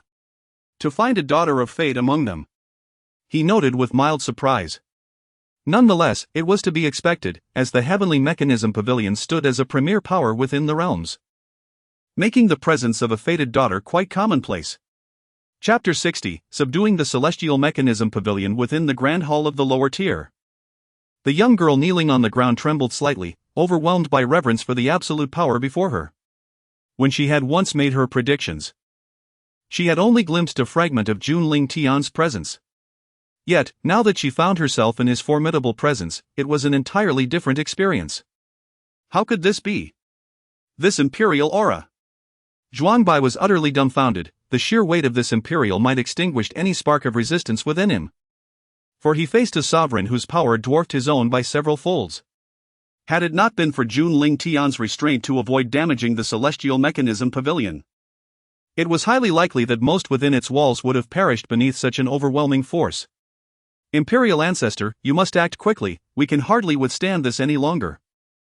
Although the Celestial Mechanism Pavilion and the Divine Transformation Mechanism Array provided some measure of protection, they were still on the brink of collapse. "Resolve this nonsense." At that moment, Zhuangbai's face flushed with anger as he seized Meng Tianji, exclaiming, "What in the world have you done to provoke such a powerful enemy?" "I truly do not know." Meng Tianji felt a profound sense of injustice, clueless as to why he had drawn the ire of such a formidable foe. Just then, the girl who had been seated in meditation within the hall stepped forth, encased in a protective aura from the heavenly transformation divine disc, accompanied by several elders of the pavilion.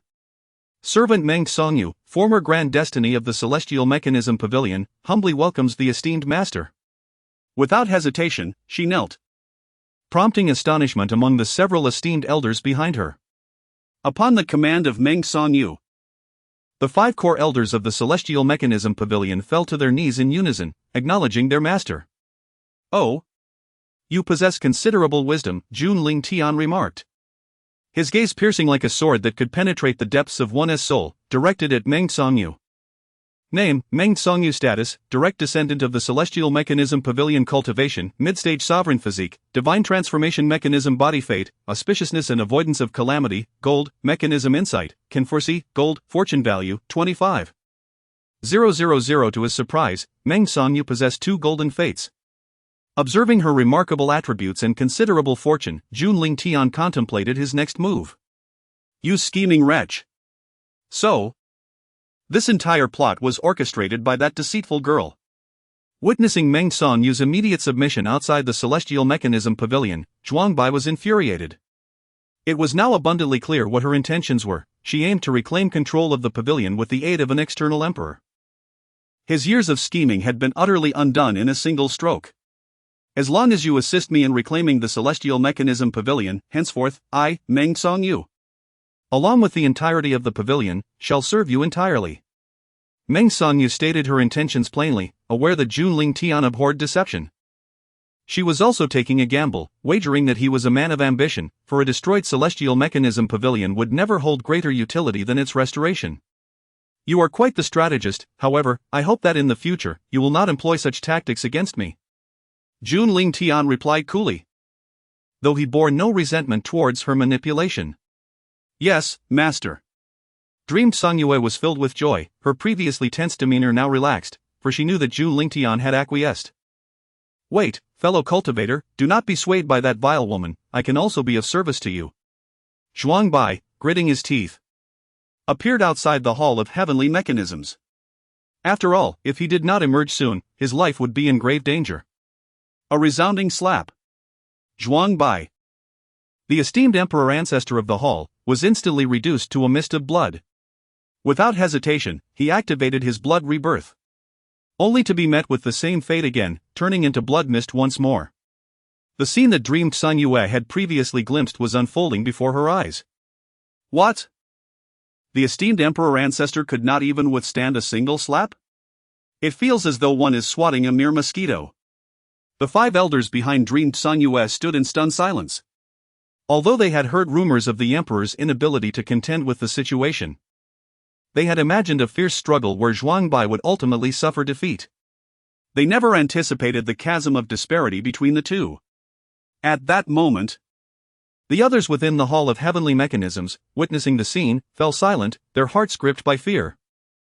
It turned out that the emperor ancestor's prior proclamations had been mere bravado. They cursed inwardly, wishing to kneel and recognize their allegiance like dreamed Songyue and her companions, yet lacking the capability to do so. The overwhelming imperial might from the outside was simply too much for them to bear.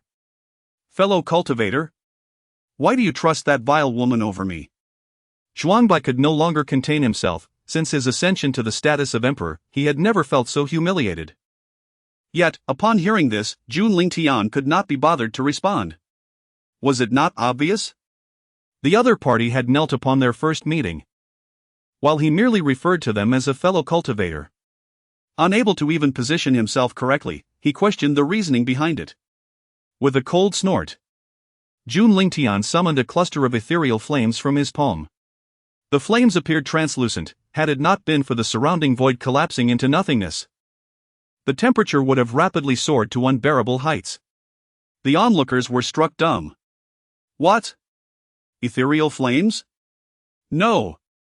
Master, I acknowledge you as my lord, do not kill me. Zhuangbai, once again transformed into blood mist, was thrown into a panic, utterly unprepared for his adversary's capability to end his life. Without further ado, Jun Lingtian acted swiftly, binding him and unleashing the ethereal flames. No. Ah. With each heart-wrenching scream, Zhuangbai's imperial soul and divine energy were relentlessly consumed by the void. The horrific outcome sent shivers down the spines of all present. Moments later, as Zhuangbai ceased his cries, Jun Lingtian retracted the ethereal flames, confirming the demise of his opponent. The emperor had fallen. The great path mourned. Heaven and earth wept in unison. The echoes of sorrow resonated through the realms. Blood rain began to fall across a vast expanse of millions of miles, as true dragon and divine phoenix apparitions bowed in reverence. How could this be? The great path mourns. An emperor has perished. The venerable ancestors of various top-tier powers across the realms unleashed their divine powers, striving to discern what had transpired. Yet they found the heavenly mechanisms chaotic, with time and space entirely sealed off. The demise of an emperor left them devoid of any useful information.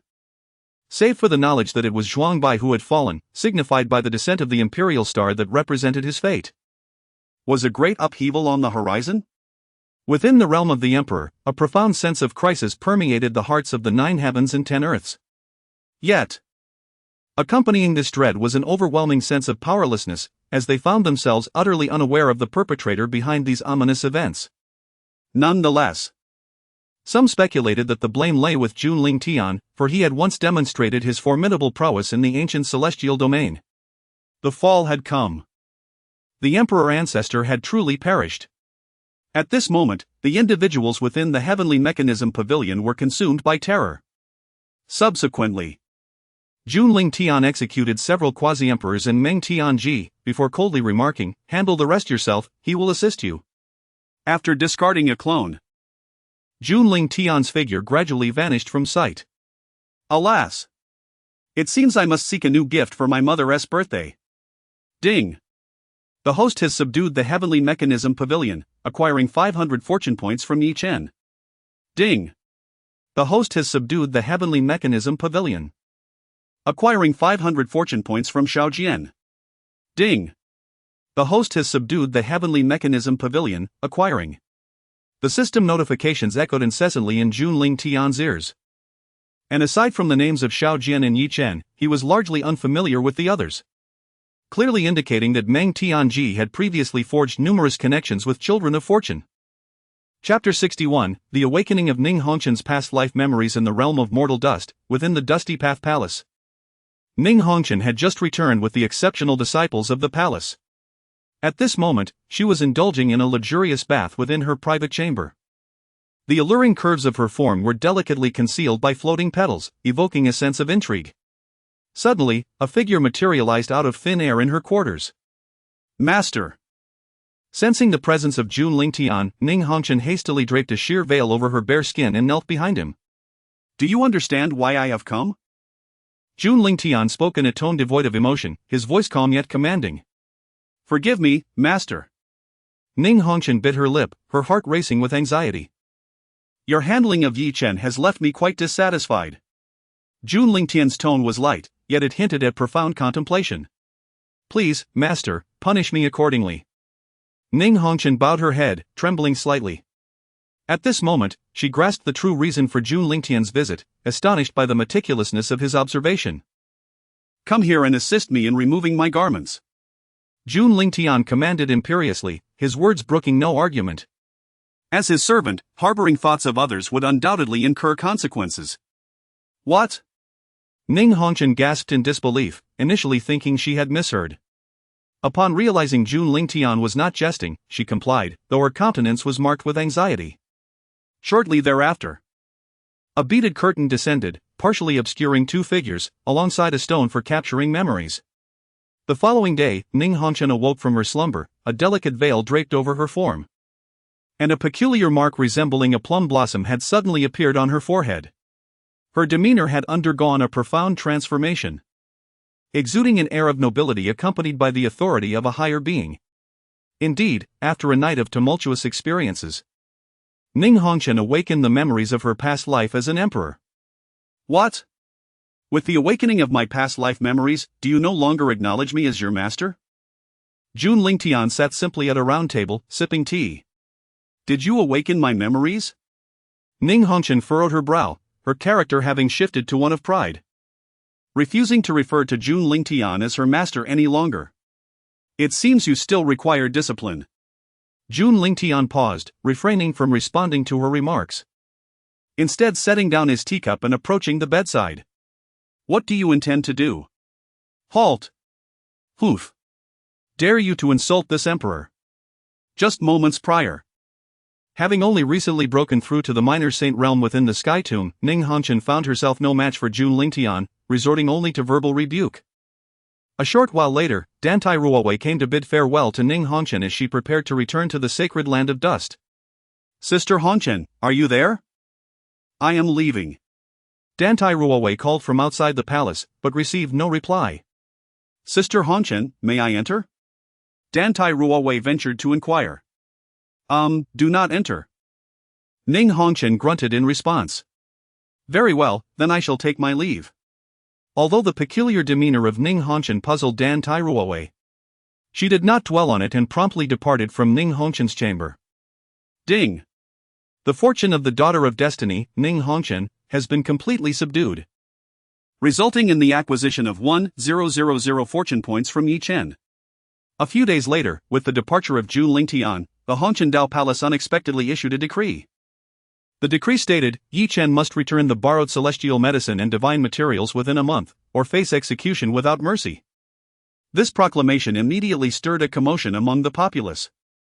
Meanwhile, Ye Chen, having endured countless hardships, had just managed to evade the relentless pursuit of the Alchemist Association, remaining unaware of the bounty placed upon him by the Hongchen Dao Palace.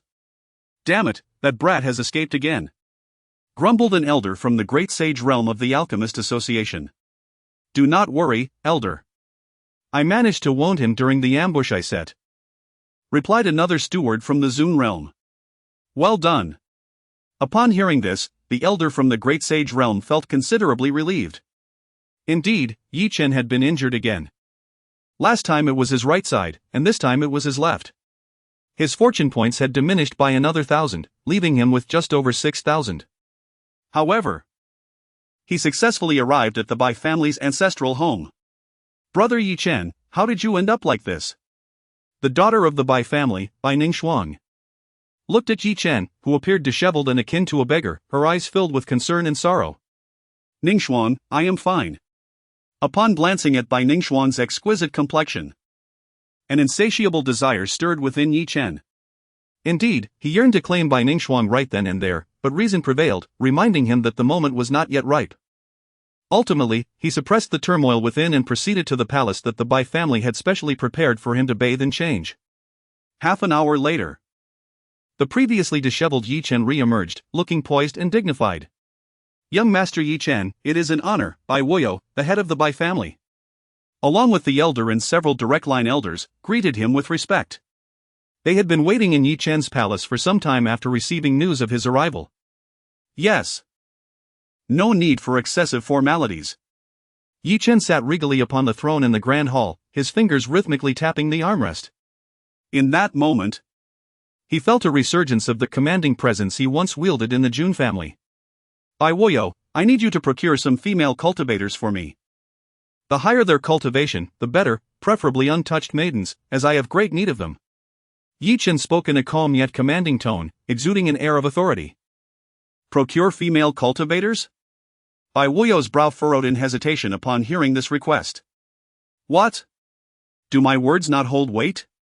Ye Chen's tone intensified, his expression darkening. The head of the Bai family had dared to defy him, and it seemed time to reconsider his allegiance. Yes, young Master Ye Chen. Ultimately, Bai Wuyo gritted his teeth and acquiesced, promptly mobilizing the family's resources to begin the hunt for solitary female cultivators. In an instant, fear swept through the female cultivators within a radius of millions of miles surrounding the Bai family. And without exception, they found themselves in dire straits. All were consumed by Ye Chen through the enchanting technique of the harmony devouring, transforming them into mere husks. Furthermore, his cultivation soared like a rocket, propelling him directly into the minor saint realm. This entire sequence of events was meticulously recorded by the avatar of Jun Lingtian lurking in the shadows. Ding! Ye Chen's transgressions against the heavenly virtues resulted in the corruption of his Dao heart, leading to the confiscation of 500 fortune points. Days later, a magnificent decree from the Saint Sovereign realm suddenly materialized in the skies above the Bai family's territory, emblazoned with the insignia of the Red Dust Dao Palace. The Red Dust Edict proclaimed, Ye Chen must return the borrowed celestial herbs and divine materials within a month, or face merciless execution. Upon the issuance of the Red Dust Edict, the forces within the Bai family's domain erupted into chaos. Could it be that this Ye Chen is the same individual who, after raiding the Jun family for a bride, managed to retreat unscathed? Wasn't the Red Dust Dao Palace initially aligned with Ye Chen? Why then have they turned against him with such ferocity? Many were perplexed as to why the Red Dust Dao Palace had suddenly positioned itself in opposition to Ye Chen. What? That wretched woman, Ning Hongchen, has disregarded our master-disciple bond to issue a bounty on my life? Ye Chen, who had been indulging in romantic pursuits within his chamber, was instantly infuriated upon hearing the contents of the decree. He promptly activated his internal cultivation technique to drain the female cultivator dry. It appeared that he could no longer remain in the Red Dust realm. However, before departing, he resolved to elevate his power once more. With narrowed eyes, Ye Chen contemplated the mother and daughter duo, by Ning Shuang and her offspring. Chapter 62, The Reflection Stone resolute in his intentions. Ye Chen accompanied by Wuyo to apprehend the female cultivators. He directed his trusted allies within the Bai family to gather all the women of the clan. Brother Ye Chen, what do you intend to do? Upon seeing Ye Chen again, Bai Ningxuang felt a profound estrangement. He was no longer the familiar Ye Chen she once knew. What do you think? Ye Chen's eyes were sunken, filled with an insatiable yearning for the enhancement of his powers. Within mere days, Ye Chen exploited dark sorcery to drain the energies of over 10,000 female cultivators from the Bai family, including Bai Ningxuang and her mother. Even his loyal maidservants were not spared from this dreadful fate. Consequently, his cultivation soared from the lesser saint realm to the greater saint realm. Ding! Ye Chen, filled with rage and resentment, found his heart corrupted, and the halo of fortune shattered, plundering 500 points of destiny. Meanwhile, Bai Wuyo and the esteemed elders, who were capturing female cultivators outside, heard a celestial decree echoing through the skies. What shall we do, Patriarch? The Hongchen Dao Palace, being the supreme overlord of the Hongchen domain, will not hesitate to condemn our Bai family if we defy them and assist Ye Chen. It is likely that the entire Bai family will plummet into the abyss alongside him. What can be done? Ye Chen has compelled our Bai family to partake in this heinous act, rendering him unworthy of our allegiance. Bai Wuyo narrowed his eyes. Having resolved to turn against Ye Chen, such a morally reprehensible individual no longer deserved the support of the Bai family. Release all captured female cultivators. Today, we shall sever ties with Ye Chen once and for all. With determination, Bai Wuyo led the elite of the Bai family back to their estate. However, upon their arrival, an eerie silence enveloped the Bai family. Even the guards at the entrance had vanished without a trace. The expressions of the gathered individuals shifted dramatically. Something has gone awry. As they rushed into the family estate, they were met with a sight that left them utterly speechless. The ground was strewn with the lifeless bodies of the Bai family members, all male. Madam! Ningxuang! Bai Wudo's heart raced as he dashed towards the quarters of Bai Ningxuang and his wife, only to find them empty. Ultimately, they discovered the drained female members of the Bai family within Ye Chen's palace. Ah! Ye Chen, I swear I shall not rest until you are slain. The anguished wails of Bai Wuyo and his companions echoed throughout the Bai estate, filled with a grief so profound that they yearned to exact the most excruciating vengeance upon Ye Chen. Meanwhile, Ye Chen, now en route to the Hongchen Holy Land, was emboldened by his newfound strength, intent on draining the wretched Dan Tai Ruowei into a mere husk. As he journeyed, Ye Chen passed through a bustling city, where the sounds of street vendors beckoned him. Don't miss out on this opportunity. If you can imagine it, I can procure it. At that moment, a fragment of Jun Lingtian transformed into a rather dubious old salesman. As the saying goes, where there is demand, there is a market. The realm of fantasy too is rife with commerce. Here, a unique reflection stone was being sold, capable of imparting insights into the art of cultivation, akin to purchasing raw jade. Young brother, it is evident that you are a person of extraordinary caliber. Would you care for this illusory stone? It is but a mere 100 low-grade spirit stones for one. At this moment, Ye Chen seized a young man clad in a black robe. To his astonishment, it was indeed Ye Chen, who was preparing to make waves at the sacred land of mortals. The illusory stone? Ye Chen raised his gaze and beheld the stone, which emanated an aura of profound mystery, pulsating with the essence of the laws. In that instant, he comprehended its value. This was a remarkable item. Considering the endeavors he was about to undertake, which required a stronger cultivation foundation, Ye Chen resolved to purchase these illusory stones and discern their contents. I shall take them all. Consider the remainder as your gratuity. With a grand gesture, Ye Chen tossed a handful of high-grade spirit stones to the lecherous old man. After all, he had recently plundered the treasure trove of the Bai family and was quite affluent now. Ah! I can tell at a glance that you are a generous soul, young brother. The old man's eyes sparkled with delight as he accepted the illusory stones and departed, clutching the high-grade spirit stones with joy. I am curious to see if these illusory stones truly conceal any extraordinary techniques. Ye Chen found an inn, eager to examine the quality of the illusory stones sold to him by the old man. Once ready, he retrieved one of the illusory stones from his storage ring. However, upon probing it with his divine sense, he discovered it was utterly empty. The illusory stone was nothing more than an ordinary trinket, its supposed laws mere illusions. That old wretch dares to deceive me. Ye Chen emptied his storage ring of all the illusory stones, but after testing several, he found them all to be fakes. Enraged, he struck down with his palm. All the illusory stones shattered, save for one that remained intact. Ye Chen furrowed his brow at this sight and proceeded to unveil the image within the stone.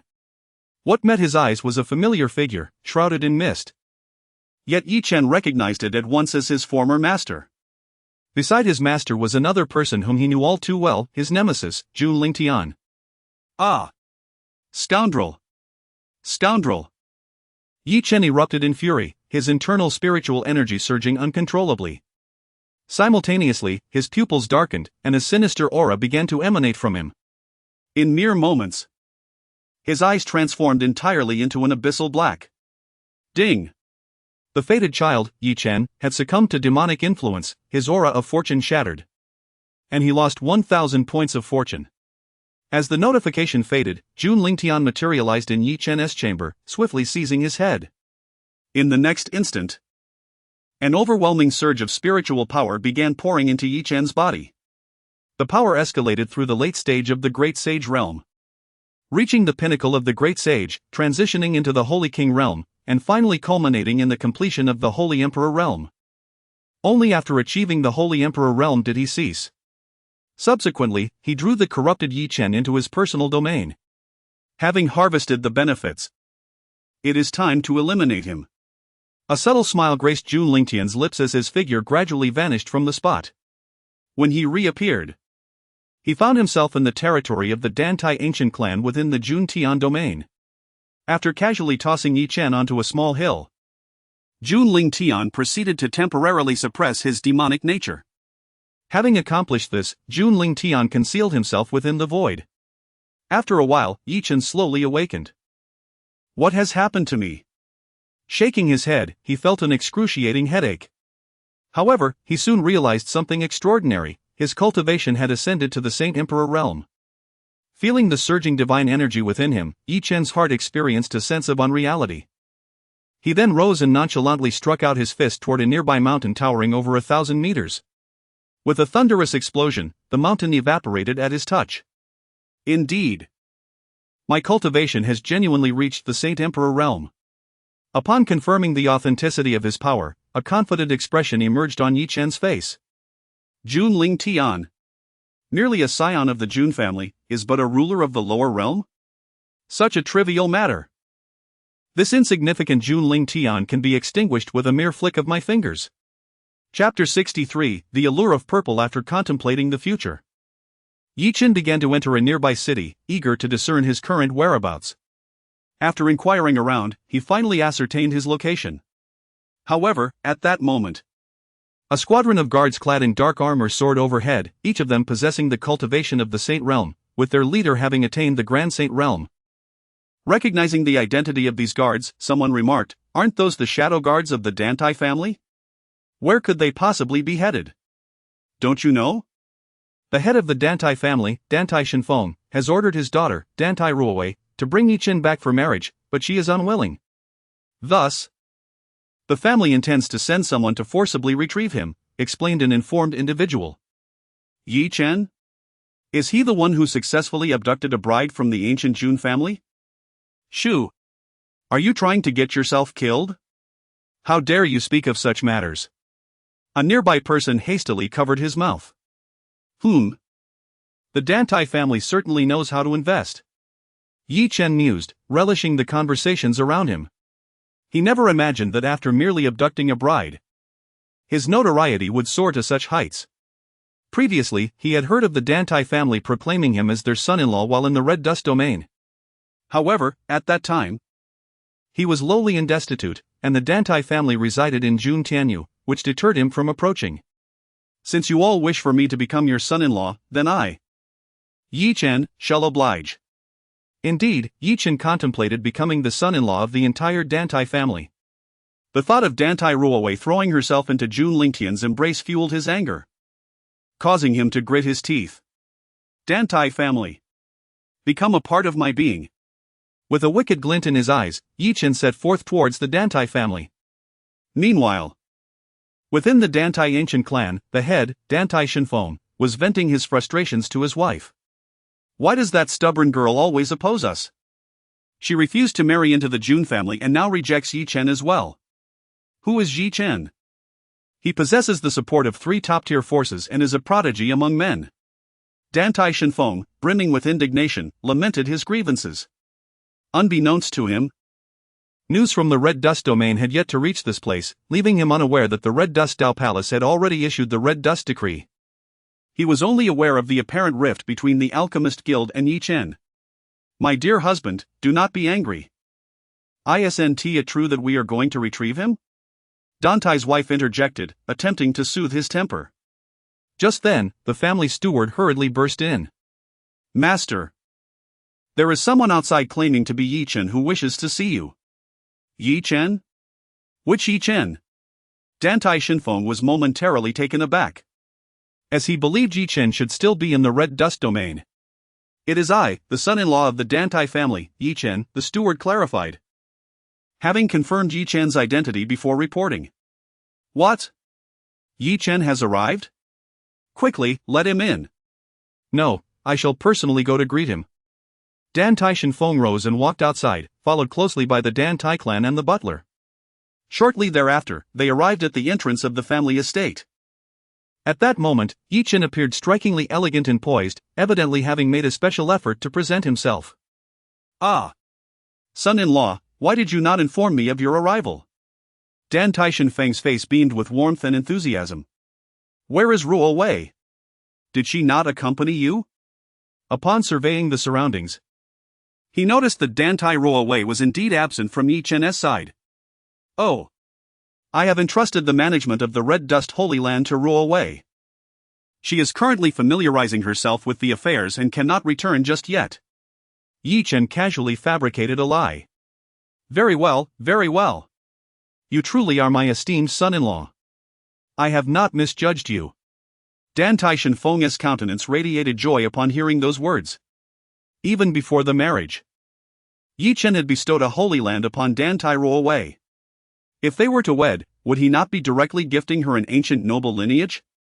Ye Chen, my daughter Ruowei has a rather fiery temperament, you must be patient with her in the future.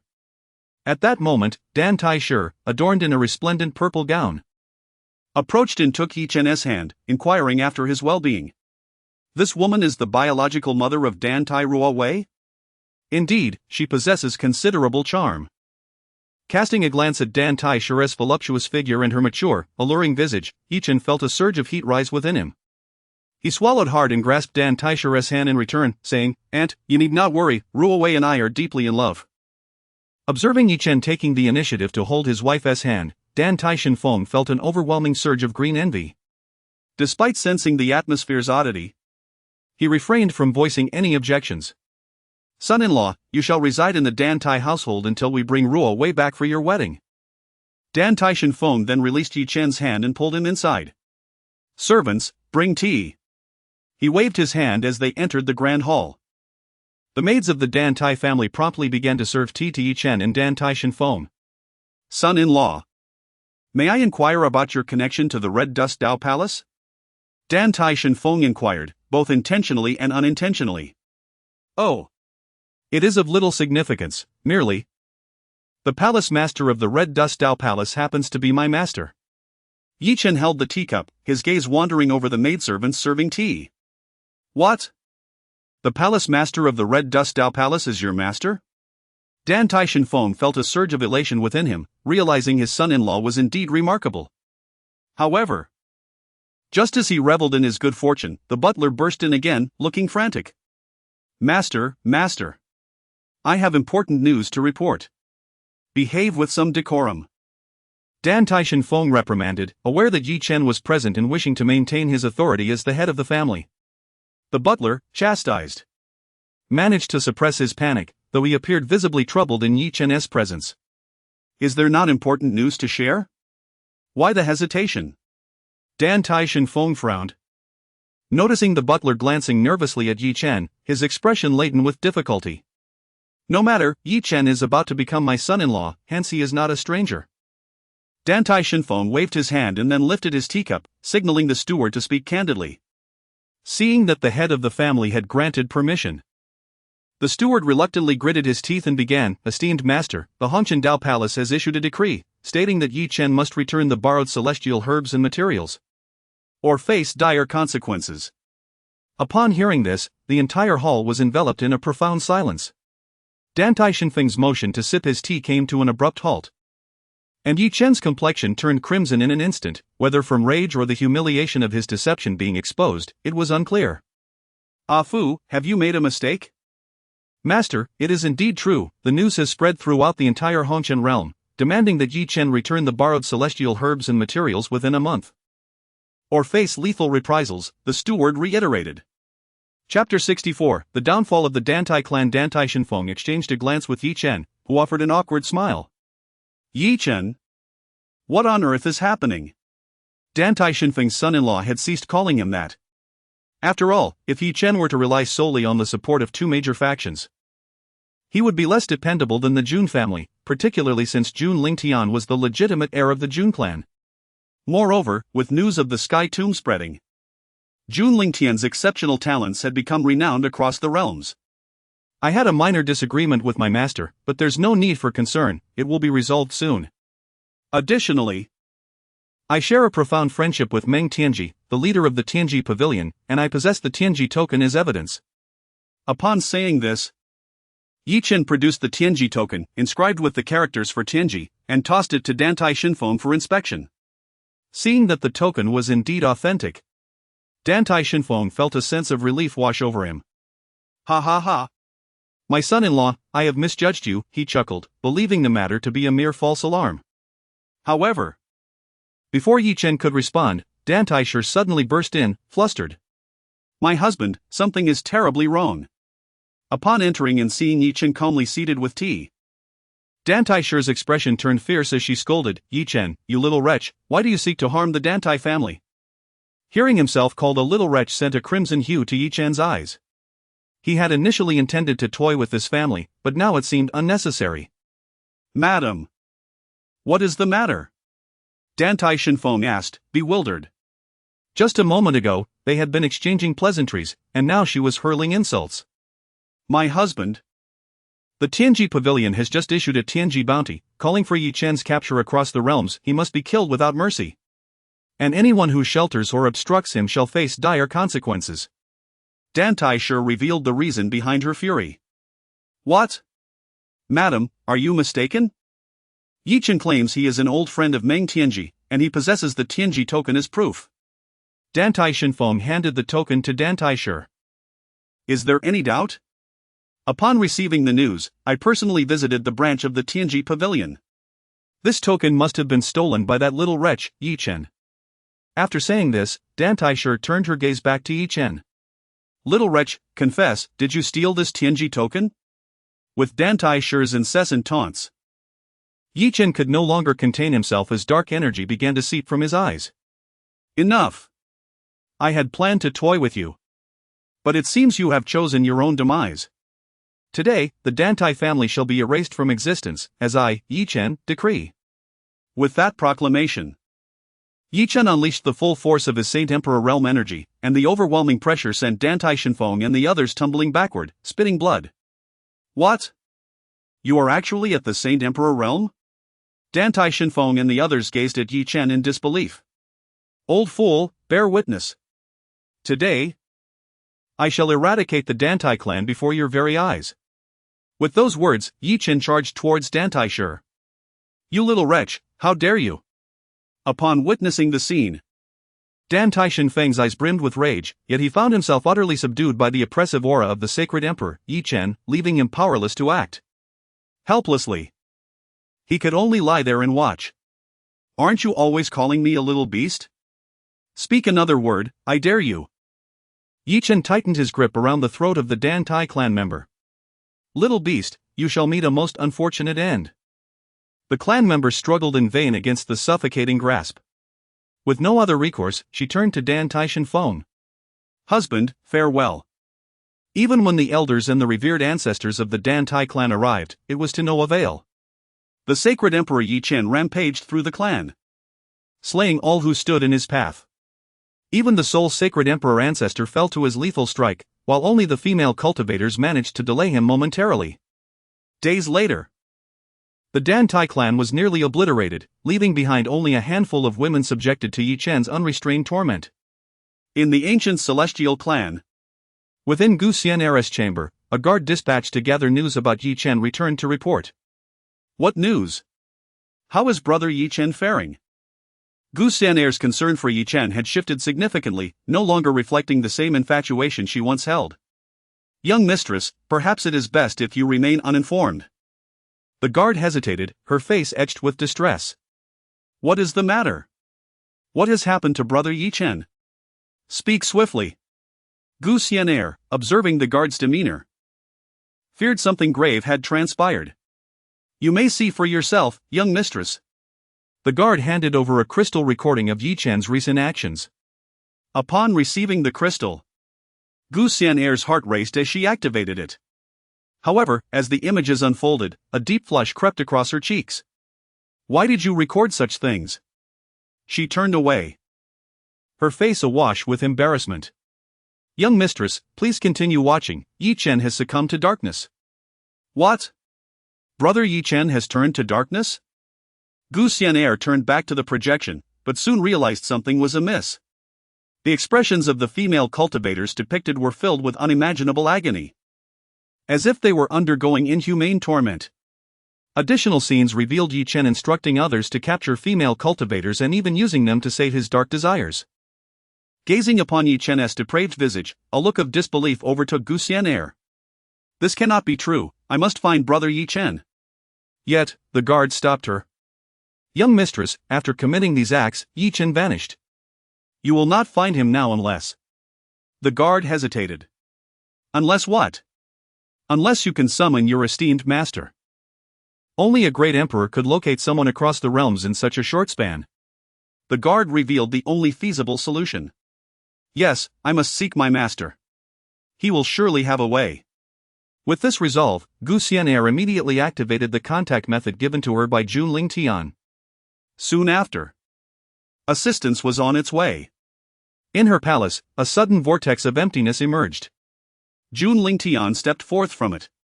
"Disciple, what brings you to seek me?"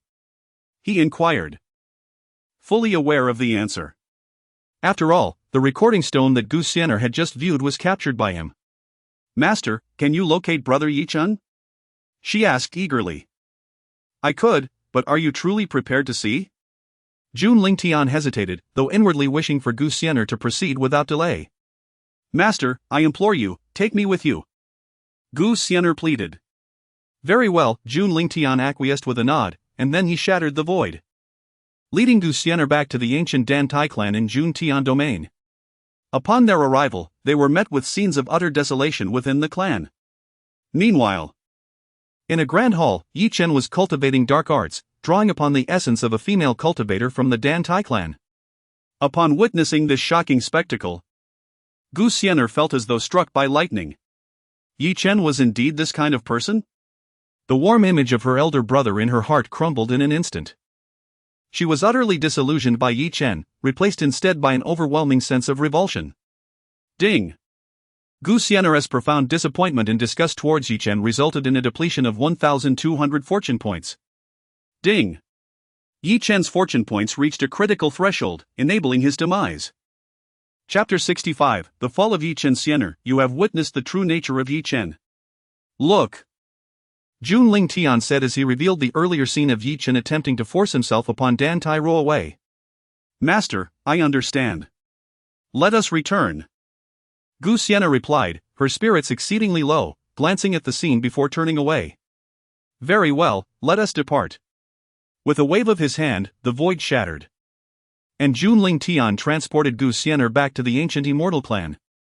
Upon his return, he found that several female cultivators of the Dan Tai ancient clan had already been drained by Ye Chen.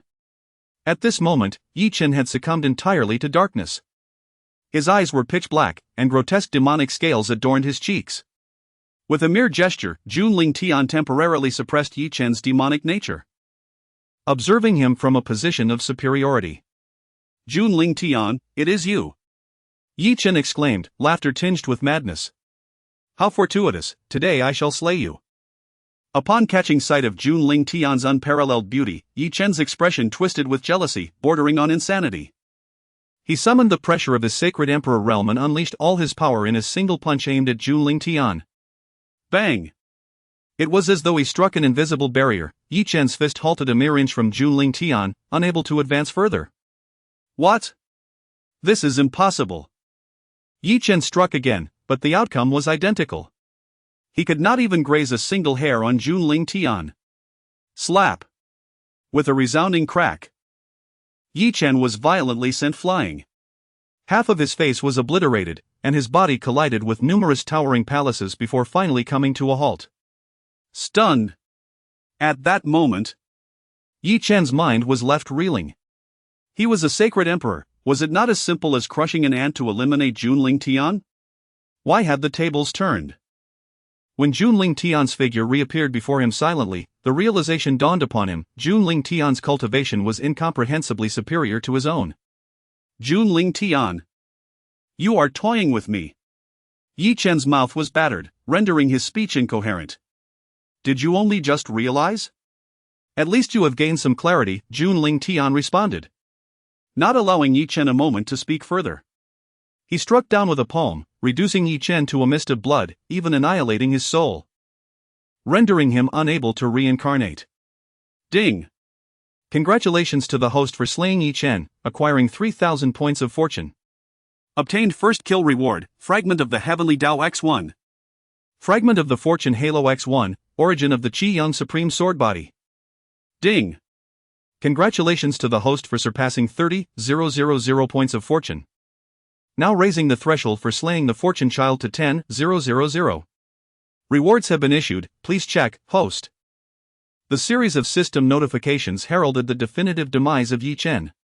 The threshold for slaying has risen to 10,000? Upon hearing the notification, Jun Lingtian began to contemplate his next course of action. Since the threshold had increased, it was time to deal with Xiao Jian, whose fortune value was just over 10,000. System, what purpose do the Heavenly Dao Fragment and the Fortune Halo Fragment serve? Upon this realization, Jun Lingtian released the thread of Bai Susu's true spirit from the soul-nurturing bottle.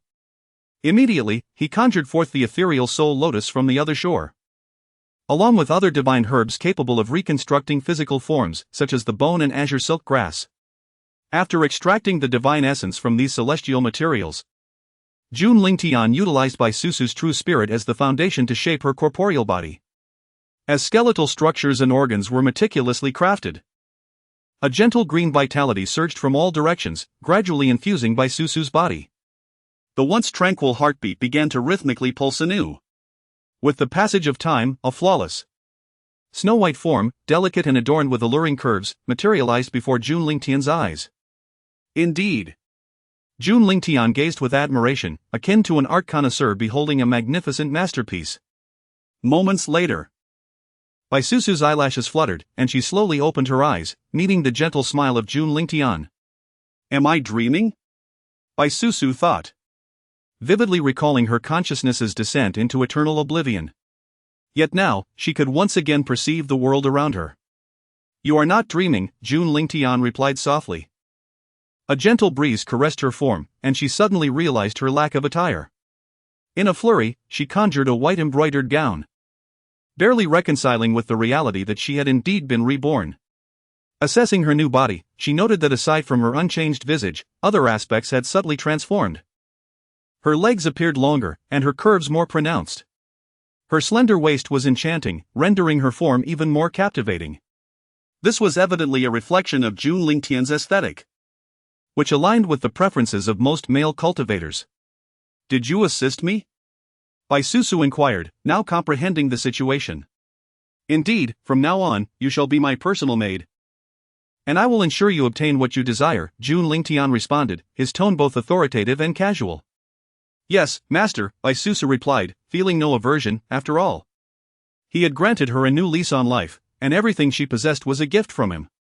Thus, acknowledging him as her master felt entirely justified.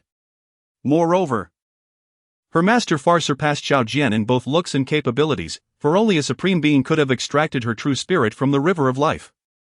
"Take these celestial herbs and restore your cultivation swiftly," Jun Lingtian said, casually tossing her several divine plants, to which she expressed her gratitude. "Thank you for your generosity, master." "Now, let us return," he declared, shattering the void as he and Bai Susu returned to the Jun family estate. The realization that the formidable emperor who once graced the Red Dust Dao Palace was her master and the young lord of the ancient Jun Clan left Bai Susu in utter astonishment. "Master, may I inquire about your age?" she timidly asked, unable to suppress her curiosity. The thought that a being of imperial stature also held the title of a young master from an ancient lineage was simply astonishing. 26. Jun Lingtian spoke softly, then seated himself at the round table and poured a cup of tea. "What?" 26. Upon hearing this result, Bai Susu was profoundly astonished. She could scarcely fathom the extent of Jun Lingtian's extraordinary prowess. "Young master," Jun Lingtian's personal maid called from outside the hall. Shortly thereafter, Jun Lingtian lifted the barrier, granting her entry. "Luo, did I not instruct you that you need not announce your presence anymore?" Luo, his devoted maid, had tended to his needs since her adolescence, accompanying him as he grew. Although she was his servant, Jun Lingtian treated her as a sister. She was well aware of how to unlock the barriers of his chamber. "Young master, rules are rules," Luo replied, her head bowed, her eyes shimmering with deference. "Very well, what brings you here?" Jun Lingtian set down his teacup and turned his gaze toward her. Chapter 66, Xiao Jian's turmoil. The young master received news that the new master of the Red Dust Dao Palace would hold an inauguration ceremony in 3 months. And the family head had instructed him to lead the team to attend. Green Loquat revealed her purpose for being there. "Oh? So? It is that Ning Hongchen who was hosting the inauguration," remarked Jun Lingtian, a slight smile gracing his lips. It seemed serendipitous, as he had just been contemplating how to appear before Xiao Jian alongside Bai Susu seamlessly. "I see, Green Loquat, you have reached the age of marriage. Is there anyone who has captured your heart?" Jun Lingtian inquired, gazing at Green Loquat. "Young master, are you trying to send me away?" Green Loquat replied, tears brimming in her eyes, filled with defiance. "If you wish to dismiss me, then you might as well end my life." She knelt before him. "Ah! That is not my intention." Jun Lingtian approached her and helped her to her feet. He understood her feelings.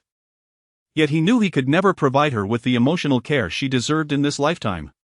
"Green Loquat, you should prepare as well, accompany me to the inauguration ceremony." "Really?" "Thank you, young master." A radiant smile lit up Green Loquat's face. As long as she could remain by Jun Lingtian's side, she would find contentment. 3 months later, Jun Lingtian arrived at the Red Dust Dao Palace in a dragon carriage pulled by 18 majestic dragons of the Holy Emperor realm, accompanied by Bai Susu, Jun Shenling, and Green Loquat. Though referred to as a dragon carriage, it was adorned with sheer veils, the top crafted from a translucent, unknown divine metal, forming an octagonal canopy. Upon entering the palace, Jun Lingtian intentionally instructed Green Loquat to lift the veils, allowing onlookers to glimpse the scene within. At that moment, Jun Lingtian reclined elegantly, with Bai Susu and Green Loquat attending to him, one kneading his shoulders while the other offered him fruits, an undeniably charming sight. "Wow! The young master of the Jun family is truly captivating," remarked the disciples of the Red Dust Dao Palace, enviously reflecting on their situation. "If only I could have the service of those 2 celestial maidens, I would gladly sacrifice 100 years of life." Indeed, just look at their figures and beauty. They are simply exquisite. The crowd was consumed by fervent admiration for Green Loquat and by Susu. However, upon catching sight of Bai Susu, Xiao Jian stood frozen in disbelief. This cannot be real, he thought. My master has already passed, how could she be here, feeding spirit fruits beside Jun Lingtian? Meanwhile, Jun Lingtian noticed Xiao Jian as well. Damn, why can't I be the young master of the Jun family? The disciples and attendees watching this scene were filled with envy, yearning for such exquisite maidens in their service. Xiao Jian, stop staring, your eyes are going to pop out, Dragon Out Yen mocked. Yet, Xiao Jian paid no heed to him. His fists clenched tightly, his chest heaving with emotion. Susu, do you see who that is? Jun Lingtian said, smiling as he gestured, his hands never faltering. Bai Susu turned her gaze in response. In an instant, Xiao Jian locked eyes with Xian Lingtian. Upon seeing the familiar gaze of Bai Susu, he was finally convinced. His master, Bai Susu, was not only alive but had also become a maidservant to Xian Lingtian. How contemptible! He recalled how she had once held herself in such high esteem before him, refusing to be sullied, yet now she was submissively kneading Xian Lingtian's shoulders. A tumult of emotions surged within Xiao Jian. Why would you choose to serve Xian Lingtian instead of casting even a glance my way? Gritting his teeth, he remembered how he had often fantasized about spending his life with his master. Little did he expect that she would now be entangled with his enemy, the very person who had once kicked him. Ding! With his heart in turmoil, Xiao Jian's luck was diminished by 500 points. Hearing the system's notification, Xian Lingtian provocatively glanced at Xiao Jian. Ah, Xian Lingtian at this moment. Xiao Jian felt his defenses crumble, he had never uttered a single disrespectful word before. Calm down, my master must be coerced. If only I could devise a way to rescue her, she would undoubtedly return to my side. At this moment, Xiao Jian consoled himself. And his unsettled heart gradually found tranquility. Brother, could you tone it down a bit? It wouldn't look good if Sister Shui Luo saw, Xian Xianling casually remarked. Though polygamy was common for men, her brother's behavior appeared unusually different today. Are you now taking it upon yourself to discipline your brother? If so, I might just leave you behind next time, Chen Lingtian chuckled, yet he retracted his hand from Bai Susu's delicate form. Feeling the warmth dissipate, Bai Susu inexplicably felt a pang of disappointment. No. Brother, I won't interfere, you may do as you please, Xian Xianling swiftly pleaded. She had no desire to be cooped up at home practicing, as it bored her to death. Moments later, the four of them arrived at the grand hall of the Red Dust Dao Palace in the ninth heaven, where the banquet was to be held. Elder brother, over here. At that moment, Ling Mu from the Dian Celestial Dynasty waved cheerfully at Xian Lingtian and promptly approached. Elder brother, I knew you would come. Are these two your sisters-in-law? Ling Mu glanced at Bai Susu and Lu Luo before speaking. No, the two women were about to refuse when Xian Lingtian interrupted. You have quite a few questions, don't you? He playfully patted Ling Mu's shoulder, causing him to grimace in pain. Elder brother, be gentler. Upon hearing the ambiguous remark, Xian Lingtian could only shake his head in exasperation and led everyone toward the Chen family's section. Elder brother, when will you come visit me at the Dian Celestial Dynasty? Ling Mu pressed further. To his surprise, Xian Lingtian actually responded. After this banquet concludes. Really, elder brother? I'll be waiting for you then. Satisfied with the answer, Ling Mu returned to his seat with a beaming smile. Shortly after, the scions and heirs of the major powerhouses began to arrive in succession.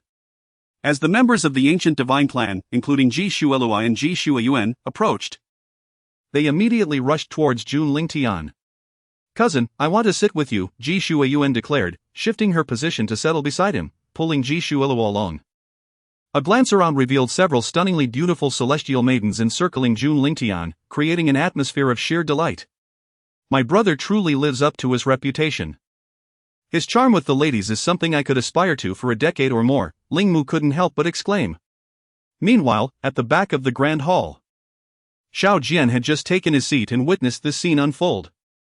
Why, Jun Lingtian, do you have so many enchanting companions, yet still seek to claim my master? He was taken aback to see his master sitting beside Jun Lingtian, feeding him spiritual grapes. Chapter 67. What is he? I can't take it anymore. Xiao Jian abruptly stood up. Jun Lingtian, as the young master of the Jun family, how can you engage in such despicable acts within this grand hall? What a disgrace! And you, are you not Ji Shuelua, the divine maiden of the ancient god clan? Can you truly tolerate your fiancé's behavior? I must commend your endurance. Xiao Jian spoke with a sarcastic tone. After uttering these words, he felt a wave of relief wash over him, his spirits considerably lifted. What if Jun family's young master was present? Today, Xiao Jian intended to make him appear foolish before the assembly of powerful factions in this hall. Upon witnessing Xiao Jian, the jester, daring to confront his elder brother, Ling Mu's heart surged with joy. He had been yearning for an opportunity to showcase himself before his brother. Who do you think you are to speak ill of my brother? Ling Mu exclaimed, rising in anger. I am Xiao Jian, the divine son of the Red Dust Dao Palace, Xiao Jian retorted defiantly. Within the Red Dust Dao Palace, this was his domain. And he could not afford to lose face. You insolent divine son, open your eyes and see if anyone here dares to utter a word against my brother. Xiao Jian's face flushed crimson as he instinctively scanned the surrounding faces, only to find everyone avoiding his gaze, none willing to support him. Kneel and apologize to my brother. Otherwise, I shall slay you. Ling Mu, gripping his spear tightly, radiated fierce determination as he glared at Xiao Jian. This is intolerable. Xiao Jian unsheathed his spiritual sword. The atmosphere crackling with tension. How could he be bullied within the grand hall of the Red Dust Dao Palace? Enough! At that moment, Ning Hongchen arrived. Her presence exuded an overwhelming aura, the authority of the Empress increasingly evident. In just a few months, her cultivation had soared to the Saint King realm. The plum blossom mark on her forehead even more vibrant. Your Excellency, you arrived just in time. I, Xiao Jian. Silence! Ning Hongchen interrupted, her voice commanding. By my decree, from this moment forth, I hereby revoke your status as divine son. With a wave of her hand, she stripped Xiao Jian of his title. What? My position as divine son was conferred by the ancestor emperor himself. By what right do you revoke it? Xiao Jian, momentarily stunned, soon erupted in fury. He had barely settled into the role, and now it was being taken from him?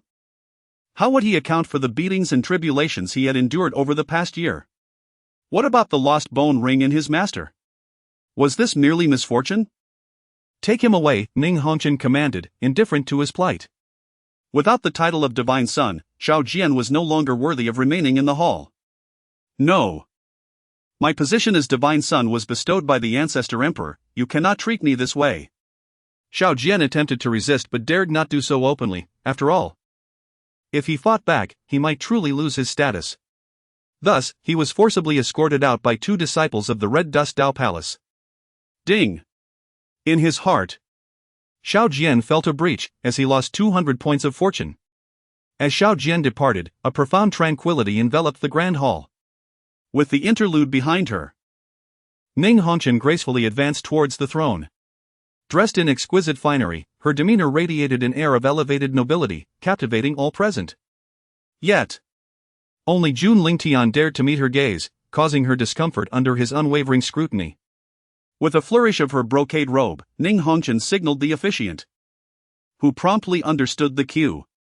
The various factions took their places, and the succession ceremony commenced in earnest. As the announcement echoed, the atmosphere grew increasingly tedious. And it felt as though time had come to a standstill. Finally, as the ceremony concluded, Jun Lingtian hastily gathered by Susu and others to wander about, hoping to glean a bit more of Xiao Jian's fortune. However, to his dismay, Xiao Jian had seemingly vanished. As night fell, a shadowy figure stealthily approached the palace designated for receiving guests. It was none other than Xiao Jian. Though stripped of his status as a divine son, he devised a plan to meet his master. He yearned for clarity regarding the unfolding events, for he could not bear the uncertainty. Familiar with the terrain, Xiao Jian swiftly located by Susu's quarters. Unbeknownst to him, Jun Lingtian was currently within her chambers. Upon his arrival, Jun Lingtian reclined casually on by Susu's bed, a smirk gracing his lips. Meanwhile, Bai Susu's face flushed crimson, her heart racing with trepidation at Jun Lingtian's unexpected presence. Her mind raced with countless thoughts. Just then, a familiar voice echoed from outside the hall. Master, are you there? Whom? Xiao Jian? What brings him here? Upon hearing Xiao Jian's voice, Bai Susu stole a glance at Jun Lingtian, anxiety bubbling within her. Her concern did not stem from the fear of Xiao Jian facing harm at Jun Lingtian's hands, but rather from the possibility of misunderstandings arising. Master, I shall attend to this, she declared, exiting the inner chamber and making her way to the outer hall. Once she lifted the barrier outside, Xiao Jian promptly emerged. Master, I miss you so much. He opened his arms, longing to embrace Bai Susu, but she swiftly evaded him. What are you doing, Xiao Jian? If you continue this way, I shall have to ask you to leave. Bai Susu chided in a soft voice, her gaze instinctively darting to the inner chamber, fearful of Jun Lingtian's potential misinterpretation. You shameless wretch! What pretense of virtue are you putting on? Xiao Jian inwardly cursed as he felt rejected, his expression shifting to one of pitiful sorrow. Master, I miss you dearly. Why do you not come to see me? Do you have any idea how much I've longed for you? Be quiet. Xiao Jian, our bond has been severed, you must depart immediately. This is not a place for you.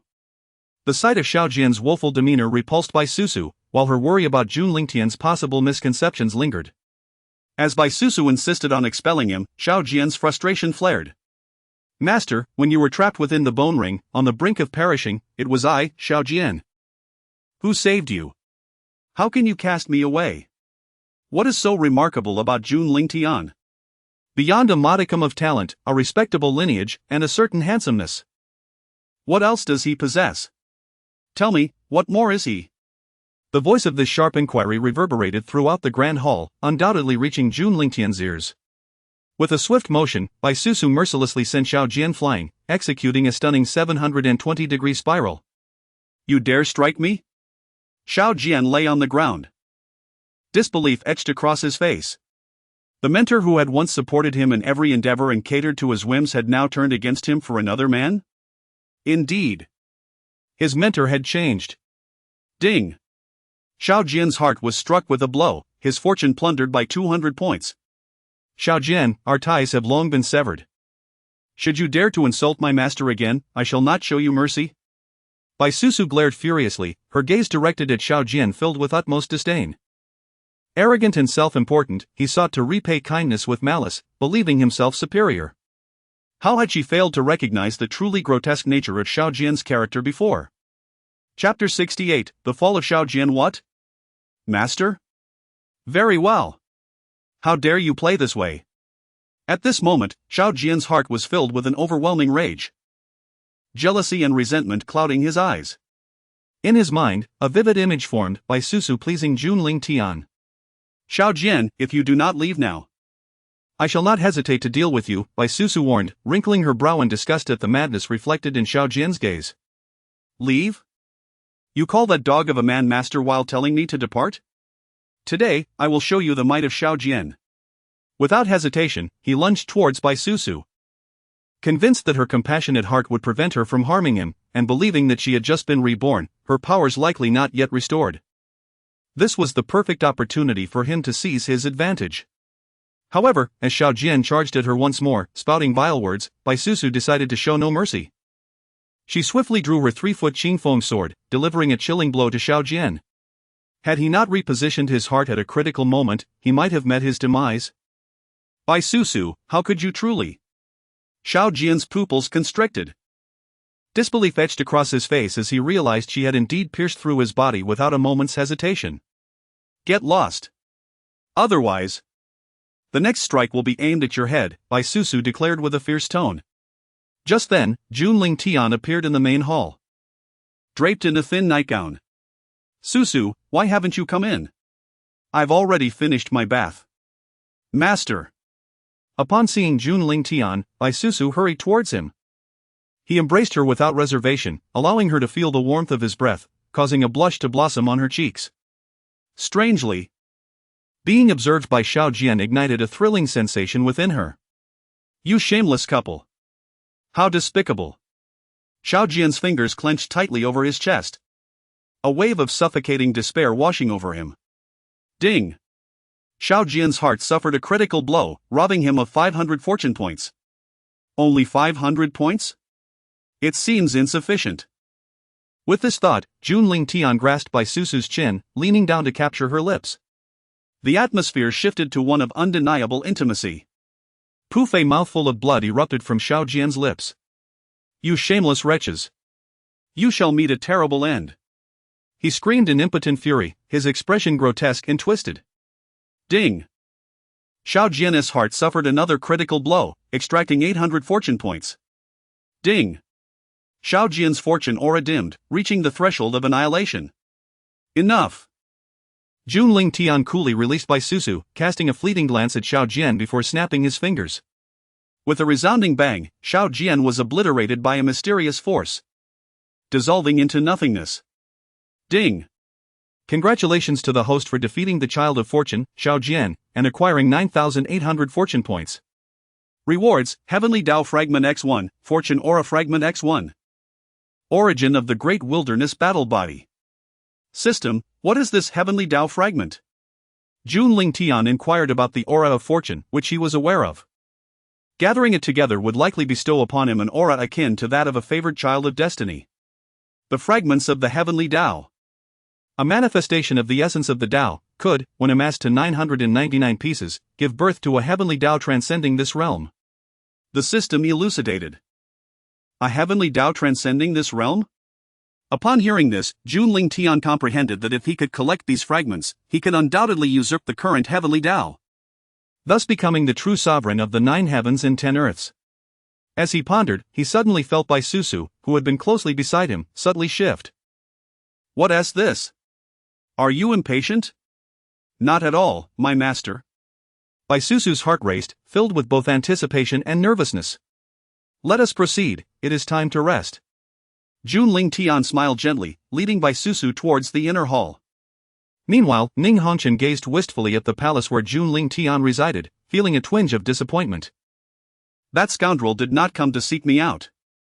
With a sigh, she resorted to cultivation to numb her feelings. Until the late hours of the night. She suddenly sensed a figure entering her chamber. The familiar aura required no guesswork to identify. Addressing the master? Not a chance. I, the dignified emperor of Jioli, cannot recognize you as my master. Ning Hongchen felt a surge of joy within, yet her words remained defiant. The pride of an empress would not allow her to acknowledge him as her master, even unto death. It seems you still require some training. Jun Lingtian spoke in a calm tone. The following day, Ning Hongchen looked at the empty bed, feeling a sense of loss. At that moment, Jun Lingtian had already set off towards the great Yen immortal domain alongside Ling Mu. He did not bring anyone along for this journey, traveling instead on the unique worship of the great Yen immortal dynasty. Brother, let me tell you, my sister is incredibly beautiful. And she is also a renowned talent on the Black and White Academy's list. I will introduce you to her when the time comes. Throughout the journey, Ling Mu tirelessly promoted his lovely sister to Jun Lingtian, leading him to question whether she truly was his biological sister. However, what surprised Jun Lingtian was that she indeed was, sharing the same parents. Does your sister know how you are promoting her like this? Jun Lingtian asked. Somewhat speechless. This kid is a true sister seller. I'm not sure, Ling Mu replied, scratching his head awkwardly. What about the Beastmaster sect? Jun Lingtian rapped his knuckles thoughtfully. The Beastmaster sect? Brother, why do you ask about them? Ling Mu responded with confusion. The Beastmaster sect is merely an old-school sacred-level force, rather inconspicuous even in our great Yen immortal domain. He could not fathom why Jun Lingtian would show interest in such a minor sacred-level power. Change the course of the worship. I have matters to attend to at the Beastmaster sect, Jun Lingtian stated calmly. All right, I will follow your lead, brother. Ling Mu called out. And the towering worship immediately turned around. It then shattered the space before diving into the void, heading towards the Beastmaster sect. A month later, behind the mountain of the Beastmaster sect, Emofan is currently raising a vibrant unicorn. A mystical creature that resembles a horse yet possesses a singular horn atop its head, with a tail that radiates a spectrum of colors. The reflection of the chrysanthemum terrace mirrors the moon, who could fathom the chill within my beloved's heart? Enraptured in the embrace of the sovereign, I dream of the love from the Grand Tang dynasty. Your Majesty, may I have another cup? The delicate tone of my voice enables Mo Fan to effortlessly master melodies that eluded him in his past life. With a graceful gesture of my fingers. How can one discern between male and female? Yet, at this very moment, a colossal rift suddenly tore open the skies above the Beastmaster sect. A warship, towering over 1,000 meters, of a deep azure hue adorned with the emblem of the Dian celestial dynasty, shattered through the fabric of space. The perimeter of the vessel bristled with spiritual cannons, exuding an overwhelming pressure. This single warship possesses the capability to withstand assaults from those at the Sacred King realm, with an offensive power rivaling that of a sacred emperor. How could a vessel reserved for the supreme royal family of the Dian celestial dynasty appear in the skies above our Beastmaster sect? The members of the Beastmaster sect, confronted with the terrifying presence of the warship, were left in a state of profound shock. Chapter 69, Saintess Lin Qingmeng. The warship appeared quite impressive. I must acquire a few for leisure in the future. Mo Fan lifted his gaze to the magnificent vessel, his eyes shimmering with intrigue. He had long abandoned the name Ji Buchang, opting instead to embrace his true identity as Mo Fan. With a wistful glance diverted from the ship, he resumed his pastoral duties. Having mastered the Grand Beast Mastery technique, he had ascended to the status of a direct disciple and had formed a bond with a vibrant unicorn. Although the unicorn's combat prowess was modest, its swiftness was remarkable. Second only to the snow dragon steed. With a mere 30 points of affinity remaining, he could secure the Saintess's affection. Mo Fan glanced at the system's affinity meter, already daydreaming about a promising future. Indeed. This time, he had learned from past experiences and resolved to pursue only one goddess. Under his fervent advances, the affinity of the Beastmaster sect's Saintess, Lin Qingmeng, had risen to 70. Just as the onlookers assumed that the towering warship, soaring over 1,000 meters, was merely passing through, it unexpectedly hovered in mid-air. The third prince of the Dian celestial dynasty has arrived, should you not hasten to welcome him? A commanding voice resonated from the warship. In response, Lin Badian, the sect leader of the Beastmaster sect, along with key members, soared into the sky to greet the prince. Welcome, Your Highness the Third Prince, Lin Badian proclaimed with utmost respect. The assembled members of the Beastmaster sect echoed in unison, bowing in reverence. Ding! The system notified of the presence of the fated woman, Lin Qingmeng. At that moment, Jun Lingtian also received an alert in his ear. What are you blind to? My elder brother is the young master of the Jun family. Should you not welcome him before me? Ling Mu exclaimed, kicking Lin Badian to the ground. Yet, Lin Badian dared not show any resentment. However, a graceful figure in the second row, a stunningly beautiful woman, displayed palpable indignation. She was Lin Qingmeng, the daughter of Lin Badian and the Saintess of the Beastmaster sect. Ling Mu, cease this rudeness. How can you behave so insolently? Jun Lingtian reprimanded, immediately assisting Lin Badian to his feet. Are you unhurt? Young Master Jun, I am quite well, Lin Badian replied, astonished and deeply touched. The Jun family was an extraordinary power, even a mere steward could obliterate their sect. The fact that such a prominent young master would personally aid him brought tears to his eyes. Observing this scene, Lin Qingmeng regarded Jun Lingtian with newfound admiration. As the scion of an ancient family, his demeanor was remarkably approachable, and his manners exemplary, a rare combination indeed. Ling Mu, how can you exhibit such arrogance and still claim me as your elder brother? If you continue in this manner, do not expect to associate with me any longer. Jun Lingtian admonished sternly, his expression serious. Please, elder brother, I shall not act thus again, Ling Mu pleaded, his face a picture of remorse. They had previously agreed on a playful farce aboard the ship, yet now the tables had turned. It was indeed Jun Lingtian's performance that had been so convincing. Witnessing Jun Lingtian defend his father and chastise Ling Mu, Lin Qingmeng's fondness for him began to grow. Ding! Lin Qingmeng harbors a slight affection for you. And thus, the fortune value of Mo Fan has been plundered by 100 points. Young Master Jun, please do not make things difficult for the third prince. Let us proceed to the palace for a discussion. Observing Ling Mu's unusually obedient demeanor at this moment, Lin Badian felt a surge of anxiety. Presently, Jun Lingtian is capable of managing the third prince, yet should he be absent, who could ensure their restraint? What if they sought revenge? Nevertheless, Jun Lingtian nodded in agreement and led the way into the great hall of the Beastmaster sect. Just as Lin Xingmeng anticipated that he would glance her way as he passed, she found that Jun Lingtian walked by, his gaze unwavering, leaving her feeling somewhat dejected. However, Ling Mu stole a couple of glances at her and even blinked suggestively, which left her feeling quite repulsed. "Little girl, you are quite remarkable. I have taken a liking to you," Ling Mu communicated telepathically to Lin Xingmeng, accompanied by a lewd grin. This was, in fact, a directive from Jun Lingtian, instructing him to adopt the persona of a reckless youth and tease Lin Xingmeng in every conceivable way. The latter found herself incensed and embarrassed by Ling Mu's antics. Meanwhile, Mo Fan, tasked with monitoring the affection levels of the target in real time, suddenly received a notification from the system. Ding! The affection level of the target Lin Xingmeng has decreased by 5%. What? What happened? Upon hearing the system's alert while grilling food, Mo Fan paused momentarily before hastily making his way back to the sect. This represented the culmination of his efforts over the past year, and he could not afford any further mishaps. In the Great Hall of the Beastmaster sect, Jun Lingtian surprisingly declined the request to sit in the main seat, opting instead for a position at the upper end. Ling Mu, too, refrained from taking the principal seat, which left Lin Badian feeling quite conflicted. Both heirs of the two premier factions refused to sit, yet they expected him to take the seat? He dared not do so. "Lin Sect Master, please take a seat. Do not stand on ceremony." "The guest should follow the host's lead," Jun Lingtian remarked with a gentle demeanor, his smile akin to a refreshing spring breeze. "Well. Very well," Lin Badian thought to himself as his impression of Jun Lingtian improved significantly, and he uneasily settled into the main seat of the hall.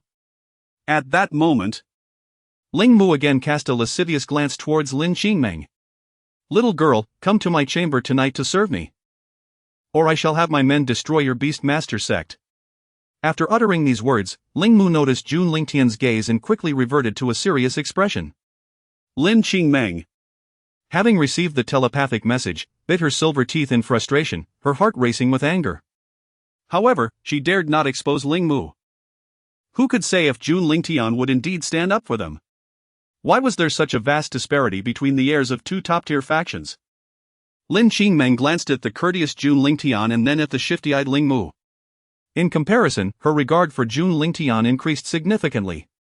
Ding! Lin Xingmeng's affection for you has risen, plundering an additional 100 points of fortune. It appeared that the strategy was indeed effective. Upon hearing the system notification, Jun Lingtian had already devised a plan for the forthcoming events. "Young Master Jun, Third Prince, may I inquire about the purpose of your visit?" Lin Badian ventured tentatively. Uncertain of Jun Lingtian and his companion's intentions, he felt as though a heavy stone lay upon his heart. "Oh, we are merely passing through your esteemed sect." Seeking accommodation for a few days, Jun Lingtian spoke in a nonchalant manner. "In that case, Xingmeng, please prepare 2 splendid chambers for young Master Jun and His Highness the Third Prince," Lin Batian instructed Lin Xingmeng. The latter departed, feeling a sense of relief. Within that grand hall, she felt utterly uncomfortable, as though the days dragged on like years. Subsequently, Lin Xingmeng deliberately arranged for Jun Lingtian's chamber to be situated in close proximity to Ling Mu's. This way, should Ling Mu harbor any nefarious intentions towards her at night, perhaps Jun Lingtian could come to her aid. As for Mo Fan, she had long ceased to place her hopes in him. After organizing the lodging arrangements, Lin Xingmeng ascended to the summit of the back mountain, seething with frustration.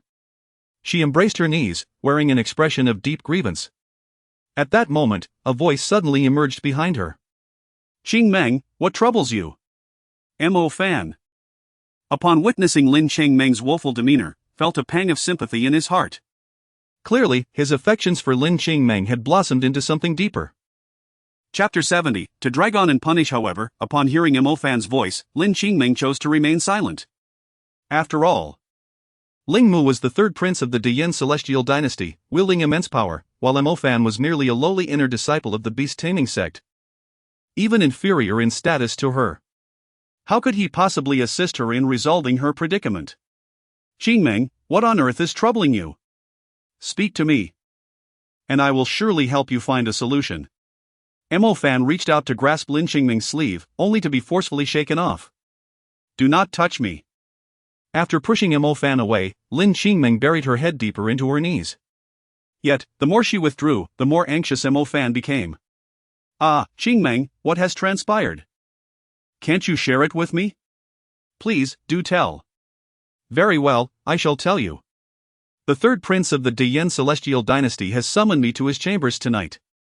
Can you assist me in this matter? Lin Qingmeng gazed at Mo Fan with reddened eyes, her face etched with grievance. Having been sheltered by her father throughout her life, she had never encountered such a situation. What? The third prince actually summoned you? Mo Fan's body trembled at her words, vivid images racing through his mind. He had never anticipated that Lin Qingmeng would face such an ordeal. Come, we must seek justice for you immediately. Mo Fan grasped Lin Qingmeng's arm, determined to confront the court. However, she vehemently refused. We cannot go. If we provoke the Deyin celestial dynasty's royal family, the entire beast-taming sect could face annihilation. Are you willing to sacrifice yourself to cater to that beast? Mo Fan's anger flared, his tone sharpened. What else can I do? Lin Qingmeng met Mo Fan's gaze defiantly. What options did she have? She could only resign herself to fate, hoping that Jun Lingtian might hear her plight and rescue her from despair. Oh! If only the one summoning me were Jun Xiaozhu. A sudden thought flashed through Lin Qingmeng's mind, startling her. If you will not go, then I shall. Today, Mo Fan, will demand justice on your behalf. With righteous indignation, Mo Fan stormed towards the Grand Hall. After all, he possessed the system as an advantage. And he had already devised an escape route, rendering him unafraid. Conversely, if his target were to be taken by another, it would lead to his own failure in the quest. The thought was utterly unacceptable to him. Moreover, if the situation escalated, it might indeed help Lin Qingmeng. Not long after, before Mo Fan even arrived, his voice echoed through the hall. How could the third prince of the Deyin celestial dynasty commit such heinous acts? Do you truly deserve your title? The members of the beast-taming sect, upon hearing his words, were engulfed in shock and fury. To dare speak such words against the third prince of the Deyin celestial dynasty within their sect was to risk their very existence. Who dares to make such a ruckus outside? Lin Batian bellowed, only to find Mo Fan striding towards him, causing his heart to skip a beat. Please, esteemed leader. Take charge of Qingmeng's situation. Mo Fan stepped forward, first bowing respectfully before launching into a vehement accusation against Ling Mu. Esteemed leader, this individual, despite being of the supreme royal lineage, displays a shocking lack of decorum by summoning Qingmeng to his quarters at night.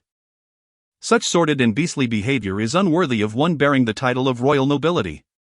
We must. Yet before Mo Fan could continue, he was abruptly interrupted by his own master. Wretched fool, silence! At that moment, Mo Fan's master turned a ghastly shade. Utterly astonished by the audacity of this young man to publicly accuse the third prince of the supreme royal family. This reckless youth is courting death. And we still wish to live. Seize this wretch and execute him. Lin Batian commanded with a sweeping gesture, and the others in the Grand Hall nodded in agreement.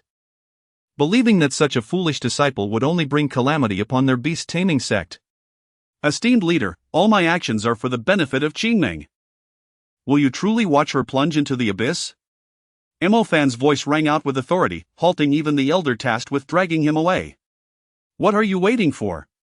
Hurry up and remove him. Lin Batian seethed with contempt for Mo Fan, feeling that this reckless behavior could spell doom for the beast-taming sect. Just then, Jun Lingtian interjected, wait a moment. Ling Mu, is what this young brother said true? Hearing the familiar voice, Mo Fan instinctively turned to look at the position of Jun Lingtian and, upon seeing him, instinctively recoiled.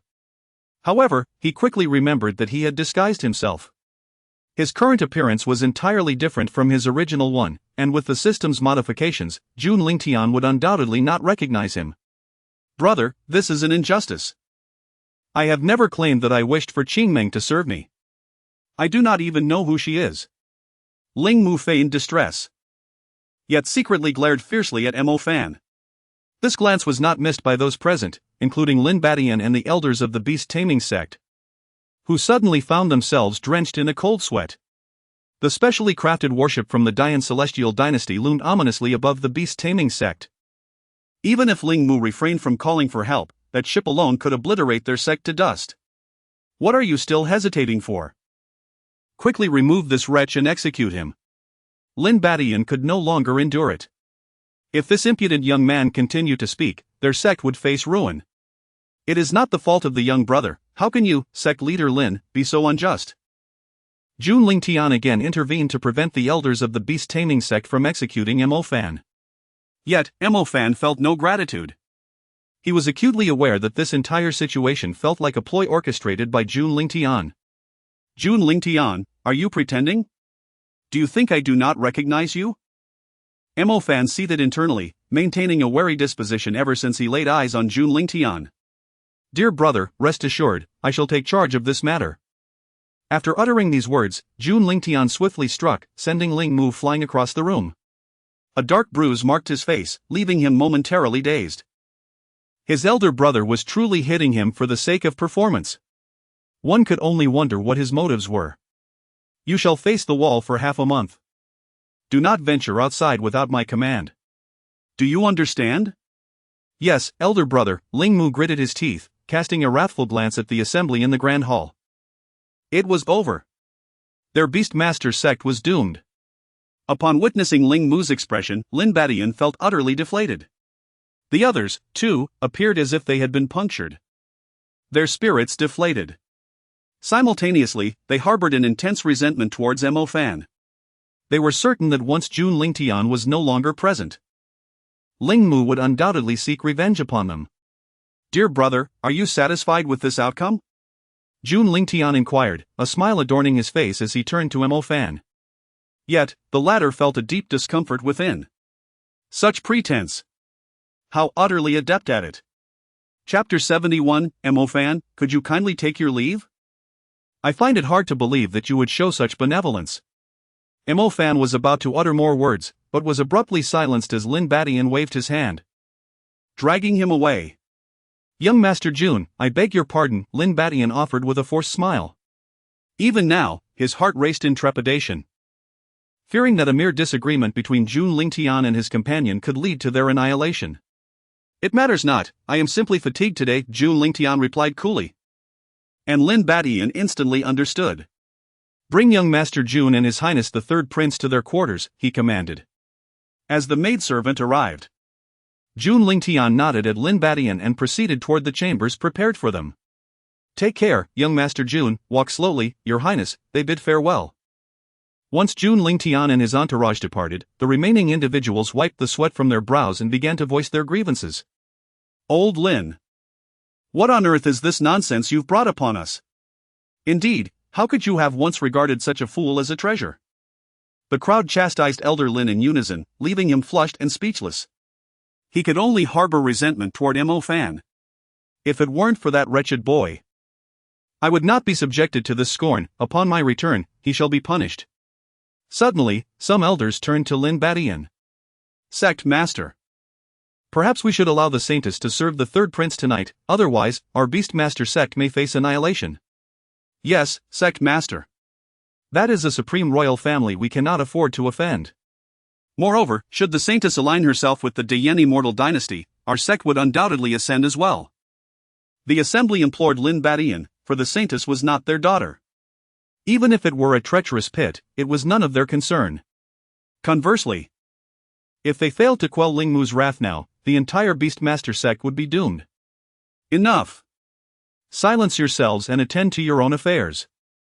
This matter is for me to decide, Lin Badian commanded, then took his leave. What he yearned to ascertain was whether Mo Fan's earlier words held any truth. If Ling Mu truly intended for Lin Qingming to serve him, there might still be a chance for negotiation. Yet, such a course would undoubtedly place his daughter in distress. Upon returning to his quarters, Lin Batian summoned Lin Qingmeng, who soon arrived. Qingmeng, speak truthfully with your father. Did His Highness the Third Prince genuinely request you to serve him? Yes, earlier in the Grand Hall. That scoundrel insisted I attend to him at night, lest he destroy our Beastmaster sect, Lin Qingmeng replied, biting her lip, her expression one of deep grievance. Her eyes already glistening with unshed tears. What? Is it truly so? Lin Batian's gaze darkened and brightened in swift succession. Here stood his cherished daughter. And there loomed the potential demise of their entire sect. Choosing between the two was an agonizing dilemma. Moments later, just as Lin Qingmeng thought her father would forsake her, Lin Batian sighed heavily. Qingmeng, you must flee. Today, Mo Fan has deeply offended the Third Prince in the Grand Hall. It is likely that even sacrificing oneself for righteousness will not quell the prince's wrath. Therefore, it would be wise for you to leave the sect at the earliest opportunity. After uttering these words, Lin Batian poured a cup of tea and drank it in one gulp. What about you, father? Lin Qingmeng inquired, hearing her father's words. Me? What else can I do? Lin Batian let out a bitter laugh, remaining silent thereafter. If the Beastmaster sect were to be destroyed due to his actions, what face would he have to live in this world? Clearly, he had resolved to share the fate of the Beastmaster sect. Do not worry, father. I will never allow the sect to be annihilated, Lin Qingmeng asserted, biting her lip. If worst comes to worst, I will endure a mere bite from a beast. Qingmeng. You. Lin Batian attempted to dissuade her, but Lin Qingmeng had already turned away. On her way, Mo Fan fortuitously encountered Lin Qingmeng approaching and immediately went to greet her. Qingmeng, how did it go? Is everything resolved? Mo Fan wore a face of expectation, believing that Lin Qingmeng would no longer have to serve the Third Prince tonight. However, to his surprise, Lin Qingmeng's expression was one of extreme displeasure. Mo Fan, how dare you show your face before me? Get lost. I never want to see you again. Lin Qingmeng shouted fiercely, leaving Mo Fan utterly bewildered. Ding! Lin Qingmeng developed a strong aversion towards Mo Fan, deducting 500 luck points. After berating Mo Fan, Lin Qingmeng departed, while at that moment, an alarm suddenly blared from Mo Fan's system. Warning! Warning! The target's affection level has plummeted severely, the host must take timely action. Upon hearing this, Mo Fan checked his system panel and discovered that Lin Qingmeng's affection for him had dropped to 40%, a sudden decline of 20 points. These 20 points had required him months of effort to accumulate. You wretched child! How fortunate I am to find you here! Mo Fan's master boomed upon seeing him lost in thought on the path. Immediately go and clean the pet's den. Do not return until it is spotless. Elder Lin glared down at Mo Fan, reprimanding him sternly. Oh! Mo Fan responded half-heartedly before reluctantly making his way to the back mountain. Yet, with his goddess potentially being taken away, he found little inclination to tidy the den, merely offering a perfunctory acknowledgement to his master. That night, Lin Qingmeng donned a beautiful princess gown, appearing exceptionally stunning, as she aimed to please Ling Mu. Upon arriving at Ling Mu's chambers, she entered without hindrance. At that moment, Ling Mu reclined lazily in a chair, embodying the demeanor of a spoiled noble. You're here? Hurry up, he commanded. Lin Qingmeng began to undress.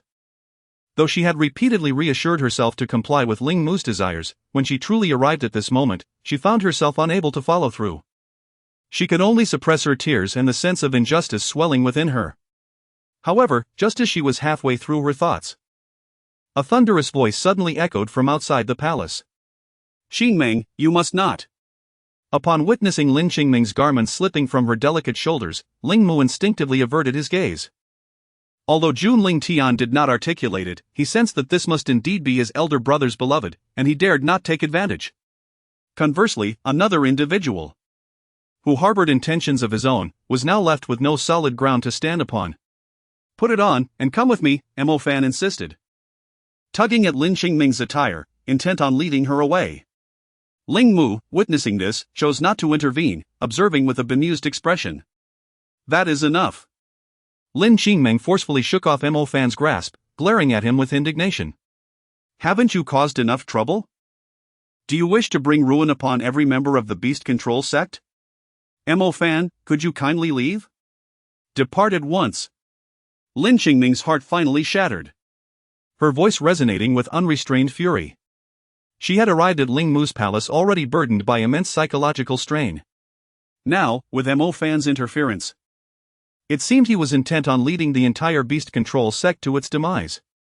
Chapter 72, Jun Lingtian, what are you pretending? Ding. Lin Qingming's disdain for Mo Fan deepened, and she ruthlessly snatched away 500 fortune points. Qingmeng, I am here to assist you. How could you treat me this way? Mo Fan felt a heavy heart as he heard Lin Qingming's ungratefulness and her angry retort. After a year of devoted effort, was this all he received in return? Assist me? What capabilities do you possess? Your cultivation is only slightly superior to mine, you have no noble lineage, no striking appearance. What gives you the right to help me? At that moment, tears streamed down Lin Qingmeng's face uncontrollably as she shouted in fury. Why can't Mo Fan see the reality? Is this truly how you perceive me? Mo Fan felt as if his sincere affection had been wasted.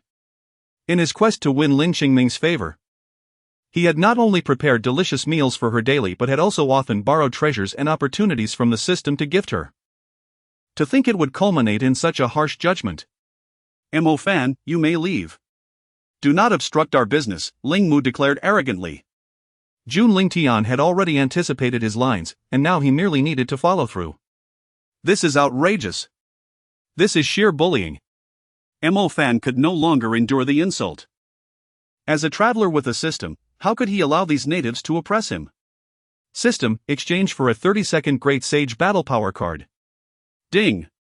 Exchange complete. The host currently owes 9,000,000 intimacy points.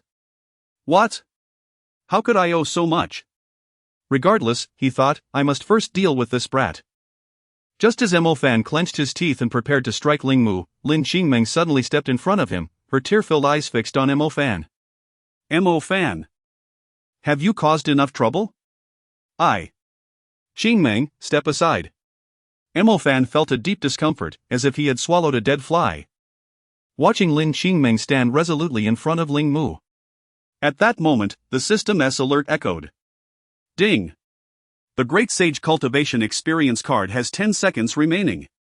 10. 9, 8, 7. Damn it.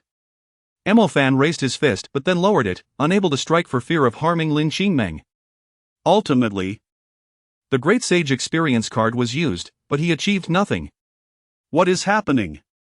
Suddenly, a tall figure appeared in the arena. It was Jun Lingtian. Cough, cough. Brother. It's nothing. Ling Mu's face betrayed a flurry of anxiety, akin to a cat spotting a mouse. What is going on? Why is the Saintess Qingmeng crying? Did that scoundrel Ling Mu bully you? Tell me, and I shall seek justice for you, Jun Lingtian proclaimed with a serious demeanor, his tone imbued with righteousness.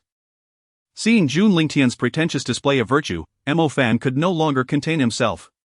Jun Lingtian, what are you pretending for? With a sharp reprimand, Jun Lingtian turned his gaze towards him. Oh. It seems you harbor quite a prejudice against me, young brother. Do we know each other? Under Jun Lingtian's scrutinizing gaze, Mo Fan felt a twinge of guilt. Though I do not know you, it is evident that you are not a person of good character. Enough, Mo Fan. How many times must I reiterate this? Lin Qingmeng's voice rose sharply, filled with intensity.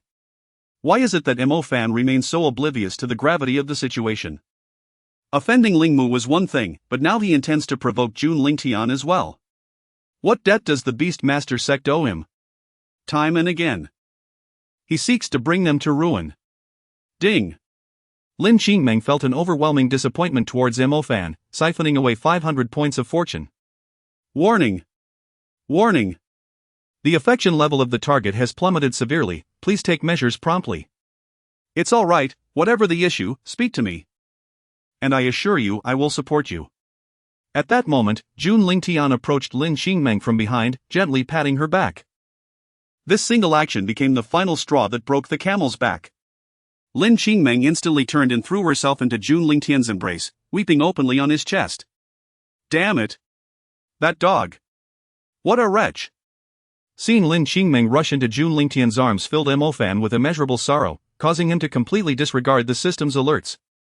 After a year of tentative touches, and now, after merely a day of seeing Jun Lingtian, she throws herself into his embrace?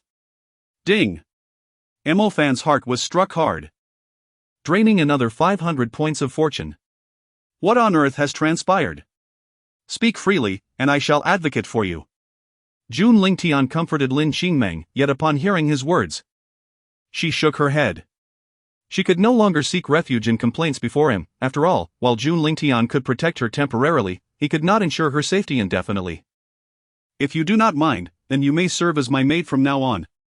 This way, you need not fear Ling Mu's retaliation.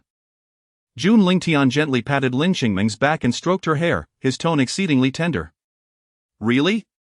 Upon hearing this, Lin Qingmeng lifted her head, her expression brimming with hope. If she truly became Jun Lingtian's maid, Ling Mu would undoubtedly think twice before retaliating against her Beastmaster sect.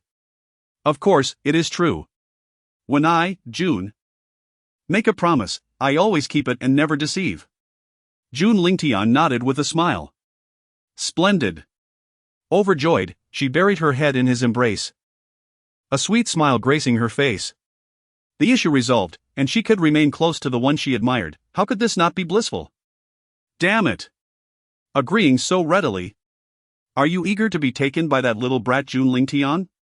Witnessing Lin Qingmeng's blissful expression in Jun Lingtian's arms made Mo Fan grit his teeth in frustration. It was unbearable. He felt an overwhelming surge of envy. Unable to tolerate it any longer, he vowed to bring the world to ruin. System. Grant me a card for experiencing the cultivation of the Sacred King Realm. Ding. Credit limit reached, cannot extend further, please repay your debts promptly. What? Damn it. What use are you? Mo Fan seethed inwardly, cursing his plight. With so much debt, where could he possibly earn intimacy points? Ding. The system has detected multiple instances of the host's disrespect. Should this occur again, it will initiate a self-destruct sequence, resulting in the mutual demise of both host and system. What? You dare. Now I am even being bullied by a mere system. Mo Fan inhaled deeply, then turned and exited Ling Mu's chamber. Lacking the means to borrow anything, he was no match for Jun Lingtian. What else could he do but leave? Why is it that wherever I go, Jun Lingtian follows? Infuriating. This must be mere coincidence. Nevertheless, I can no longer remain in the Beastmaster sect. Mo Fan hastily gathered his belongings and fled, even making off with a colorful unicorn in the process. Do you think you can escape unscathed? Jun Lingtian, sensing Mo Fan's departure, chose not to intervene, for he had other plans awaiting the latter. Chapter 73, The Land of Buried Soil. In this somber realm, dark soil occasionally oozes with highly corrosive blood. Remnants of limbs, desiccated bones, and wandering souls pervade the air. Beneath the dim sky, countless graves stand sentinel, while cursed, eerie creatures roam among them. There exist colossal flesh orbs with innumerable arms, as well as grotesque dragons, their bodies reduced to mere skeletons. Even a gigantic headless emperor, exuding an aura of dread, prowls this forsaken land. This is indeed one of the 10 forbidden places, the land of buried soil. Even an emperor may risk falling should they trespass here. Unless guided by the gravekeepers of the sinister Ye Clan, who possess the means to traverse this domain safely. However, today, an unexpected visitor has intruded upon the once tranquil land of buried soil. A manifestation of Jun Lingtian, bearing strength akin to that of a late-stage emperor, makes his entrance. Upon sensing a living presence, the colossal flesh orb, adorned with countless arms, immediately rolls towards Jun Lingtian. Its potent curse-laden aura is capable of warping the very fabric of space, enough to instill terror even in the hearts of emperors. Yet, upon encountering Jun Lingtian's avatar, they are destined to suffer greatly. Begone! With a mere flick of his hand, Jun Lingtian's avatar obliterates the immense orb, transforming it into a mist of blood. An otherworldly fire ignites the sanguine vapor, unleashing a wretched howl that reverberates throughout the land of buried soil. causing the grotesque dragon and headless emperor to shudder in primal fear. They instinctively recognized the futility of challenging Jun Lingtian's avatar. Moments later, the once mighty flesh orb is reduced to nothingness. The eerie denizens of the land of buried soil retreat far from Jun Lingtian's presence. Burrowing into graves or sinking into the earth, too terrified to reveal even a hint of themselves. What brings you to the land of buried soil? At this juncture, a voice resonates within Jun Lingtian's mind, belonging to another formidable being of late-stage emperor caliber. I have come to bestow an opportunity upon your clan of gravekeepers. Jun Lingtian's avatar replies with an air of indifference. An opportunity? An elder residing within the gravekeeper's village furrows his brow, skepticism etched across his features. He cannot shake the feeling that Jun Lingtian's intentions are far from benevolent. Do you not wish to invite this emperor to sit and share a cup of tea? Jun Lingtian's avatar inquires. If so, please approach. As the words leave his lips, a portal appears before him, and he steps through it. Upon re-emerging, he finds himself in a picturesque, ethereal realm, abundant in spiritual energy. It is indeed a world within a world, no wonder he had not sensed the presence of the gravekeepers earlier. Speak freely if you have something to convey. The elder of the gravekeepers offers, pouring a cup of tea for Jun Lingtian's avatar. Without hesitation, he raises the cup and drinks deeply, signaling the elder to refill it. The elderess lips twitch slightly, such fine tea, now so woefully squandered. The emperor, upon hearing of the lackluster talents among the current generation of the Gravekeeper clan, has come forth to bestow an opportunity upon you. As Jun Lingtian No. 1 spoke, he took advantage of the elder's momentary distraction while pouring tea. The elder's eyes momentarily sparkled upon hearing these words, revealing that Jun Lingtian's remarks struck a chord within him. The Gravekeeper lineage is sparse in numbers, and besides the aberrant talent known as Xian'er, there are no other prodigies of note in this generation, a persistent source of concern for him. Your Excellency may speak candidly, the elder urged. Jun Lingtian No. 1, sensing the gravity of the situation, wasted no time. After downing his cup of tea, he continued. I am acquainted with an individual possessing the extraordinary destiny of the rare mushroom and celestial chrysanthemum. He has the ability to enhance the talents of your clan's younger generation. If you can bring him to me, the troubles you face will be resolved. The rare mushroom and celestial chrysanthemum destiny? Such a fate truly exists. The elder, clearly a learned man, recalled having glimpsed fragments regarding this destiny in ancient texts. If true, it could herald a flourishing future for their clan. Indeed. Not only do I know him, but I am also aware of his whereabouts. What are your terms? The elder inquired, suppressing his excitement to maintain a stoic demeanor. Wary of Jun Lingtian's potential demands. Simply assist me 5 times, Jun Lingtian stated nonchalantly. 5 times is excessive, I can only agree to 2, the elder countered, furrowing his brow in negotiation. However, Jun Lingtian decisively concluded, very well, it is settled. The elder felt a twitch at the corner of his mouth at Jun Lingtian's swift agreement. He sensed he might have been shortchanged and regretted not negotiating for a single request instead. The individual's name is Mo Fan, he practices the Sunflower Divine Scripture. And his presence is characterized by, Jun Lingtian detailed Mo Fan's information meticulously. The elder, analyzing the provided details, confirmed the existence of the rare mushroom and celestial chrysanthemum destiny. Given this confirmation, I shall fulfill my promise. Provided that no harm is done to the heavens or principles are compromised, the elder stipulated. Rest assured, your interests will remain intact. Jun Lingtian waved his hand dismissively before vanishing from sight. Once Jun Lingtian's presence had dissipated, the elder pondered for a moment before communicating with Xian'er, who had just returned. Xian'er, come forth, he called. Grandfather clan leader, what do you require? Xian'er approached with an expression of utmost reverence, shedding his previous arrogance. There is a task for you, gather several of our kin at the sacred king level and capture an individual named Mo Fan, who possesses. The elder reiterated Jun Lingtian's information, emphasizing the significance of this endeavor. Understood, grandfather clan leader, I will see to it, Xian'er promised, recognizing this as a pivotal opportunity to prove himself before the clan leader. He promptly set off to recruit several Sacred King relatives and departed the burial grounds. At this moment, Mo Fan remained oblivious to the calamity that awaited him, aimlessly wandering atop a resplendent unicorn. Having departed from the Diyen mortal realm, he found himself at a loss as to where to go next. While contemplating his future, an abrupt alert from the system shattered his thoughts. Warning! Warning! The host is urged to repay the debts promptly, or face the repercussions imposed by this system. Hearing the system's admonition once more left Mo Fan utterly exasperated. I wish I could settle my debts, but I currently lack the intimacy value to do so. Could you perhaps indicate a path for me? Mo Fan lamented. Regretting his decision to utilize the borrowing function, which had proven to be a cumbersome burden. However, the system indeed provided him with a suggestion. Ding! The host may designate the unicorn beneath him as a target for conquest, thereby earning intimacy value. What? You want me to pursue the mother beast?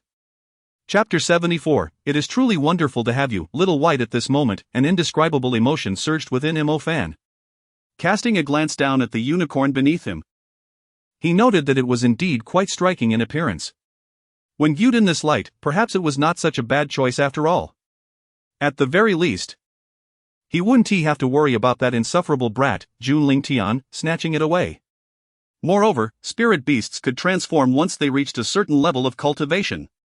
So he felt he was not at a loss in this arrangement. Thus, system, designate my unicorn as the target for pursuit, he declared. Ding! The target has been bound. Current affection level at 60%. What? 60% right upon binding? Mo Fan exclaimed with palpable excitement, as if a broad avenue had unfurled before him. Nestling against the vibrant unicorn, he gently rubbed his face against its mane. Thank you, Little White, I shall always treat you well, he whispered tenderly. In the next moment, a notification chimed in Mo Fan's ears. Ding! The affection level of the target has risen to 65%. What? It's that easy? Upon hearing the system's notification, Mo Fan's heart soared with joy.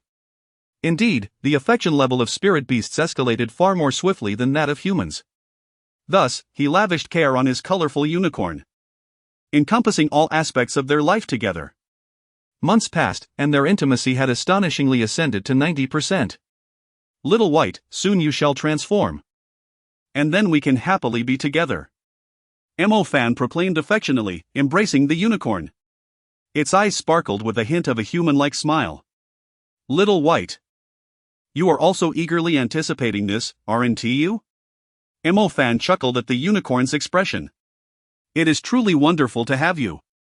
Soon after, the two nestled together in a cave, drifting into slumber. Unbeknownst to them, the sinister Ye had surrounded their location with several powerful Saint Kings. Esteemed clan uncles. Has the space been sealed? Ye inquired, turning to the formidable Saint Kings. Rest assured, young clan leader, we have laid the heavenly demon sealing array here. Even an emperor would find it challenging to escape, the foremost Saint King affirmed with a nod. Due to Jun Lingtian's previous avatar emphasizing Mo Fan's elusiveness, the clan leader of the Gravekeeper tribe had ensured they were thoroughly prepared. Excellent. Let us proceed, Ye commanded, leading the group toward the cave where Mo Fan lay. Meanwhile, Mo Fan was deep in slumber, dreaming of joyous moments with the transformed Little White. Warning! Warning! A Saint King is approaching. Upon hearing the system's alarm, Mo Fan furrowed his brow and abruptly awakened. Damn it, why is a Saint King approaching? Surely, it cannot be aimed at me? Mo Fan pondered. Reflecting on his past grievances, realizing that aside from Jun Lingtian and Ling Mu, he had not offended anyone else. Could it be that Ling Mu and Jun Lingtian sent someone to eliminate him? Contemplating this possibility, Mo Fan promptly mounted his colorful unicorn. With a sudden flourish, he cast a talisman to conceal his presence and exchanged for an invisibility charm from the system. Boldly, he mounted a resplendent unicorn, attempting to flee. As he soared into the sky, the invisible Mo Fan beheld several formidable sacred kings encircling him. He held his breath and managed to slip away from the encirclement undetected, feeling a mix of relief and a hint of pride. What of the sacred kings? They were merely puppets dancing to his tune. However, just as he believed he had evaded capture, a loud thud resonated as the unicorn collided with an invisible barrier of light. Alarmed, Mo Fan's expression shifted, and he hastily redirected the unicorn. There! That crafty lad nearly escaped their grasp. Xian'er and the other sacred kings shared a moment of silent gratitude. Had they not set up the great celestial sealing array in advance, they might have lost him.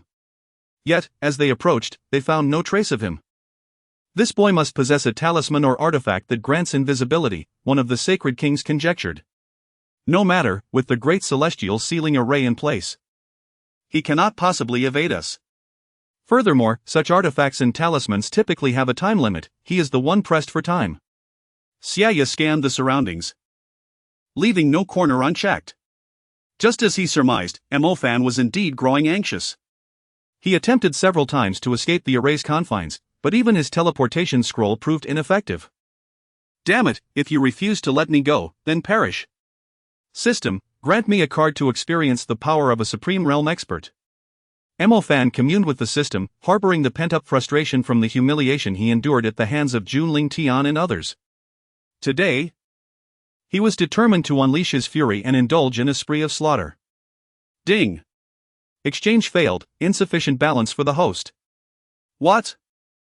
Did I not repay you several million intimacy points last time? A look of incredulity washed over Mo Fan's face as he felt ensnared in a trap. Despite his relentless efforts to clear his debts over the past few months, he found himself sinking deeper. He couldn't even redeem a card for the Supreme Realm. The intimacy points repaid previously had accrued interest, leaving him with only a fraction remaining. What? Damn it! Mo Fan wanted to curse but refrained, fearing the system might trigger a self-destruct sequence, sending him to his demise. Reluctantly, he settled for a lesser option. Then let me exchange for a card to experience the Sacred Emperor Realm. Ding! Exchange successful. The host now owes 9,900,000. Please repay promptly. Mo Fan chose to ignore the latter part of the system's message. At that moment, his invisibility talisman expired, revealing his figure to Xian'er and the others. There he is. The sacred king swiftly closed in around Mo Fan. Soon, Xian'er stood directly opposite him. Faced with such overwhelming strength, Mo Fan remained unflinching. I believe I do not know you. Why must you make things difficult for me? Mo Fan intended to reason with the opponent, believing that if he could successfully persuade him, he would spare himself the necessity of using an experience card. However, Evil Tooth paid no heed to his words. In his view, the only priority was to capture this young man. Ding! The remaining time for the Saint Emperor Realm experience card was now 10 seconds. 10, 9. What? I haven't even mentioned using it yet, and the time is running out? Upon hearing the system's announcement, Mo Fan was filled with astonishment and fury. This system seemed more aptly named the Pitiful System rather than the Goddess Strategy System. Nevertheless, 10 seconds was still sufficient.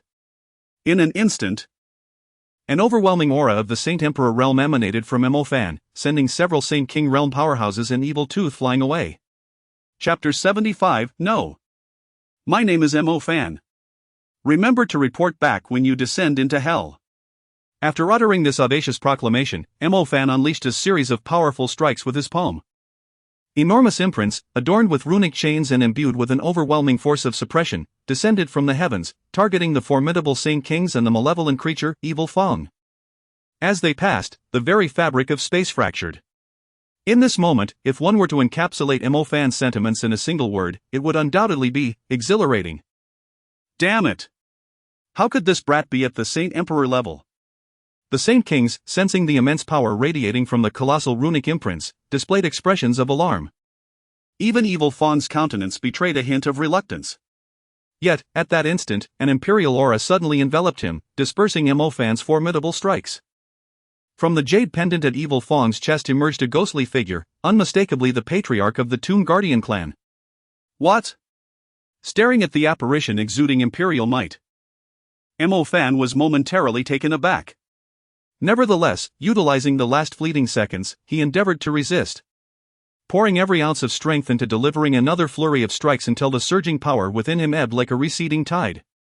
Alas, his efforts were in vain. The phantom of the emperor casually waved away the approaching runic imprints, rendering them null and void. Patriarch. Upon beholding the elder's apparition, Evil Fong hung his head in shame. He had indeed failed, and this was the first time the patriarch had entrusted him with a task. The other Saint Kings shared his discomfort, their expressions tinged with anxiety.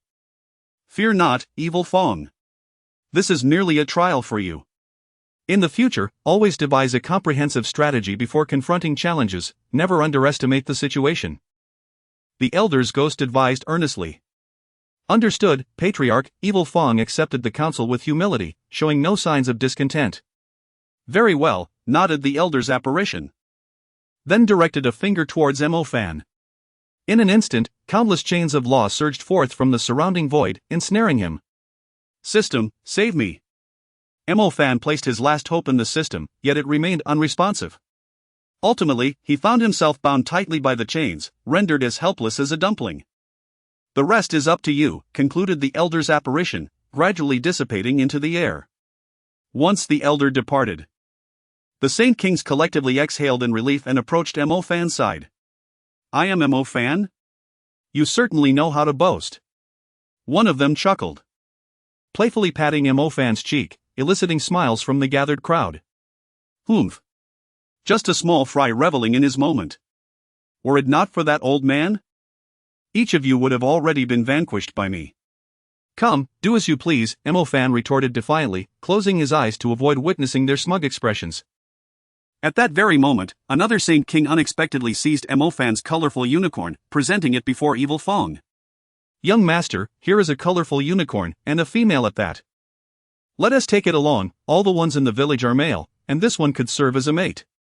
The sinister figure wore a characteristic wicked smile and casually spoke. What? Stop, release it. Hearing these words, Mo Fan reopened his previously closed eyes. His face contorted in rage as he bellowed. His heart sank drastically. After months of effort, he had painstakingly elevated the affinity to 90. Just as he was on the brink of transformation, he was now informed that Xiaobai was to be taken for breeding. However, the sinister figure remained unfazed by Mo Fan's outcry, waving his hand to command a powerful figure of the Sacred King realm to confine him within a beast-controlling pouch. No! Xiaobai! No! The snowflakes danced in the northern winds, and the world lay vast and desolate. Observing the moisture in the eyes of the rainbow unicorn and its gradually diminishing form, Mo Fan's heart shattered completely. Take him away. The sinister figure gestured. And a Sacred King realm expert transported Mo Fan into a personal pocket dimension. After several months of arduous travel, the sinister figure and his companions finally returned Mo Fan to the land of burial. Subsequently, the elder of the Imperial Realm summoned several clan members with exceptionally poor cultivation aptitude. Grandpa Clan Leader, what do you need from us? The sturdy young guardians of the tomb approached the elder, their faces displaying an obedient demeanor. Meanwhile, Mo Fan, with his cultivation sealed and limbs restrained, lay there in a daze, his expression one of utter despair. The elder, without hesitation, began explaining the significance of the rare Qirong Tongtian chrysanthemum fate to the younger guardians right in front of Mo Fan. What? Is what you say true, Grandpa Clan Leader? Upon hearing the elder's explanation, the young guardians' faces lit up with joy. All of them possessed exceedingly poor cultivation aptitude, making it difficult for them to hold their heads high within the clan. Consequently, they could only pursue physical cultivation, leading to their robust physiques and somewhat unappealing appearances. However, who wouldn't desire to possess extraordinary talent and a well-proportioned physique? Wouldn't it be wonderful to cultivate both body and technique? On the other hand, upon hearing the elder's words, Mo Fan felt an ominous premonition rising within him. Could the old man be referring to me? He anxiously pondered, his heartbeat quickening. Yet, what one fears often comes to pass. The next moment, the elder of the Imperial Realm spoke again. Indeed, this individual beside you possesses the Qirong Tongtian chrysanthemum fate. You must utilize this well. The elder cast a sidelong glance at Mo Fan before continuing. Yes, Grandpa Clan Leader. The youth responded with fervor, rest assured. We shall tirelessly enhance our cultivation aptitude. The young guardians of the tomb all pounded their chests in determination, for such a miraculous opportunity was rare. What? System? Is what he said truly accurate? Mo Fan's heart surged with fury and disbelief, realizing his suspicions had been correct. Ding. Reporting to the host. What he said is indeed true, you possess the Qirong Tongtian Chrysanthemum fate. With the system's confirmation, Mo Fan was left utterly stupefied. If one were to possess the unique destiny of the enigmatic mushroom chrysanthemum, what of the others? Casting a glance at the nearby robust descendants of the Gravekeepers, Mo Fan felt a tightening in his chest, and his entire being shuddered violently. Curse the system, damn system! Activate the self-destruct mechanism, for I wish to cease existing. Mo Fan raged internally against the system, yet at that moment, it appeared utterly unresponsive, as if it had succumbed to silence. Not even the faintest sound could be heard. Let alone the activation of any self-destruct protocol. It was evident that such a mechanism would never be initiated. Be gentle, don't overdo it. The elder from the Imperial realm cautioned, for such a fate was exceedingly rare. Should it be nurtured, it may prove beneficial in the future. Chapter 76, The Son of Destiny's Lament. Yes, Grandfather Patriarch. The descendants of the Tomb Guardians spoke in unison. Rest assured, we understand what must be done. The elder from the Emperor's realm nodded in acknowledgement before vanishing from the room. Shortly after his departure, the group could no longer contain their urgency and rushed towards Mo Fan. With each scream that echoed, the extent of Mo Fan's torment became evident. Ding! The host has caused Mo Fan's strategy to fail, extracting 500 points of fortune. Ding! Mo Fan's body and mind have suffered destruction, extracting 800 points of fortune. In the Deyan Celestial Domain, at this moment, Jun Lingtian was invited to accompany Ling Mu to the imperial city of the Deyan Celestial Dynasty. Naturally, Lin Chengmeng, now serving as Jun Lingtian's attendant, accompanied them. They had reached the base of the Deyan Imperial City, where a towering wall loomed before them, stretching thousands of meters high. Countless defensive formations were concealed within the wall, adorned with ancient inscriptions. A gigantic defensive light shield, piercing through the clouds, loomed overhead, intermittently flashing with divine light. Beneath this shield, the most prominent structure was an extraordinarily grand palace, with 999 white jade pillars standing in a row, each coiled with a true dragon. Atop the pillars, a roof crafted from radiant, multicolored glazed tiles shimmered, while phoenixes sang at each corner. This was indeed the celestial palace where the Deyan Celestial Dynasty held its court. Below the palace, numerous celestial halls and pavilions stood, serving as the residences of the supreme royal family of the Deyan Celestial Dynasty. Is this the celestial palace of the Deyan Celestial Dynasty? Lin Chengmeng, aboard the warship, clutched Jun Lingtian's sleeve tightly, her heart overwhelmed with astonishment. Though she hailed from the Deyan Celestial Domain, she had never set eyes upon the celestial palace of the Deyan Celestial Dynasty. Even traveling here took her months. And that was with the aid of a teleportation array. Without it, she would require over a century to arrive. As Ling Mu and the others' warship approached, the nine-colored light shield revealed a special passageway, allowing the vessel to enter. However, just as they neared the core area of the inner imperial city, the warship came to a halt. Brother, we cannot proceed further aboard the warship, we should disembark, Ling Mu said, a hint of embarrassment in his voice. Despite being the third prince of the supreme royal family, it was a rule that no large vehicles could enter the inner imperial city. He felt it inappropriate to contravene this regulation, as doing so would incur severe punishment. Very well, let us disembark, Jun Lingtian nodded, showing no intention of putting Ling Mu in a difficult position. The moment he stepped off the ship and onto the city streets, the long-awaited system notification resounded. Ding! The Son of Destiny's Lament has been discovered. Lament? Upon hearing this name, Jun Lingtian activated his ocular probe, scanning the surroundings. After a thorough sweep, he finally spotted his target within an elegant pavilion. Name, Lisa. Identity, disciple of the Black and White Academy cultivation level, mid-stage of the Divine Bridge realm physique, how Ranfom saw body fate, unique talent of literature. Son of auspicious fortune, gold, fortune value, 35,000. It was indeed a physique of literary talent. Upon glancing at Lisa's system panel, Jun Lingtian felt a surge of astonishment. Not only was Lisa endowed with a literary physique, but his fate was also characterized by 3 golden legends. His fortune value soared to an impressive 35,000 points. The so-called literary physique is one that cultivates the principles of literature. As the saying goes, with a drop of ink in one's heart, one can command 1,000,000 troops. The ink refers to the righteous aura cultivated by those of the literary path. Brother, do you wish to visit the pleasure house to listen to music? Seeing Jun Lingtian gaze intently at the establishment, Ling Mu mistakenly assumed he harbored a peculiar inclination. Lin Xing, perceiving the situation, blushed and spoke, "If you have any needs, you may seek me out, no need to go to that place." "Look at you," Jun Lingtian remarked, delivering a light smack to Ling Mu's head, feeling somewhat speechless.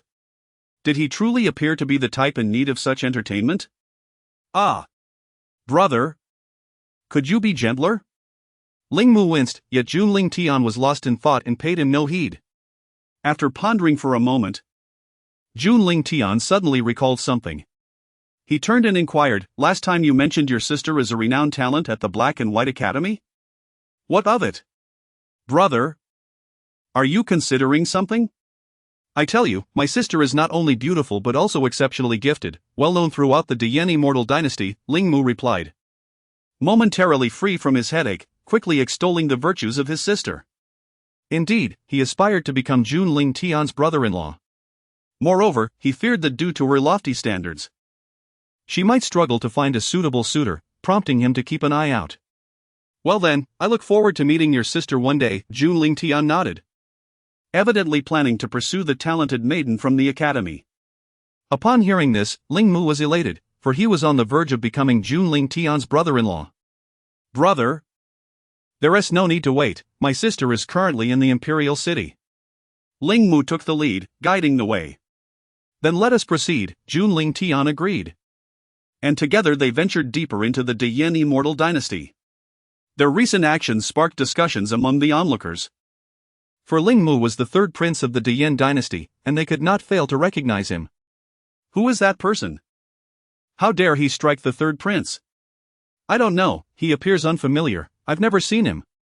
The literati within the pleasure house, who were reciting poetry and composing verses, were also drawn to the trio. Among them, a young man clad in a simple white robe displayed a disdainful expression. He was none other than the son of auspicious fortune, Li Sa. "Humph. Just a bunch of brutes, hardly worth mentioning." Li Sa averted his gaze and poured himself another cup of wine. "Come, let us continue drinking." As the revelry reached its peak, the assembled crowd began to lavish compliments upon Li Sa, for he alone possessed the highest literary talent among them. Verses and poetry flow effortlessly. And it is rumored that the esteemed Academy of Jisha within the realm of the Black and White School has taken notice. Securing a top 3 position at the Moshanchi Poetry Conference guarantees admission. My dear senior, Liao Sa, I wish you a resplendent performance at the Moshanchi Poetry Conference in a month's time. I hope you emerge victorious and claim the top honor. As numerous fellow disciples extolled his talents, a surge of pride welled up within Liao Sa. At the pinnacle of poetry, I stand unrivaled, with Liao Sa. The heavens are present. Cheers! What splendid eloquence, dear senior Liao Sa. I drink to your success. After finishing their drinks, the disciples of the Black and White School began to engage in inappropriate conduct towards a group of dancers. Though the dancers were reluctant, they dared not voice their anger. For they were in the presence of students from the revered Black and White School, a sacred domain of literary and philosophical pursuits, which has produced figures who stand shoulder to shoulder with emperors. Chapter 77, Ling Yurong. In the Imperial Palace of the Dian Celestial Dynasty, Ling Mu escorted Jun Lingtian and the others into the inner city. Everywhere they passed, the Imperial guards and maidens bowed in respect. Upon encountering the majestic celestial palace of the Dian Celestial Dynasty up close, Lin Xingmeng was utterly astonished. Brother, my sister should be in the Weiyang Palace, let us proceed directly. Indeed, Jun Lingtian nodded, eager to see what sort of extraordinary sister Ling Mu had so lavishly praised. After half an hour of traversing the skies, they finally arrived at the Weiyang Palace. The guards and maidens at the palace entrance immediately bowed upon their arrival. Your Highness, the third prince. Is my sister inside? Ling Mu asked, glancing into the hall. Reporting to Your Highness, the second princess is currently discussing the examination topics for the Mozhang poetry meeting with several talented women, one of the maidens respectfully replied. The examination topics for the Mozhang poetry meeting? What is there to deliberate? Ling Mu said. Just go inform her. Oh, never mind, I shall enter directly. With that, he intended to beckon Jun Lingtian to follow, but the latter hesitated, believing it impolite to enter without permission. Oh dear. Ling Mu, seeing this, had no choice but to enter alone.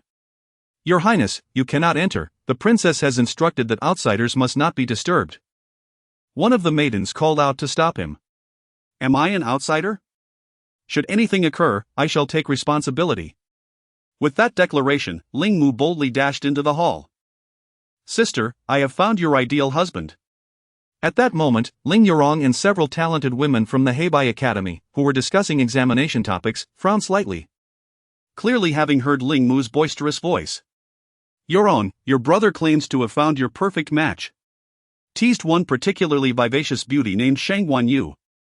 Also a renowned talent from the Heibai Academy.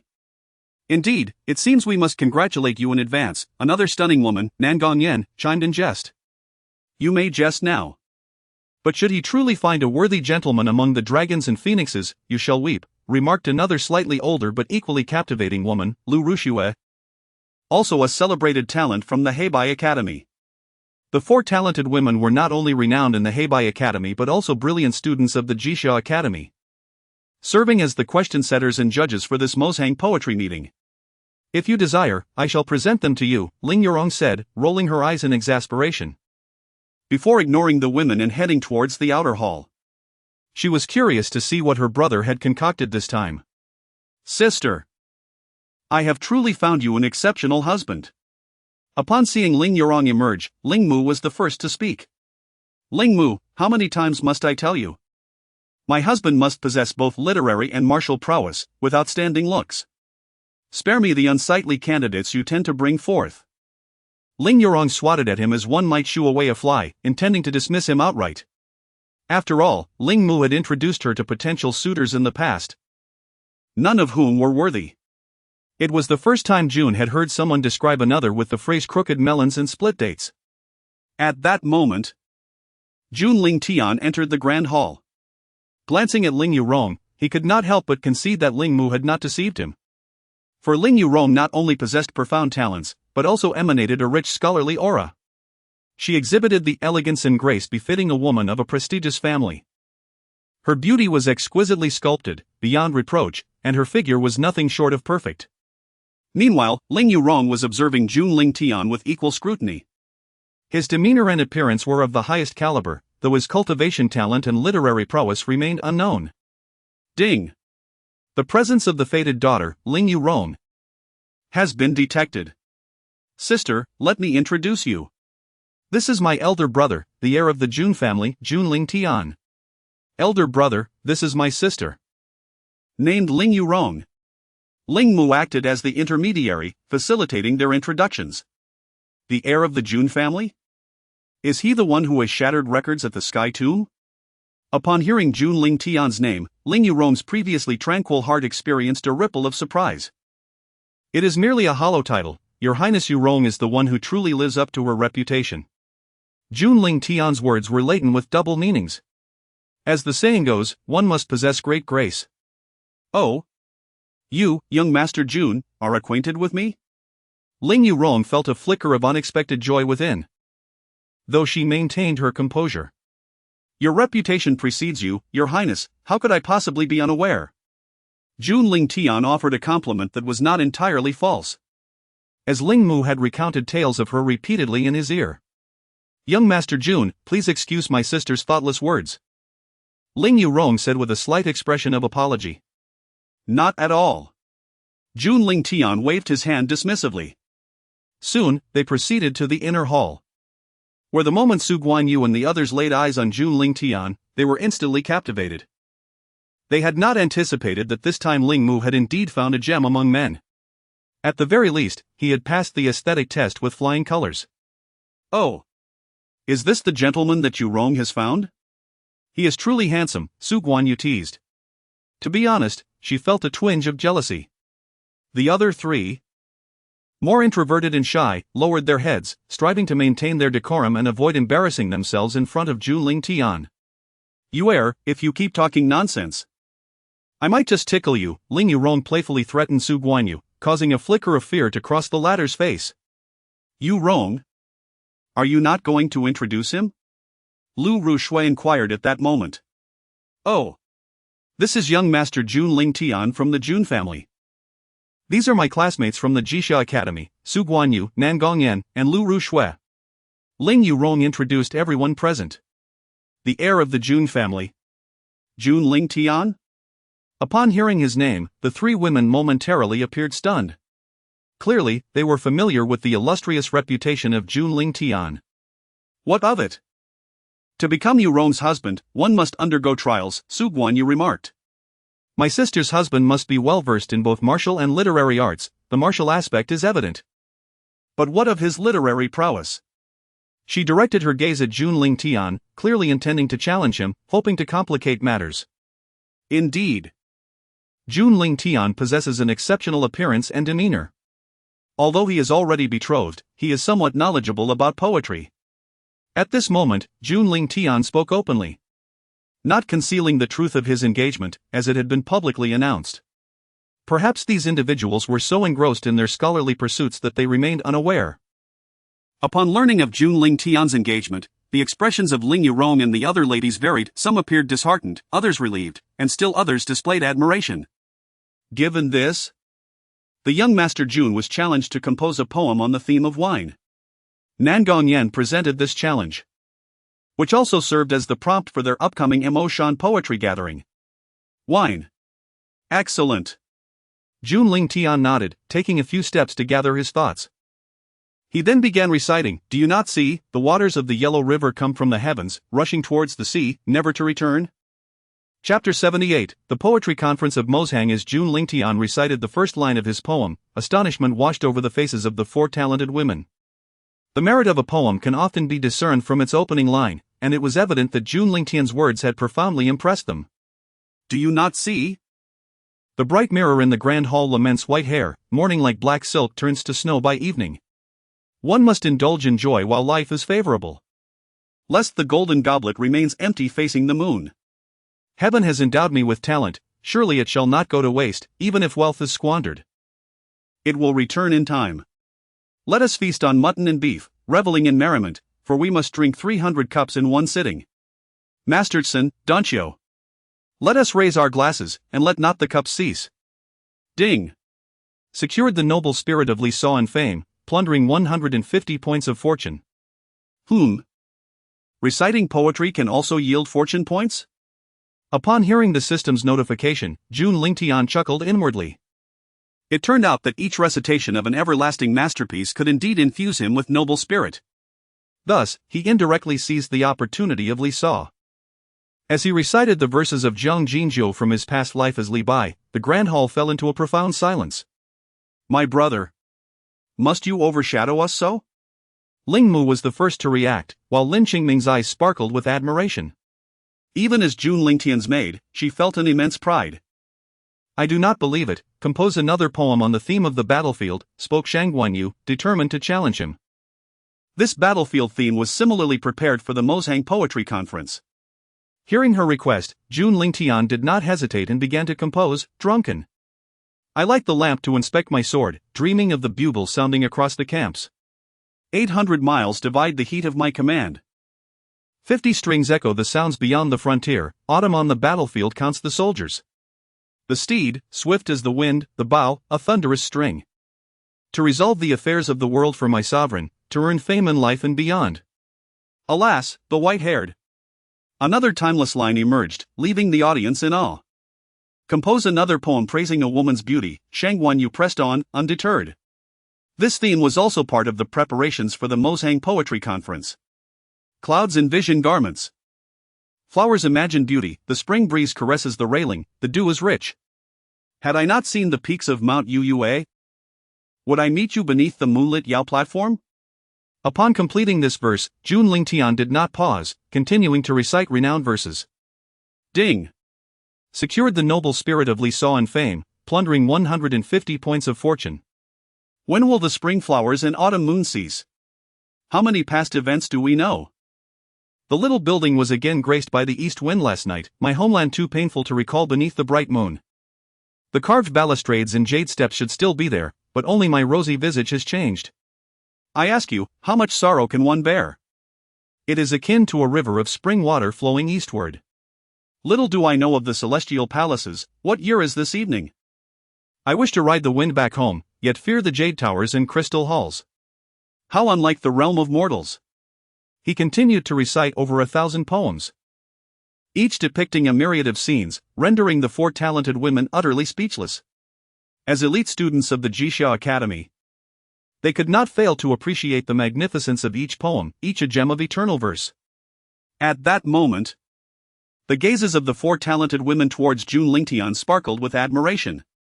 Unbeknownst to them, as Jun Lingtian recited these verses, extraordinary phenomena began to manifest in the outside world. A profound and pure aura of righteousness surged forth like a tempest from all directions, enveloping the entire Dayan immortal dynasty and extending across countless miles. In the next instant, it was unceremoniously infused into Jun Lingtian's being.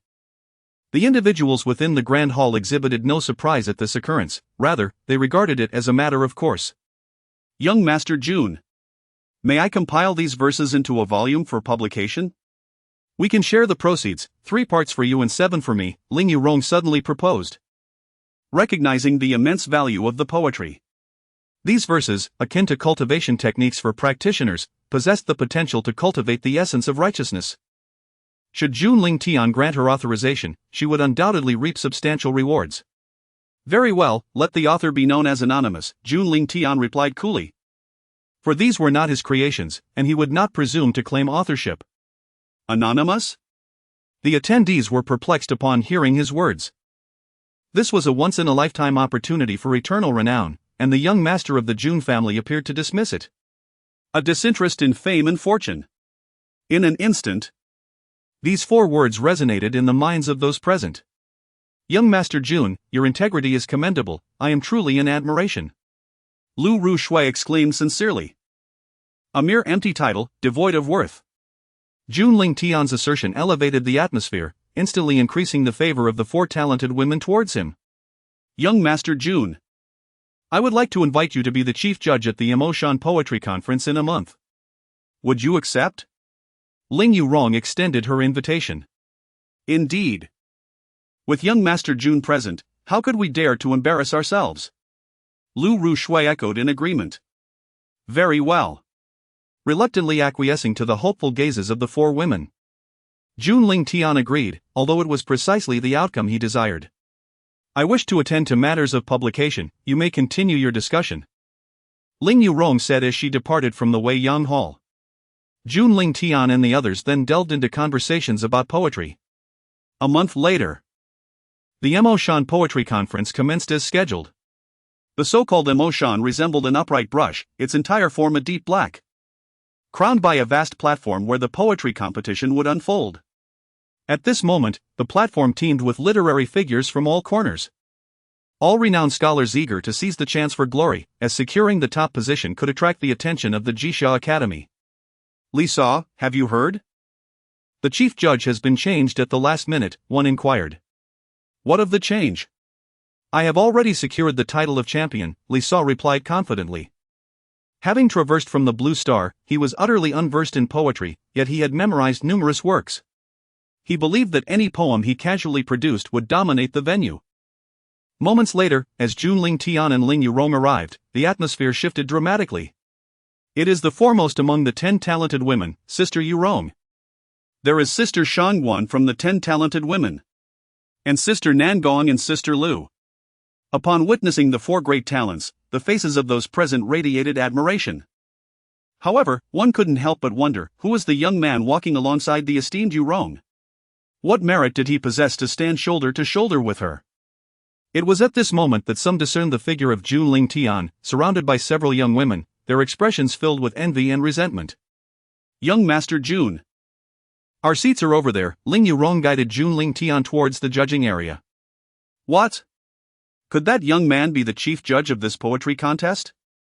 It dawned on the astute observers who Jun Lingtian truly was. Who is that fellow? I've never encountered such a character before. Do you recall the upheaval of righteous spirits a month ago? I heard it was instigated by him. Is it really him? No wonder he is qualified to occupy the chief judge's position. Meanwhile, scholars from various regions engaged in fervent discussions. On the other side, Li Sa's face betrayed a hint of jealousy. Indeed, he harbored feelings for Ling Yurong, as well as thoughts regarding the other three talented women. Yet, he had witnessed the four great talents gazing at Jun Lingtian with admiration, which fueled his jealousy further. Just wait.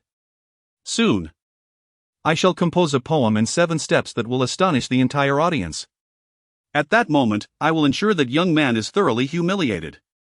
In that instant, Li Sa found Jun Lingtian increasingly irksome, oblivious to the fact that this was merely a bond between the Son of Destiny and the antagonist. Thus, he had already resolved to humiliate Jun Lingtian profoundly when the opportunity arose. Chapter 79, Composing Li Sa. Aside from the esteemed judges led by Jun Lingtian, the poetry conference also attracted the attention of the supreme royal family of the Dian Celestial dynasty, along with the oversight of the literary sages from the Jixia Academy.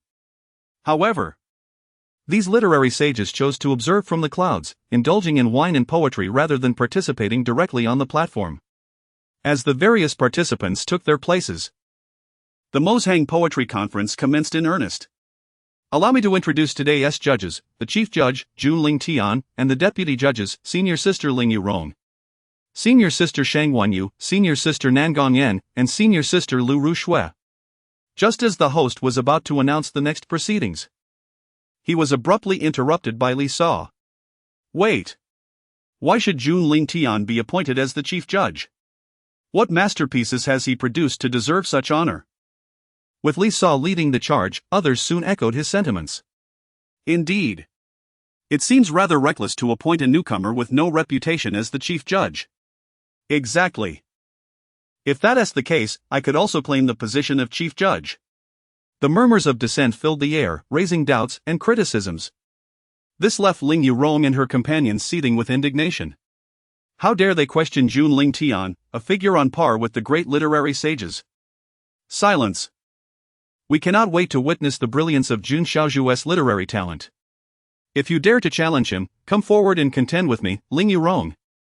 Ling Yurong was the first to defend Jun Lingtian. Indeed. I, Shang Wanyu, will stand by him as well. Shang Wanyu chimed in with fervor. Just as Nangong Yan and Lu Rushui were about to lend their voices in support, they were suddenly interrupted by Jun Lingtian himself. Do you seek proof? This is your proof. With that, Jun Lingtian unleashed the righteous aura from within him. Instantly, the sky transformed, suffused with an overwhelming and pure righteous energy. This aura was none other than the essence he had absorbed while composing poetry earlier. What? Why is this righteous energy so pure? As the attendees felt the unmatched purity of the aura, silence enveloped the crowd. After all, only a literary master could cultivate such exquisite righteous energy. It was evident that Jun Lingtian possessed the capability to assume the role of chief judge. This childless righteous energy is remarkably pure, I cannot compare.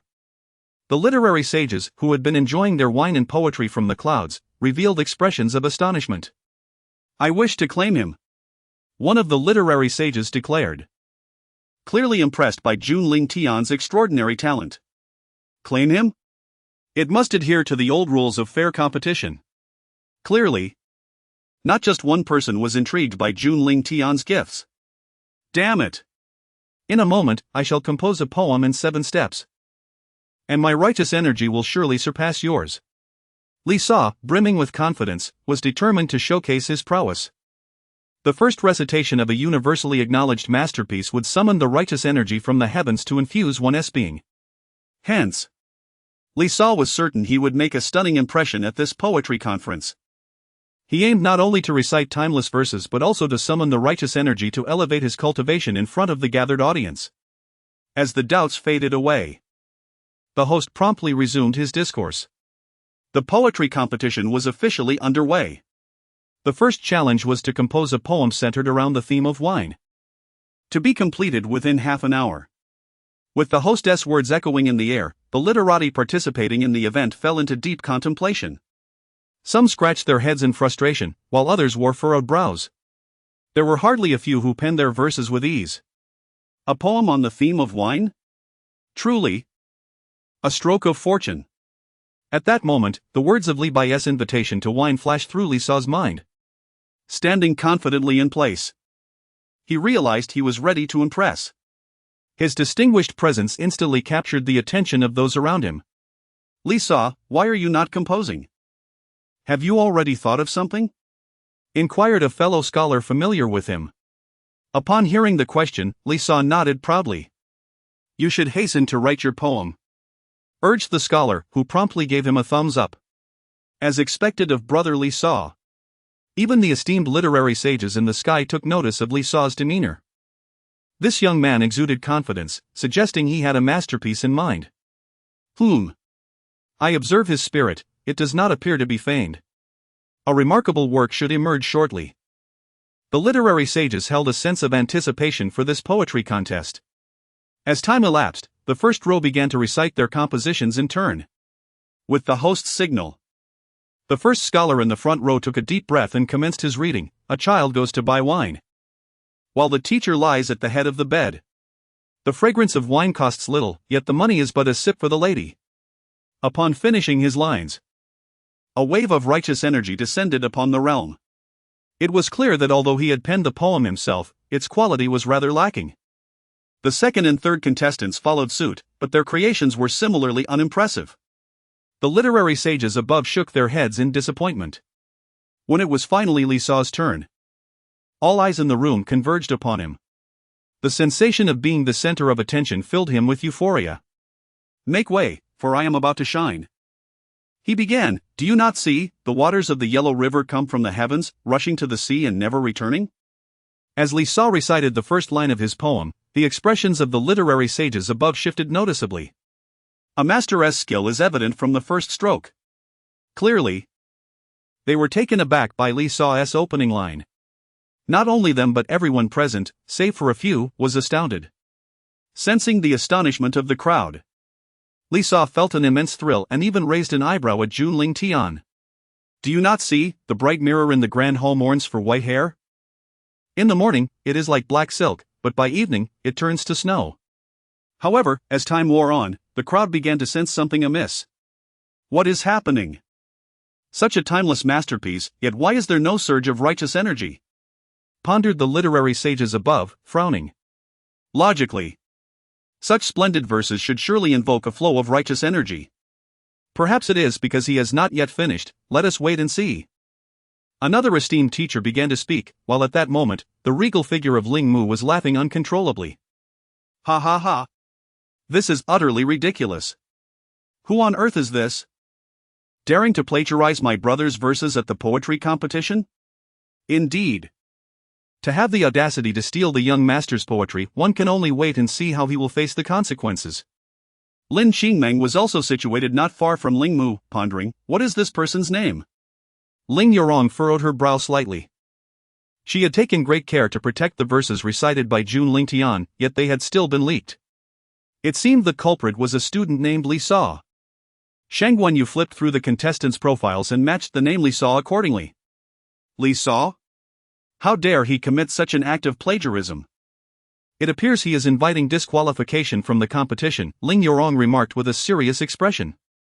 Chapter 80, The plagiarist Li Sa. One of the rules of the Moshanchi Poetry Conference is originality.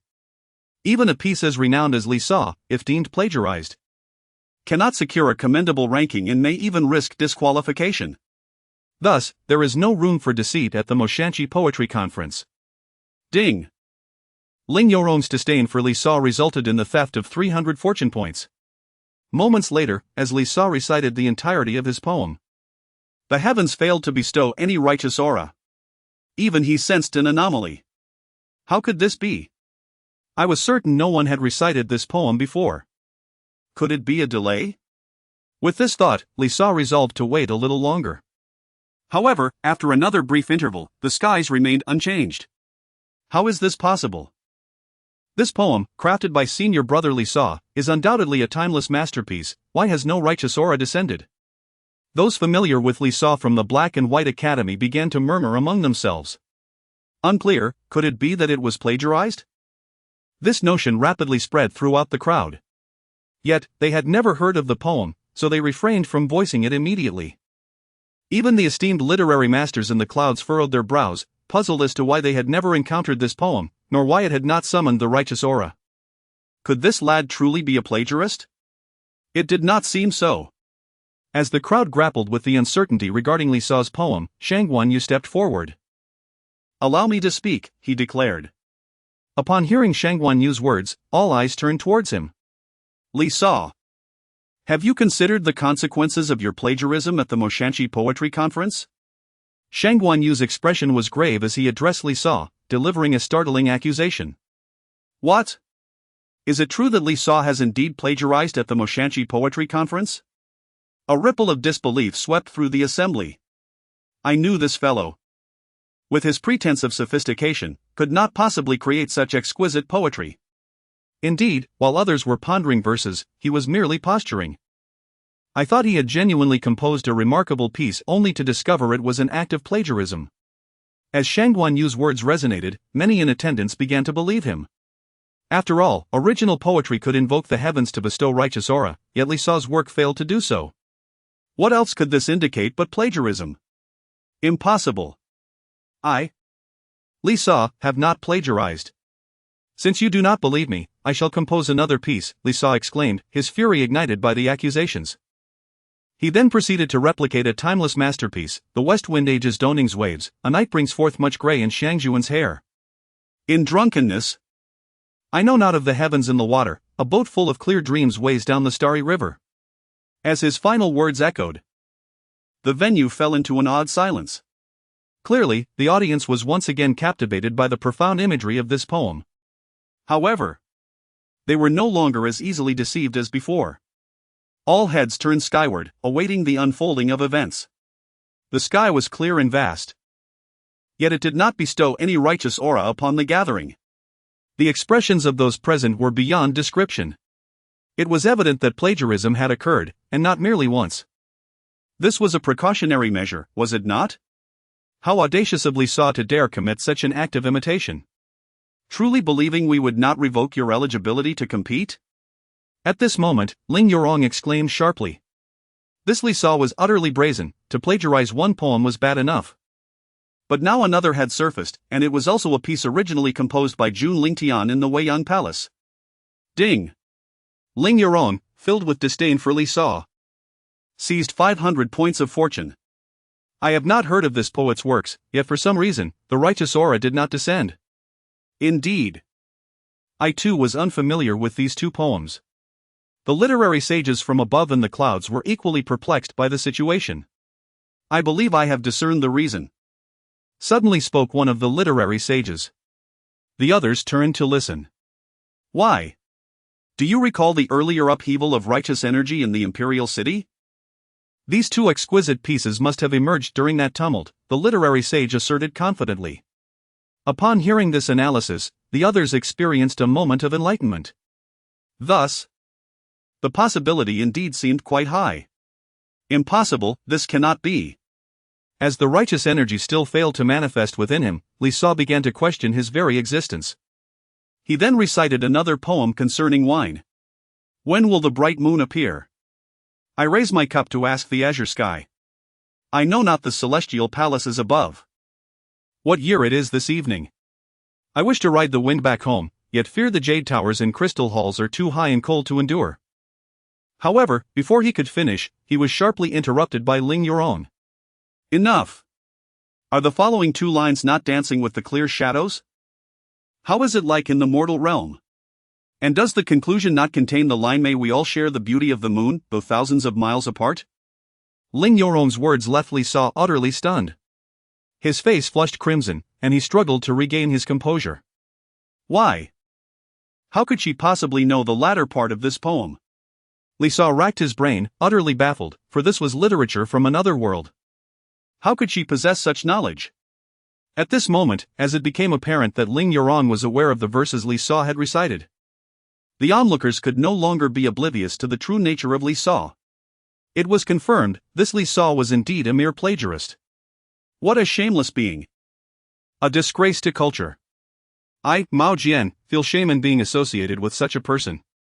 The crowd erupted in a chorus of condemnation, all denouncing Li Saw as a plagiarist. Some even seized their inkstones, splattering ink upon Li Saw's person. Li Saw, how can you still have the audacity to stand here? Depart at once. Indeed, Li Saw, this is not a place for someone of your ilk. The atmosphere was charged with indignation, they harbored a deep-seated hatred for plagiarists. How tragic it would be if they, after years of diligent study, were to have their rankings usurped by a mere imitator. Li Saw, consider this your final opportunity. If you persist in appropriating the verses of others, then depart from the Mo Mountain Poetry Society. Ling Yurong issued a final ultimatum. Her forbearance thus far has been a testament to her regard for the students of the Black and White Academy. Were it not so, he would have long since expelled this unworthy member, Li Saw. Upon hearing these words, Li Saw felt an immense sense of indignation. Initially poised to showcase his talents, he found himself unjustly accused of being a mere plagiarist. Consequently, he had no choice but to engage his intellect to compose original poetry. It must be said that, as a favored child of fortune with a grand poetic spirit, Li Saw still managed to produce some rather unremarkable verses. With a beauty. 1,000 cups are but a trifle, I shall drink 300 in a fervent spree. A rendezvous with a cherished companion stirs my heart. A meeting with a kindred spirit brings mutual admiration. As Li Saw completed this poem, a considerable amount of righteous spirit descended from the heavens. Chapter 81, Why Aren't You Grateful? It is evident that this time, the poem crafted by Li Saw has been acknowledged by the heavenly decree. However, Jun Lingtian discerned it at a glance, this composition is merely a dissection and reassembly of verses from his past life. Despite Li Saw ultimately producing a somewhat commendable piece of poetry, the stigma of plagiarism remains indelibly attached to him. Furthermore, any future creations, regardless of their merit, will inevitably be branded as derivative. Nevertheless, since Li Saw has managed to compose a poem, Ling Yurong and the other ladies refrained from voicing their objections. Yet, should a similar situation arise again, they would undoubtedly expel him. Next contestant. Soon after, when all participants had completed their verses, Li Saw astonishingly surpassed the majority in quality. He successfully advanced to the next round. Remarkably, this individual named Li Saw was not eliminated. Lin Chengmeng furrowed her elegantly shaped brows, clearly harboring disdain for this plagiarist who had appropriated her noble suitoress poetry. A thief of verses could never attain commendable results, time would reveal his fate.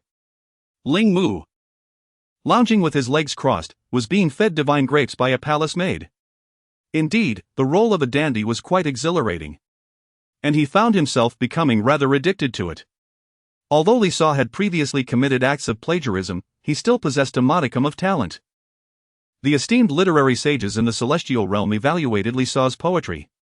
Indeed, the righteous aura he had summoned was both abundant and substantial.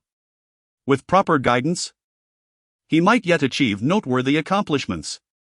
Casting a glance at Li Saw, despite his prior moral transgressions, the literary sages seemed largely unconcerned. Perhaps this is the formidable nature of a fortunate destiny. The second round of the poetry contest commenced. Participants were instructed to compose a poem with the theme of war, to be completed within half an hour. As the host announced the challenge, the audience began to fidget, deep in contemplation. Li Saw tentatively began to speak. The nation shattered. The mountains and rivers remain, in the city, springs grass and trees flourish deep. Seeing no righteous aura descend, Li Saw swiftly shifted to another attempt. Dark clouds over Qinghai. Snow-capped mountains ahead, a solitary city gazes toward the Jade Gate. Finding this also ineffective, Li Saw sighed internally, cheating was no longer an option. And he realized he must rely on his own creativity. Ultimately, like the others, he began to fidget in thought. As the half-hour drew to a close, Li Saw finally crafted a commendable poem. Li Saw, you shall go first. Shang Guanyu bypassed the preceding contestants and called upon Li Saw directly. Clearly, She too harbored disdain for him, wishing to eliminate him at once. I shall begin. Serving my father in war against the vile demons. With sword and dagger at my waist, I exit the city gates. On the battlefield, for the nation, I perish, my body wrapped in horsehide, with no regrets. As Li Sa concluded his poem, a significant influx of righteous aura descended from the heavens. It appeared that Li Sa possessed considerable talent after all. The onlookers' perceptions of him began to shift slightly, though skepticism remained predominant. After all, preconceived notions had already taken root, thus, Li Sa could be likened to a mere plagiarist. How could such a lowly imitator craft verses of such exquisite quality? It is evident that he must have borrowed them. Indeed, without a doubt, he has resorted to imitation. And he is unworthy of such poetic expressions. Hearing his own painstakingly conceived lines questioned by others filled Li Sa with an unbearable sense of frustration. A sensation more distressing than consuming a dead fly. Yet, at that moment, Jun Lingtian unexpectedly spoke up. Though brother Li Sa acted unwisely in a moment of fervor, he has since reformed. There is no need to dwell on the past. Upon hearing someone defend him, Li Sa felt as though he had heard celestial music. However, the moment he beheld the speaker, his gratitude dissipated entirely. The root of his aversion to Jun Lingtian lay in two reasons. Firstly, Jun had taken away the women he desired, such as Ling Yurong. Secondly, the mere sight of Jun evoked an instinctive loathing within him, manifesting as a slight grimace on his face. Li Sa, the young master Jun has spoken on your behalf, why do you not express your gratitude? The perceptive Ling Yurong immediately noticed this discrepancy. You have plagiarized the young master Jun's poetry, and he has not reproached you, now, when he advocates for you. You display such a countenance. This is akin to a dog biting El Dongbin. Prompted by Ling Yurong's remarks, others like Shang Guanyu also began to take note of this inconsistency. Their fondness for Jun Lingtian deepened, while their disdain for Li Sa intensified. Ding! Ling Yurong's aversion towards Li Sa has deepened, garnering her an additional 300 points of fortune. It is understandable. Perhaps brother Li Sa's mood is not particularly favorable at this moment. Jun Lingtian continued to advocate for him. Such a magnanimous spirit made Ling Yurong and her companions feel a sense of shame. The young masteress' generosity resembled an endless ocean, capable of embracing that which others could not, a standard to which they could not aspire. At this juncture, Lu Rushui interjected with a sigh. The three ladies of Nangonyan wholeheartedly concurred, for they alone truly understood the vastness of Jun Lingtian's magnanimity. Alas, the young master is simply too kind. Even when others plagiarize his verses, he still speaks on their behalf, Lin Changmeng remarked, pouting in indignation. Meanwhile, as Ling Yurong and her companions' words reached him, Li Sa found himself sinking further into frustration. So, Jun Lingtian merely speaks a few words on my behalf, and that makes him magnanimous? Such a quality is hardly valuable. Moreover, he had never solicited his assistance. This individual's narrow-mindedness rendered him unworthy of being a student at the Jixia Academy. The esteemed scholars in the clouds, upon observing the situation unfold, also formed a negative impression of Li Sa. How could one display such ungratefulness when others extend a helping hand? Subsequently, after the other participants recited their compositions, Li Sa fortuitously advanced to the next round once more. In the third round, each participant is to compose a poem depicting the beauty of the woman they admire, to be completed within half an hour. This third round is also the final one. The opportunity to gain admission to the Jixia Academy hinges entirely on this round. Only those who secure a place among the top 3 will have the chance to enter the esteemed institution. Thus, all scholars devote themselves wholeheartedly, showcasing their utmost literary talents. As the time drew to a close, Shang Guanyu spoke once more. Li Zhao, you shall go first. Why must it always be me? Li Zhao felt a surge of discontent, sensing that he was being deliberately singled out.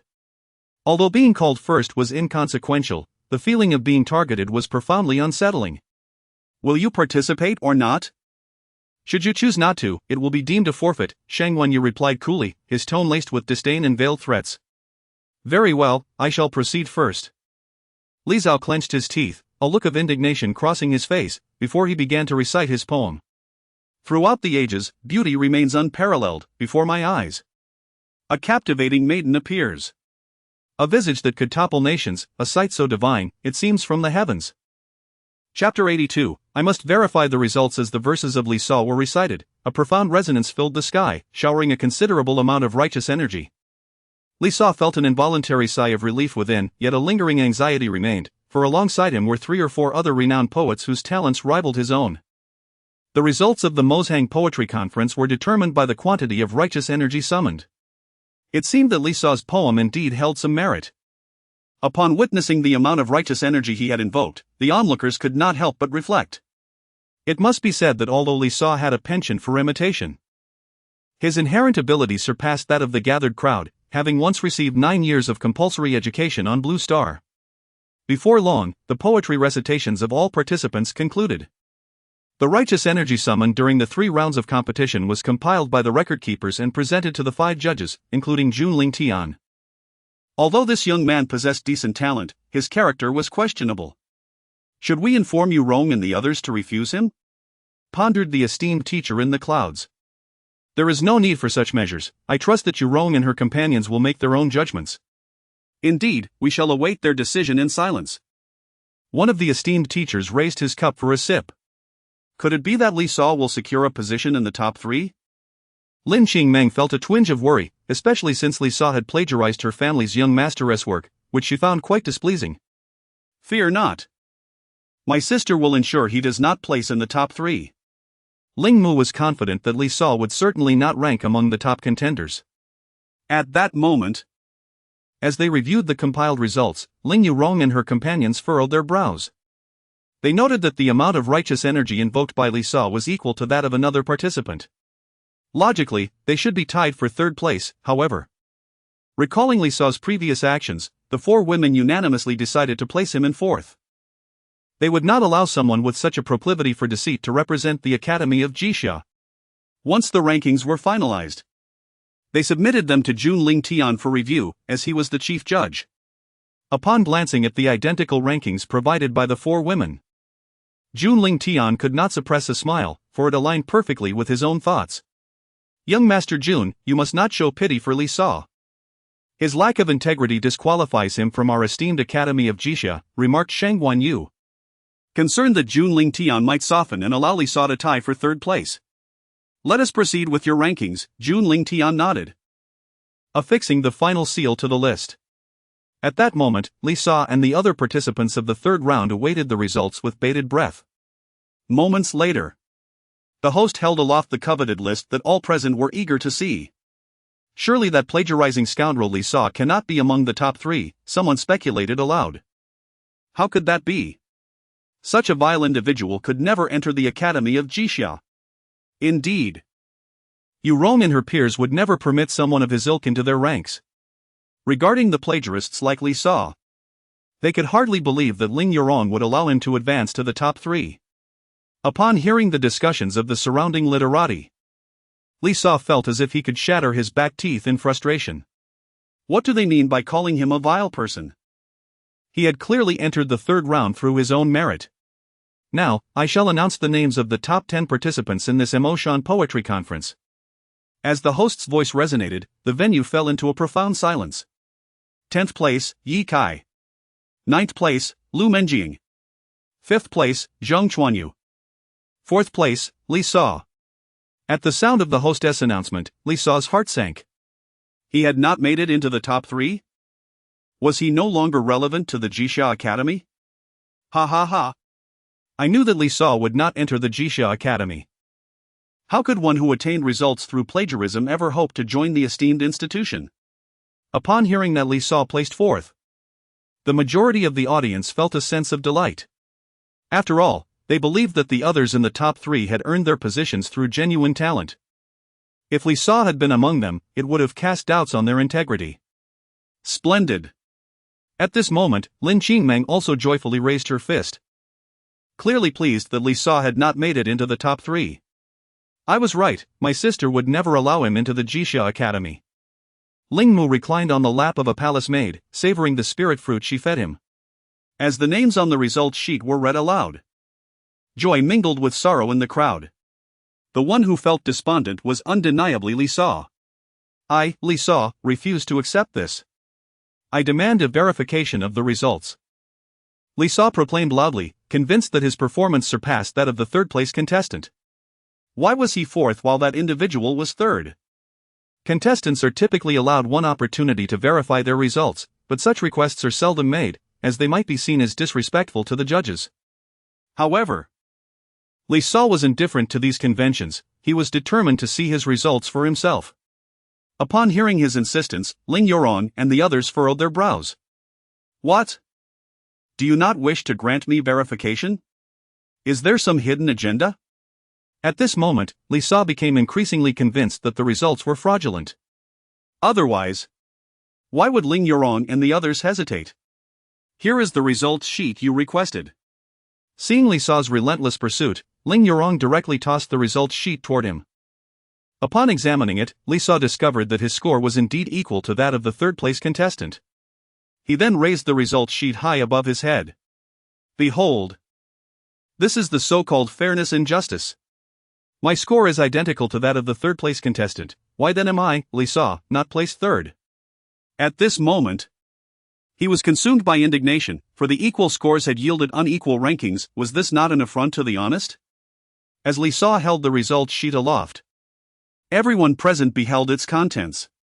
Though the scores were indeed as Li Sa had claimed, they did not rally to his defense as he had hoped. Do you not understand why you are in fourth place? To plagiarize and attain such a score, being awarded fourth place is already quite generous. Yet, how can you still have the audacity to verify your transcript? Plagiarists should swiftly depart. The crowd present erupted in a chorus of furious curses, with even his former classmates joining in. Upon hearing the unanimous vitriol directed at him, Li Sa felt a surge of indignation rise within him, which he could no longer contain. Ding! A critical blow struck Li Sa's heart, robbing him of 500 points of fortune. Ding! His opportunities were shattered, resulting in the loss of 5,000 points of luck. As it turned out, the Emo Mountain Poetry Conference was meant to be Li Sa's stepping stone. Had it not been for Jun Lingtian's interference, he would have composed poetry in 7 steps, channeling righteous energy into his being, breaking through several levels, and earning renown across the realm.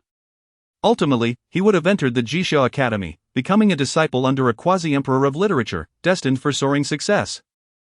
Chapter 83, The Lament of a Companion Reader. The poetry conference has concluded with great success.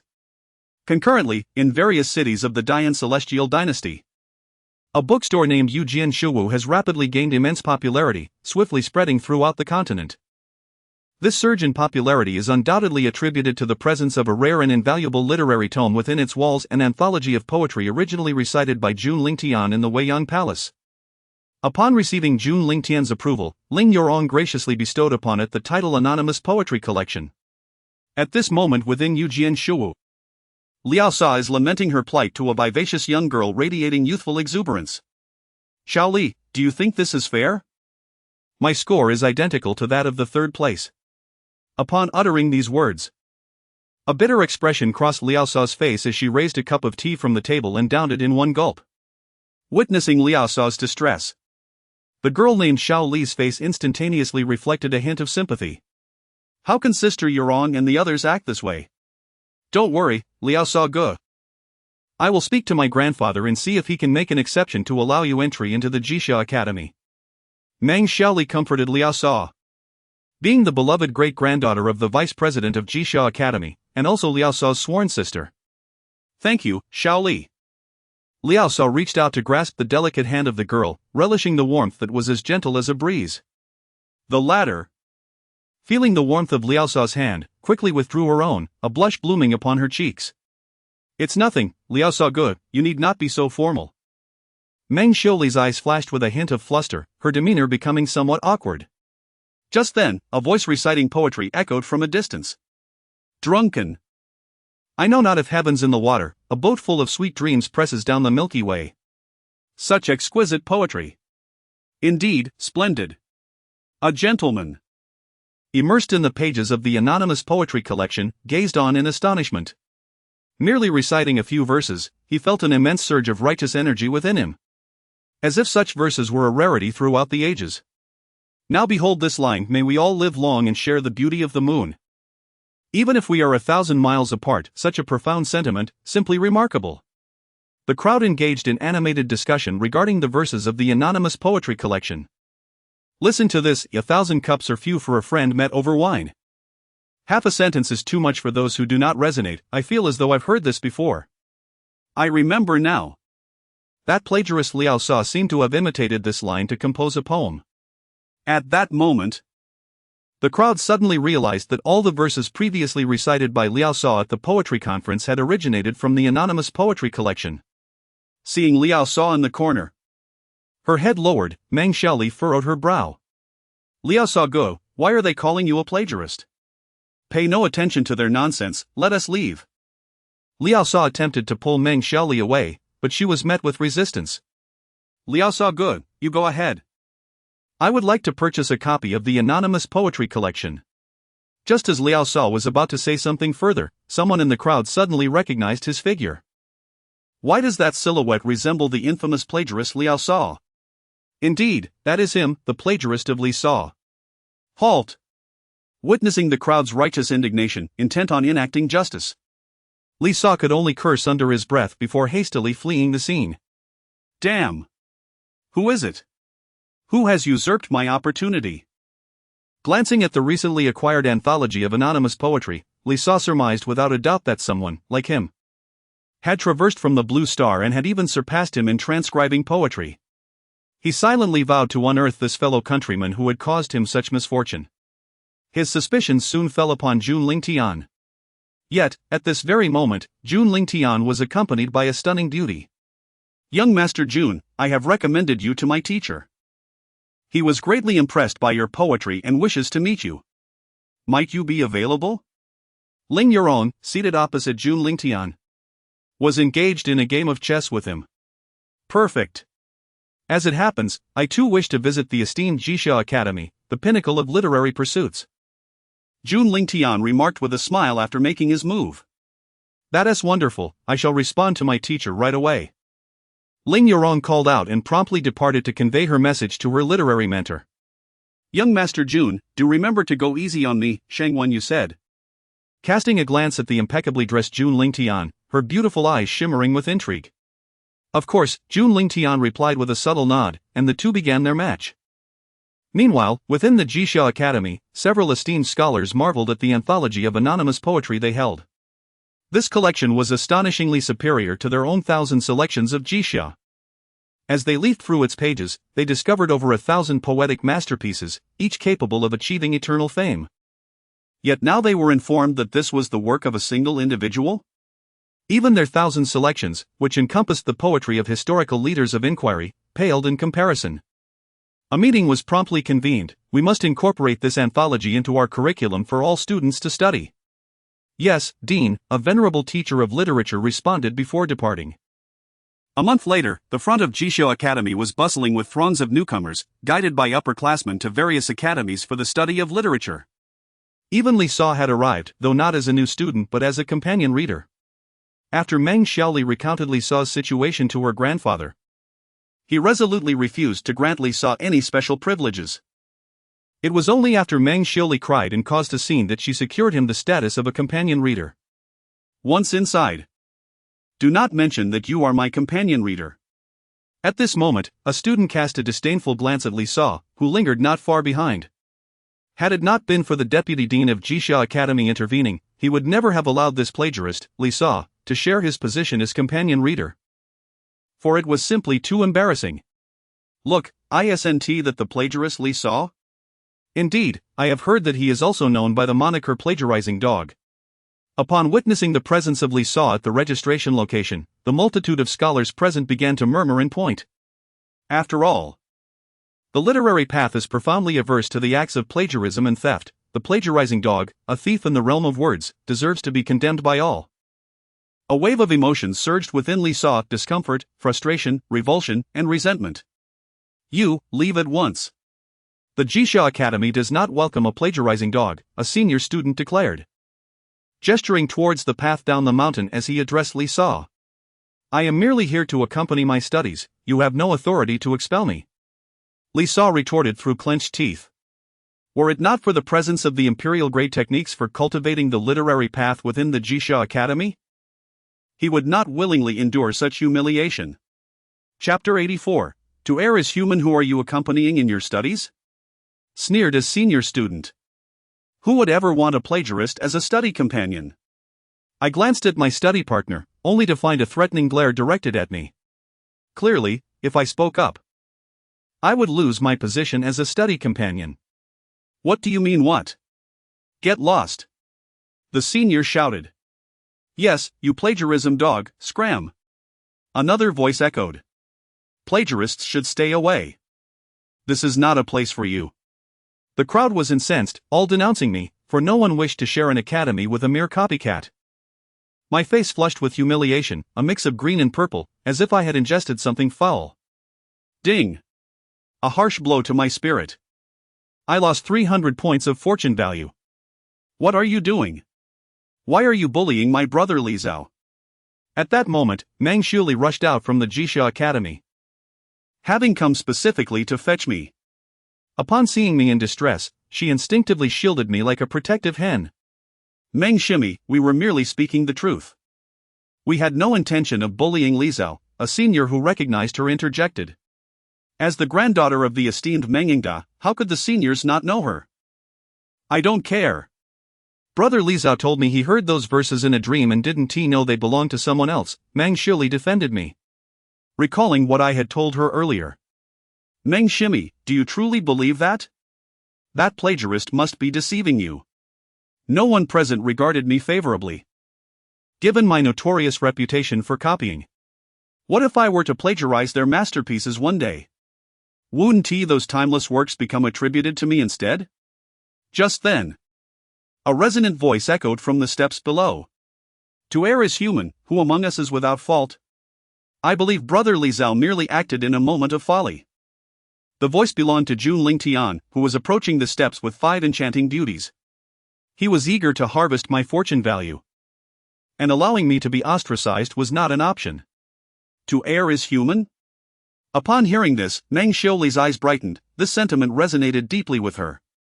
She had pondered for a long time without coming up with such a retort. Ding! The fortune value of the fortune girl, Meng Xiuli, has been discovered. At that moment, Jun Lingtian's system notification chimed in. Is that senior sister Yu Rong and senior sister Shangguan? The crowd marveled at the beauty of the 4 sisters surrounding the young man. I know that person, he is Jun Lingtian, the heir of the ancient Jun family. What? The heir of the Jun family, Jun Lingtian? Upon learning his identity, everyone felt a sudden surge of trepidation. They thought, we cannot afford to provoke him. Yet, they were puzzled as to why a cultivator like Jun Lingtian would come to the Jixia Academy. Jun Lingtian? Upon learning the name of Jun Lingtian, Meng Xiuli's eyes sparkled with intrigue. Meanwhile, Li Sa, standing nearby, felt an overwhelming surge of jealousy, his expression contorting slightly. He was now certain that Jun Lingtian was indeed his fellow townsman. As the saying goes, when fellow townsfolk meet, they are particularly envious, especially considering how severely he had been wronged by the latter. It was no wonder that Jun Lingtian's righteous aura had been so pure and profound. It was evidently because he had seized the opportunity that rightfully belonged to Li Sa. With a silent vow, Li Sa resolved to eliminate Jun Lingtian. Meng Xiuli approached the 4 sisters, Yu Rong, Shangguan, Nangong, and Su Shued, greeting them warmly, though she cast her gaze down shyly when facing Jun Lingtian. Her familiarity with the 4 young women stemmed from the fact that Yu Rong was a student of her grandfather, while the other 3 could also be considered half-students of his. Xiaoli, how is your grandfather? The sisters inquired. He is well, Meng Xiaoli replied. That's good to hear. Let's go, Yu Rong said, taking Meng Xiuli's hand to leave. However, noticing her anxious demeanor, she spoke up for Li Sa. Since Li Sa has been granted the status of a companion scholar, let him enter. Indeed, Sister Yu Rong, acknowledged the senior student in charge of reception with a nod. Meng Xiuli beamed at this display, saying, Brother Li Sa, I will wait for you inside. She waved goodbye as she departed with Yu Rong, leaving the gates of the Jixia Academy. Li Sa, upon hearing her words, managed a strained smile. Plagiarist, here is your dormitory badge, hurry inside and quit being an eyesore. The senior student in charge tossed Li Sa's dormitory badge onto the ground. Gritting his teeth, Li Sa picked it up and stepped through the grand entrance of the academy. Inside the academy, a dragon-shaped phantom, formed from the essence of righteous energy, occasionally peeked out from the clouds before vanishing again. The architectural style of the palaces was distinctive, each adorned with ink, paper, and writing implements. At the very center of the academy stood a lifelike statue of an elderly man, exuding an exceptionally rich aura of literary and Taoist supremacy. Clearly, the statue represented a literary leader comparable to an emperor. Young Master Jun, ahead lies our teacher's residence. Yurong guided the way, with Jun Lingtian and the others following closely behind. Along the journey, Meng surely grew more acquainted with Jun Lingtian, as they shared a common interest in the anthology of anonymous poetry. He often amused her, eliciting delightful laughter. I have decided, henceforth, the author of the anthology of anonymous poetry shall be my idol, Meng Xiuli declared, admiration shining in her eyes. The others present stifled their laughter at her declaration. What is it? Is that not permissible? Meng Xiuli asked, puzzled by their mirth. Of course, it is, Jun Lingtian replied gently. Shortly thereafter, a few individuals halted before a quaint and exquisite loft, which served as the residence of the esteemed teacher. I shall inform the teacher, said Ling Yurong, who then announced their presence. To their surprise, the venerable scholar Meng Yingda personally emerged to greet them upon hearing of Jun Lingtian's arrival. Ah, my young friend. Your presence brings unparalleled brilliance to our Jisha Academy, exclaimed Meng, with exuberance. You flatter me, esteemed scholar, Jun Lingtian modestly replied. I do not exaggerate. Every poem in your anonymous anthology is a celebrated masterpiece, far surpassing my own humble offerings, Meng conceded, clearly having learned of Jun Lingtian's identity from Ling Yurong. Noticing the slight bewilderment on Jun Lingtian's countenance, Ling Yurong promptly offered an apology. I am sorry, young Master Jun, it was I who informed the teacher. Chapter 85, The Dung Collectors Lament Very Well, let it be known, Jun Lingtian waved his hand dismissively, speaking with nonchalance. The others present were hardly surprised upon learning that he was the author of the anthology of anonymous poetry. Only Meng Xiuli gazed in astonishment at the scene before her. What? The poems in the anthology of anonymous verses were all penned by you, brother Lingtian? At that moment, she understood why her earlier admiration for the anonymous author had elicited laughter from others. The true figure lay right before her. Ding! Meng Xiuli harbors profound admiration for you, gaining 300 points of luck. Xiuli, do not be disrespectful. Meng Yingda chided. Referring to Jun Lingtian as a friend was a gesture of camaraderie, yet his granddaughter calling him brother blurred the lines of their generational relationship. Wasn't he that a recipe for chaos? Just let me call him brother Lingtian. Meng Xiuli exclaimed, her heart brimming with joy. Nothing could be more exhilarating than having her idol before her. You little rascal! Meng Yingda frowned, wishing to reprimand her, but she swiftly hid behind Jun Lingtian. It's quite all right, if Xiuli wishes to address me that way, let her be, Jun Lingtian interjected, granting her a reprieve. Please, young friend. Meng Yingda gestured courteously. After you, Elder Meng, Jun Lingtian replied, and the two exchanged pleasantries before entering the loft in succession. Seated across from one another, Ling Yurong prepared tea while Shang Guanyu and others performed a melody for them. Young friend Jun, your literary talent is truly remarkable. I am but a humble elder, Meng Yingda remarked. Please, Elder Meng, there is no need for such flattery. Speak your mind candidly. Jun Lingtian replied with a smile after sipping his tea. To the point then. After discussions among all the deans and vice-deans of the Jisha Academy and the Baihei Academy, we have decided to adopt your anthology as part of our curriculum. Naturally. We shall compensate you accordingly. Additionally, we wish to appoint you as the honorary vice-dean of the Jisha Academy, with benefits equivalent to mine. What are your thoughts on this proposition? Meng Yingda articulated his proposal in one breath. Upon hearing this, Jun Lingtian did not immediately acquiesce, instead. He pondered for a moment. The women present exchanged anxious glances, fearing that he might decline. What will be required of me? Jun Lingtian inquired. He was not naive enough to believe such a generous offer came without expectations. However, in pursuit of the luck points from the lament, he was inclined to accept. There is no need for much from you, just the occasional lecture, Meng Yingda clarified. Very well, Jun Lingtian nodded in agreement. Splendid. Brother Lingtian will henceforth be a teacher at the Jisha Academy. The news elicited smiles from the women, for it meant they would frequently see Jun Lingtian at the academy from now on. Meanwhile, Li Sa also found his corresponding dormitory based on his identification number. Before him stood a dilapidated loft, which, while not particularly shabby, caused a subtle change in his expression. This was due to the proximity of the Gongfeng, the lavatory of the Jisha Academy. After all, many practitioners of the literary way were merely common folk, and only after attaining enlightenment could they abstain from food, making the presence of such facilities essential. How could anyone reside in such a place?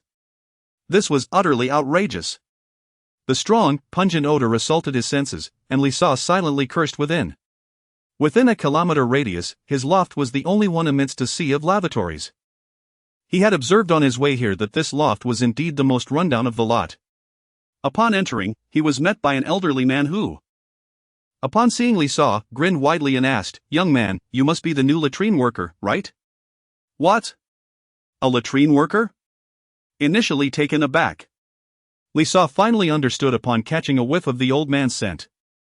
It turned out this was the residence of the latrine workers. Damn it! How could I be forced to live in such a place? Ignoring the old man's remarks, Li Sa strode directly into the loft and settled into a room that was relatively clean. "Hey, remember to wake up early tomorrow and join me for latrine duty." The old man shouted towards Li Sa's room, but he received no response. "Ah, the youth of today, so lacking in enthusiasm," the old man muttered, shaking his head as he left the loft. Not long after, Meng Xiuli arrived, covering her mouth and nose with a handkerchief, her brow furrowed. "Brother Li Sa, how could you be living here? I'll go demand they give you a different dormitory," she exclaimed, visibly upset that Li Sa was residing in such a place meant for latrine workers. "It's fine, Xiaoli, this will do," Li Sa declined her kind offer. Although the odor was somewhat overwhelming, the loft itself was tolerable.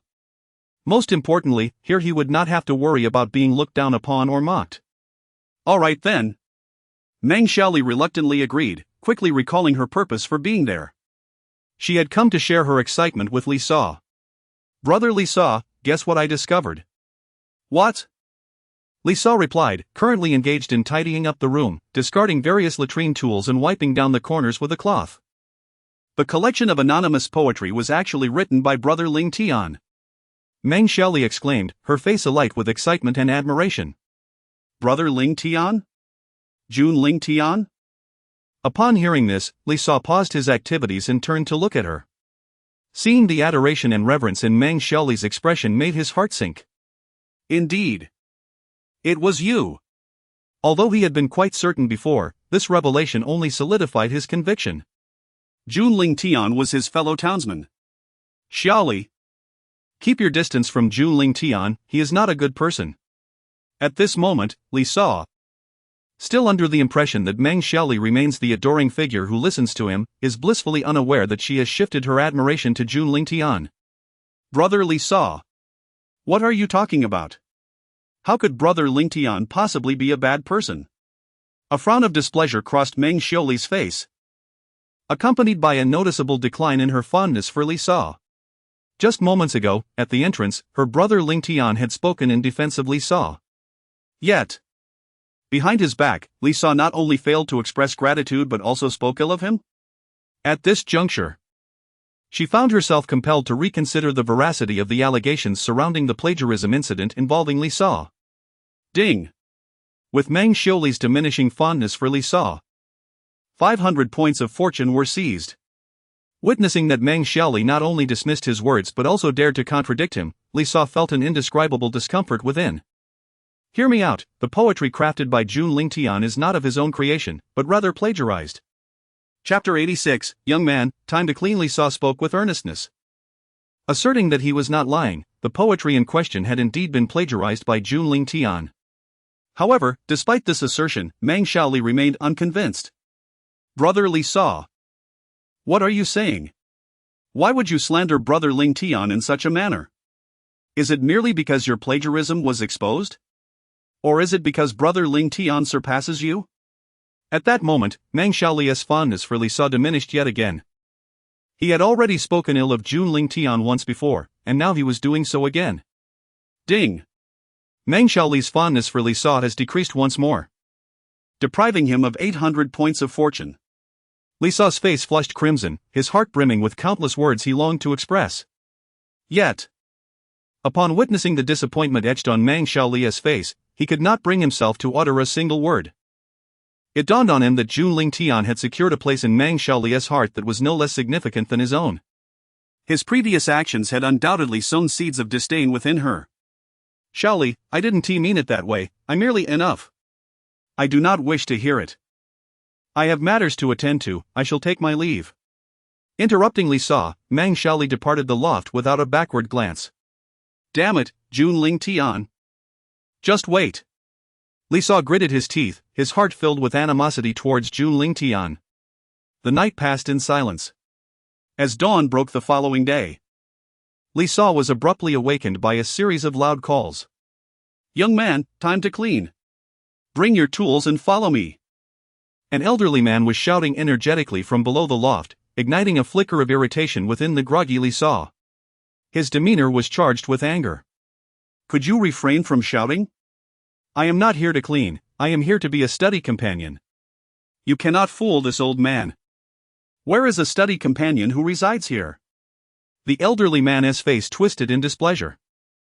Thinking that this new cleaning worker showed an utter lack of respect for his elder, he resolved to make him work harder. Exasperated, Li Sa buried his head beneath the covers and attempted to return to slumber. After a brief moment of silence, the elderly man prepared to ascend and rouse Li Sa forcibly. At that instant, a voice emerged from behind him. Brother, I am the new cleaning worker. Could you enlighten me on how we operate here? A stout middle-aged man's voice resonated behind the elderly man. You are the new cleaning worker? The elderly man, taken aback, glanced at the amiable middle-aged man, momentarily bewildered. So, this young man was indeed a study companion? Since you are a new cleaning worker, why are you not residing here? I am uncertain, I was assigned to that dormitory over there. The middle-aged man gestured towards the distant study companion loft. It turned out that the senior student responsible for reception had purposely given Li Sa the cleaning worker's loft number, while the cleaning worker had been assigned the study companion's loft.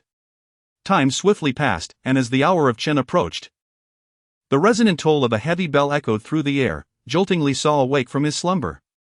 Oh no, I'm going to be late. Gazing out at the brilliant sun, he hurriedly gathered his books and made his way to the grand hall of teaching. For this lesson was none other than that of Meng Yingda, the esteemed vice president of the Jixia Academy, a revered sage of his time, with whom he needed to cultivate a favorable relationship.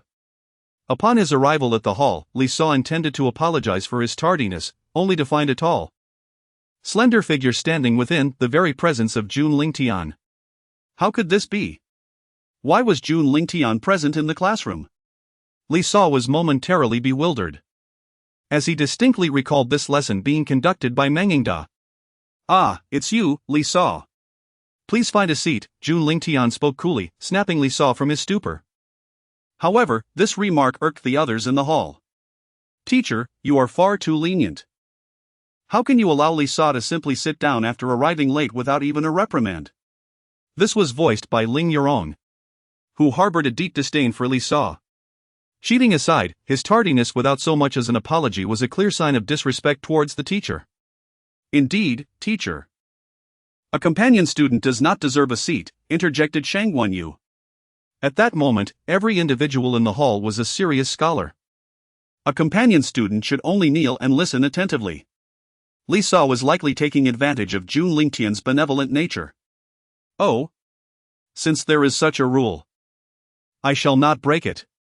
Li Sa, come forward, Jun Lingtian said gently as he picked up the ruler. Yet to Li Sa, this was a devilish smile. When Li Sa hesitated to move, Shang Wenyu lost patience. Li Sa, if you do not heed the teacher's guidance, you are to leave the Jixia Academy. Precisely, Li Sa. Your blatant disrespect for the teacher disqualifies you from attending this class, Ling Yurong echoed, her chest heaving with indignation. Even Meng Xiaoli chimed in, Li Sa, apologize to the teacher. Seeing the woman he admired, along with his once favored sister, aligning with Jun Lingtian, Li Sa's expression contorted in frustration. Ding! Li Sa's spirit was struck. Losing 800 points of fortune. Unable to contain himself any longer, Li Sa erupted. I, Li Sa, certainly respect teachers, but does Jun Lingtian truly qualify as one? If this is the standard of teaching, then I shall not attend this class. With his face flushed crimson, Li Sa declared this and prepared to leave. Unable to remain any longer. Li Sa, halt. If you do not apologize to the teacher today, you shall be expelled from the Jixia Academy. This ultimatum came from Meng Xiaoli. Li Sa, clearly in the wrong yet unable to recognize his fault, had now insulted her idol, provoking her ire. She would not permit her idol to endure such humiliation, thus, it was Li Sa who would bear the consequences.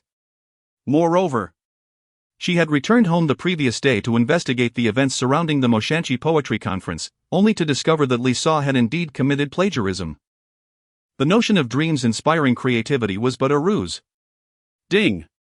Meng Xiaoli's fondness for Li Sa had significantly diminished, resulting in a plundering of 1,000 points of fortune. Dreadful!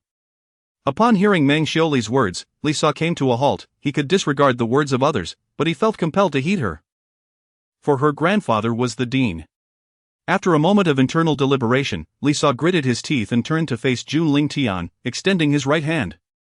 I am sorry, teacher, the words seemed to be painfully forced through his clenched teeth. Do not worry, it won't hurt, Jun Lingtian replied with a smile. Before lightly bringing the ruler down upon Li Sa's palm. In an instant, a wave of excruciating pain surged through his entire being, penetrating to the very marrow. A torment that pierced his heart. It made his soul tremble, and his whole body quaked. Chapter 87. What an overwhelming aroma! The performance of Li Sa was excessively theatrical.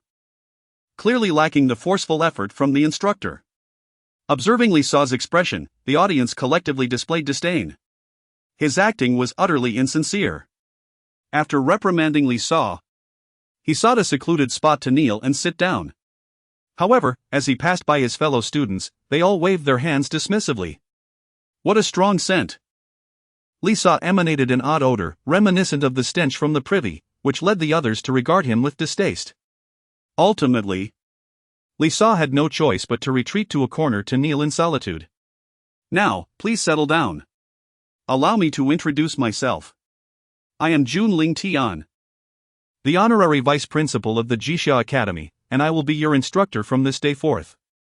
After delivering this statement, Jun Lingtian commenced the lesson.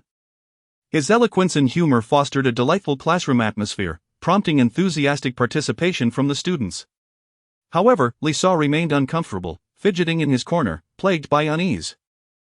The mere sound of Jun Lingtian's voice and his repugnant demeanor caused Li Sa considerable distress. Now, I would like you to compose an essay discussing the themes of the poem Song of Wine. Please complete it earnestly. Plagiarism is prohibited.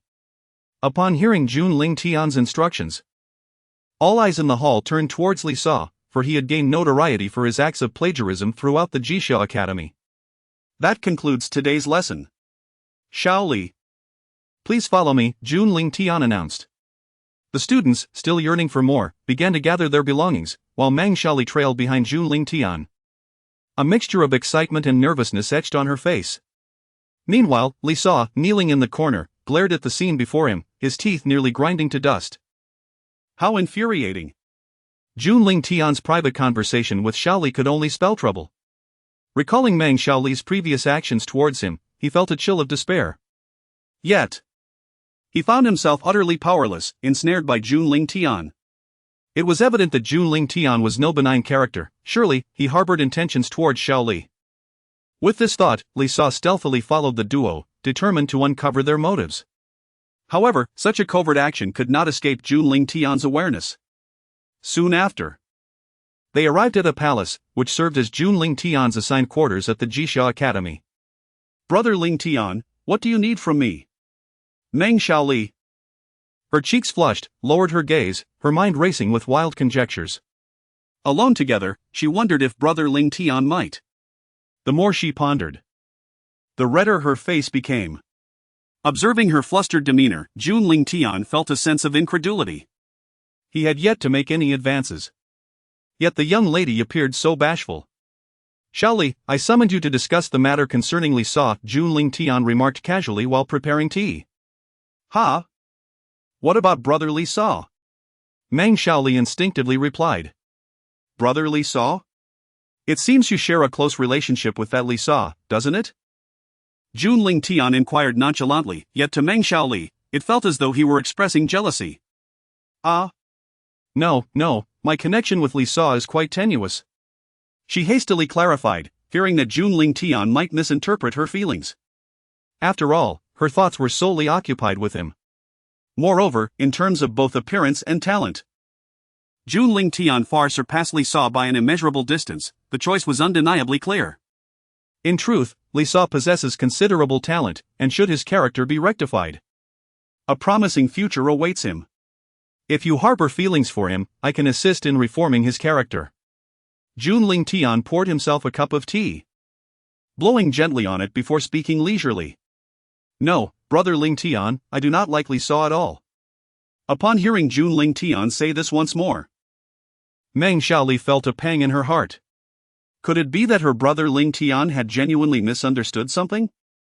Regretting her decision to help Li Sa gain entry to the Jixia Academy, she contemplated the consequences. Ding! The bond between Meng Xiaoli and Li Sa had fractured, resulting in a loss of 500 fortune points. Then, let us not discuss Li Sa any longer, allow me to teach you calligraphy. With that, Jun Lingtian set out the ink, paper, and brush, guiding Meng Xiaoli in the art of writing. Brother Lingtian, rest assured. I will maintain my distance from that Li Sa in the future, Meng Xiaoli vowed. You may do as you wish, I shall not interfere with your decisions. Jun Lingtian replied with a smile. May I visit you often to practice my writing? Certainly. Listening to their exchange, Li Sa, concealed outside the hall, wore a fierce expression. His mind conjured images of a future where Meng Xiaoli kept her distance from him. Damn it! This Meng Xiaoli is distancing herself from me for the sake of Jun Lingtian. How can his magical prowess compare to mine? Why do you choose to seek him instead of me? Li Sa thought, filled with indignation, yet just as he contemplated barging in, he hesitated. He suddenly recalled that Meng Yingde holds great affection for his granddaughter. If he were to discover that his granddaughter had been led astray by Jun Lingtian, the latter would undoubtedly face dire consequences. Without delay, he hurried to find Meng Yingde. However, before he could meet Meng Yingde, he was intercepted by the guards of the Jixia Academy. Halt! This is not a place for you. I am seeking Dean Meng regarding an urgent matter. Dean Meng? Are you there? Li Sa shouted. Let him in, came Meng Yingda's voice, prompting the guards to allow him entry. Dean Meng. Jun Lingtian is currently leading Xiaoli astray, you must intervene. Oh? Is that so? Upon hearing this, Meng Yingde furrowed his brow but felt no immediate concern. Nevertheless, he resolved to investigate. With a wave of his hand, he brought Li Sa directly to Jun Lingtian's quarters. Yet upon arrival, Li Sa found himself utterly dumbfounded. At this moment, Jun Lingtian and the others were evidently engaged in the practice of calligraphy. What is the matter, Director Meng? Jun Lingtian inquired, lifting his gaze. Meng Xiaoli also wore a perplexed expression, unable to comprehend why her grandfather had suddenly brought someone here. Let Li Sa speak, Meng Yingde directed, a palpable aura of authority pressing down upon him. It was clear that Meng Yingde harbored deadly intentions. Although he was a scholar devoted to the cultivation of literary pursuits, his character was marked by unwavering integrity. It is impossible, this cannot be, Li Sa protested. You were clearly teaching Xiaoli calligraphy just moments ago, I heard it distinctly. As he sensed Meng Yingde's murderous intent, Li Sa felt a surge of panic within. Teaching calligraphy? Upon hearing this, Meng Xiaoli finally understood. It turned out that Li Sa had been eavesdropping and had gone to inform her grandfather. Chapter 88, The Fall of Li Sa, in your heart. I was once that kind of person. At the moment Meng Xiaoli heard the word illicit, the bond she shared with Li Sa shattered completely. Her entire being trembled with anger, tears welling in her eyes. She then collapsed into Jun Lingtian's embrace, weeping uncontrollably. After all, nothing could be more precious than the purity of a young girl. Ding! Meng Xiuli's heart was thoroughly wounded by Li Sa, stealing 2,000 points of fortune. Witnessing his granddaughter's profound sorrow, Meng Yingde was enraged, his hair standing on end. With a resounding slap, he sent Li Sa sprawling. Blood spurting from his mouth as he fell to the ground, desperately gasping for breath. Were it not for his formidable physique, he might have faced death. Li Sa. Out of respect for your former teacher, I shall spare your life. However, you are to leave the Jixia Academy at once. Meng Yingde expelled him decisively. Ding!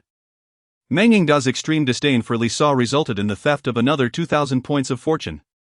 Ding! Li Sa was ousted from the Jixia Academy, losing 3,000 points of fortune. Ding! The host's fortune surpassed 50,000, elevating the kill threshold to 15,000. Ding! The fortune of the Child of Destiny, Li Sa, reached the kill threshold. Ding! The fortune of the Child of Destiny, Mo Fan, also reached the kill threshold. As a series of notifications rang out, a subtle smile crept across Jun Lingtian's lips. The rapid decline of Li Sa's fortune was due to Jun Lingtian's earlier recitation of poetry, which had seized the opportunity to siphon off Li Sa's noble aura. Over 1,000 poems had directly stripped Li Sa of more than 10,000 points of fortune. Now that the benefits had been thoroughly extracted, it was time to reap the rewards. At that moment, Li Sa realized that everything was orchestrated by Jun Lingtian. Yet, he was in no position to confront him, merely memorizing this grievance.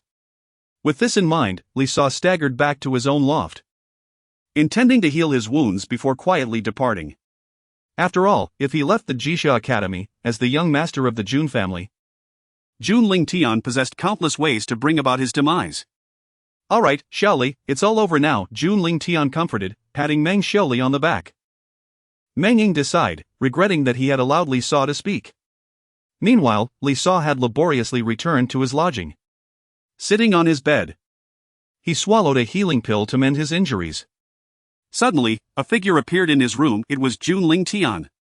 Meanwhile, his doppelganger remained with Meng Xiuli, wanting to handle matters personally after finally encountering a fellow townsman. Stop healing, you are on the brink of death. Who? Li Sa abruptly opened his eyes, only to find Jun Lingtian smiling at him. Do you dare to commit violence in the Jixia Academy? Seeing the ambiguous smile on Jun Lingtian's face, Li Sa's heart raced with anxiety, for he sensed that he was no match for this Jun Lingtian. Why would I not dare? Jun Lingtian merely waved his hand, and Li Sa's entire lower body disintegrated into nothingness. He felt no awareness of how the attack had transpired. No, please, Jun Xiao. I was wrong. For the sake of our shared hometown, could you let me off this time? Witnessing his lower half vanish completely, Li Sa's heart was engulfed by sheer terror. It was at this moment that he truly comprehended Jun Lingtian's willingness to kill him. For the sake of our shared roots, I shall offer you two choices. The first option, crawl beneath me. The second option, death. The choice is yours. Jun Lingtian raised his foot to rest upon the bed's edge, observing Li Sa with a smile. I will crawl, please do not kill me. After uttering these words, Li Sa unhesitatingly chose to crawl between Jun Lingtian's legs. However, in that fleeting moment of lowering his head, a glimmer of malice flickered in his eyes. Jun Xiao, I have crawled now, so could you spare my life? Enduring excruciating pain, Li Sa spoke with a sycophantic demeanor. Little did he know, Jun Lingtian's next words froze the expression on his face. Your thoughts are far too profound, you must not be allowed to live. What? So? You have been toying with me all along? Jun Lingtian, you. Before he could finish his sentence, Li Sa burst like a balloon. His flesh ignited instantaneously, turning to ash. Ding!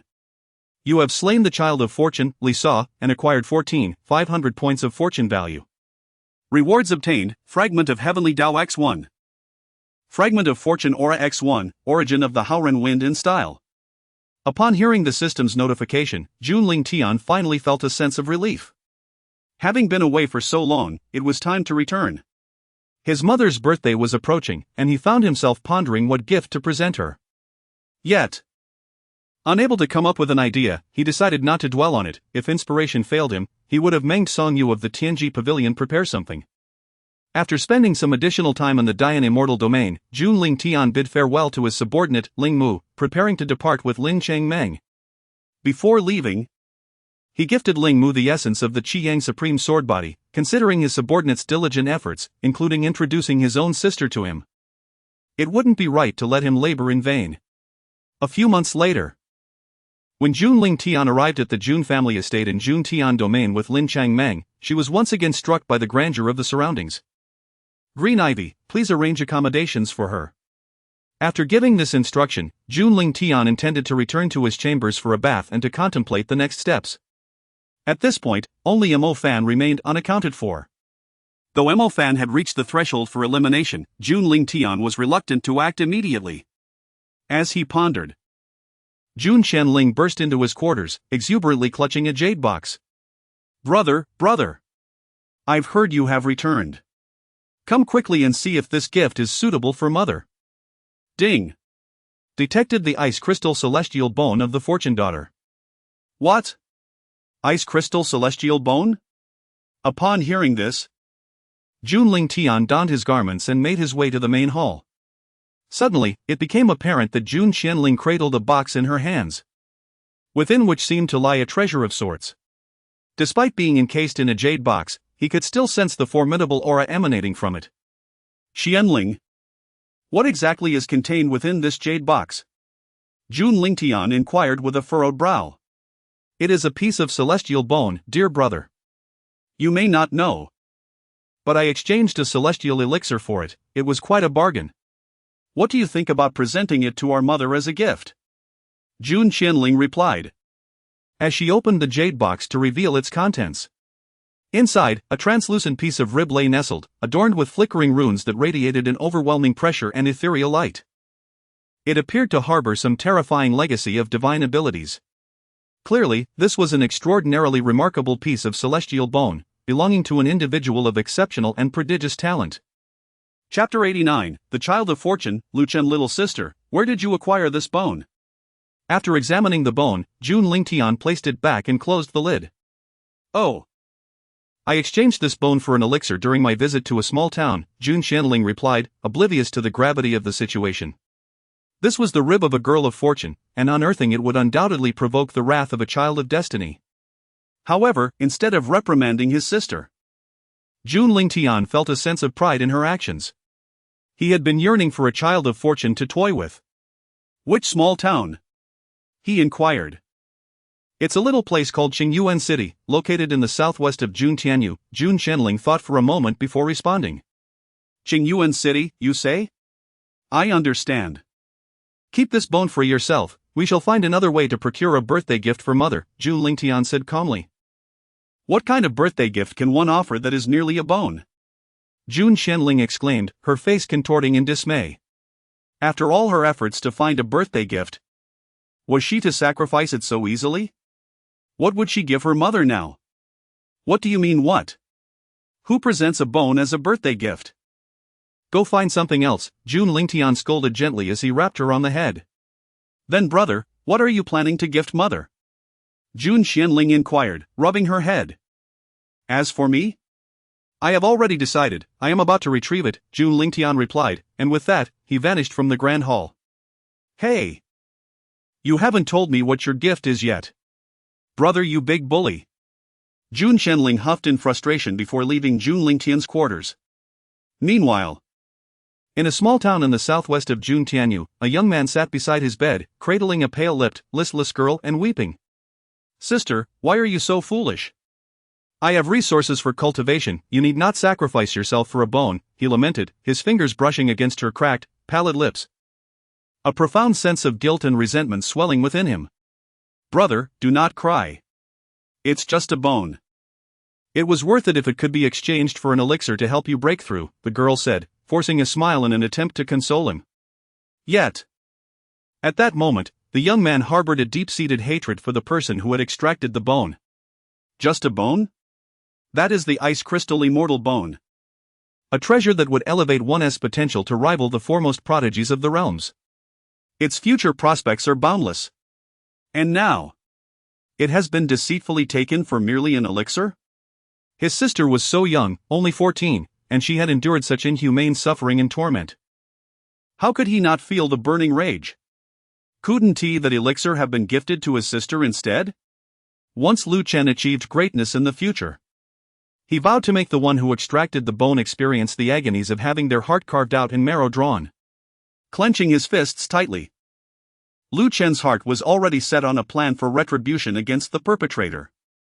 At this moment, the frail Lu Xiaoya had already fallen asleep in Lu Chen's embrace. Xiaoya, rest for now, your brother will visit you again in a few days. Gently placing Xiaoya on the bed, Lu Chen rose and exited the room.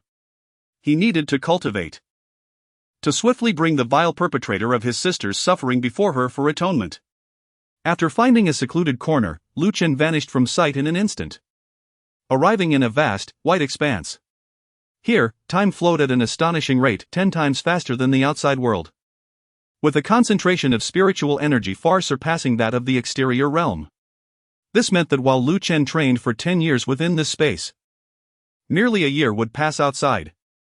And this was merely the fundamental time flow of this precious artifact. With the expenditure of spirit stones, the flow could accelerate to 100 or even 1,000 times. Now was the moment for Lu Chen to transcend into the realm of the saints. With this thought, he swallowed the celestial medicine gifted to him by Lu Xiaoya and commenced his ascension to the saintly realm. Meanwhile, in the skies above Qingyuan City, the space suddenly warped as Jun Lingtian stepped forth. Ding! Detected the child of fate, Lu Chen. Ding! Detected the daughter of fate, Lu Xiaoya. Upon hearing these system notifications, Jun Lingtian extended his spiritual force to survey the outside world. After a moment, he spotted Lu Xiaoya, who lay unconscious in her room. However, he did not immediately discover Lu Chen. Upon conducting a meticulous probe, he finally detected an anomaly in a concealed corner. Having stealthily infiltrated the vast white space, Jun Lingtian managed to locate the child of fate, Lu Chen.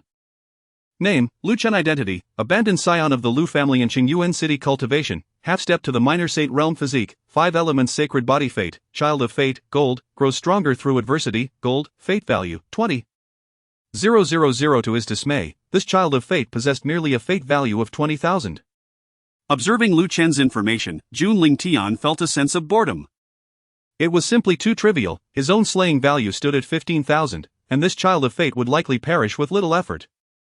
However, the time-dilating treasure seemed perfectly suited as a gift for his mother. With this thought, Jun Lingtian appeared directly in the courtyard where Lu Xiaoya rested. Gazing upon the sleeping figure of Lu Xiaoya, he first examined her memories. After contemplation, he waved his hand, altering her recollections. The childhood mistreatment?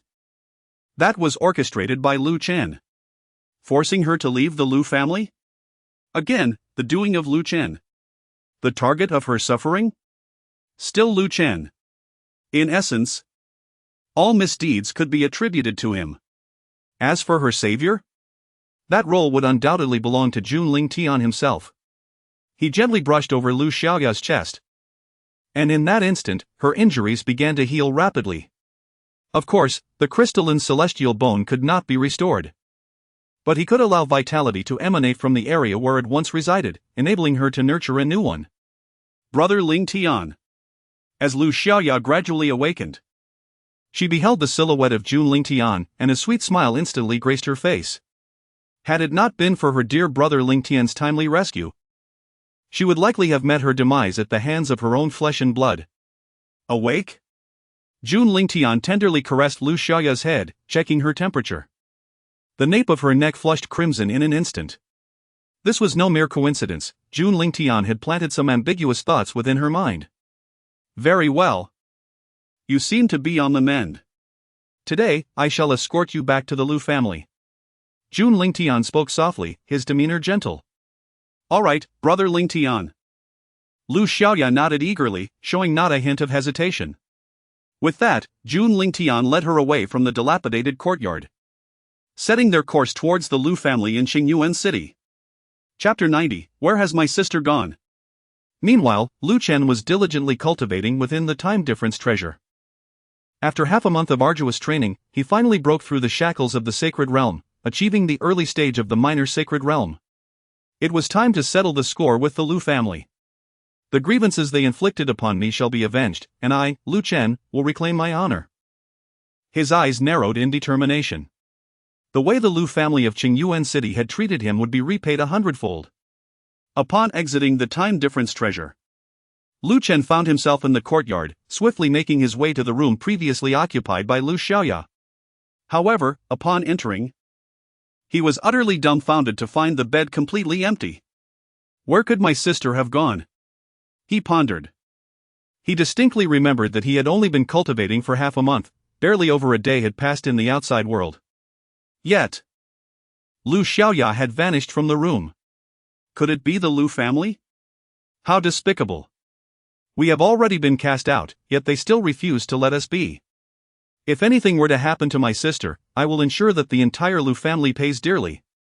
With this thought, Lu Chen unleashed his prowess at the minor sacred realm. Cloaked in unmatched sacred realm pressure, he surged toward the Lu family in Qingyuan City. His audacity stemmed from the knowledge that the strongest ancestor of the Lu family was merely at the mid-stage of the minor sacred realm. Lu Chen was confident he could strike him down. This overwhelming aura signified a sacred realm powerhouse. Who had dared to provoke such a formidable being? The cultivators within Qingyuan City were left astounded as they felt the oppressive force descending from the sky. After all, their small city's peak combat power was merely at the sacred realm. Now, Lu Chen, radiating an aura of terrifying killing intent, hovered above the Lu family estate. Lu Mingxiu, hand over my sister, or I shall ensure the obliteration of your entire clan. His domineering voice, filled with lethal intent, reverberated throughout Qingyuan City. Upon hearing this audacious proclamation, Lu Mingxiu, the head of the Lu family, who was currently hosting Jun Lingtian in the reception hall, could hardly maintain his composure. He was entertaining a member of the illustrious Jun family, yet someone dared to disturb this pivotal moment? Head of the Lu family, do you require assistance from Jun? Jun Lingtian inquired after taking a sip of tea. No need, Jun. I can handle this myself, Lu Mingxiu replied. Having already deduced the identity of the intruder, his own rebellious son, Lu Chen. With the 5 elements sacred body, Lu Chen required resources and time for cultivation 5 times more than others. Under pressure from the elders and ancestors of the clan, Lu Mingxiu could only allocate resources meant for 2 individuals to Lu Chen. Yet, instead of gratitude, Lu Chen harbored resentment for not receiving more. In a fit of anger, Lu Mingxiu had cut off Lu Chen's resources, hoping to temper his character. To his astonishment, Lu Chen had directly rebelled alongside Lu Xiaoya. Now, he even threatened the annihilation of the Lu family? Unfilial son, kneel before me. Lu Mingxiu bellowed as he stepped outside the hall. He believed that he still held a semblance of authority in front of Lu Chen, who would somewhat heed his words. Little did he know that Lu Chen was inherently rebellious, and having surpassed the holy realm in his cultivation, he would never heed him. Old dog, surrender Xiaoya, or today shall witness your blood spilled on the ground. Lu Chen pointed his long sword in disdain, no longer considering Lu Mingxiu a threat. Unfilial son. Lu Mingxiu was so enraged that his chest heaved, nearly spitting out blood. At that moment, Lu Xiaoya appeared outside the great hall. Lu Chen, how dare you return? Her delicate face radiated thinly veiled anger as she glared at Lu Chen hovering in the air. The pain of having her bones unearthed was a grudge she could never forget, her heart seethed with hatred for Lu Chen. Sister, what troubles you? Upon seeing Lu Xiaoya's expression, Lu Chen furrowed his brow deeply, clearly perplexed by her words. Lu Chen, what masquerade are you putting on? I have recorded the grievance of my bones, and I shall repay it 100-fold. Lu Xiaoya brandished her sword toward Lu Chen, leaving him momentarily speechless. What does your bone extraction have to do with me? I did not do it. Lu Chen queried, his brow knitted in confusion. Are you too cowardly to take responsibility for your actions? You are truly disgusting. Witness as I sever you. With that, Lu Xiaoya lunged at Lu Chen with her sword. Seeing this, Lu Chen swiftly deflected her strike. Yet, Lu Xiaoya continued her relentless assault, aiming for his vital points. Although her cultivation was insufficient to harm him, the weight of being wronged was unbearable. Xiaoya, what is the matter with you? I am your brother. You are no brother of mine, you beast. Prepare to pay with your life. Lu Xiaoya swung her sword once more. Lu Chen, in response, had no choice but to disarm her, swiftly restraining her afterward. Let me go, you beast. Lu Xiaoya struggled to break free, but her efforts were futile. Witnessing this, Lu Mingxiu erupted in anger. Unfilial son. Is it not enough that you extracted your sister's celestial bones for cultivation resources? Now do you wish to harm her further? I told you. I did not extract Xiaoya's celestial bones. They were taken by the Jun family, Lu Chen explained, his expression filled with frustration. Not you? Then how did you break through to the Holy Realm? You cannot possibly claim that Xiaoya did it herself. Lu Mingxiu's accusatory tone made it clear he had already decided Lu Chen was guilty. Lu Chen, how could I have been so kind to you in the past? Only to discover you sold your sister's celestial bones? Do you think this is how you repay over a decade of nurturing? At this moment, Lu Chen's biological mother, Li Shulan, also stepped forward to admonish him. At this juncture, Lu Chen found himself utterly forsaken by those he held dear. Why? Why does no one believe me? With accusations from 3 of his closest kin, Lu Chen's heart began to crumble. Lu Chen, abandoned by those he once called kin, had plundered a fortune of 1,000 points of fate. As he pondered the inexplicable betrayal of his sister, who had shifted the blame for the grievous act onto him, Jun Lingtian emerged from the grand hall. He discreetly transmitted a message to Lu Chen. How does it feel to be slandered? Who? Upon hearing the voice echo in his mind, Lu Chen's gaze fixed upon the enigmatic smile of Jun Lingtian. In that moment, clarity dawned upon him. It was this unfamiliar man who had orchestrated the entire scheme. Damn it, is it you? Why do you seek to ensnare me? I shall have your head. Lu Chen exclaimed, raising his sword to cleave Jun Lingtian in two. Yet, he was thwarted by Li Shulan and Lu Mingxiu, who stood resolutely in his path. Chapter 91, Has Lu Chen met his match? Upon witnessing his parents obstructing him, Lu Chen, albeit reluctantly, halted his aggressive stance with the sword. You ungrateful wretch! How dare you draw your sword against young Master Jun? Come down at once and apologize to him. Lu Mingxiu lamented deeply at this moment, regretting ever having brought such a troublesome child into the world. After all, he was the scion of the Jun family. Should anything untoward occur to him, it was likely that their entire clan would face utter devastation. Lu Chen was nothing short of a calamity. Meanwhile, Jun Lingtian feigned innocence. Dear brother, while you may have resorted to excavating your sister's celestial bone, why must you brandish your sword at me? Yet, he secretly conveyed to Lu Chen, quickly sheathe your sword. You lack the courage to strike. Oh, by the way, I should have mentioned, I was the one who extracted your sister's celestial bone. Her memories? I altered them as well. What can you do about it? With a slight smirk of derision, Jun Lingtian aimed to provoke Lu Chen further. Step aside.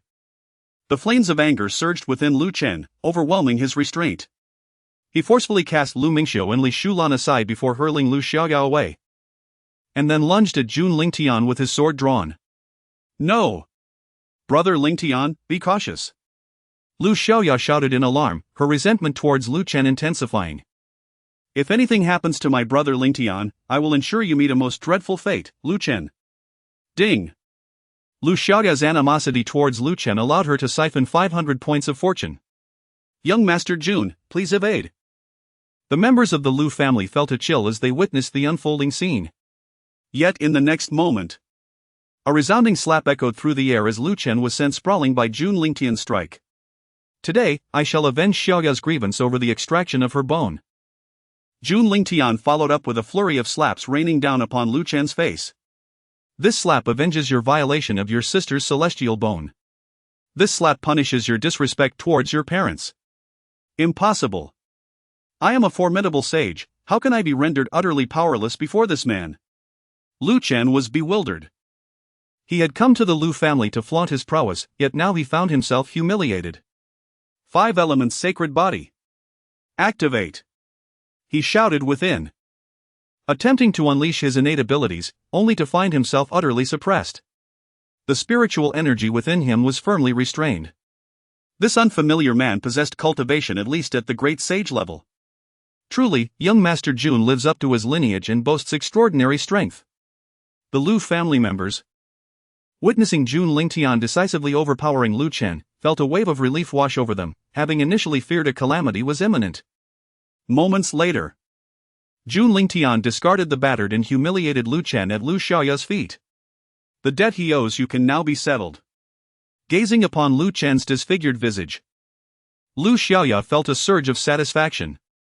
Lu Chen, I never imagined you would find yourself in such a predicament, Without hesitation, Lu Xiaoya drew her sword and decisively severed Lu Chen's tendons in both his hands and feet. Ding! Lu Chen was betrayed by his own kin, resulting in the loss of 1,000 fortune points. Ah!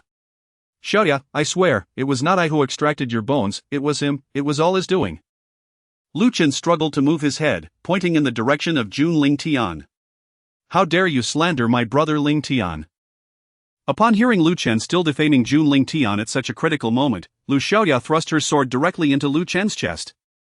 Today, I shall make you experience the agony of having your bones extracted. She twirled the hilt of her sword, intent on unearthing Lu Chen's sternum. No! Xiaoya! You cannot treat me this way, I am your brother, the one who loves you most dearly.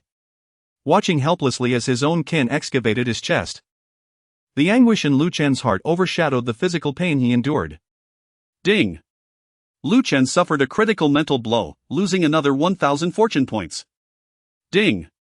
His physical constitution deteriorated, resulting in a loss of 1,500 fortune points. Ding! Lu Chen's fortune points reached the threshold of annihilation.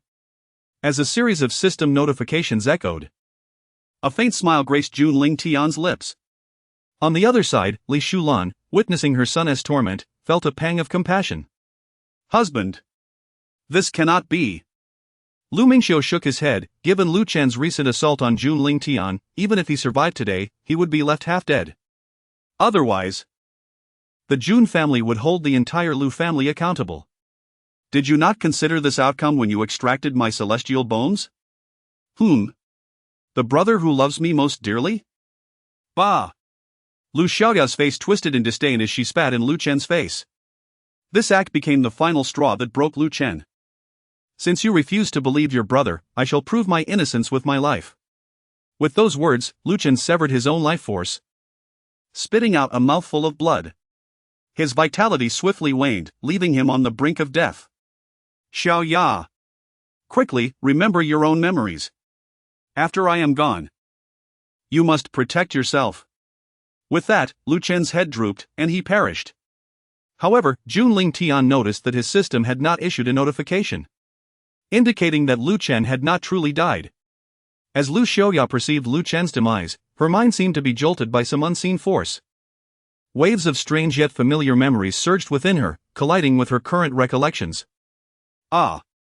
Lu Xiaoya cried out in despair, clutching her head. Seeing this, Li Shulan rushed forward to embrace Lu Xiaoya. Xiaoya, what is wrong? Do not frighten your mother. With Lu Chen gone, she feared for Lu Xiaoya's safety as well. How intriguing, it appears you can indeed breach my memory barriers, Jun Lingtian observed calmly, watching Lu Xiaoya's distress without any intention of intervening. He sensed that at this moment, Lu Xiaoya's original memories were clashing against the barriers he had carelessly set. Yet now that the tasks are complete, what does it matter if Lu Xiaoya regains her memories? Soon, the wails of Lu Xiaoya gradually subsided. As she untangled the memories swirling in her mind, her entire being began to tremble. Could it be that she had personally severed her brother's tendons? That she had excavated his breastbone, forcing her beloved brother to take his own life? Why? Why did you do this to us? At this moment, Lu Xiaoya's eyes were crimson, fixed intently on Jun Lingtian, her gaze seemingly capable of devouring him whole. There is no reason, it was merely amusing. Jun Lingtian spoke with a detached tone, devoid of any inclination to offer an explanation. After all, he was not well acquainted with Lu Xiaoya. Merely for amusement? Ha! What an absurd justification for such cruelty. Lu Xiaoya lowered her head in despair, her spirit ashen. Chapter 92, The Child of Destiny. Zhou Yuan. She was acutely aware that she was no match for Jun Lingtian, feeling utterly powerless. In her lifetime, it seemed she would never have the opportunity to avenge herself. Xiaoya, what is troubling you? Do not frighten your mother, Li Shulan exclaimed in a panic. For at that moment, a sense of death enveloped Lu Xiaoya. It was evident that her heart was engulfed in despair, wishing to accompany Lu Chen in death. Brother, Xiaoya has come to be with you. As the aura of death intensified around her, the vitality within Lu Xiaoya rapidly diminished. Xiaoya.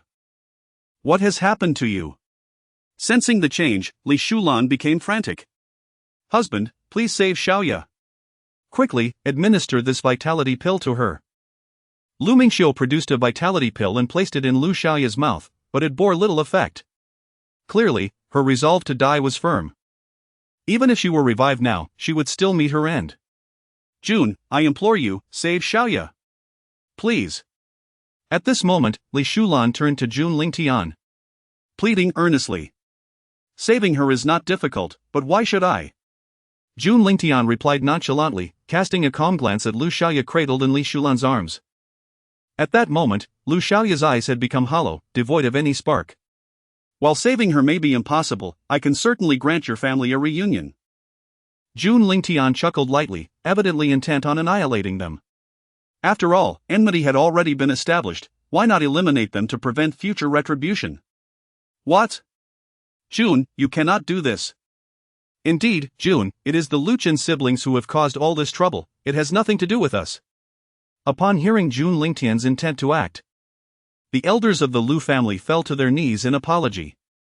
After all, even the saint-level Lu Chen was no match for him, how could they? Mere king and emperor level, hope to rival him? Unbeknownst to them, Jun Lingtian's motive for their extermination was not solely due to the Lu Chen siblings.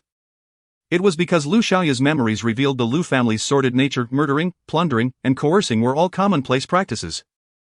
It was merely that Lu Xiaoya had been too young to comprehend at the time. Let it be, I am pressed for time.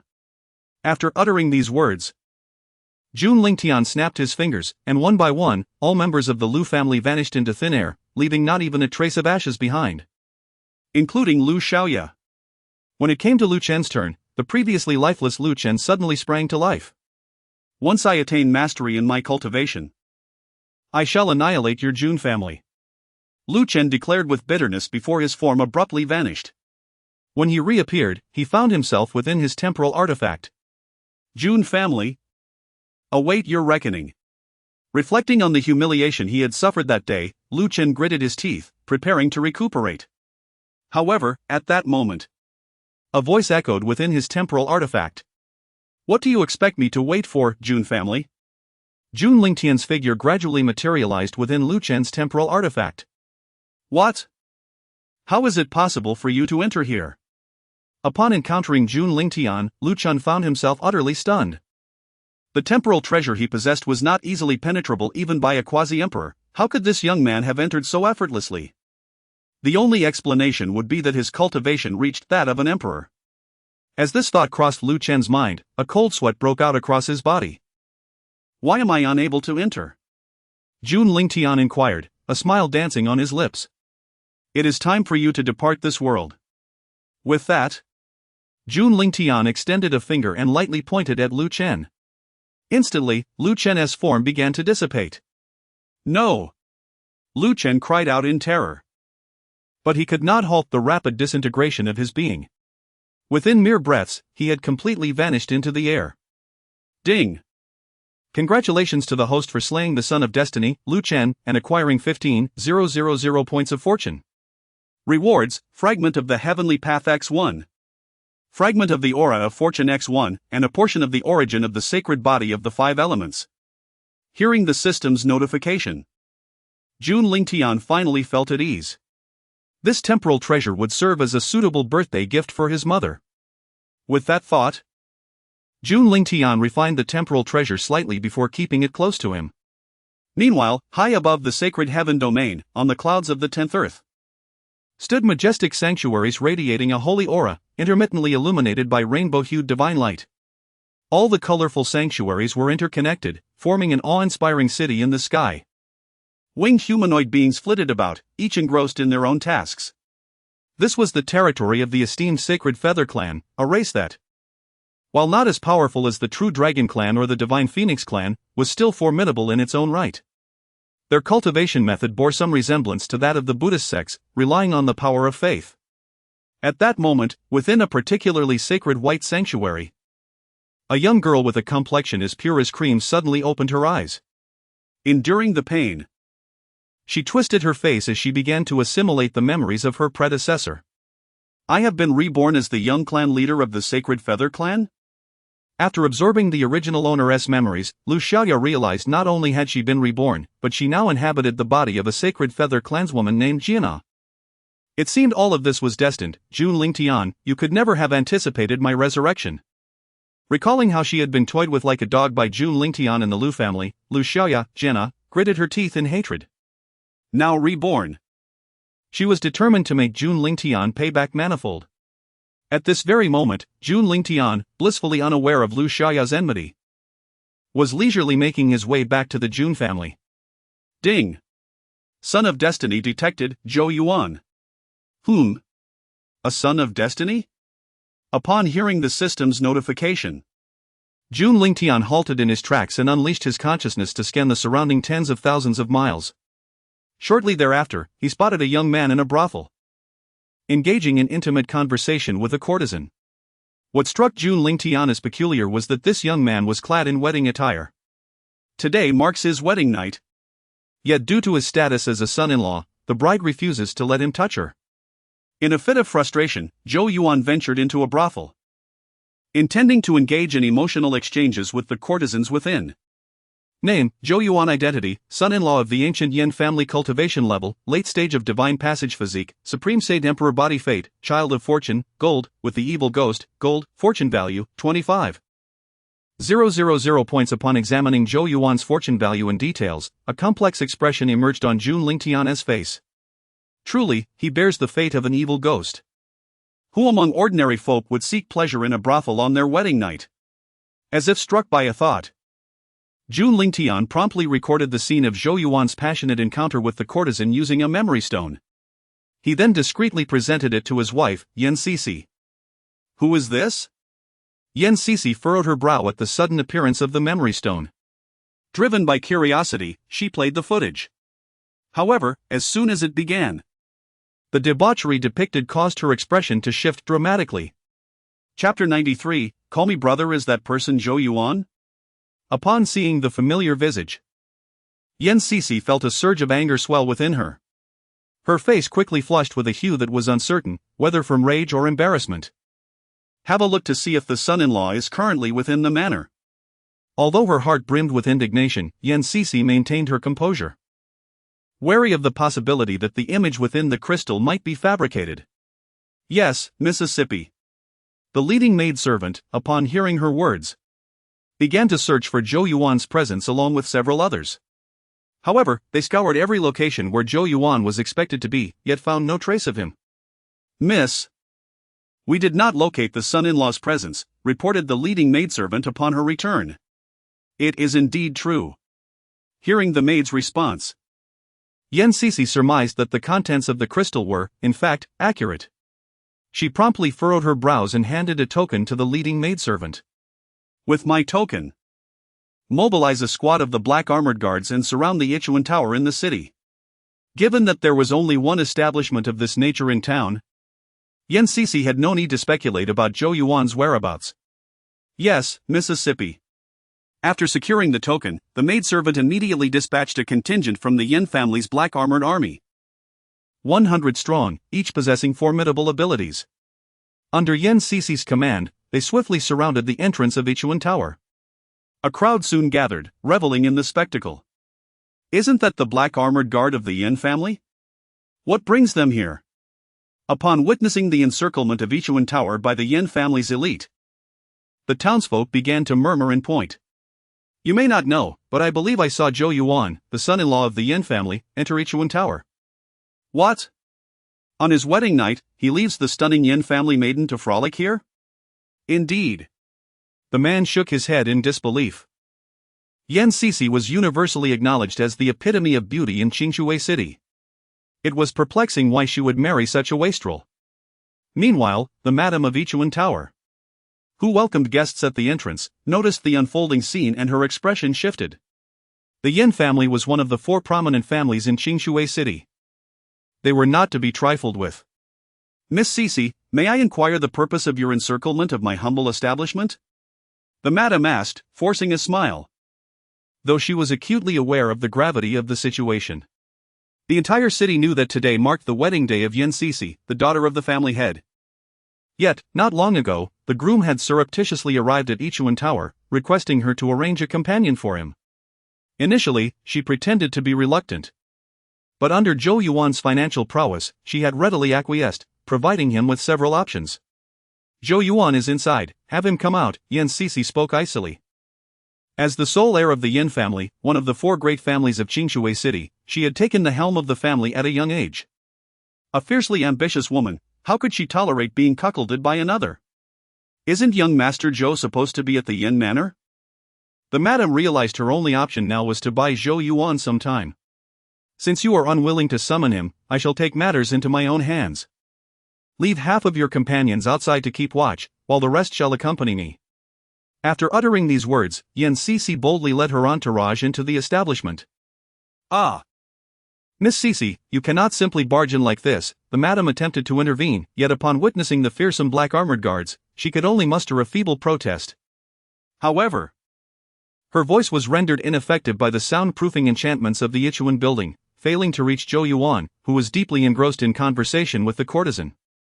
Young Master Zhou, tonight marks your wedding night. Are you truly treating me this way? Does Miss Yan know? The sultry voice of the courtesan was intoxicating, ensnaring Zhou Yuan in its allure. Do not mention that ill-fated madwoman, call me brother instead. Zhou, brother. The room was filled with decadent sounds, evoking fantasies in anyone who might overhear. Meanwhile, Yan Cixi, upon witnessing the multitude of chambers within the Yichuan building, furrowed her brow. If you do not disclose Zhou Yuan's whereabouts immediately, I will ensure that your establishment no longer operates in Qingshui City. Moreover, I shall grant you a swift end. Her domineering declaration startled the madam, sending a chill down her spine. Realizing Yan Cixi was not jesting, she quickly revealed Zhou Yuan's current location. Young Master Zhou is in room Tianyuan number 1. I shall escort you there at once. The madam led the way, not daring to delay. Moments later, Yan Cixi arrived at room Tianyuan number 1. Despite the closed door, the pungent scent of debauchery wafted through, indicating that Zhou Yuan had indulged in all manners of excess. Open the door, Yan Cixi commanded with a frigid demeanor. Before the madam could react, the captain of the black armored guards unsheathed his sword and forcefully breached the door. With a resounding crash, the door splintered, nearly startling Zhou Yuan into a state of panic. In the next instant, a dozen black armored guards surged inside, surrounding the room. 10 spirit stones down the drain. The madam lamented as she surveyed the wreckage of the door. Meanwhile, within the room, Zhou Yuan was hastily donning his attire, perplexed by the turn of events. How could this happen? I was so discreet, how was I discovered? The moment he laid eyes on the black armored guards, he realized his misfortune. To be caught in the act on his wedding night, wandering into a brothel, would render him the laughingstock of the entire city. Even if Yan Cixi chose to spare him. Zhou Yuan, I never imagined you to be this kind of person. Observing the courtesan on the bed, her face flushed. Yan Cixi understood that Zhou Yuan had indeed crossed a line. Ding! Caught in the act, Zhou Yuan's actions incited Yan Cixi's profound disdain, resulting in a loss of 2,000 fortune points. Clearly, Yan Cixi held significant importance in Zhou Yuan's life, otherwise, she would not have immediately drained him of such fortune points. Cixi, allow me to explain. Zhou Yuan, feeling the weight of his predicament, was anxious. He had just acquired a miraculous artifact, the swallowing bowl, and was in dire need of the Yin family's financial backing, yet he had found himself in such a compromising situation. At this moment, he was engulfed in profound regret. Yet he found himself unable to restrain his desires. There is little to elucidate, regardless of the explanations offered, the outcome remains immutable, does it not? Yan Cixi's expression was frigid, and the sight of Zhou Yuan's face filled her with an overwhelming sense of revulsion. She shattered Zhou Yuan's legs and imprisoned him within the dungeon. After uttering these words, Yan Cixi turned on her heel, refusing to cast another glance at Zhou Yuan. What? Zhou Yuan was momentarily taken aback by her declaration, but his countenance swiftly morphed into one of alarm. Cixi, please allow me to explain. Zhou Yuan attempted to pursue her, but was intercepted by the armored guards. My lord, I must apologize, the leader of the guards stated coldly as he regarded Zhou Yuan with steely eyes. Chapter 94, Dream Manipulation. Though they called him son-in-law, there was not a shred of respect on their faces. They were all trained by Yan Cixi, whom they revered as a deity. Yet now, that wretched man had dared to bring shame upon their mistress. Hold him down, I shall deal with him personally. At the command of the leader of the black armored guards, Zhou Yuan was instantly subdued by the advancing guards. Upon witnessing the leader's chilling smile, a tremor coursed through Zhou Yuan's body. You dare! I am the son-in-law of the Yin family, you would break my legs? Zhou Yuan shouted defiantly. But his words were of no consequence. In the Yin household, Yan Cixi was the ultimate authority. Without hesitation, the leader of the black armored guards produced a heavy iron club glimmering with a cold light. Accompanied by Zhou Yuan's terrified cries, the sound of bones cracking echoed ominously. The air was filled with his anguished screams, reverberating throughout the Yichuan building and across the city of Qingshui. The beating continued for a full hour, transforming Zhou Yuan's legs into a grotesque sight before the leader finally ceased, restrained only by the intervention of his subordinates. They dragged him into the dungeon, discarding the bloodied iron club as the leader exhaled a heavy sigh and exited the room. Inside the chamber, the lady was left pale with fright. Ding! Zhou Yuan had been rendered crippled, and 1,000 fortune points were seized. Observing from the shadows, Jun Lingtian chuckled softly before following Yan Cixi back to the Yin residence. Look, isn't that Zhou Yuan? How could he end up like this? The onlookers gathered outside the Yichuan building murmured, witnessing Zhou Yuan being dragged out like a defeated dog. Why would he be beaten so severely? Serves him right. How could he neglect such a celestial beauty and instead frequent a brothel? Upon hearing the whispers around him, Zhou Yuan closed his eyes and feigned death. Not long after, in the dungeons of the Yin family, Zhou Yuan was unceremoniously thrown in like a discarded dog. Ah! Thankfully, I possess the swallowing heaven bowl, he mused. That vile woman shall pay dearly once I have mastered my cultivation. The thought of Yan Cixi's ethereal beauty stirred a tumult of emotions within him. However, a sharp pain suddenly shot through his legs. The black armored guards had not only targeted his legs but had also struck other parts of his body. Though he had not seen, he could feel the bruises forming. Just wait, black armored guards, he vowed. At this moment, a cracked bowl materialized in his hand, marred with fissures yet containing a small amount of fragrant spiritual liquid. Just a whiff of it made Zhou Yuan feel his injuries healing significantly, and his cultivation aptitude slightly enhanced. To think that 100,000 low-grade spirit stones could condense such a meager amount of spiritual liquid, Zhou Yuan marveled. And then he consumed the liquid in one swift motion. Instantly, he felt his injuries begin to mend at a visibly accelerated pace. The cultivation aptitude has consequently improved somewhat. How infuriating!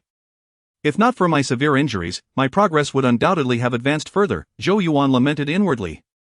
Much of the energy from the elixir he had just consumed was devoted to mending his physical wounds, resulting in little enhancement to his own cultivation. However, his body was nearly healed. Given your treatment of me, I shall first seek to collect some interest from others. With this thought, Zhou Yuan settled into a meditative posture on the ground. He had previously discovered a mystical technique inscribed on the inner wall of the swallowing heaven bowl, known as dream manipulation. This method allowed him to invade the dream worlds of those who were deeply asleep or in meditation, where all occurrences felt as genuine as reality. And he would reign as the sovereign of that dream realm. Moments later, his consciousness successfully infiltrated the dreamscape of Yan Cixi's mother, Lu Ruomei. Remarkably, it was a technique capable of manipulating dreams. In the void, Jun Lingtian sensed Zhou Yuan's mental energy and, intrigued, followed it to ascertain his intentions. However, upon entering the dream world of the dreamer alongside Zhou Yuan's consciousness, He was taken aback to find himself in the presence of Yin Cece's mother, a dignified and voluptuous woman of enduring grace. Observing the scene, the woman was equally bewildered, questioning why she was dreaming. After all, cultivators above the spirit lake realm typically possess the ability to control their dreams.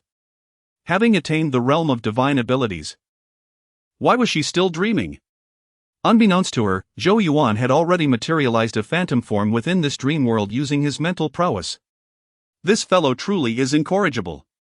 Jun Lingtian thought to himself, recalling Zhou Yuan's fateful introduction with a sense of inevitability. Was the purpose of cultivating the art of dream manipulation merely to harm others? How reckless indeed. At this moment, within the dream, Zhou Yuan strode boldly towards the woman, revealing no concealment of the cruelty in his gaze. Zhou Yuan? Is this all you're doing? The woman furrowed her brows upon seeing his figure, suspecting that her dream had been tampered with Zhou Yuan being the most probable culprit. However, Zhou Yuan did not respond. Instead, he swiftly approached her and seized her by the throat. Zhou Yuan, what are you doing? Stop it. What am I doing? Ha! Zhou Yuan no longer disguised his intentions, abruptly unleashing a series of slaps across her face. Yet, all of this was but an illusion. The moment Jun Lingtian grasped Zhou Yuan's intent, he constructed a dream within a dream. Presently, Jun Lingtian was merely drooling against a tree within the dreamscape, while the images from Zhou Yuan's dream world unfolded directly before the woman's eyes. How despicable! Zhou Yuan actually intends to violate me. A chill ran down the woman's spine at the sight, though she remained puzzled as to how Zhou Yuan could infiltrate her dream world. However, she was acutely aware that this week, Zhou Yuan would undoubtedly face a well-deserved reckoning. The following day, Zhou Yuan awoke from his dreams, still savoring the exhilaration brought on by his acts of vengeance, as he had erased the memories of Yin Cece's mother before the dream concluded. He felt no fear of retribution. Unbeknownst to him, at that very moment, the elegant woman was hastening towards the dungeon, accompanied by the imposing black-armored guards. Where is Zhou Yuan? The woman demanded through clenched teeth, her impatience to exact her revenge palpable. Madam, he is in the innermost cell, replied the guard at the entrance with a respectful bow. Chapter 95, Both Legs Broken. Take me there. The beautiful woman's face was etched with frost, her tone laced with bitterness. The black-armored guards behind her radiated an aura of lethal intent.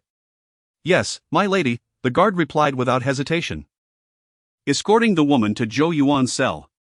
The heavy footsteps jolted Zhou Yuan from his reverie, and he opened his eyes, sensing the formidable presence of the woman and her entourage. A sense of foreboding washed over him. I had erased her memory. How could she still come here?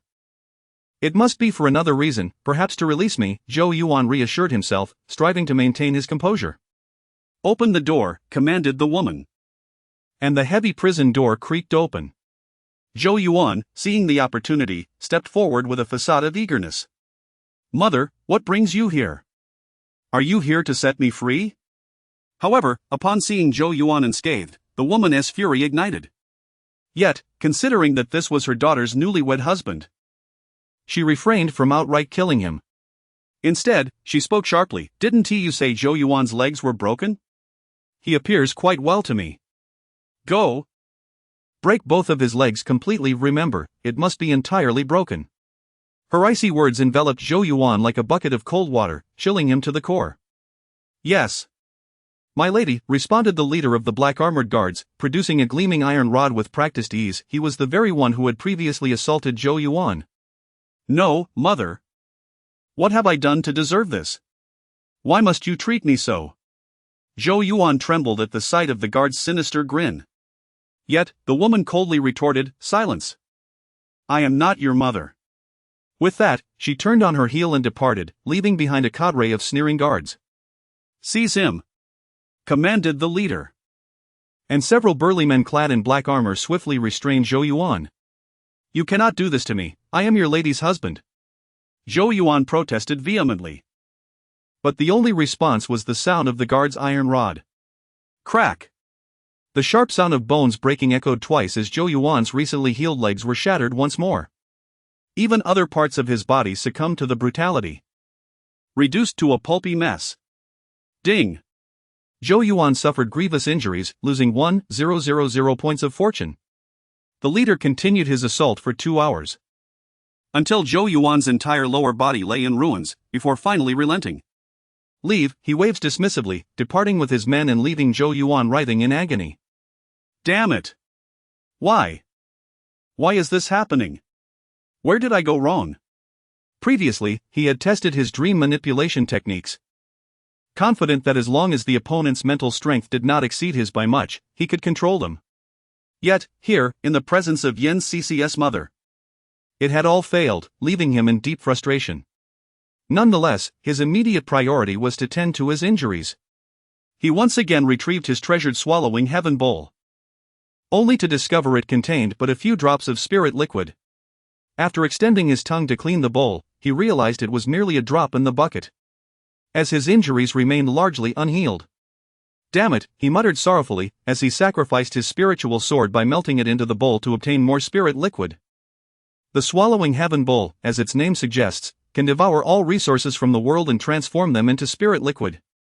Thus, nearly all of Zhou Yuan's wealth had been consumed by the bowl, leaving him with nothing but a spiritual sword and a storage ring. Now that the sword was gone, he was left with very little. After a day of consuming the spirit liquid produced by the bowl, Zhou Yuan finally felt a significant recovery. I must try again, he thought stubbornly, deciding to test the guards at the entrance first. Under the hypnosis he controlled through his dreams, the dungeon guard finally succumbed to slumber, allowing Zhou Yuan's consciousness to invade the guard's dreams. As he attempted to manipulate the entire dreamscape, he found no abnormalities. He could control everything within the guard's dream. After several repeated attempts, Zhou Yuan was finally convinced that his dream manipulation technique was sound. He then erased the guard's memories and observed what would occur upon the guard's awakening. How did I fall asleep? The guard shook his head, clearly having forgotten the events that transpired in the dream. There was no issue, why couldn't it work before? Zhou Yuan pondered, utterly perplexed, and resolved to conduct another experiment that very night, targeting his wife, Yen Cc. The mere thought of Yen Cc's alluring figure ignited a fervor within him. Soon, night fell. Zhou Yuan eagerly began to activate his dream manipulation technique. Meanwhile, Yen Cc, who was occupied with family affairs in the main hall, suddenly felt her mind grow heavy and her body weak. Eventually collapsing onto the table and succumbing to the dream Zhou Yuan had crafted for her. In the dream, Yen Cc furrowed her brow as she surveyed her surroundings, discovering a picturesque landscape with mountains and rivers. At the foot of the mountain stood a thatched cottage. Why am I dreaming this? She wondered, struggling to break free from the confines of the dream but to no avail. Reluctantly, she approached the thatched cottage. Upon opening the door, she was met with the sight of Zhou Yuan, bare-chested. Zhou Yuan? What are you doing here? Is this all you're doing? She questioned, her brow knitted in disapproval, as she sensed his ulterior motives. Indeed. Yen Cc, or should I say, my dear wife, come here and serve me at once, Zhou Yuan proclaimed arrogantly, looking down at her from an elevated position. How dare you speak to me like that? Who gave you the audacity? Yen Cc's brows furrowed, her delicate face adorned with frost. Unwilling, are we? That suits me just fine. Observing Yen Cc's uncooperative demeanor, Zhou Yuan smiled. Taming a wild steed was his ultimate aspiration. Freeze! As Zhou Yuan spoke, Yen Cc instantaneously felt an immobilizing force envelop her, rendering her unable to move. Even the spiritual energy within her became solidified and ceased to flow. Zhou Yuan, what have you done to me? Release me at once! Yen Cc exclaimed in anger, only to realize that her resistance and cries only intensified the excitement in Zhou Yuan's gaze. Yen Cc, what pretense of purity are you putting on? Scream all you wish. No one will come to your aid, even if your throat were to rupture. Having uttered these words, Zhou Yuan prepared to act. However, in the next moment, his own body found itself suspended in the void, unable to move. Chapter 96, Who could it be? In that moment, Zhou Yuan was seized by a terrifying realization he had lost all control over his dream. Who was it? The question echoed violently in his mind. In the next instant, A figure materialized within the dreamscape he had crafted. Though the silhouette was tall and impeccably formed, exuding an air of aristocratic elegance with every gesture, the features of the face remained indistinct. Meanwhile, Yan Cixi felt a wave of relief wash over her, having just feared she would succumb to Zhou Yuan. Unexpectedly, the situation had taken a sudden turn. It was evident that even within this dream world, she was unwilling to yield herself to Zhou Yuan. To surrender to this mysterious gentleman seemed preferable to being at the mercy of Zhou Yuan. Stealing a glance at the newly emerged figure, Yan Cixi mused internally. Although she could not discern his features, imagination could fill in the gaps. Zhou Yuan, do you not delight in tormenting others? Then behold, as I subject your beloved to my whims, Jun Lingtian declared, leaving both Zhou Yuan and Yan Cixi momentarily stunned. As Jun Lingtian passed by, Zhou Yuan suddenly found his mouth could move. He hastily shouted, "Cease this, you vile beast! Stop at once!" This was his wife, whom he had yet to touch. And now she was to be tortured by a stranger? It must be noted that the sensations within this dream world were indistinguishable from those of reality. Ding! Zhou Yuan felt a crushing blow to his heart, as his fortune was plundered by 500 points. Could you cease the wailing? With Jun Lingtian's utterance, Zhou Yuan's mouth was sealed once more. Meanwhile, Yan Cixi lay tense upon the bed, her heart racing, for she had never encountered such a predicament before. The sudden turn of events left her flustered. Moments later, a distinct muffled groan resounded, shattering Zhou Yuan's heart completely. He felt a surge of pent-up anguish. Yet without Jun Lingtian's consent, even the act of spitting blood was beyond his reach. Ding! Zhou Yuan suffered a catastrophic blow to his spirit, losing 1,000 points of fortune. After a night passed, the sound of the dream fracturing echoed, and both Zhou Yuan and Yan Cixi's consciousness returned to reality. Who could it possibly be? Who? A night had elapsed, and Zhou Yuan felt as if his mind were on the verge of explosion. Ah! He furiously pounded the walls, venting his pent-up frustration and distress. Almost immediately, he shifted the blame onto Yan Cixi. That wretched woman, Yan Cixi. I never imagined she was such a person, completely devoid of resistance. I will not accept this. With a sudden cough, blood spilled forth, and Zhou Yuan collapsed straight down. Ding! Zhou Yuan's spirit endured severe torment, losing another 1,000 points of fortune. Meanwhile, Yan Cixi stirred awake at her desk, her body trembling as she recalled the events of the previous night. Her cheeks flushed crimson, spreading rapidly to her ears.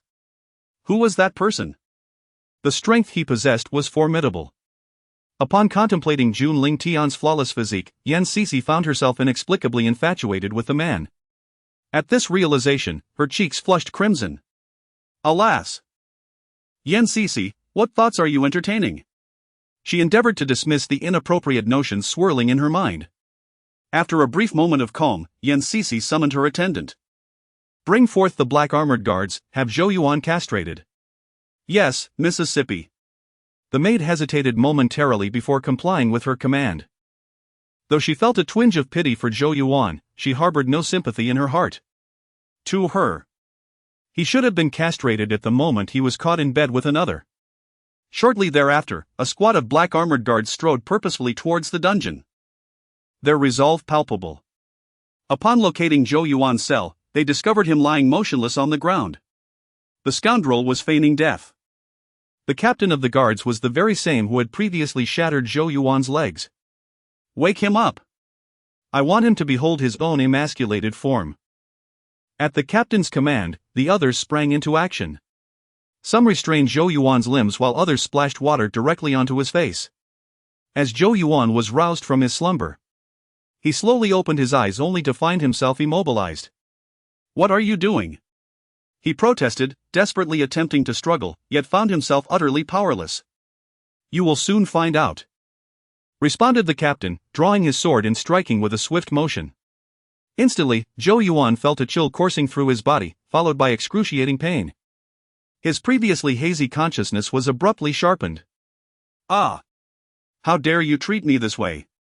Zhou Yuan's entire being throbbed with pain, and blood pooled around him on the floor. Ding! Zhou Yuan has been castrated, 2,000 points of fortune have been seized. Witnessing Zhou Yuan's plight, the black armored guards wore expressions of satisfaction. To wander a brothel on one's wedding night? This is the consequence. Take that thing and feed it to the dogs.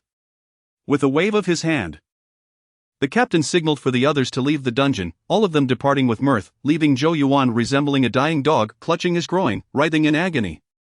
You wretched curs! Once I seize control of the Yan family, I shall have you torn to shreds, Zhou Yuan seethed through clenched teeth. Yet now, he could only retrieve the devouring bowl once more. With a pained expression, he placed his storage ring inside to be fused. As he awaited the emergence of spiritual liquid from the devouring bowl, a familiar figure suddenly materialized within the cell. Upon seeing this visage, Zhou Yuan felt as if a volcano had erupted within him, and overwhelming fury surged forth. So it was you who orchestrated all of this. In that moment, Zhou Yuan comprehended everything. His recent misfortunes were all the doing of the man before him. Chapter 97, The Fall of Zhou Yuan. If he were to survive in the future, he would ensure that the man before him would suffer a fate worse than death. However, upon hearing this, Jun Lingtian remained silent and instead directly seized the sky-devouring bowl that lay before Zhou Yuan. It was indeed a growth-type imperial artifact, no wonder it drew such attention. With a single glance, Jun Lingtian recognized the origins of the cracked bowl. Zhou Yuan's expression changed slightly as he noticed Jun Lingtian's interest in the shabby bowl that he used for meals. How could he possibly find my dirty bowl intriguing? Zhou Yuan feigned indifference, anxious that Jun Lingtian might take away his precious bowl. It was the foundation of his rise. Without it, he could not fathom how long it would take to cultivate to his desired level. It was known that Yan Cixi had chosen him for her family due to his seemingly manageable talent, as he was widely regarded as a waste in the entire Qing city. Although the Zhou family had fallen from grace, they still held some value, otherwise, such a lucrative opportunity would not have come to him. There's no need to hide it. Do you think I cannot see that this is a treasure? Jun Lingtian chuckled lightly, forcefully erasing the mark Zhou Yuan had left on the sky-devouring bowl before claiming it for himself. Cough. Zhou Yuan spat out a mouthful of blood from the backlash. Ding. Forcefully seized Zhou Yuan's treasure, plundering 3,000 points of luck value. Ding. Zhou Yuan's luck value has reached the execution threshold. As these two system notifications echoed, Jun Lingtian regarded Zhou Yuan as if he were a lifeless being. Zhou Yuan, upon realizing that he had lost connection with the sky-devouring bowl, could no longer conceal his horror. What? How is this possible? Return it to me, give it back. Zhou Yuan's face contorted as he lunged towards Jun Lingtian, but he could not even brush against the hem of his garment. It is time for you to depart. But before you go, I must say, you are truly worthless. A heartless blow. Zhou Yuan coughed up another mouthful of blood. Ding. Zhou Yuan's mental defenses have crumbled, plundering 1,000 points of luck value. In the next moment, Jun Lingtian snapped his fingers. As Zhou Yuan's terrified expression unfolded, his body began to disintegrate into fine ash, drifting away. No. I am not resigned. I am not resigned. Ding. Eliminated the luck value child Zhou Yuan, plundering 13,500 points of luck value. Rewards: Fragment of the Heavenly Tao X1, Fragment of the Luck Aura X1, Origin of the Holy Emperor Supreme Body X1. A gentle reminder followed: once the host's luck value reaches 500,000, the Heavenly Tao's lock can be disabled, lifting the execution limit. 500,000? Glancing at his own luck value, which was nearing 100,000, he realized that reaching 500,000 merely required the elimination of another 10 or 20 luck value children. It was already within reach. However, it was also time to return and celebrate his mother's birthday. With this thought, Jun Lingtian gradually vanished from his location, returning to the Jun family. Brother, you have finally returned. Have you noticed any changes in me? Jun Shanling, who had been waiting in Jun Lingtian's palace for a long time, twirled before him. Indeed. My cultivation has significantly improved, and it seems that my innate talent for training has also been enhanced considerably. It appears that the celestial bone resonates remarkably well with you. Jun Lingtian immediately discerned that Jun Shanling had integrated the ice crystal celestial bone into her being, with an exceptional degree of compatibility. Yes, brother. That bone is quite formidable. With its presence, my training speed has increased substantially, and I have even mastered a certain technique. Jun Qianling's face radiated pride. She felt that her current cultivation talent was now on par with Jun Lingtian's. Sooner or later, she would surpass him. What technique? Jun Lingtian inquired, curiosity piqued. Although he had sensed the powerful divine ability contained within the celestial bone, he was unaware of its specifics.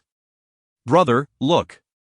Jun Qianling extended her palm, and in an instant, a snowflake materialized from mysterious runes, coalescing in her hand.